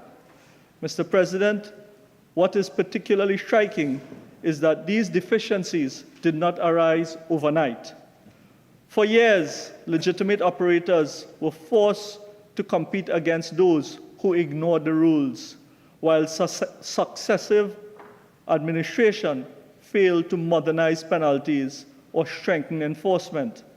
Mr. President, this UNC government is correcting that failure. As they say, Philip will fix it, well, so too will this UNC administration. We will fix these deficiencies in the system. Mr. President, the amendment to the Forest Act and the Sawmill Act are therefore not simply about increasing penalties. They are about protecting national assets. They are about safeguarding our natural resources. They are about supporting sustainable development. They are about ensuring fairness in the trade and fairness in the industry. And they are about preserving opportunities for future generations, Mr. President. Mr. President,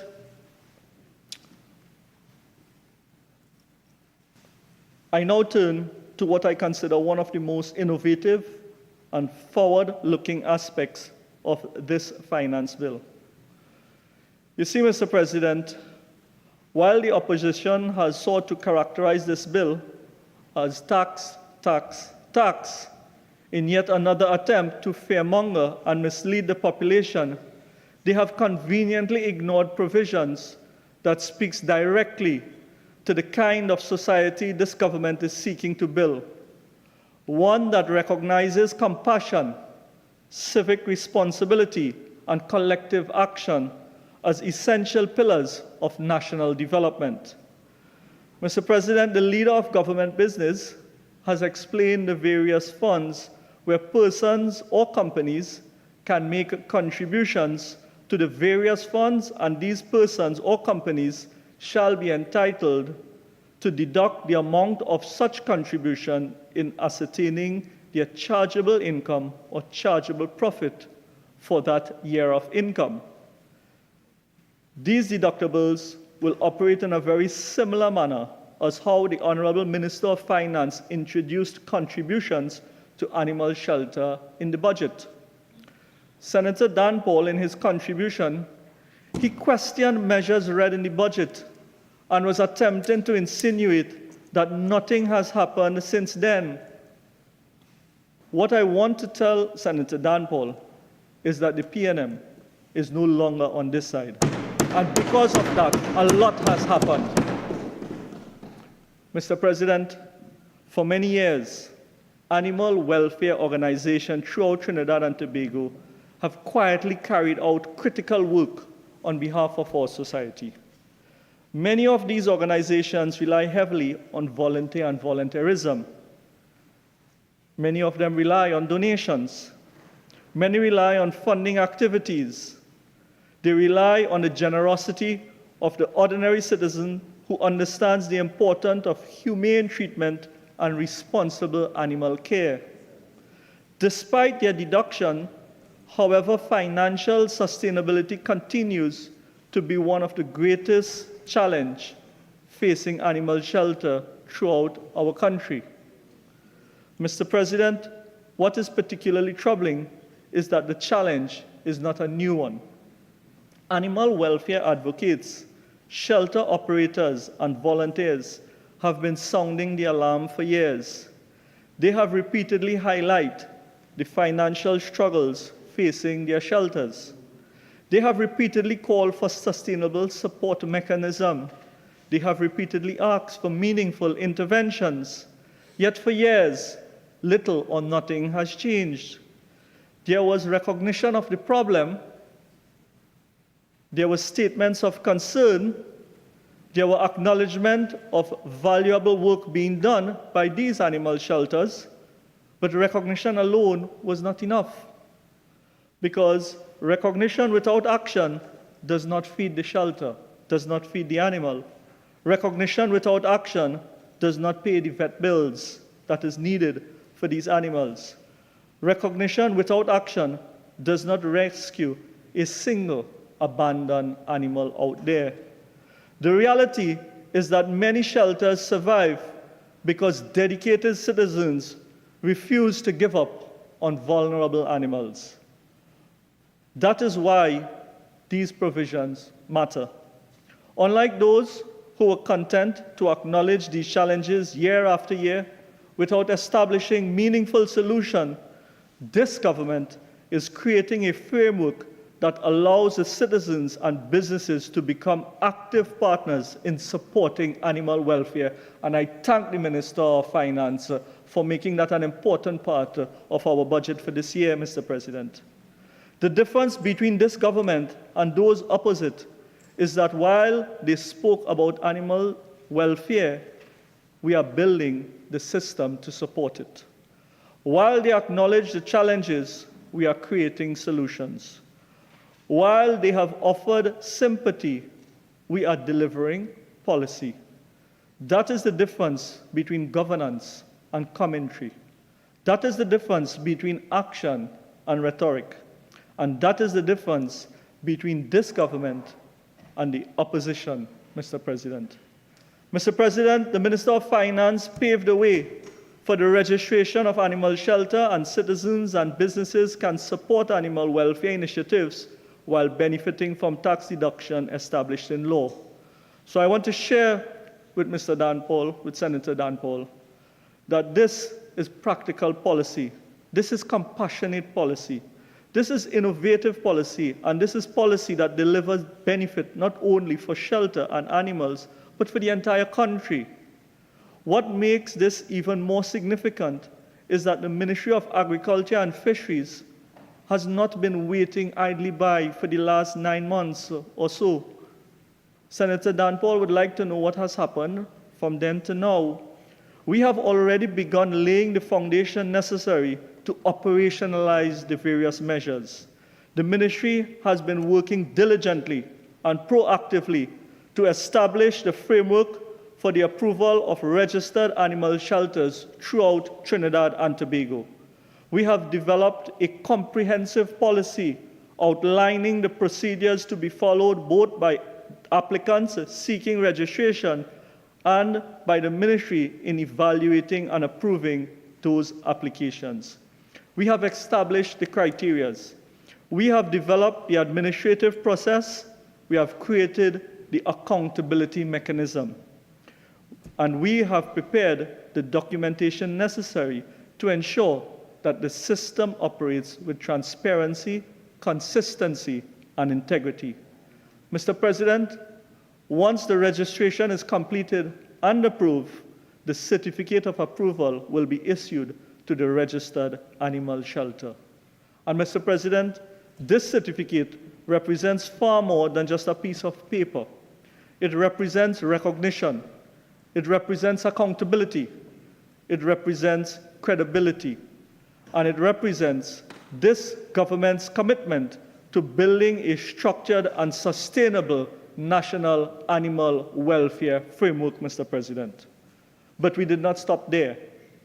The ministry has also delivered a certificate of donation which will form a critical component of the fiscal incentive system established through these legislative amendments. Mr. President, the process is simple. Once a shelter receives approval as a registered animal shelter, it will be authorized to issue these certificates of donation to persons or companies making qualifying contribution. When an individual or company makes a donation, the registered shelter will issue the donor with an official certificate of donation, and the donor will then submit the certificate to the relevant authority.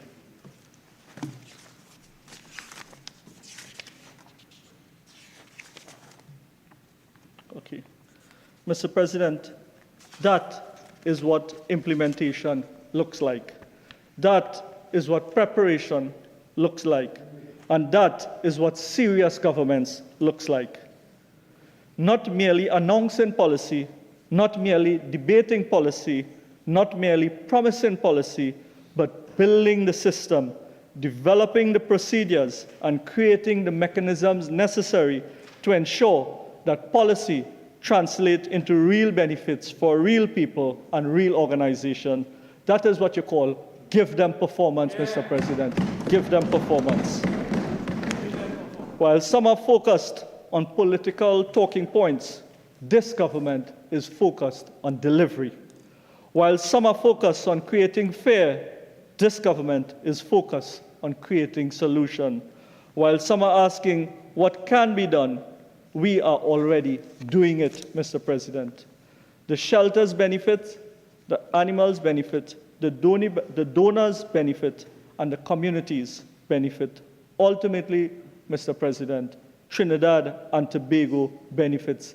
And that is why we say when UNC win, even animal lovers, our family friends, our family pets, they win as well. Mr. President, I want to turn to clause 19 of the bill, which proposes an amendment to the Animal Disease Importation, Health and Welfare Act. While the amendment itself may appear straightforward, its implications are profound. The legislation forms part of the framework that protects Trinidad and Tobago against animal disease, incursion, and biosecurity threats. Mr. President, biosecurity is often mostly appreciated when it fails. When disease outbreaks occur, the consequences become immediately visible. Farmers lose animals, and we saw that happen last year in the Wallerfield community, where we would have had a breach in our biosecurity measures here in Trinidad, where we would have the porcine respiratory and reproductive syndrome happening at one of the farms in Wallerfield. That is something that we did not take lightly within the Ministry of Agriculture, Mr. President. We had to actually quarantine that farm and neighboring farms and ensure that all the tests and measures were put in place to identify whether it was an affirmative case or whether it was negative. Thankfully, only one farm was positive and the other 12 were negative, so those were released. That one farm that was positive, we had over 200 pigs being culled. So this is why our biosecurity system is extremely important, because farmers, they lose animals, producers lose income, supply chain become disruptive. If it is we did not do what it is we did, what could have happened? What could have been an outbreak causing a complete collapse of the entire porcine industry here in Trinidad and Tobago. It can also affect our food prices because, of course, limited supply, constant demand resulted in an increase in price, in food price. Public confidence also declined, Mr. President, when we have a compromise of our biosecurity systems. Government incurs significant costs, yet when biosecurity systems function effectively, many of those risks are prevented before they ever materialize. That is precisely why strong enforcement provisions are necessary. The amendment before us increases the penalties associated with the breach of the legislation. And this is entirely appropriate, Mr. President, because what this piece of amendment introduces is an increase in the fees associated with the existing penalty to move it from where it is at $50,000 and increase that fee now to $60,000 according to the amendment being proposed for clause 9. Mr. President, the global agriculture sector continues to face a serious threat from transboundary animal disease. These threats do not respect borders, they do not recognize geography, and they do not wait for countries to prepare. African swine fever continues to affect pig industries across multiple regions of the world. The disease has resulted in the loss of millions of pigs internationally and has caused severe economic disruptions wherever it has spread. Likewise, Mr. President, the outbreak of avian influenza have affected poultry industries across numerous jurisdictions, impacting on egg production, poultry supply chain, and food affordability. Mr. President, just recently, about a month ago, the Ministry of Agriculture and Fisheries had to intervene with illegal importation of some livestock animals. We had about 40 sheep and goat that was seized down in Cedros, and that had to be contained, they had to be transported, and they had to be eradicated. We had to get rid of that because that illegal importation of that livestock, whether it come from, it could have come from areas where there may be foot and mouth disease present or other diseases that can affect the entire livestock industry here in Trinidad and Tobago.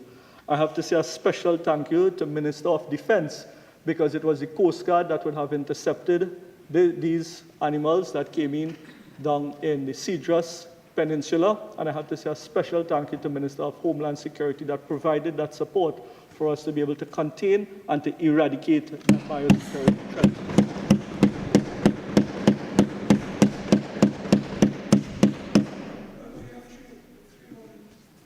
So, Mr. President, what the amendment is offering is to again increase the fees on the importation of animals into the country, for the fees on the illegal importation of the animals to increase. Mr. President, the opposition has spent much of this debate criticizing stronger penalties, stronger enforcement, and legislative reform. If penalties are outdated, should we leave them unchanged? One of the members on the opposite side say, in any case, persons are going to break the law. But we cannot operate in such a manner, Mr. President. We have to make it difficult, and we have to ensure that those who break the law suffer the consequences. So in closing, Mr. President, let us reflect on what this bill ultimately seeks to achieve. It seeks to modernize outdated legislation. It seeks to strengthen environmental protection. It seeks to safeguard our forests. It seeks to preserve biosecurity. It seeks to preserve biodiversity. It seeks to strengthen animal health and protection. It seeks to encourage an atmosphere of philanthropy. It seeks to support animal welfare. And it seeks to create stronger partnership between government, citizens, and the private sector. These are worthy objectives, Mr. President. These are necessary objectives, and these are objectives that are firmly rooted in the national interest. So, Mr. President, the Finance Bill 2026 demonstrates a government that is prepared to act, a government that is prepared to modernize, a government that is prepared to strengthen institutions, and a government that is prepared to make decisions that will benefit future generations to come. So for those reasons, Mr. President, I wholeheartedly thank the leadership of our Prime Minister, the Honorable Kamla Prasad-Bissessar, our Minister of Finance, and I wholeheartedly support this Finance Bill 2020.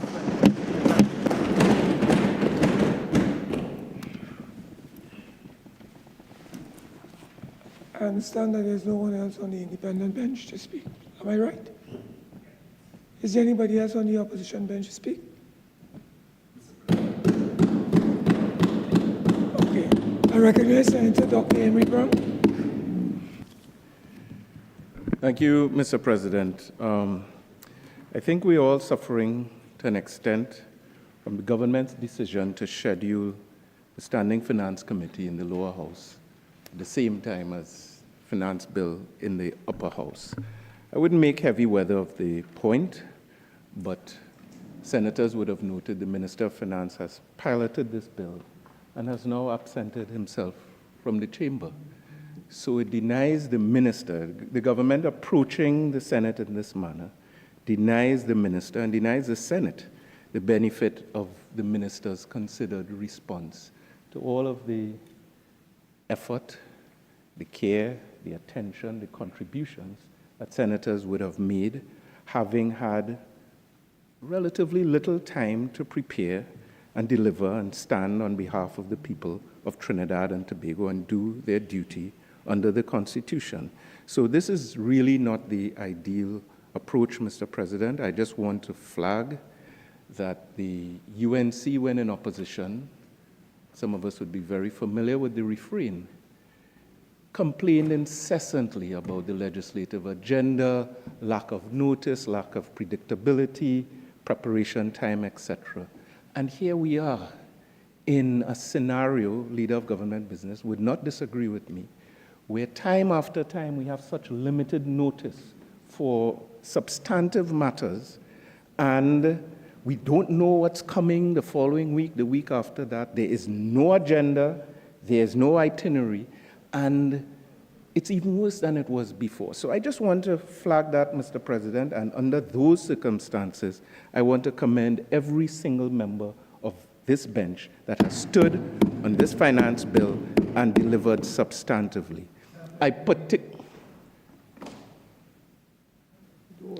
Mr. President, I particularly in the circumstances wish to commend one senator specifically, Senator Margaret Rose,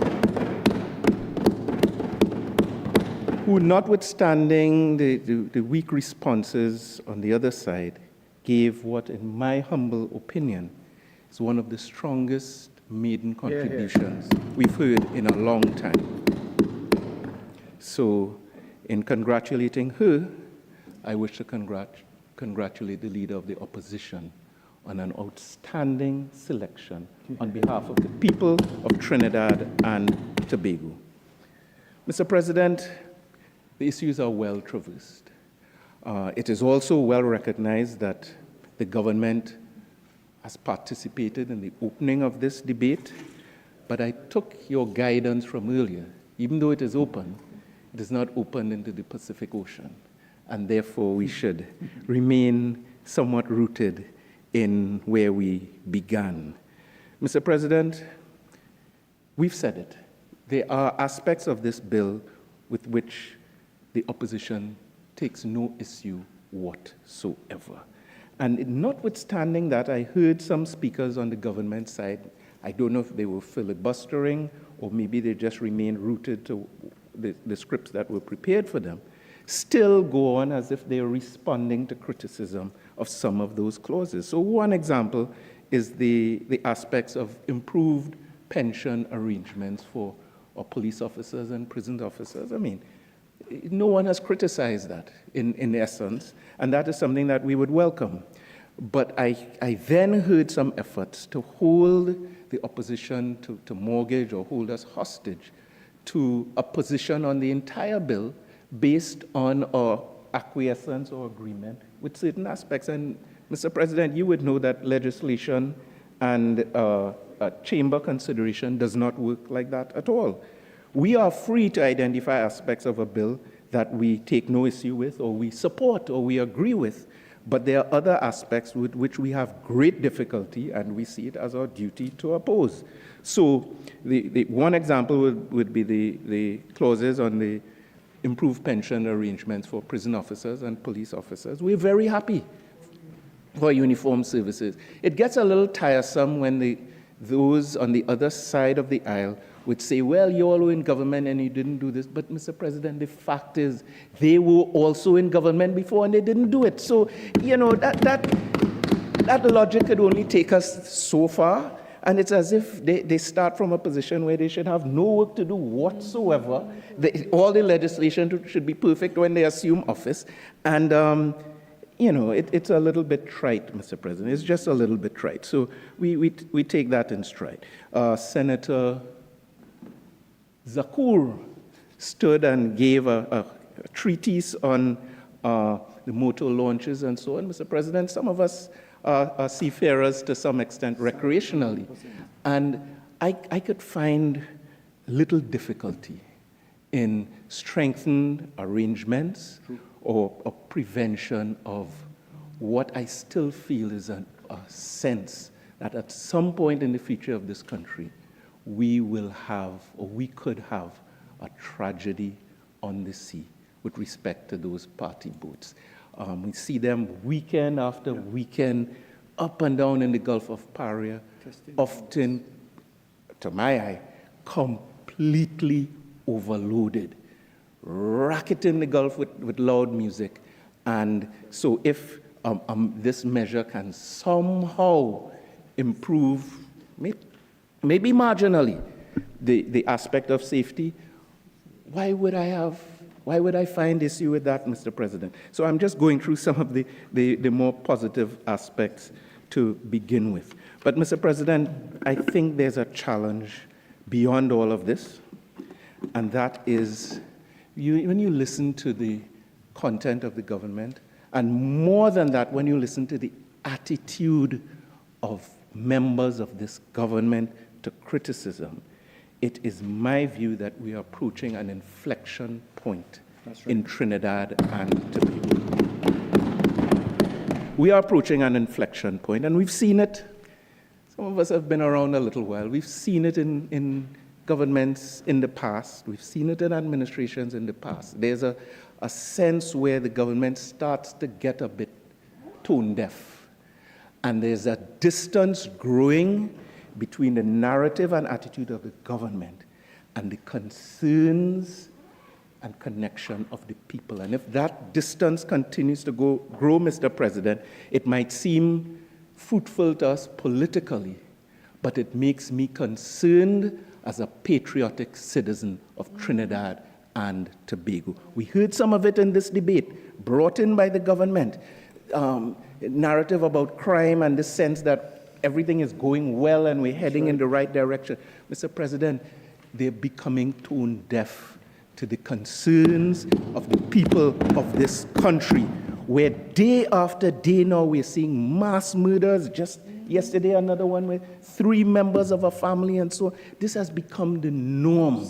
So they're cherry-picking statistics, some shared in this debate, when people are riveted by fear at this time. So, Mr. President, I just want to sound that note of caution that we are at a dangerous point of inflection where the government and their narrative is becoming a bit tone deaf. That I apply that to this whole issue of fines and taxes. So yeah, they've mortgaged this debate on there's a difference between fines and taxes, as if that somehow is assuages the core concern here. And let me put it maybe in clear English for those English speakers on the other side.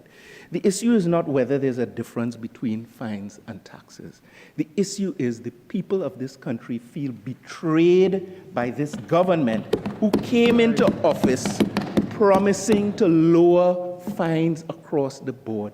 And what they have done week after week, month after month, sitting after sitting, is systematically increase almost every fine that they could locate within the regulations of Trinidad and Tobago. And today we find ourselves with a bill with some sweeteners that we are happy with some good measures that we are happy with, but which contains, when you go through the clauses, over 40 fines that have been increased, doubled, quadrupled, and sometimes more. That is the reality. So coming here and giving us a lecture about, well, something about look in the dictionary, a fine is not a tax. That is splitting hairs for the people who are, if you take a poll today, I heard the Prime Minister say she's polling and so on, I'm happy with that. Maybe it will help as a governor, as a compass for the attitude of the government. One of the biggest irritants for the people of this country, besides the crime situation, is this punitive approach by the government, which is reinforced by today's debate and the bill that is before us. Now they would say, well, these fines are beneficial. That's not persuading anyone. The problem here is that this is in direct contradiction to the promises that were made on the campaign trail. I heard a member of the government stand up here today and actually try to sell the Senate on the reality that the campaign was a consultation. Apparently, they had a different kind of election campaign. It was all a consultation, and therefore, everything we're seeing here came out of consultation because we had an election campaign. I mean, Mr. President, what kind of an offering is that? That's what is it? Cloud cuckoo land? Cloud cuckoo land. That's a phrase the former Prime Minister, one of the former Prime Ministers would have used. But, Mr. President, I mean, everyone knows what I'm talking about here. Everyone knows what I'm talking about here. I can take you back to 2024, just 2 years ago. April the 23rd, in the same Trinidad Guardian that they love to quote, where the Prime Minister herself, then opposition leader, pledged to Trinidad and Tobago, if elected, she would lower fines, calling them a scheme for government revenue collection. A UNC government will reduce traffic fines across the board. And members Zaku stood up here and boasted about the good effects of doubling these fines. No one is arguing, even though he hasn't presented the foundation of any of the stats he shared. We're not prosecuting that. What we're prosecuting is the government's comprehensive hypocrisy on this issue. We'll reduce traffic fines across the board and implement state-sponsored driver education programs instead of increasing fines. What they've done, I have seen no sign of these state-sponsored education programs. We could talk a lot about education programs. We could talk a lot about it. But with respect to the drivers of Trinidad and Tobago, what we've seen is fine after fine after fine. And this finance bill simply adds to the burden on the minds of the population. So the government and the various ministers stood up and defended. Each one will defend his little basket of fines. But what the population is receiving, they're not persuaded by this, Mr. President, because they're seeing a trajectory, a pattern where the government is relying on the pockets of the citizens as opposed to any creativity, any diversification, any innovation that they can count on. And then a minister who's coming for some praise due to his iconic background in the private sector, Minister Maraj, stood and gave us a whole treatise on the role of, Mr. President, I did not disturb members of the government. A treatise on the role of small and medium enterprises in the economy of Trinidad and Tobago, and saying that this bill is helping to enhance their future. I have a few of his quotes here, Mr. President. I don't want to misquote him at all in particular. So, yes, the SMEs are the backbone of the economy. Trinidad and Tobago is open for business. The government is pro-business. Mr. President, there's a reality check that the goodly minister, this iconic captain of industry, and the entire government needs to be brought to bear on, a reality check.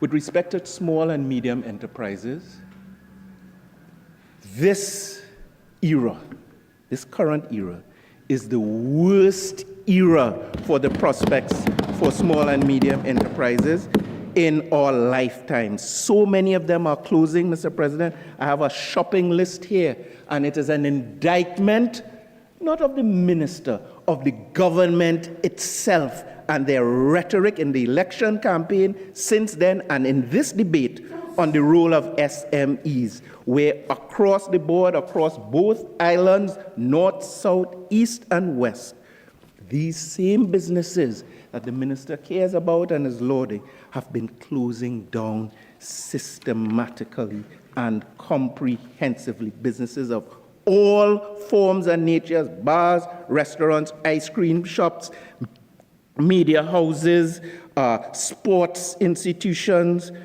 food institutions and restaurants, diners, a newspaper, Nutrient itself, Papa John's, and,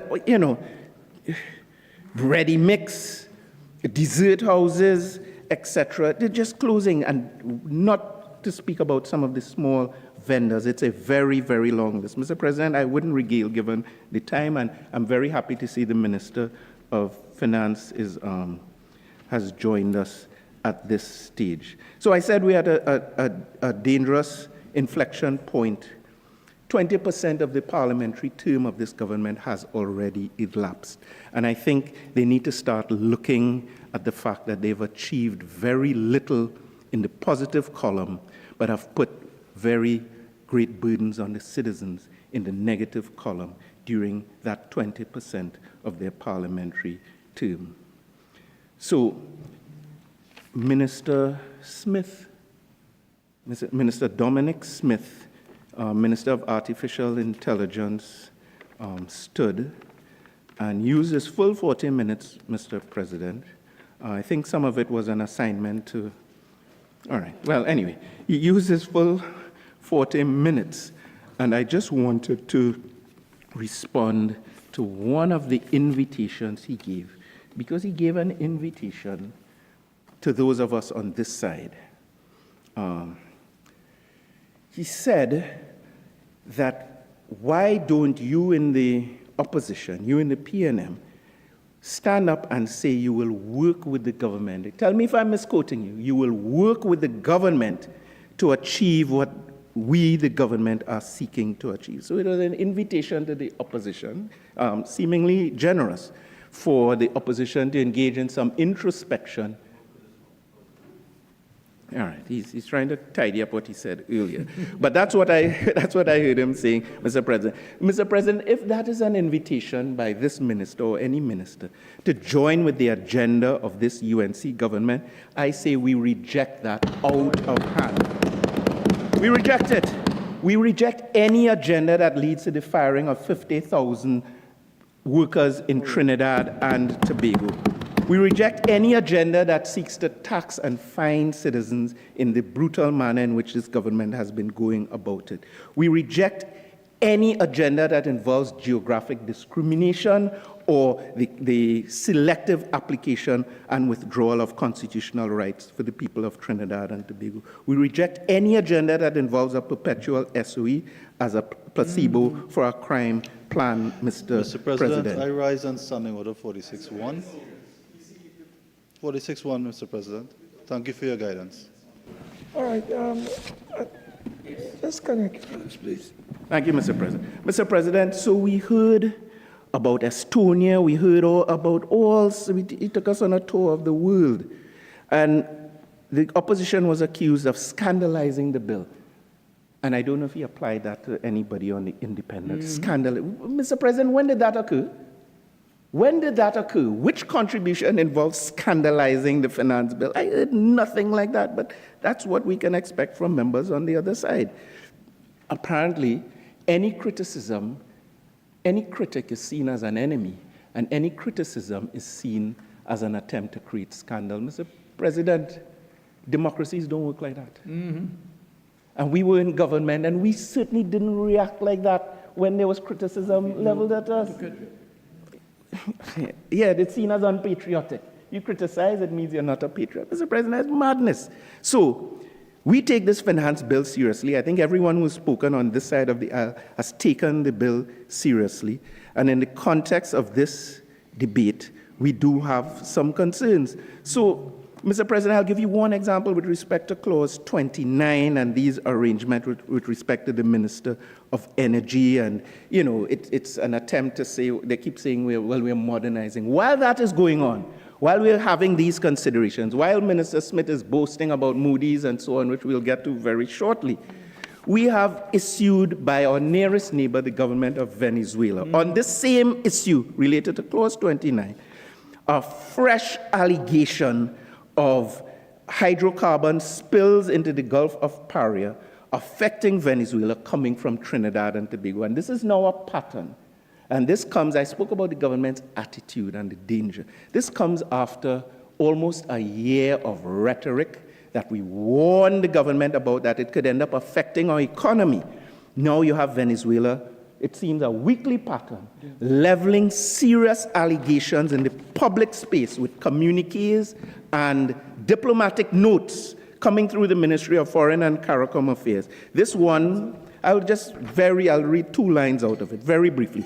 Dated today.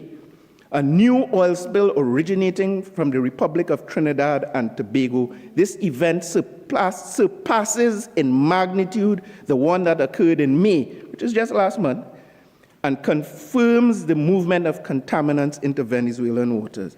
And then it goes on, and this should concern the Minister of Finance and anyone who cares about Trinidad and Tobago, because this is a new language and approach, because they're going after our pockets as a country.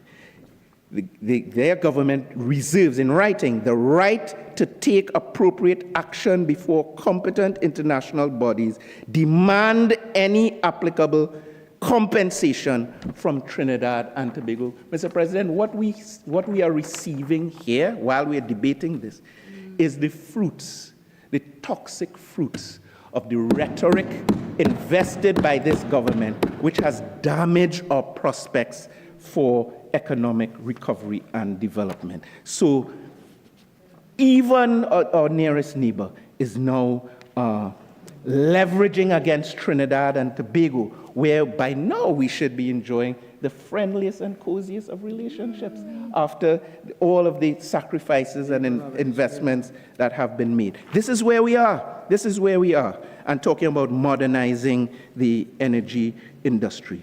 But, Mr. President, Minister Smith, Minister of Artificial Intelligence, also made heavy weather of Moody's, a Moody's report. And I just want to make it clear in response, Mr. President, this is not an opposition that complains when there's any good news about Trinidad and Tobago. We are happy. We don't seek negative ratings. We never seek to blacken the country. We never seek to call down sanctions or anything. That's not this opposition. That was the last one that we had, Mr. President. That's not this one. But I just want to say, because it's important that the record is as clear as possible. I think one of them likes to use the word pellucid. It's pellucidly clear. Senator Rose, you're influencing me now. So I just want to say that we should be clear on the record when we're talking about the Moody's report, that it was not any change in the ratings of Trinidad and Tobago. It was a change in the outlook, and there's a significant difference to those who are listening clearly. But when we talk about Moody's, Mr. President, we're very happy for any improved outlook, which takes us right where we were in 2023, which is a stable outlook. This is nothing new for Trinidad and Tobago, and they almost destroyed the furniture in the Senate when the senator made the declaration. Pounding, pounding, pounding. Right. The point I wish to make, as is their right, I have nothing else to do. I just want to make the point, Mr. President, that just mere weeks ago, Moody's was coming under attack by members of the same government. Right. Just mere weeks ago, because Moody's ended a rating with NGC. No. Moody's ended the BA2 rating of NGC, and NGC ended their contract with Moody's. Get it right, Senator Danpo. That was a decision of the government, and they didn't just end the contract with Moody's. It came with criticism of Moody's. So what is happening here is when Moody's NGC is not happy with what Moody's is saying, they step away from Moody's. When Moody's gives a positive outlet, they come in the Senate here and we're making one set of racket. Mr. President, the point I am making is that this government and the you know what the Prime Minister will describe that as? She's used the phrase very recently: grifting and publicity farming and selective selection of your statistics and where you're deriving your publicity from. Grifters and publicity farmers, that's a new language that we're using. Applies very well to our own government in this circumstance. It's very selective, the same Moody's. So I just want to offer that to Minister Smith as a addendum to his celebration of Moody's. Appendix. And he says, as if that helps him. Mr. President, I'm not going to use my full time because my colleagues did an excellent job. I heard no response whatsoever of substance to future minister, maybe to Senator Rose's, I don't know, to Senator Rose's concerns expressed on clause 24. But Mr. President, what Senator Rose did there is open up an entirely new and important vein of exploration in this debate, and we've had a cacophony, a sequence of government speakers since then.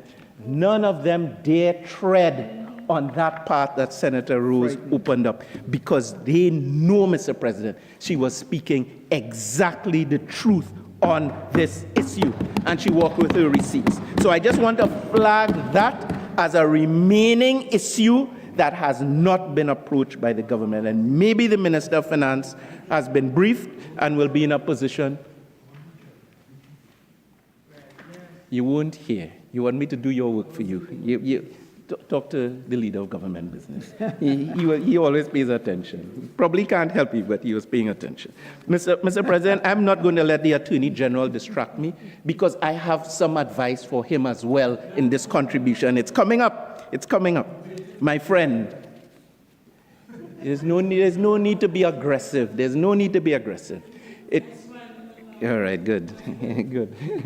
That's the most dangerous posture. Mr. President, I'm not going to be distracted because I have just a few other things to share. But let's get to not directly to the Attorney General. Yeah, come on. I'm trying to wrap up. Please, continue, please. Mr. President, you're getting fatigue. Internecine fatigue going on, all sorts. Mr. President, the Attorney General has contributed recently to a narrative that has been taken up by other members of the government. I'm not going to take on the Attorney General in a to and fro on this matter, but I am here as a senator to sound a note of caution to him and the government of Trinidad and Tobago. Mr. Manning always told us back in the day that issues of ethnicity and affecting different ethnic groups in a country like Trinidad and Tobago have to be approached cautiously, especially by those in senior positions. And I can think about Mr. President, I'm saying this with my onus on free speech in the Parliament and in response to contributions on the other side. And you could recognize, Mr. President, from their reactions that this is not something they wish to hear. They will hear it anyway. They will hear it anyway. Mr. President, so I'm not going to stay long, but I have some advice for the government.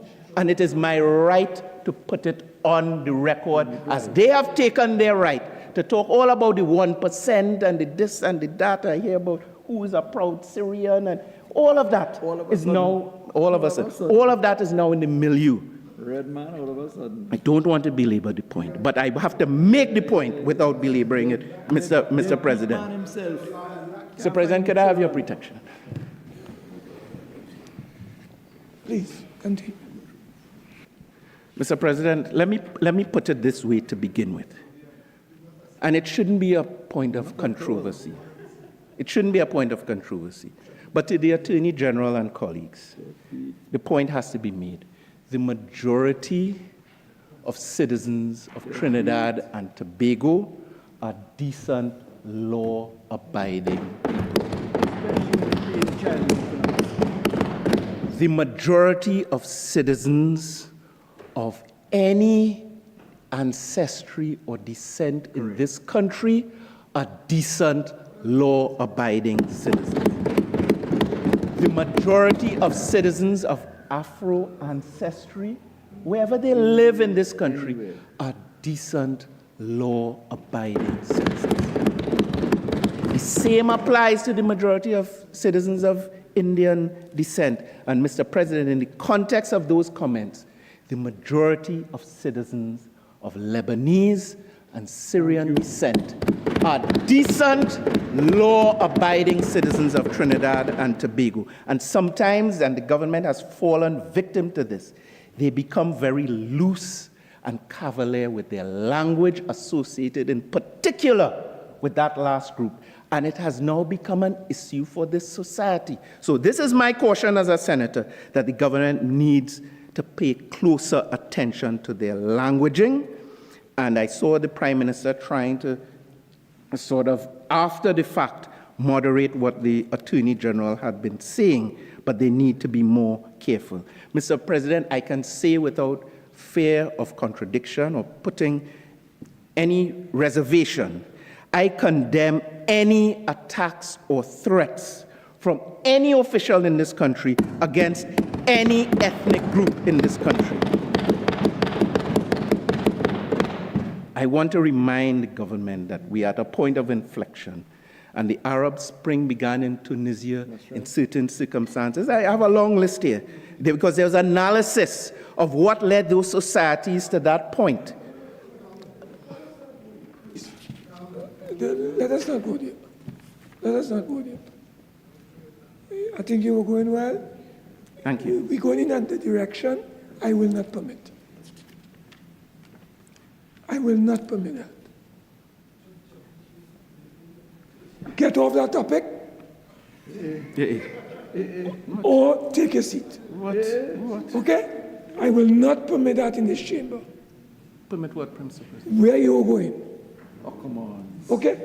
So wind up or resist that path. Mr. President, I take your guidance. I didn't expect that kind of reaction, but I always respect your rulings. So, Mr. President, I just want to say that if a government finds itself operating, and there's a word that I will not use, I will use the word baseism. They have reverted to baseism in a lot of their languaging, and it makes me concerned. It makes me concerned, Mr. President. And you can say anything about any group in Trinidad and Tobago and use whatever euphemism. Now it's the 1%, Mr. President. There are people, there are families in this country who've worked very hard to rise from whatever percent they were over the generations to whatever percent they are today. And there are others of all ethnicities who are working very hard to lift their families up to whatever level on the socioeconomic ladder. If you find yourself as a government starting to broad brush the citizens of Trinidad and Tobago in the manner that I've heard in this debate and very recently, it makes me concerned, Mr. President.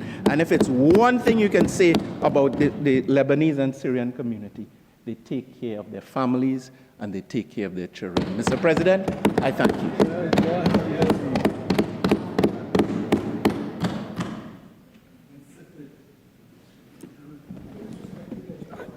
The Minister in the Ministry of Housing, the Honorable Anil Roberts.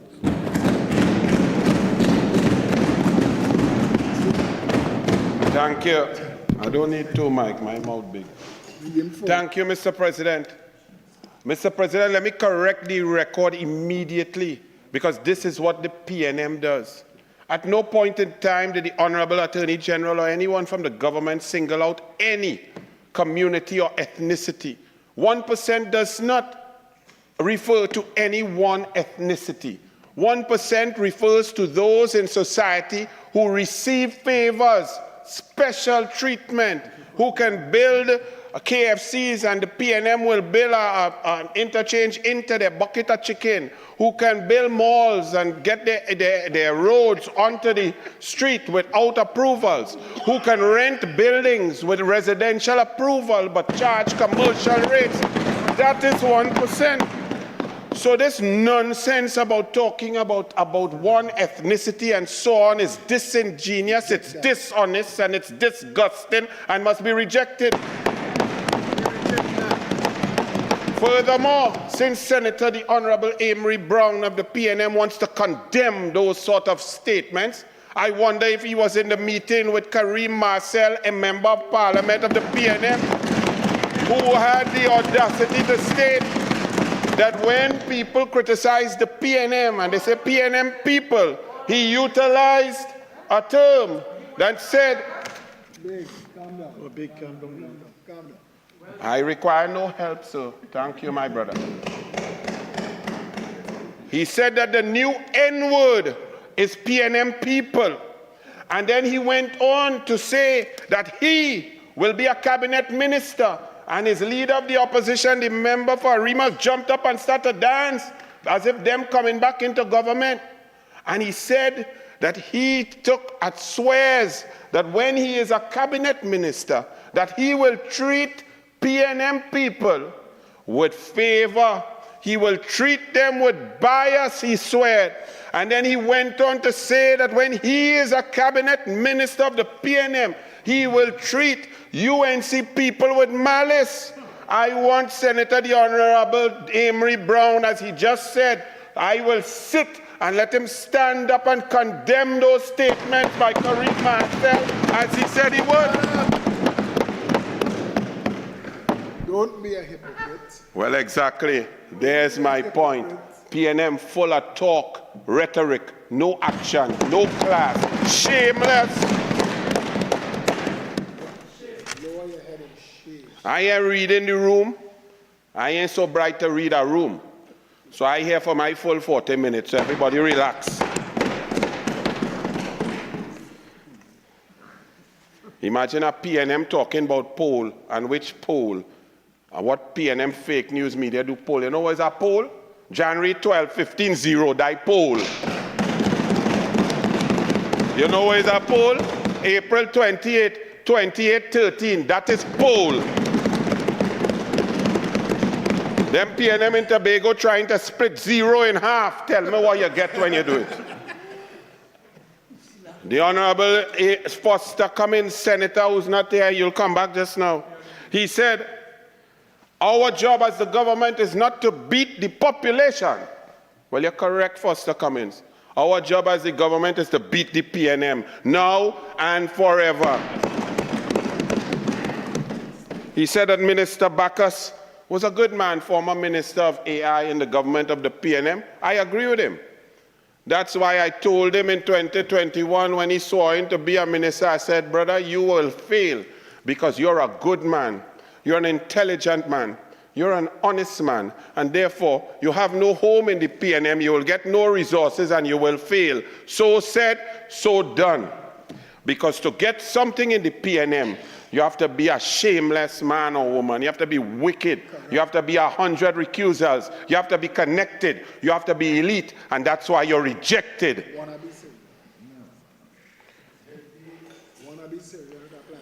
Stop. Forget it. He's irrelevant. Anybody need hair plugs and steroids is irrelevant. Don't judge us by the PNM's yardstick. Because the PNM has 6 senators there. 6 senators. And all the talk about this finance bill is about the PNM is standing for the little man and the UNC doesn't like the little man. 6 senators. And over there, $600 million of taxpayers' money sitting down over there. What little man? 600 million, and some of them getting up here with big money and talking about friends and financiers and who would get coconut oil because somebody friend. They can't call no name, but we know who was a minister and a senator and get 500 million from ATC to cut grass and all kind of things. We know who rent out their own building as an attorney general for 70 million over 9 years and had no approvals for commercial, but take the taxpayers' money with residential approval. What we talking about? That lawlessness, that is the PNM. What? Did you just shout at the president? Order 46.6. I don't mind a substantive motion for your consideration. I didn't hear the Thank you, Mr. President. about anybody in this chamber. Thank you, Mr. President. Continue. If the cap fit with the hair plugs, let him wear it, right? I rise on Standing Order 46.6. There is no other former Attorney General than me on this bench. He said me, the former Attorney General. Yes, sir. I didn't hear him say that. Yes, sir, the former Attorney General on that bench. Well, I didn't hear. There can't be anybody else for your consideration? I didn't hear that. Well, I raised Standing Order 46.6 for your consideration. I didn't hear it. Mr. President, now that I have elucidated, the only former Attorney General on this bench is me, Mr. President, and I raised that for your consideration under the express words of the Standing Orders. Yes, Mr. President, thank you. May I have your ruling, please, Mr. President? Mr. President, both of we, there's not a choir. Both of we can't talk same time. You know you like to sing, but that's all right. Yes, Mr. President. I did not glean from what he said that he was referring to anybody in this house. That's why I'm saying so continue, please. Mr. President, whoever know who it is must know who it is, and if they vex, well, they know who it is, what they want me to say. I want to say to Senator the Honorable Margaret Rose, the former neutral who just turned PNM. But you turned PNM real quick, boy, because you come out here with a PNM vengeance from the PNM playbook. I didn't know you could throw from neutral into fifth gear. I thought you had to build up. That was very good. But because of the convention that you're a debutant, I will leave it. No, I'll leave it. You can't encourage me to be lawless like the PNM. There's a convention. So I will show restraint, Mr. President, and wait for a future debate, okay? Senator.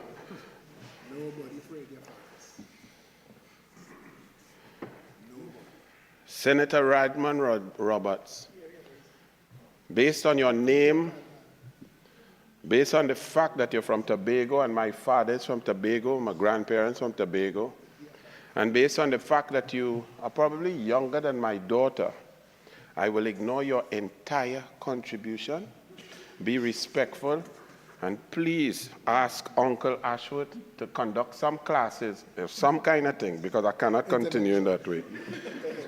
Things hard, said Senator Rajman and some of the PNM over there. Things real hard. But Moody's say it getting better. You see it hard. Senator Rose, you were in the UK where it wasn't so hard, but here it was hard under the PNM, under Keith Rowley and the PNM, where they decimated the economy along with the assistance of Senator Dan Paul. But things are improving. The bleeding has stopped. And Moody's has said we have moved from negative to stable. And yes, they affirm our BA2 rating. This government, the UNC government in September 2015, handed that PNM government that you have just joined as a neutral and into the PNM at a AAA+. Do you know when they handed back in April 28, 2025? It was BBB small minus. That's how much they dropped us in that period. So, as I said to Senator Dan Paul, long time, when you used to dance, Mr. President, when you were younger and grooving, they used to call street boys like you are Dan. Look, the Dan man, you understand? The Dan Dada used to be good, but now we have Dan Paul, and that come with downgrade. Senator Atz, he looked very young. She's not here right now, but she looks very young. But I'm sure she was around in 2015, Mr. President, because she talked about the ease of doing business, but like she forgot, in September 2015, in the ease of doing business index, Trinidad and Tobago was ranked 60th in the world. And just 4.5 to 5 years after, with the PNM decimation, incompetence, and poor policy, we dropped from 60th in the world to 105th. They took the ease of doing business and made it hard. They made it hard like Rajman Roberts, Senator, was talking about. And we will make it easier. That's why we have clauses here. Clauses, as Senator said, clause 22, 23, 25, 26, 27, and 31 are geared towards making the ease of doing business better, to attract investment, to move Trinidad and Tobago away from the failed status, the economic decimation of the PNM, to bring back, to attract foreign direct investment, to start back a refinery, to inject life into Point Lisas that was sucked out of it by the PNM. Our Minister of Finance said here today, there must be consequences when the law is breached. But the PNM cannot understand that because they had high-ranking members of the PNM who rented their own buildings to their own PNM government at commercial rates without commercial approval. That is fraud. That is tantamount to fraud. And when you say increasing fines here, and they say that we are just increasing fines, because the PNM has sent our country into a tailspin of lawlessness. They have turned us into a lawless dump because they were lawless at the top. And it trickled right down into every aspect of life. So we have to correct it. Could we at least have a bill reference, please? A clause?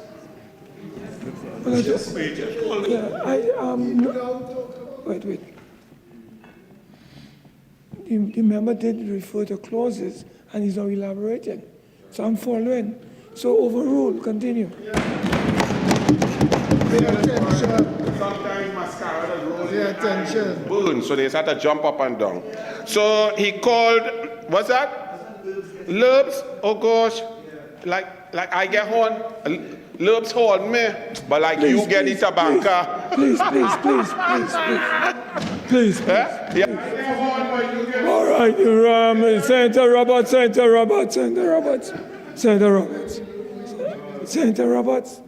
Alvari. I'm not prepared to allow this crosstalk to take place. I'll ask Senator Alvari, if it continues, to walk. Cool off for an hour, if it occurs again. I'm telling you what I'll be doing. So you have been warned. I've put you on notice.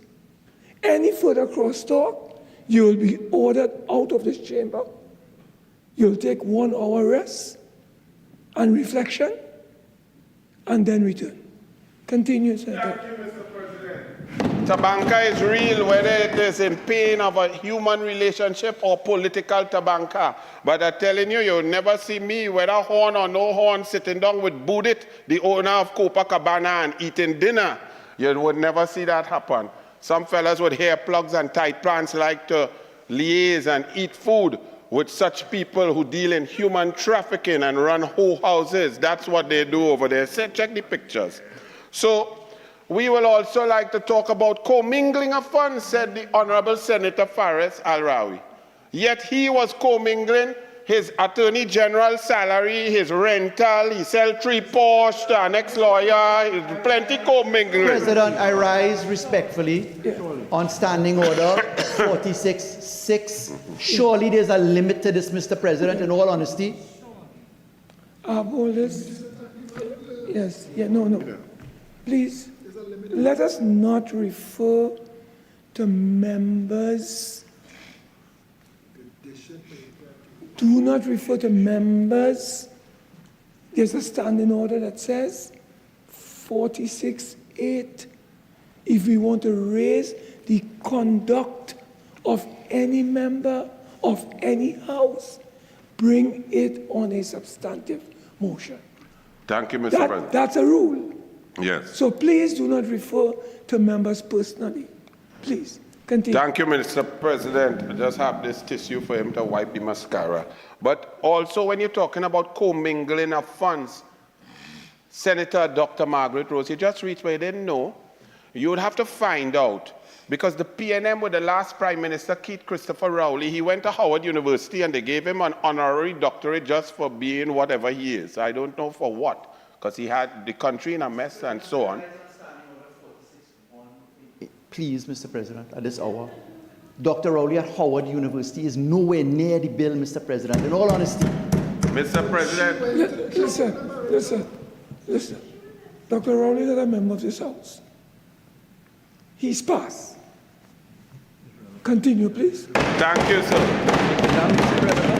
Mr. President, he was not paying attention because he likes to talk and run away to fix his makeup and so on. But the Senator, Dr. Rose, was speaking. Mr. President, I rise on standing order 46-4. There's a limit to this. You have cautioned me to stay quiet.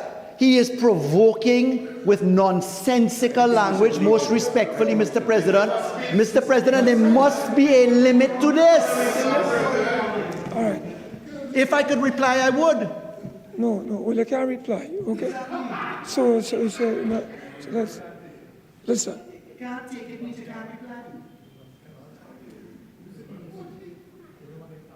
Listen.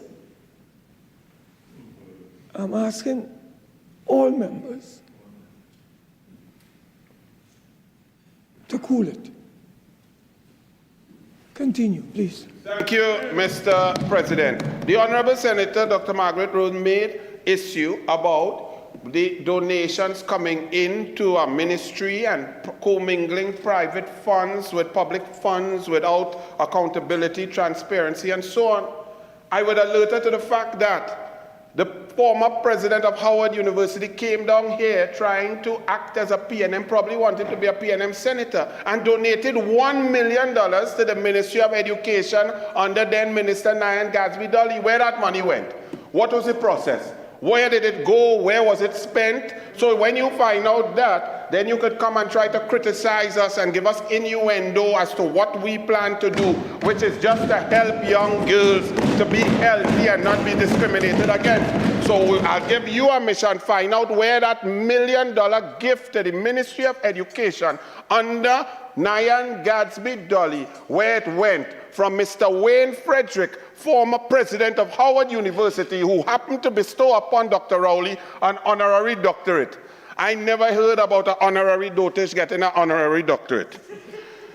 PNM run this country into the ground for 10 years, and you come here and you say you're fed up, hear that? The people fed up here, the PNM, that's why you're on that side and will remain. You cannot just ignore what you all have done.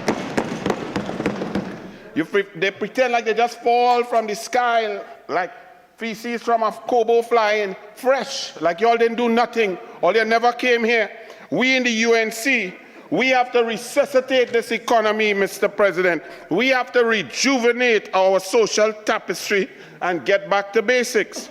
The PNM is like a man who leaves his pregnant wife, cheats on another man, goes into that house for 10 years, becomes the father in that house, and when his daughter does wrong and goes into drug trade and so on, says, that is not my child. I did not raise that child. That is what the PNM is. I rise on standing order 46-1. I don't know what a member of the House daughter has to do with this debate. 46-1 and 46-4, Mr. President. Out of control.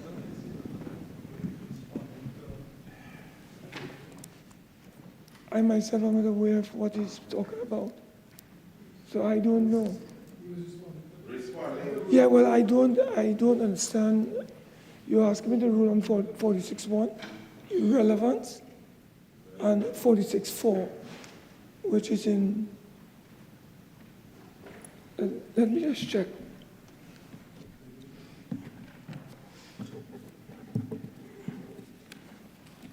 You're talking about 46-4.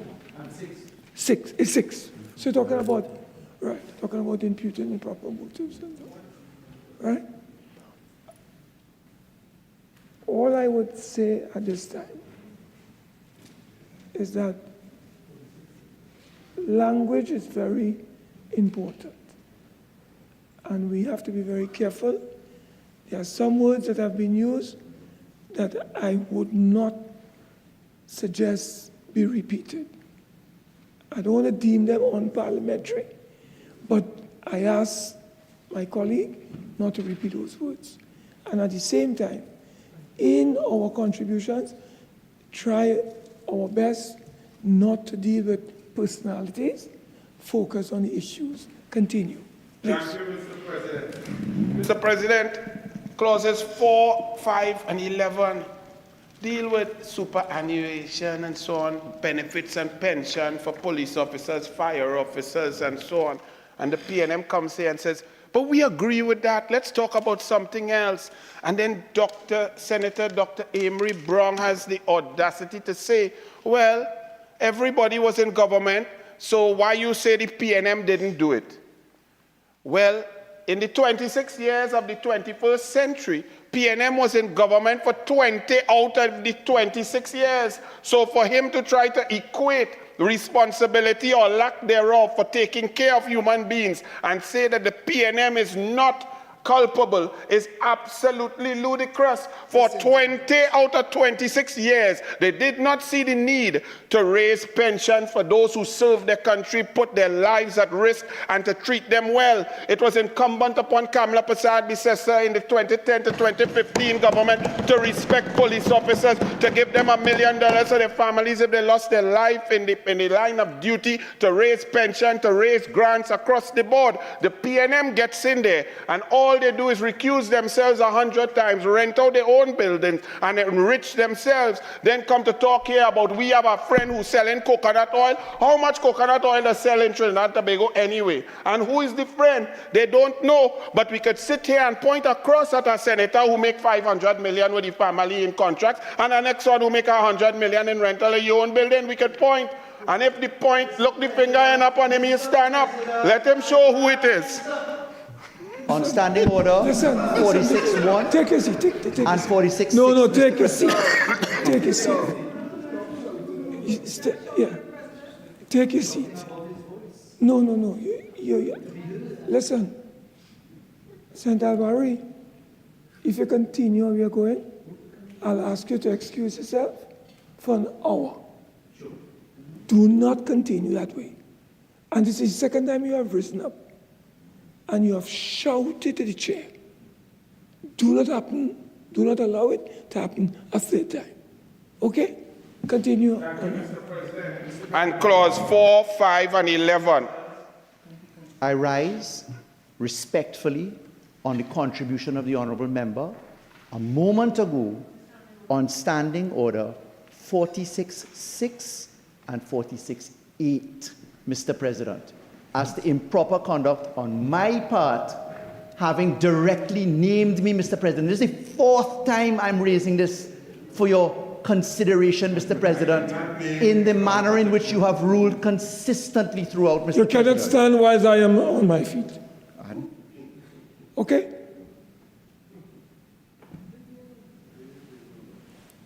Member, I'm asking for the last time, do not refer to members by name unless we are going on a substantive motion. Please. Continue. Thank you, Mr. President. I certainly did not name that gentleman over there, but he knows who I'm talking about, and the whole country knows. So he sits there, and that's why he's still in the Senate. Confirmed, Mr. President. May I respectfully invite your consideration to 46-6 and 46-8 and ask for a withdrawal, Mr. President, as to the imputing of improper motives. For your consideration, Mr. President. No, I've asked the member and so on, do not continue along the path of calling any member of the Senate's name. I've ruled accordingly. Please be guided. Thank you, Mr. President. Clauses 4, 5, and 11, they show a deeper DNA of the PNM because the UNC government is here to correct a historic wrong, that people would do the work, put their lives at risk, work in acting positions under the PNM government but not receive the benefits, because that is what the PNM does in order to control different people in disparate elements across the public sector in order to make them pliable and to make them do what they want. One, please, Mr. President. Don't worry, Dina. Overruled. Thank you, Mr. President. And this is why we're dealing with clauses 4, 5, and 11, that we have to come and give people that the PNM abused, put them in acting positions and never gave them security of tenure, never gave them benefits, never gave them the pension. But one man selected by them to act as prime minister or to be selected to be prime minister for 1 month could get $87,000 a month for 40 years, making $40 to $50 million. That was okay. But police officers, fire officers, and prison officers were not able to collect their pensions. The United National Congress says enough of that wickedness from the PNM, and we will give the people the money. Because the PNM talks about little man, and the little man, and there's a little PNM downstairs who got the nickname Dwayne. And do you know how he got that nickname? Because there was a school in Beach for poor children.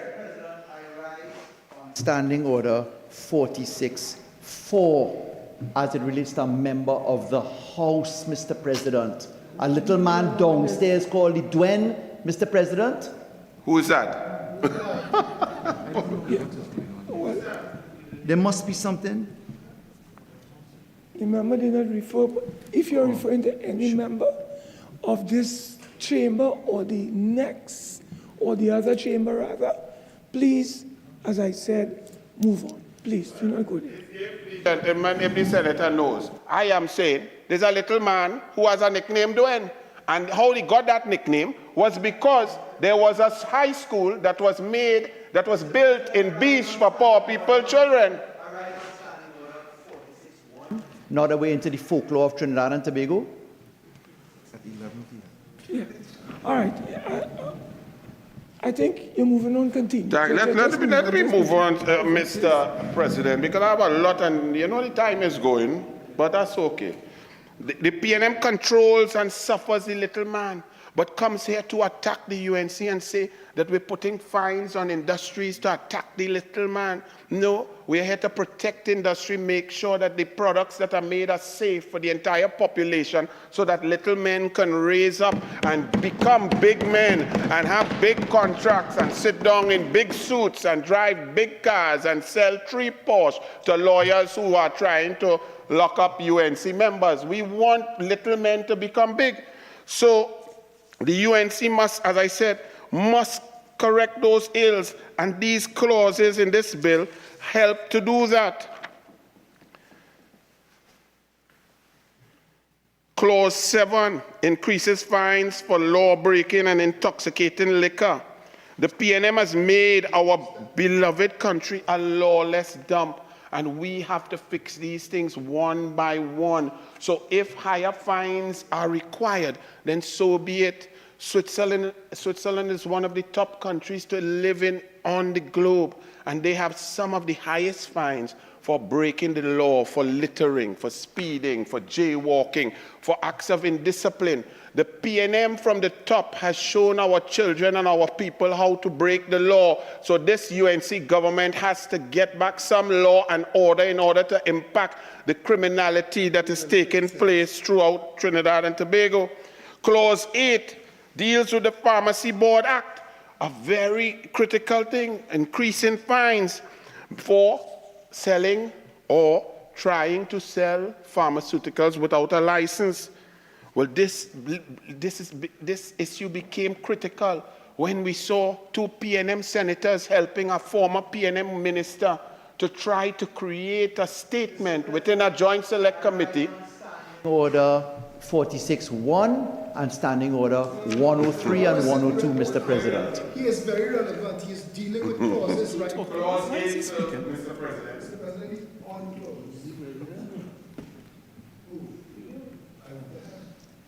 Why you is that? You just mash up the whole I think somebody.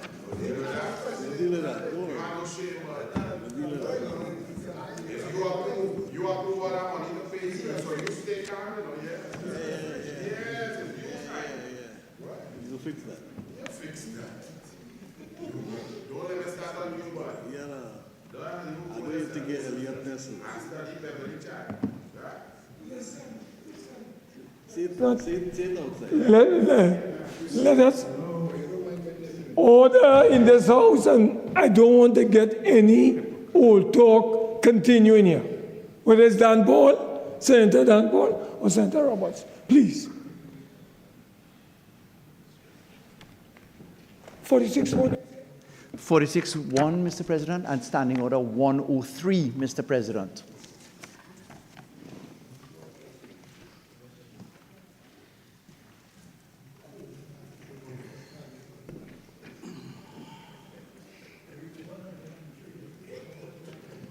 When you were talking about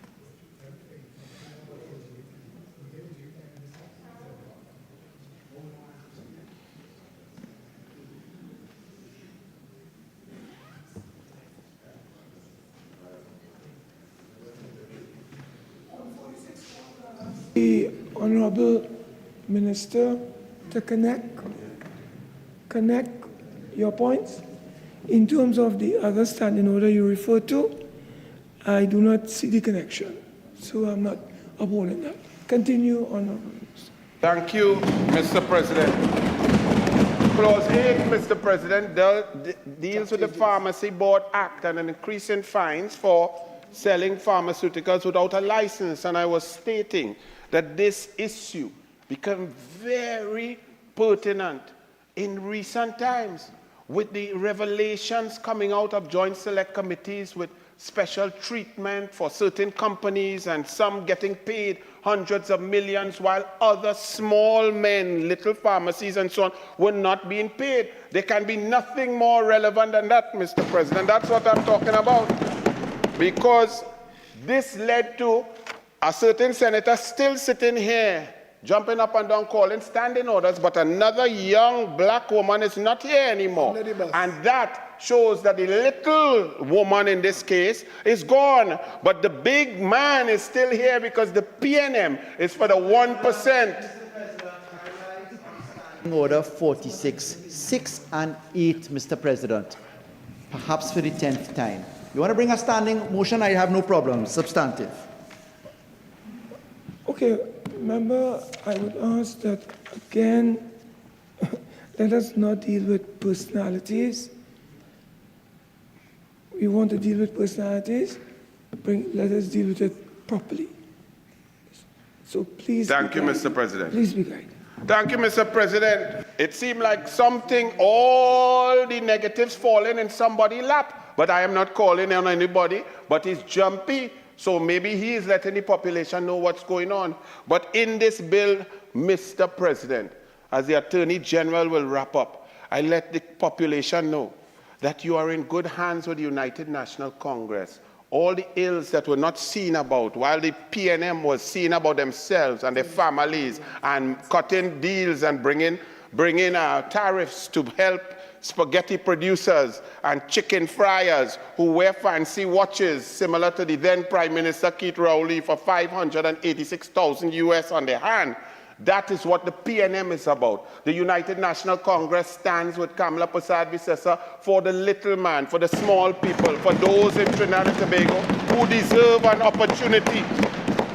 There is a 1% that is not a race, a 1% that is those who have received favors from the PNM, those who get preferential treatment, those who can go to, who under COVID could come in and out, bring their dog, but people couldn't come home, they had to suffer. That's who we talk about. Those days are done where the elites can continue and the poor man has to suffer. So, Mr. Speaker, these are just some. We have a slew of legislation that has been passed and it is coming to reassess, recalibrate the balance of equity under the Constitution of the Republic of Trinidad and Tobago that has been warped and thwarted by the evil, wicked PNM. I thank you, Mr. President. The Honorable Attorney General.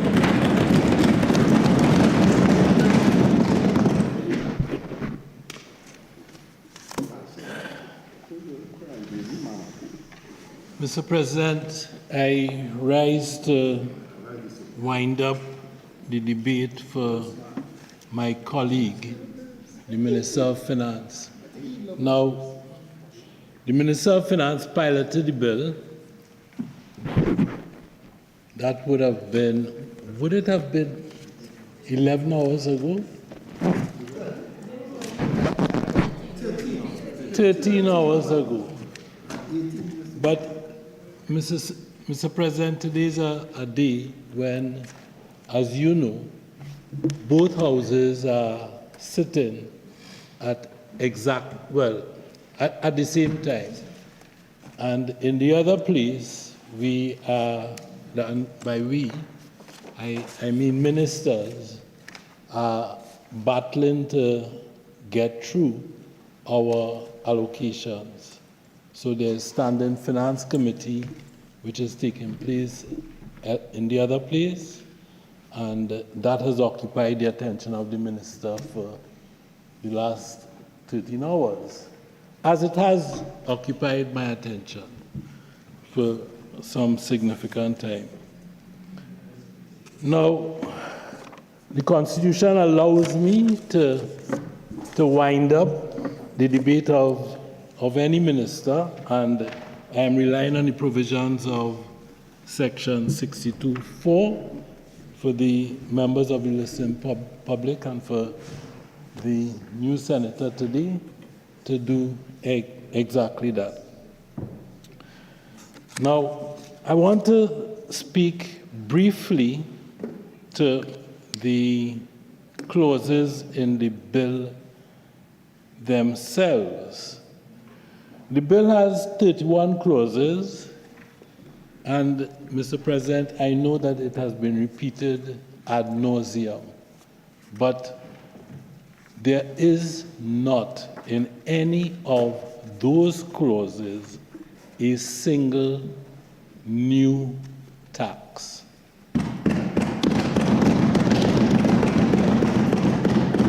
Now, I know that because legislation has to be drafted in my ministry. I had a look at it. There are no new taxes in this legislation. In fact, the only fiscal regime introduced by the bill is one that is designed to benefit the people of Trinidad and Tobago. And that it does that by ensuring that companies involved in drilling operations in marginal fields pay their fair share to the people of this nation. Now, there are a number of clauses which provide tax relief for pensioners, provide retirement benefits for members of the protective services, improve the ease of filing documents. Now, that is a CFATIF obligation that we have. It's a continuing responsibility on the state, and it is one that we are meeting, one that we are meeting successfully. It in part explains the rating, and the rating that we received from Moody's. I'll come to that in a little while. The bill also provides support which is targeted to women and girls, and provides general protection for the law-abiding citizens of the country. Now, there are a number of new fines in the bill. That's a fact. But many of those fines have been in place for 80 years. In some cases, I saw when we were looking at it, when the public servants were looking at it, the last time fines had been increased was 1916. That's a fact. It is the job of the Law Reform Commission to keep the laws under review. And no one in this Senate can tell me that a fine that was fixed, whatever the fine was in 1916, whatever the dollar figure that was ascribed to that fine in 1916, ought to apply today. Now, so having said so, I want to immediately, I apologize for missing a great deal of the debate. But what I didn't miss was my friend, Senator Brown. And I won't say I didn't miss. I missed much of what he said, but I did miss a few things. And these are the things that I did not miss. The goodly senator said that in respect of the Moody's upgrade, because you see, the thing about these international rating agencies is that yes, you have letters, as we have numbers for gangs, and I'm coming back to that in a while. I can't leave that alone. Can't leave that alone. So the international agencies, they have letters, yes, but they also have commentary. And our commentary under my friends opposite had reached an all-time low. That is a historical fact. That's a fact. And in Mr. Senator Brown's contribution, he was bold enough to say that they were where we are today in 2023. You know how long ago 2023 was? 2023 was followed by 2024, 2025, and this is 2026. They were in office in 2024, and they left us in a cesspit in 2025. Now, instead of lauding the fact and sitting down and thumping the table and saying, well, listen, you all are doing something that is good, he comes here and I'm really disappointed in Senator, you know, and more on that when I speak to Gans in a little while. But I'm disappointed in him because he should know better. And there are many reasons why I say so. I would not disclose those today and in this place. But there are many reasons why I see, John Jeremy, why I can see that that man over there should know better. Okay? Many reasons.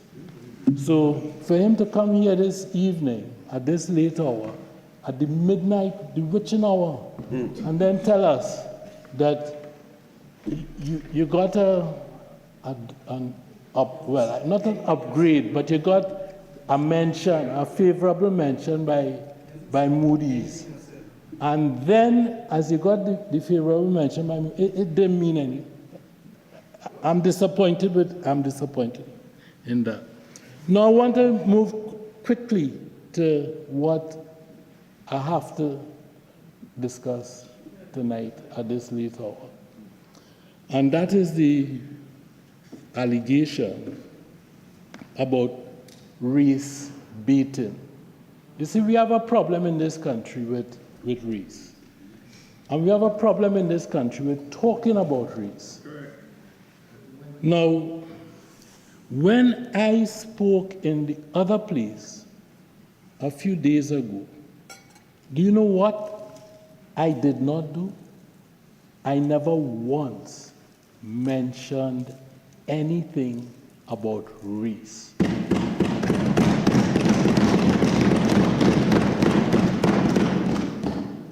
And when the PNM member for Port of Spain South, a man who went to the same school, not your school, Senator Naked, a man who went to the same school as me, same high school as, yeah, he did. He did. He's a Fatima man. You are Kwasi man, we are Fatima man. The only time race was discussed in the lower house was when my good friend from Port of Spain South said something about a particular community. I said nothing about race. You know what I spoke about? I spoke about the 1%. And I make no apologies for speaking about the 1%. You know why? I'll explain it to you. Because that group of persons had free access to the former Prime Minister. And that is putting it mildly. Because while they were not having cabinet meetings, this is a historical fact that he knows. And he can't say anything about it. He knows. While they were not having cabinet meetings virtually, you know where they were having cabinet meetings? On a particular street, Carlos Street in Woodbrook. And do you know who was calling the shots at those cabinet meetings? A member of the 1%. Now, there's a reason why I come here and I say the PNM is dead. And it is this. Because my friend is right. Patrick Manning used to say to us, do not talk about race. And he used to say, leave that talk for me, Patrick Manning. You all don't talk about it. You know why? Because he was terrified of the fact that the leader that he served, and I don't want to say anything more about that, and if he keeps quiet, I'll keep quiet. No. This evening. He talk all day. No. If he keeps quiet, I keep him quiet. He talk all day. But the leader that he served was not someone who could be trusted with talking about race in Trinidad and Tobago. That is a fact. Now,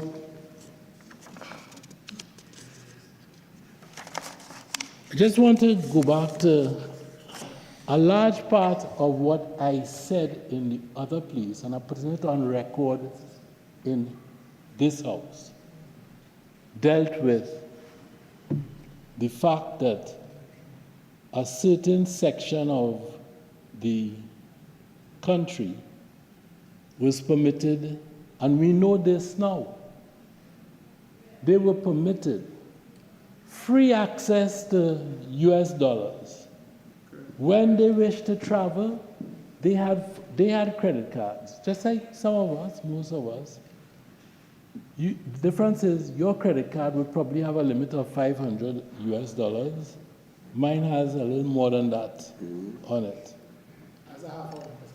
But guess what?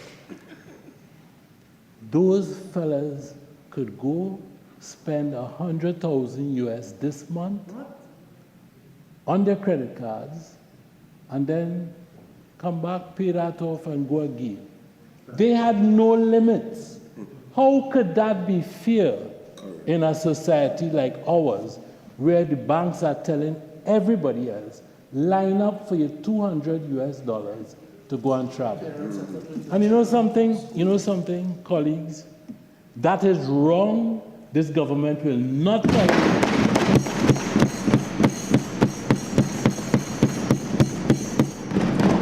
You could jump high, you could jump low, you could talk race, you could race bait, because that is what is going on. That is what is going on. The Prime Minister didn't walk back any statement. What the Prime Minister did was to underline the statement. And the Prime Minister let those persons know that that type of behavior will not be tolerated.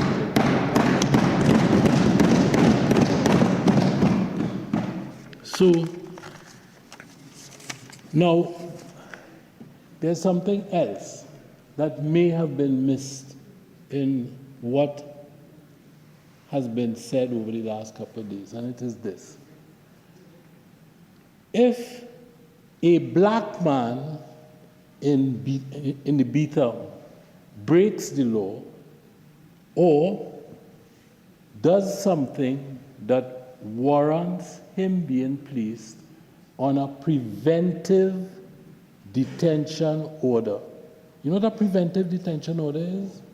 It is an order signed by the Minister of Homeland Security that says, you are a threat, a national security threat to the people and the state of Trinidad and Tobago.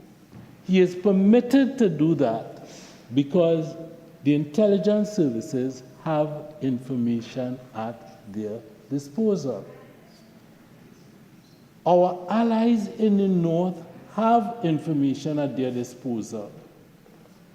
We don't have that information. Trinidad and Tobago has no say, and I repeat it, because his leader went to the other place.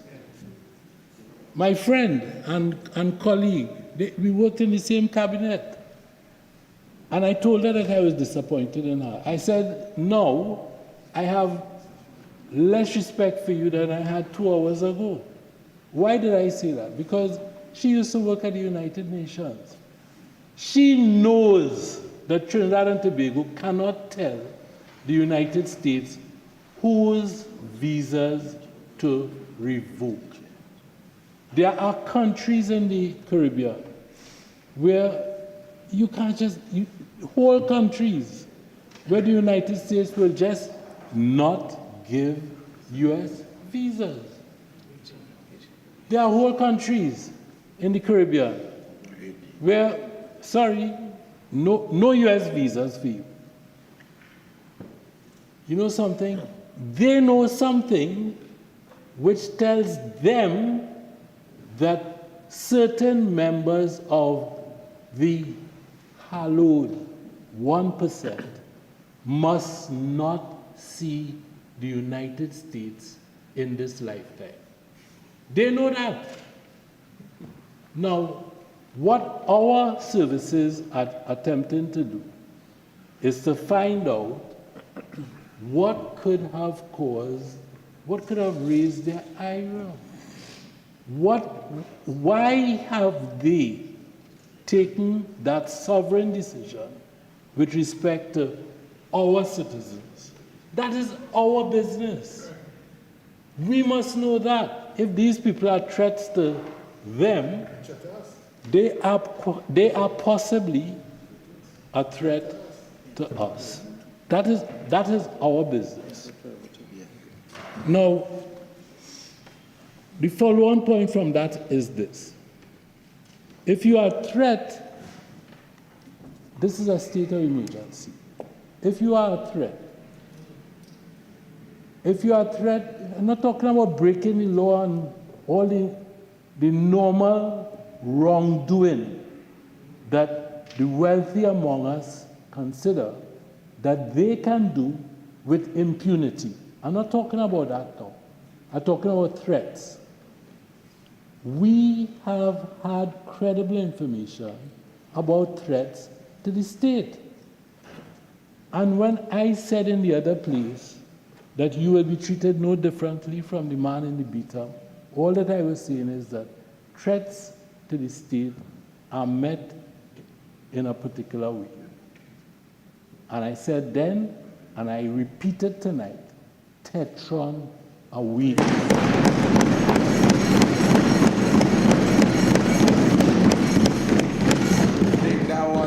Mr. President, with those few words, I beg to move.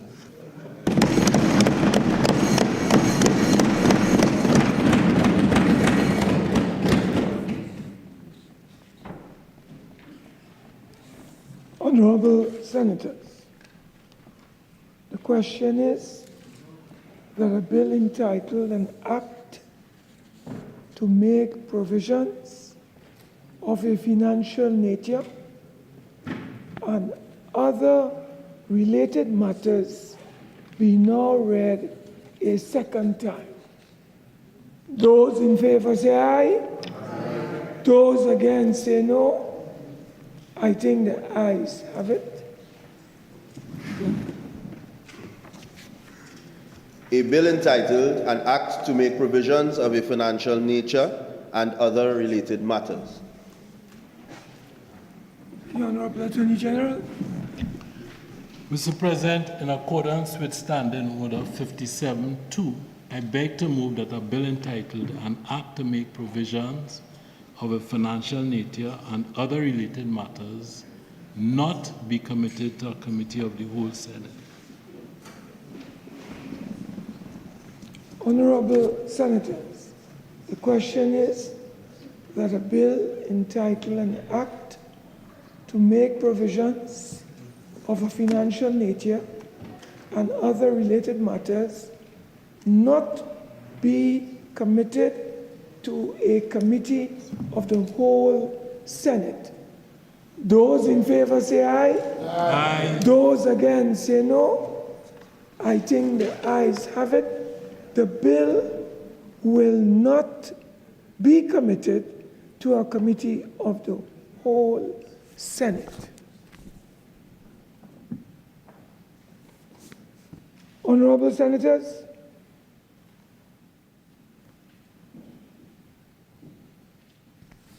Senators, in accordance with Standing Order 57, subsection 2, the question is that a bill entitled An Act to Make Provisions of a Financial Nature and Other Related Matters be now read a third time and passed. Those in favor say aye. Aye. Those against say no. I think the ayes have it. Clerk. A bill entitled An Act to Make Provisions of a Financial Nature and Other Related Matters. The Leader of Government Business. Mr. President, I now beg to move that the Senate do now adjourn to Wednesday, June the 17th, 2026, at 10 a.m., when we shall debate the Finance Supplementation and Variation of Appropriation Financial Year 2026 Bill. Honorable Senators, the question is that the Senate do now adjourn to Wednesday, June the 17th, 2026 at 10 a.m. Those in favor say aye. Aye. Those against say no. I think the ayes have it. This Senate now stands adjourned to Wednesday, June the 17th, 2026 at 10 a.m.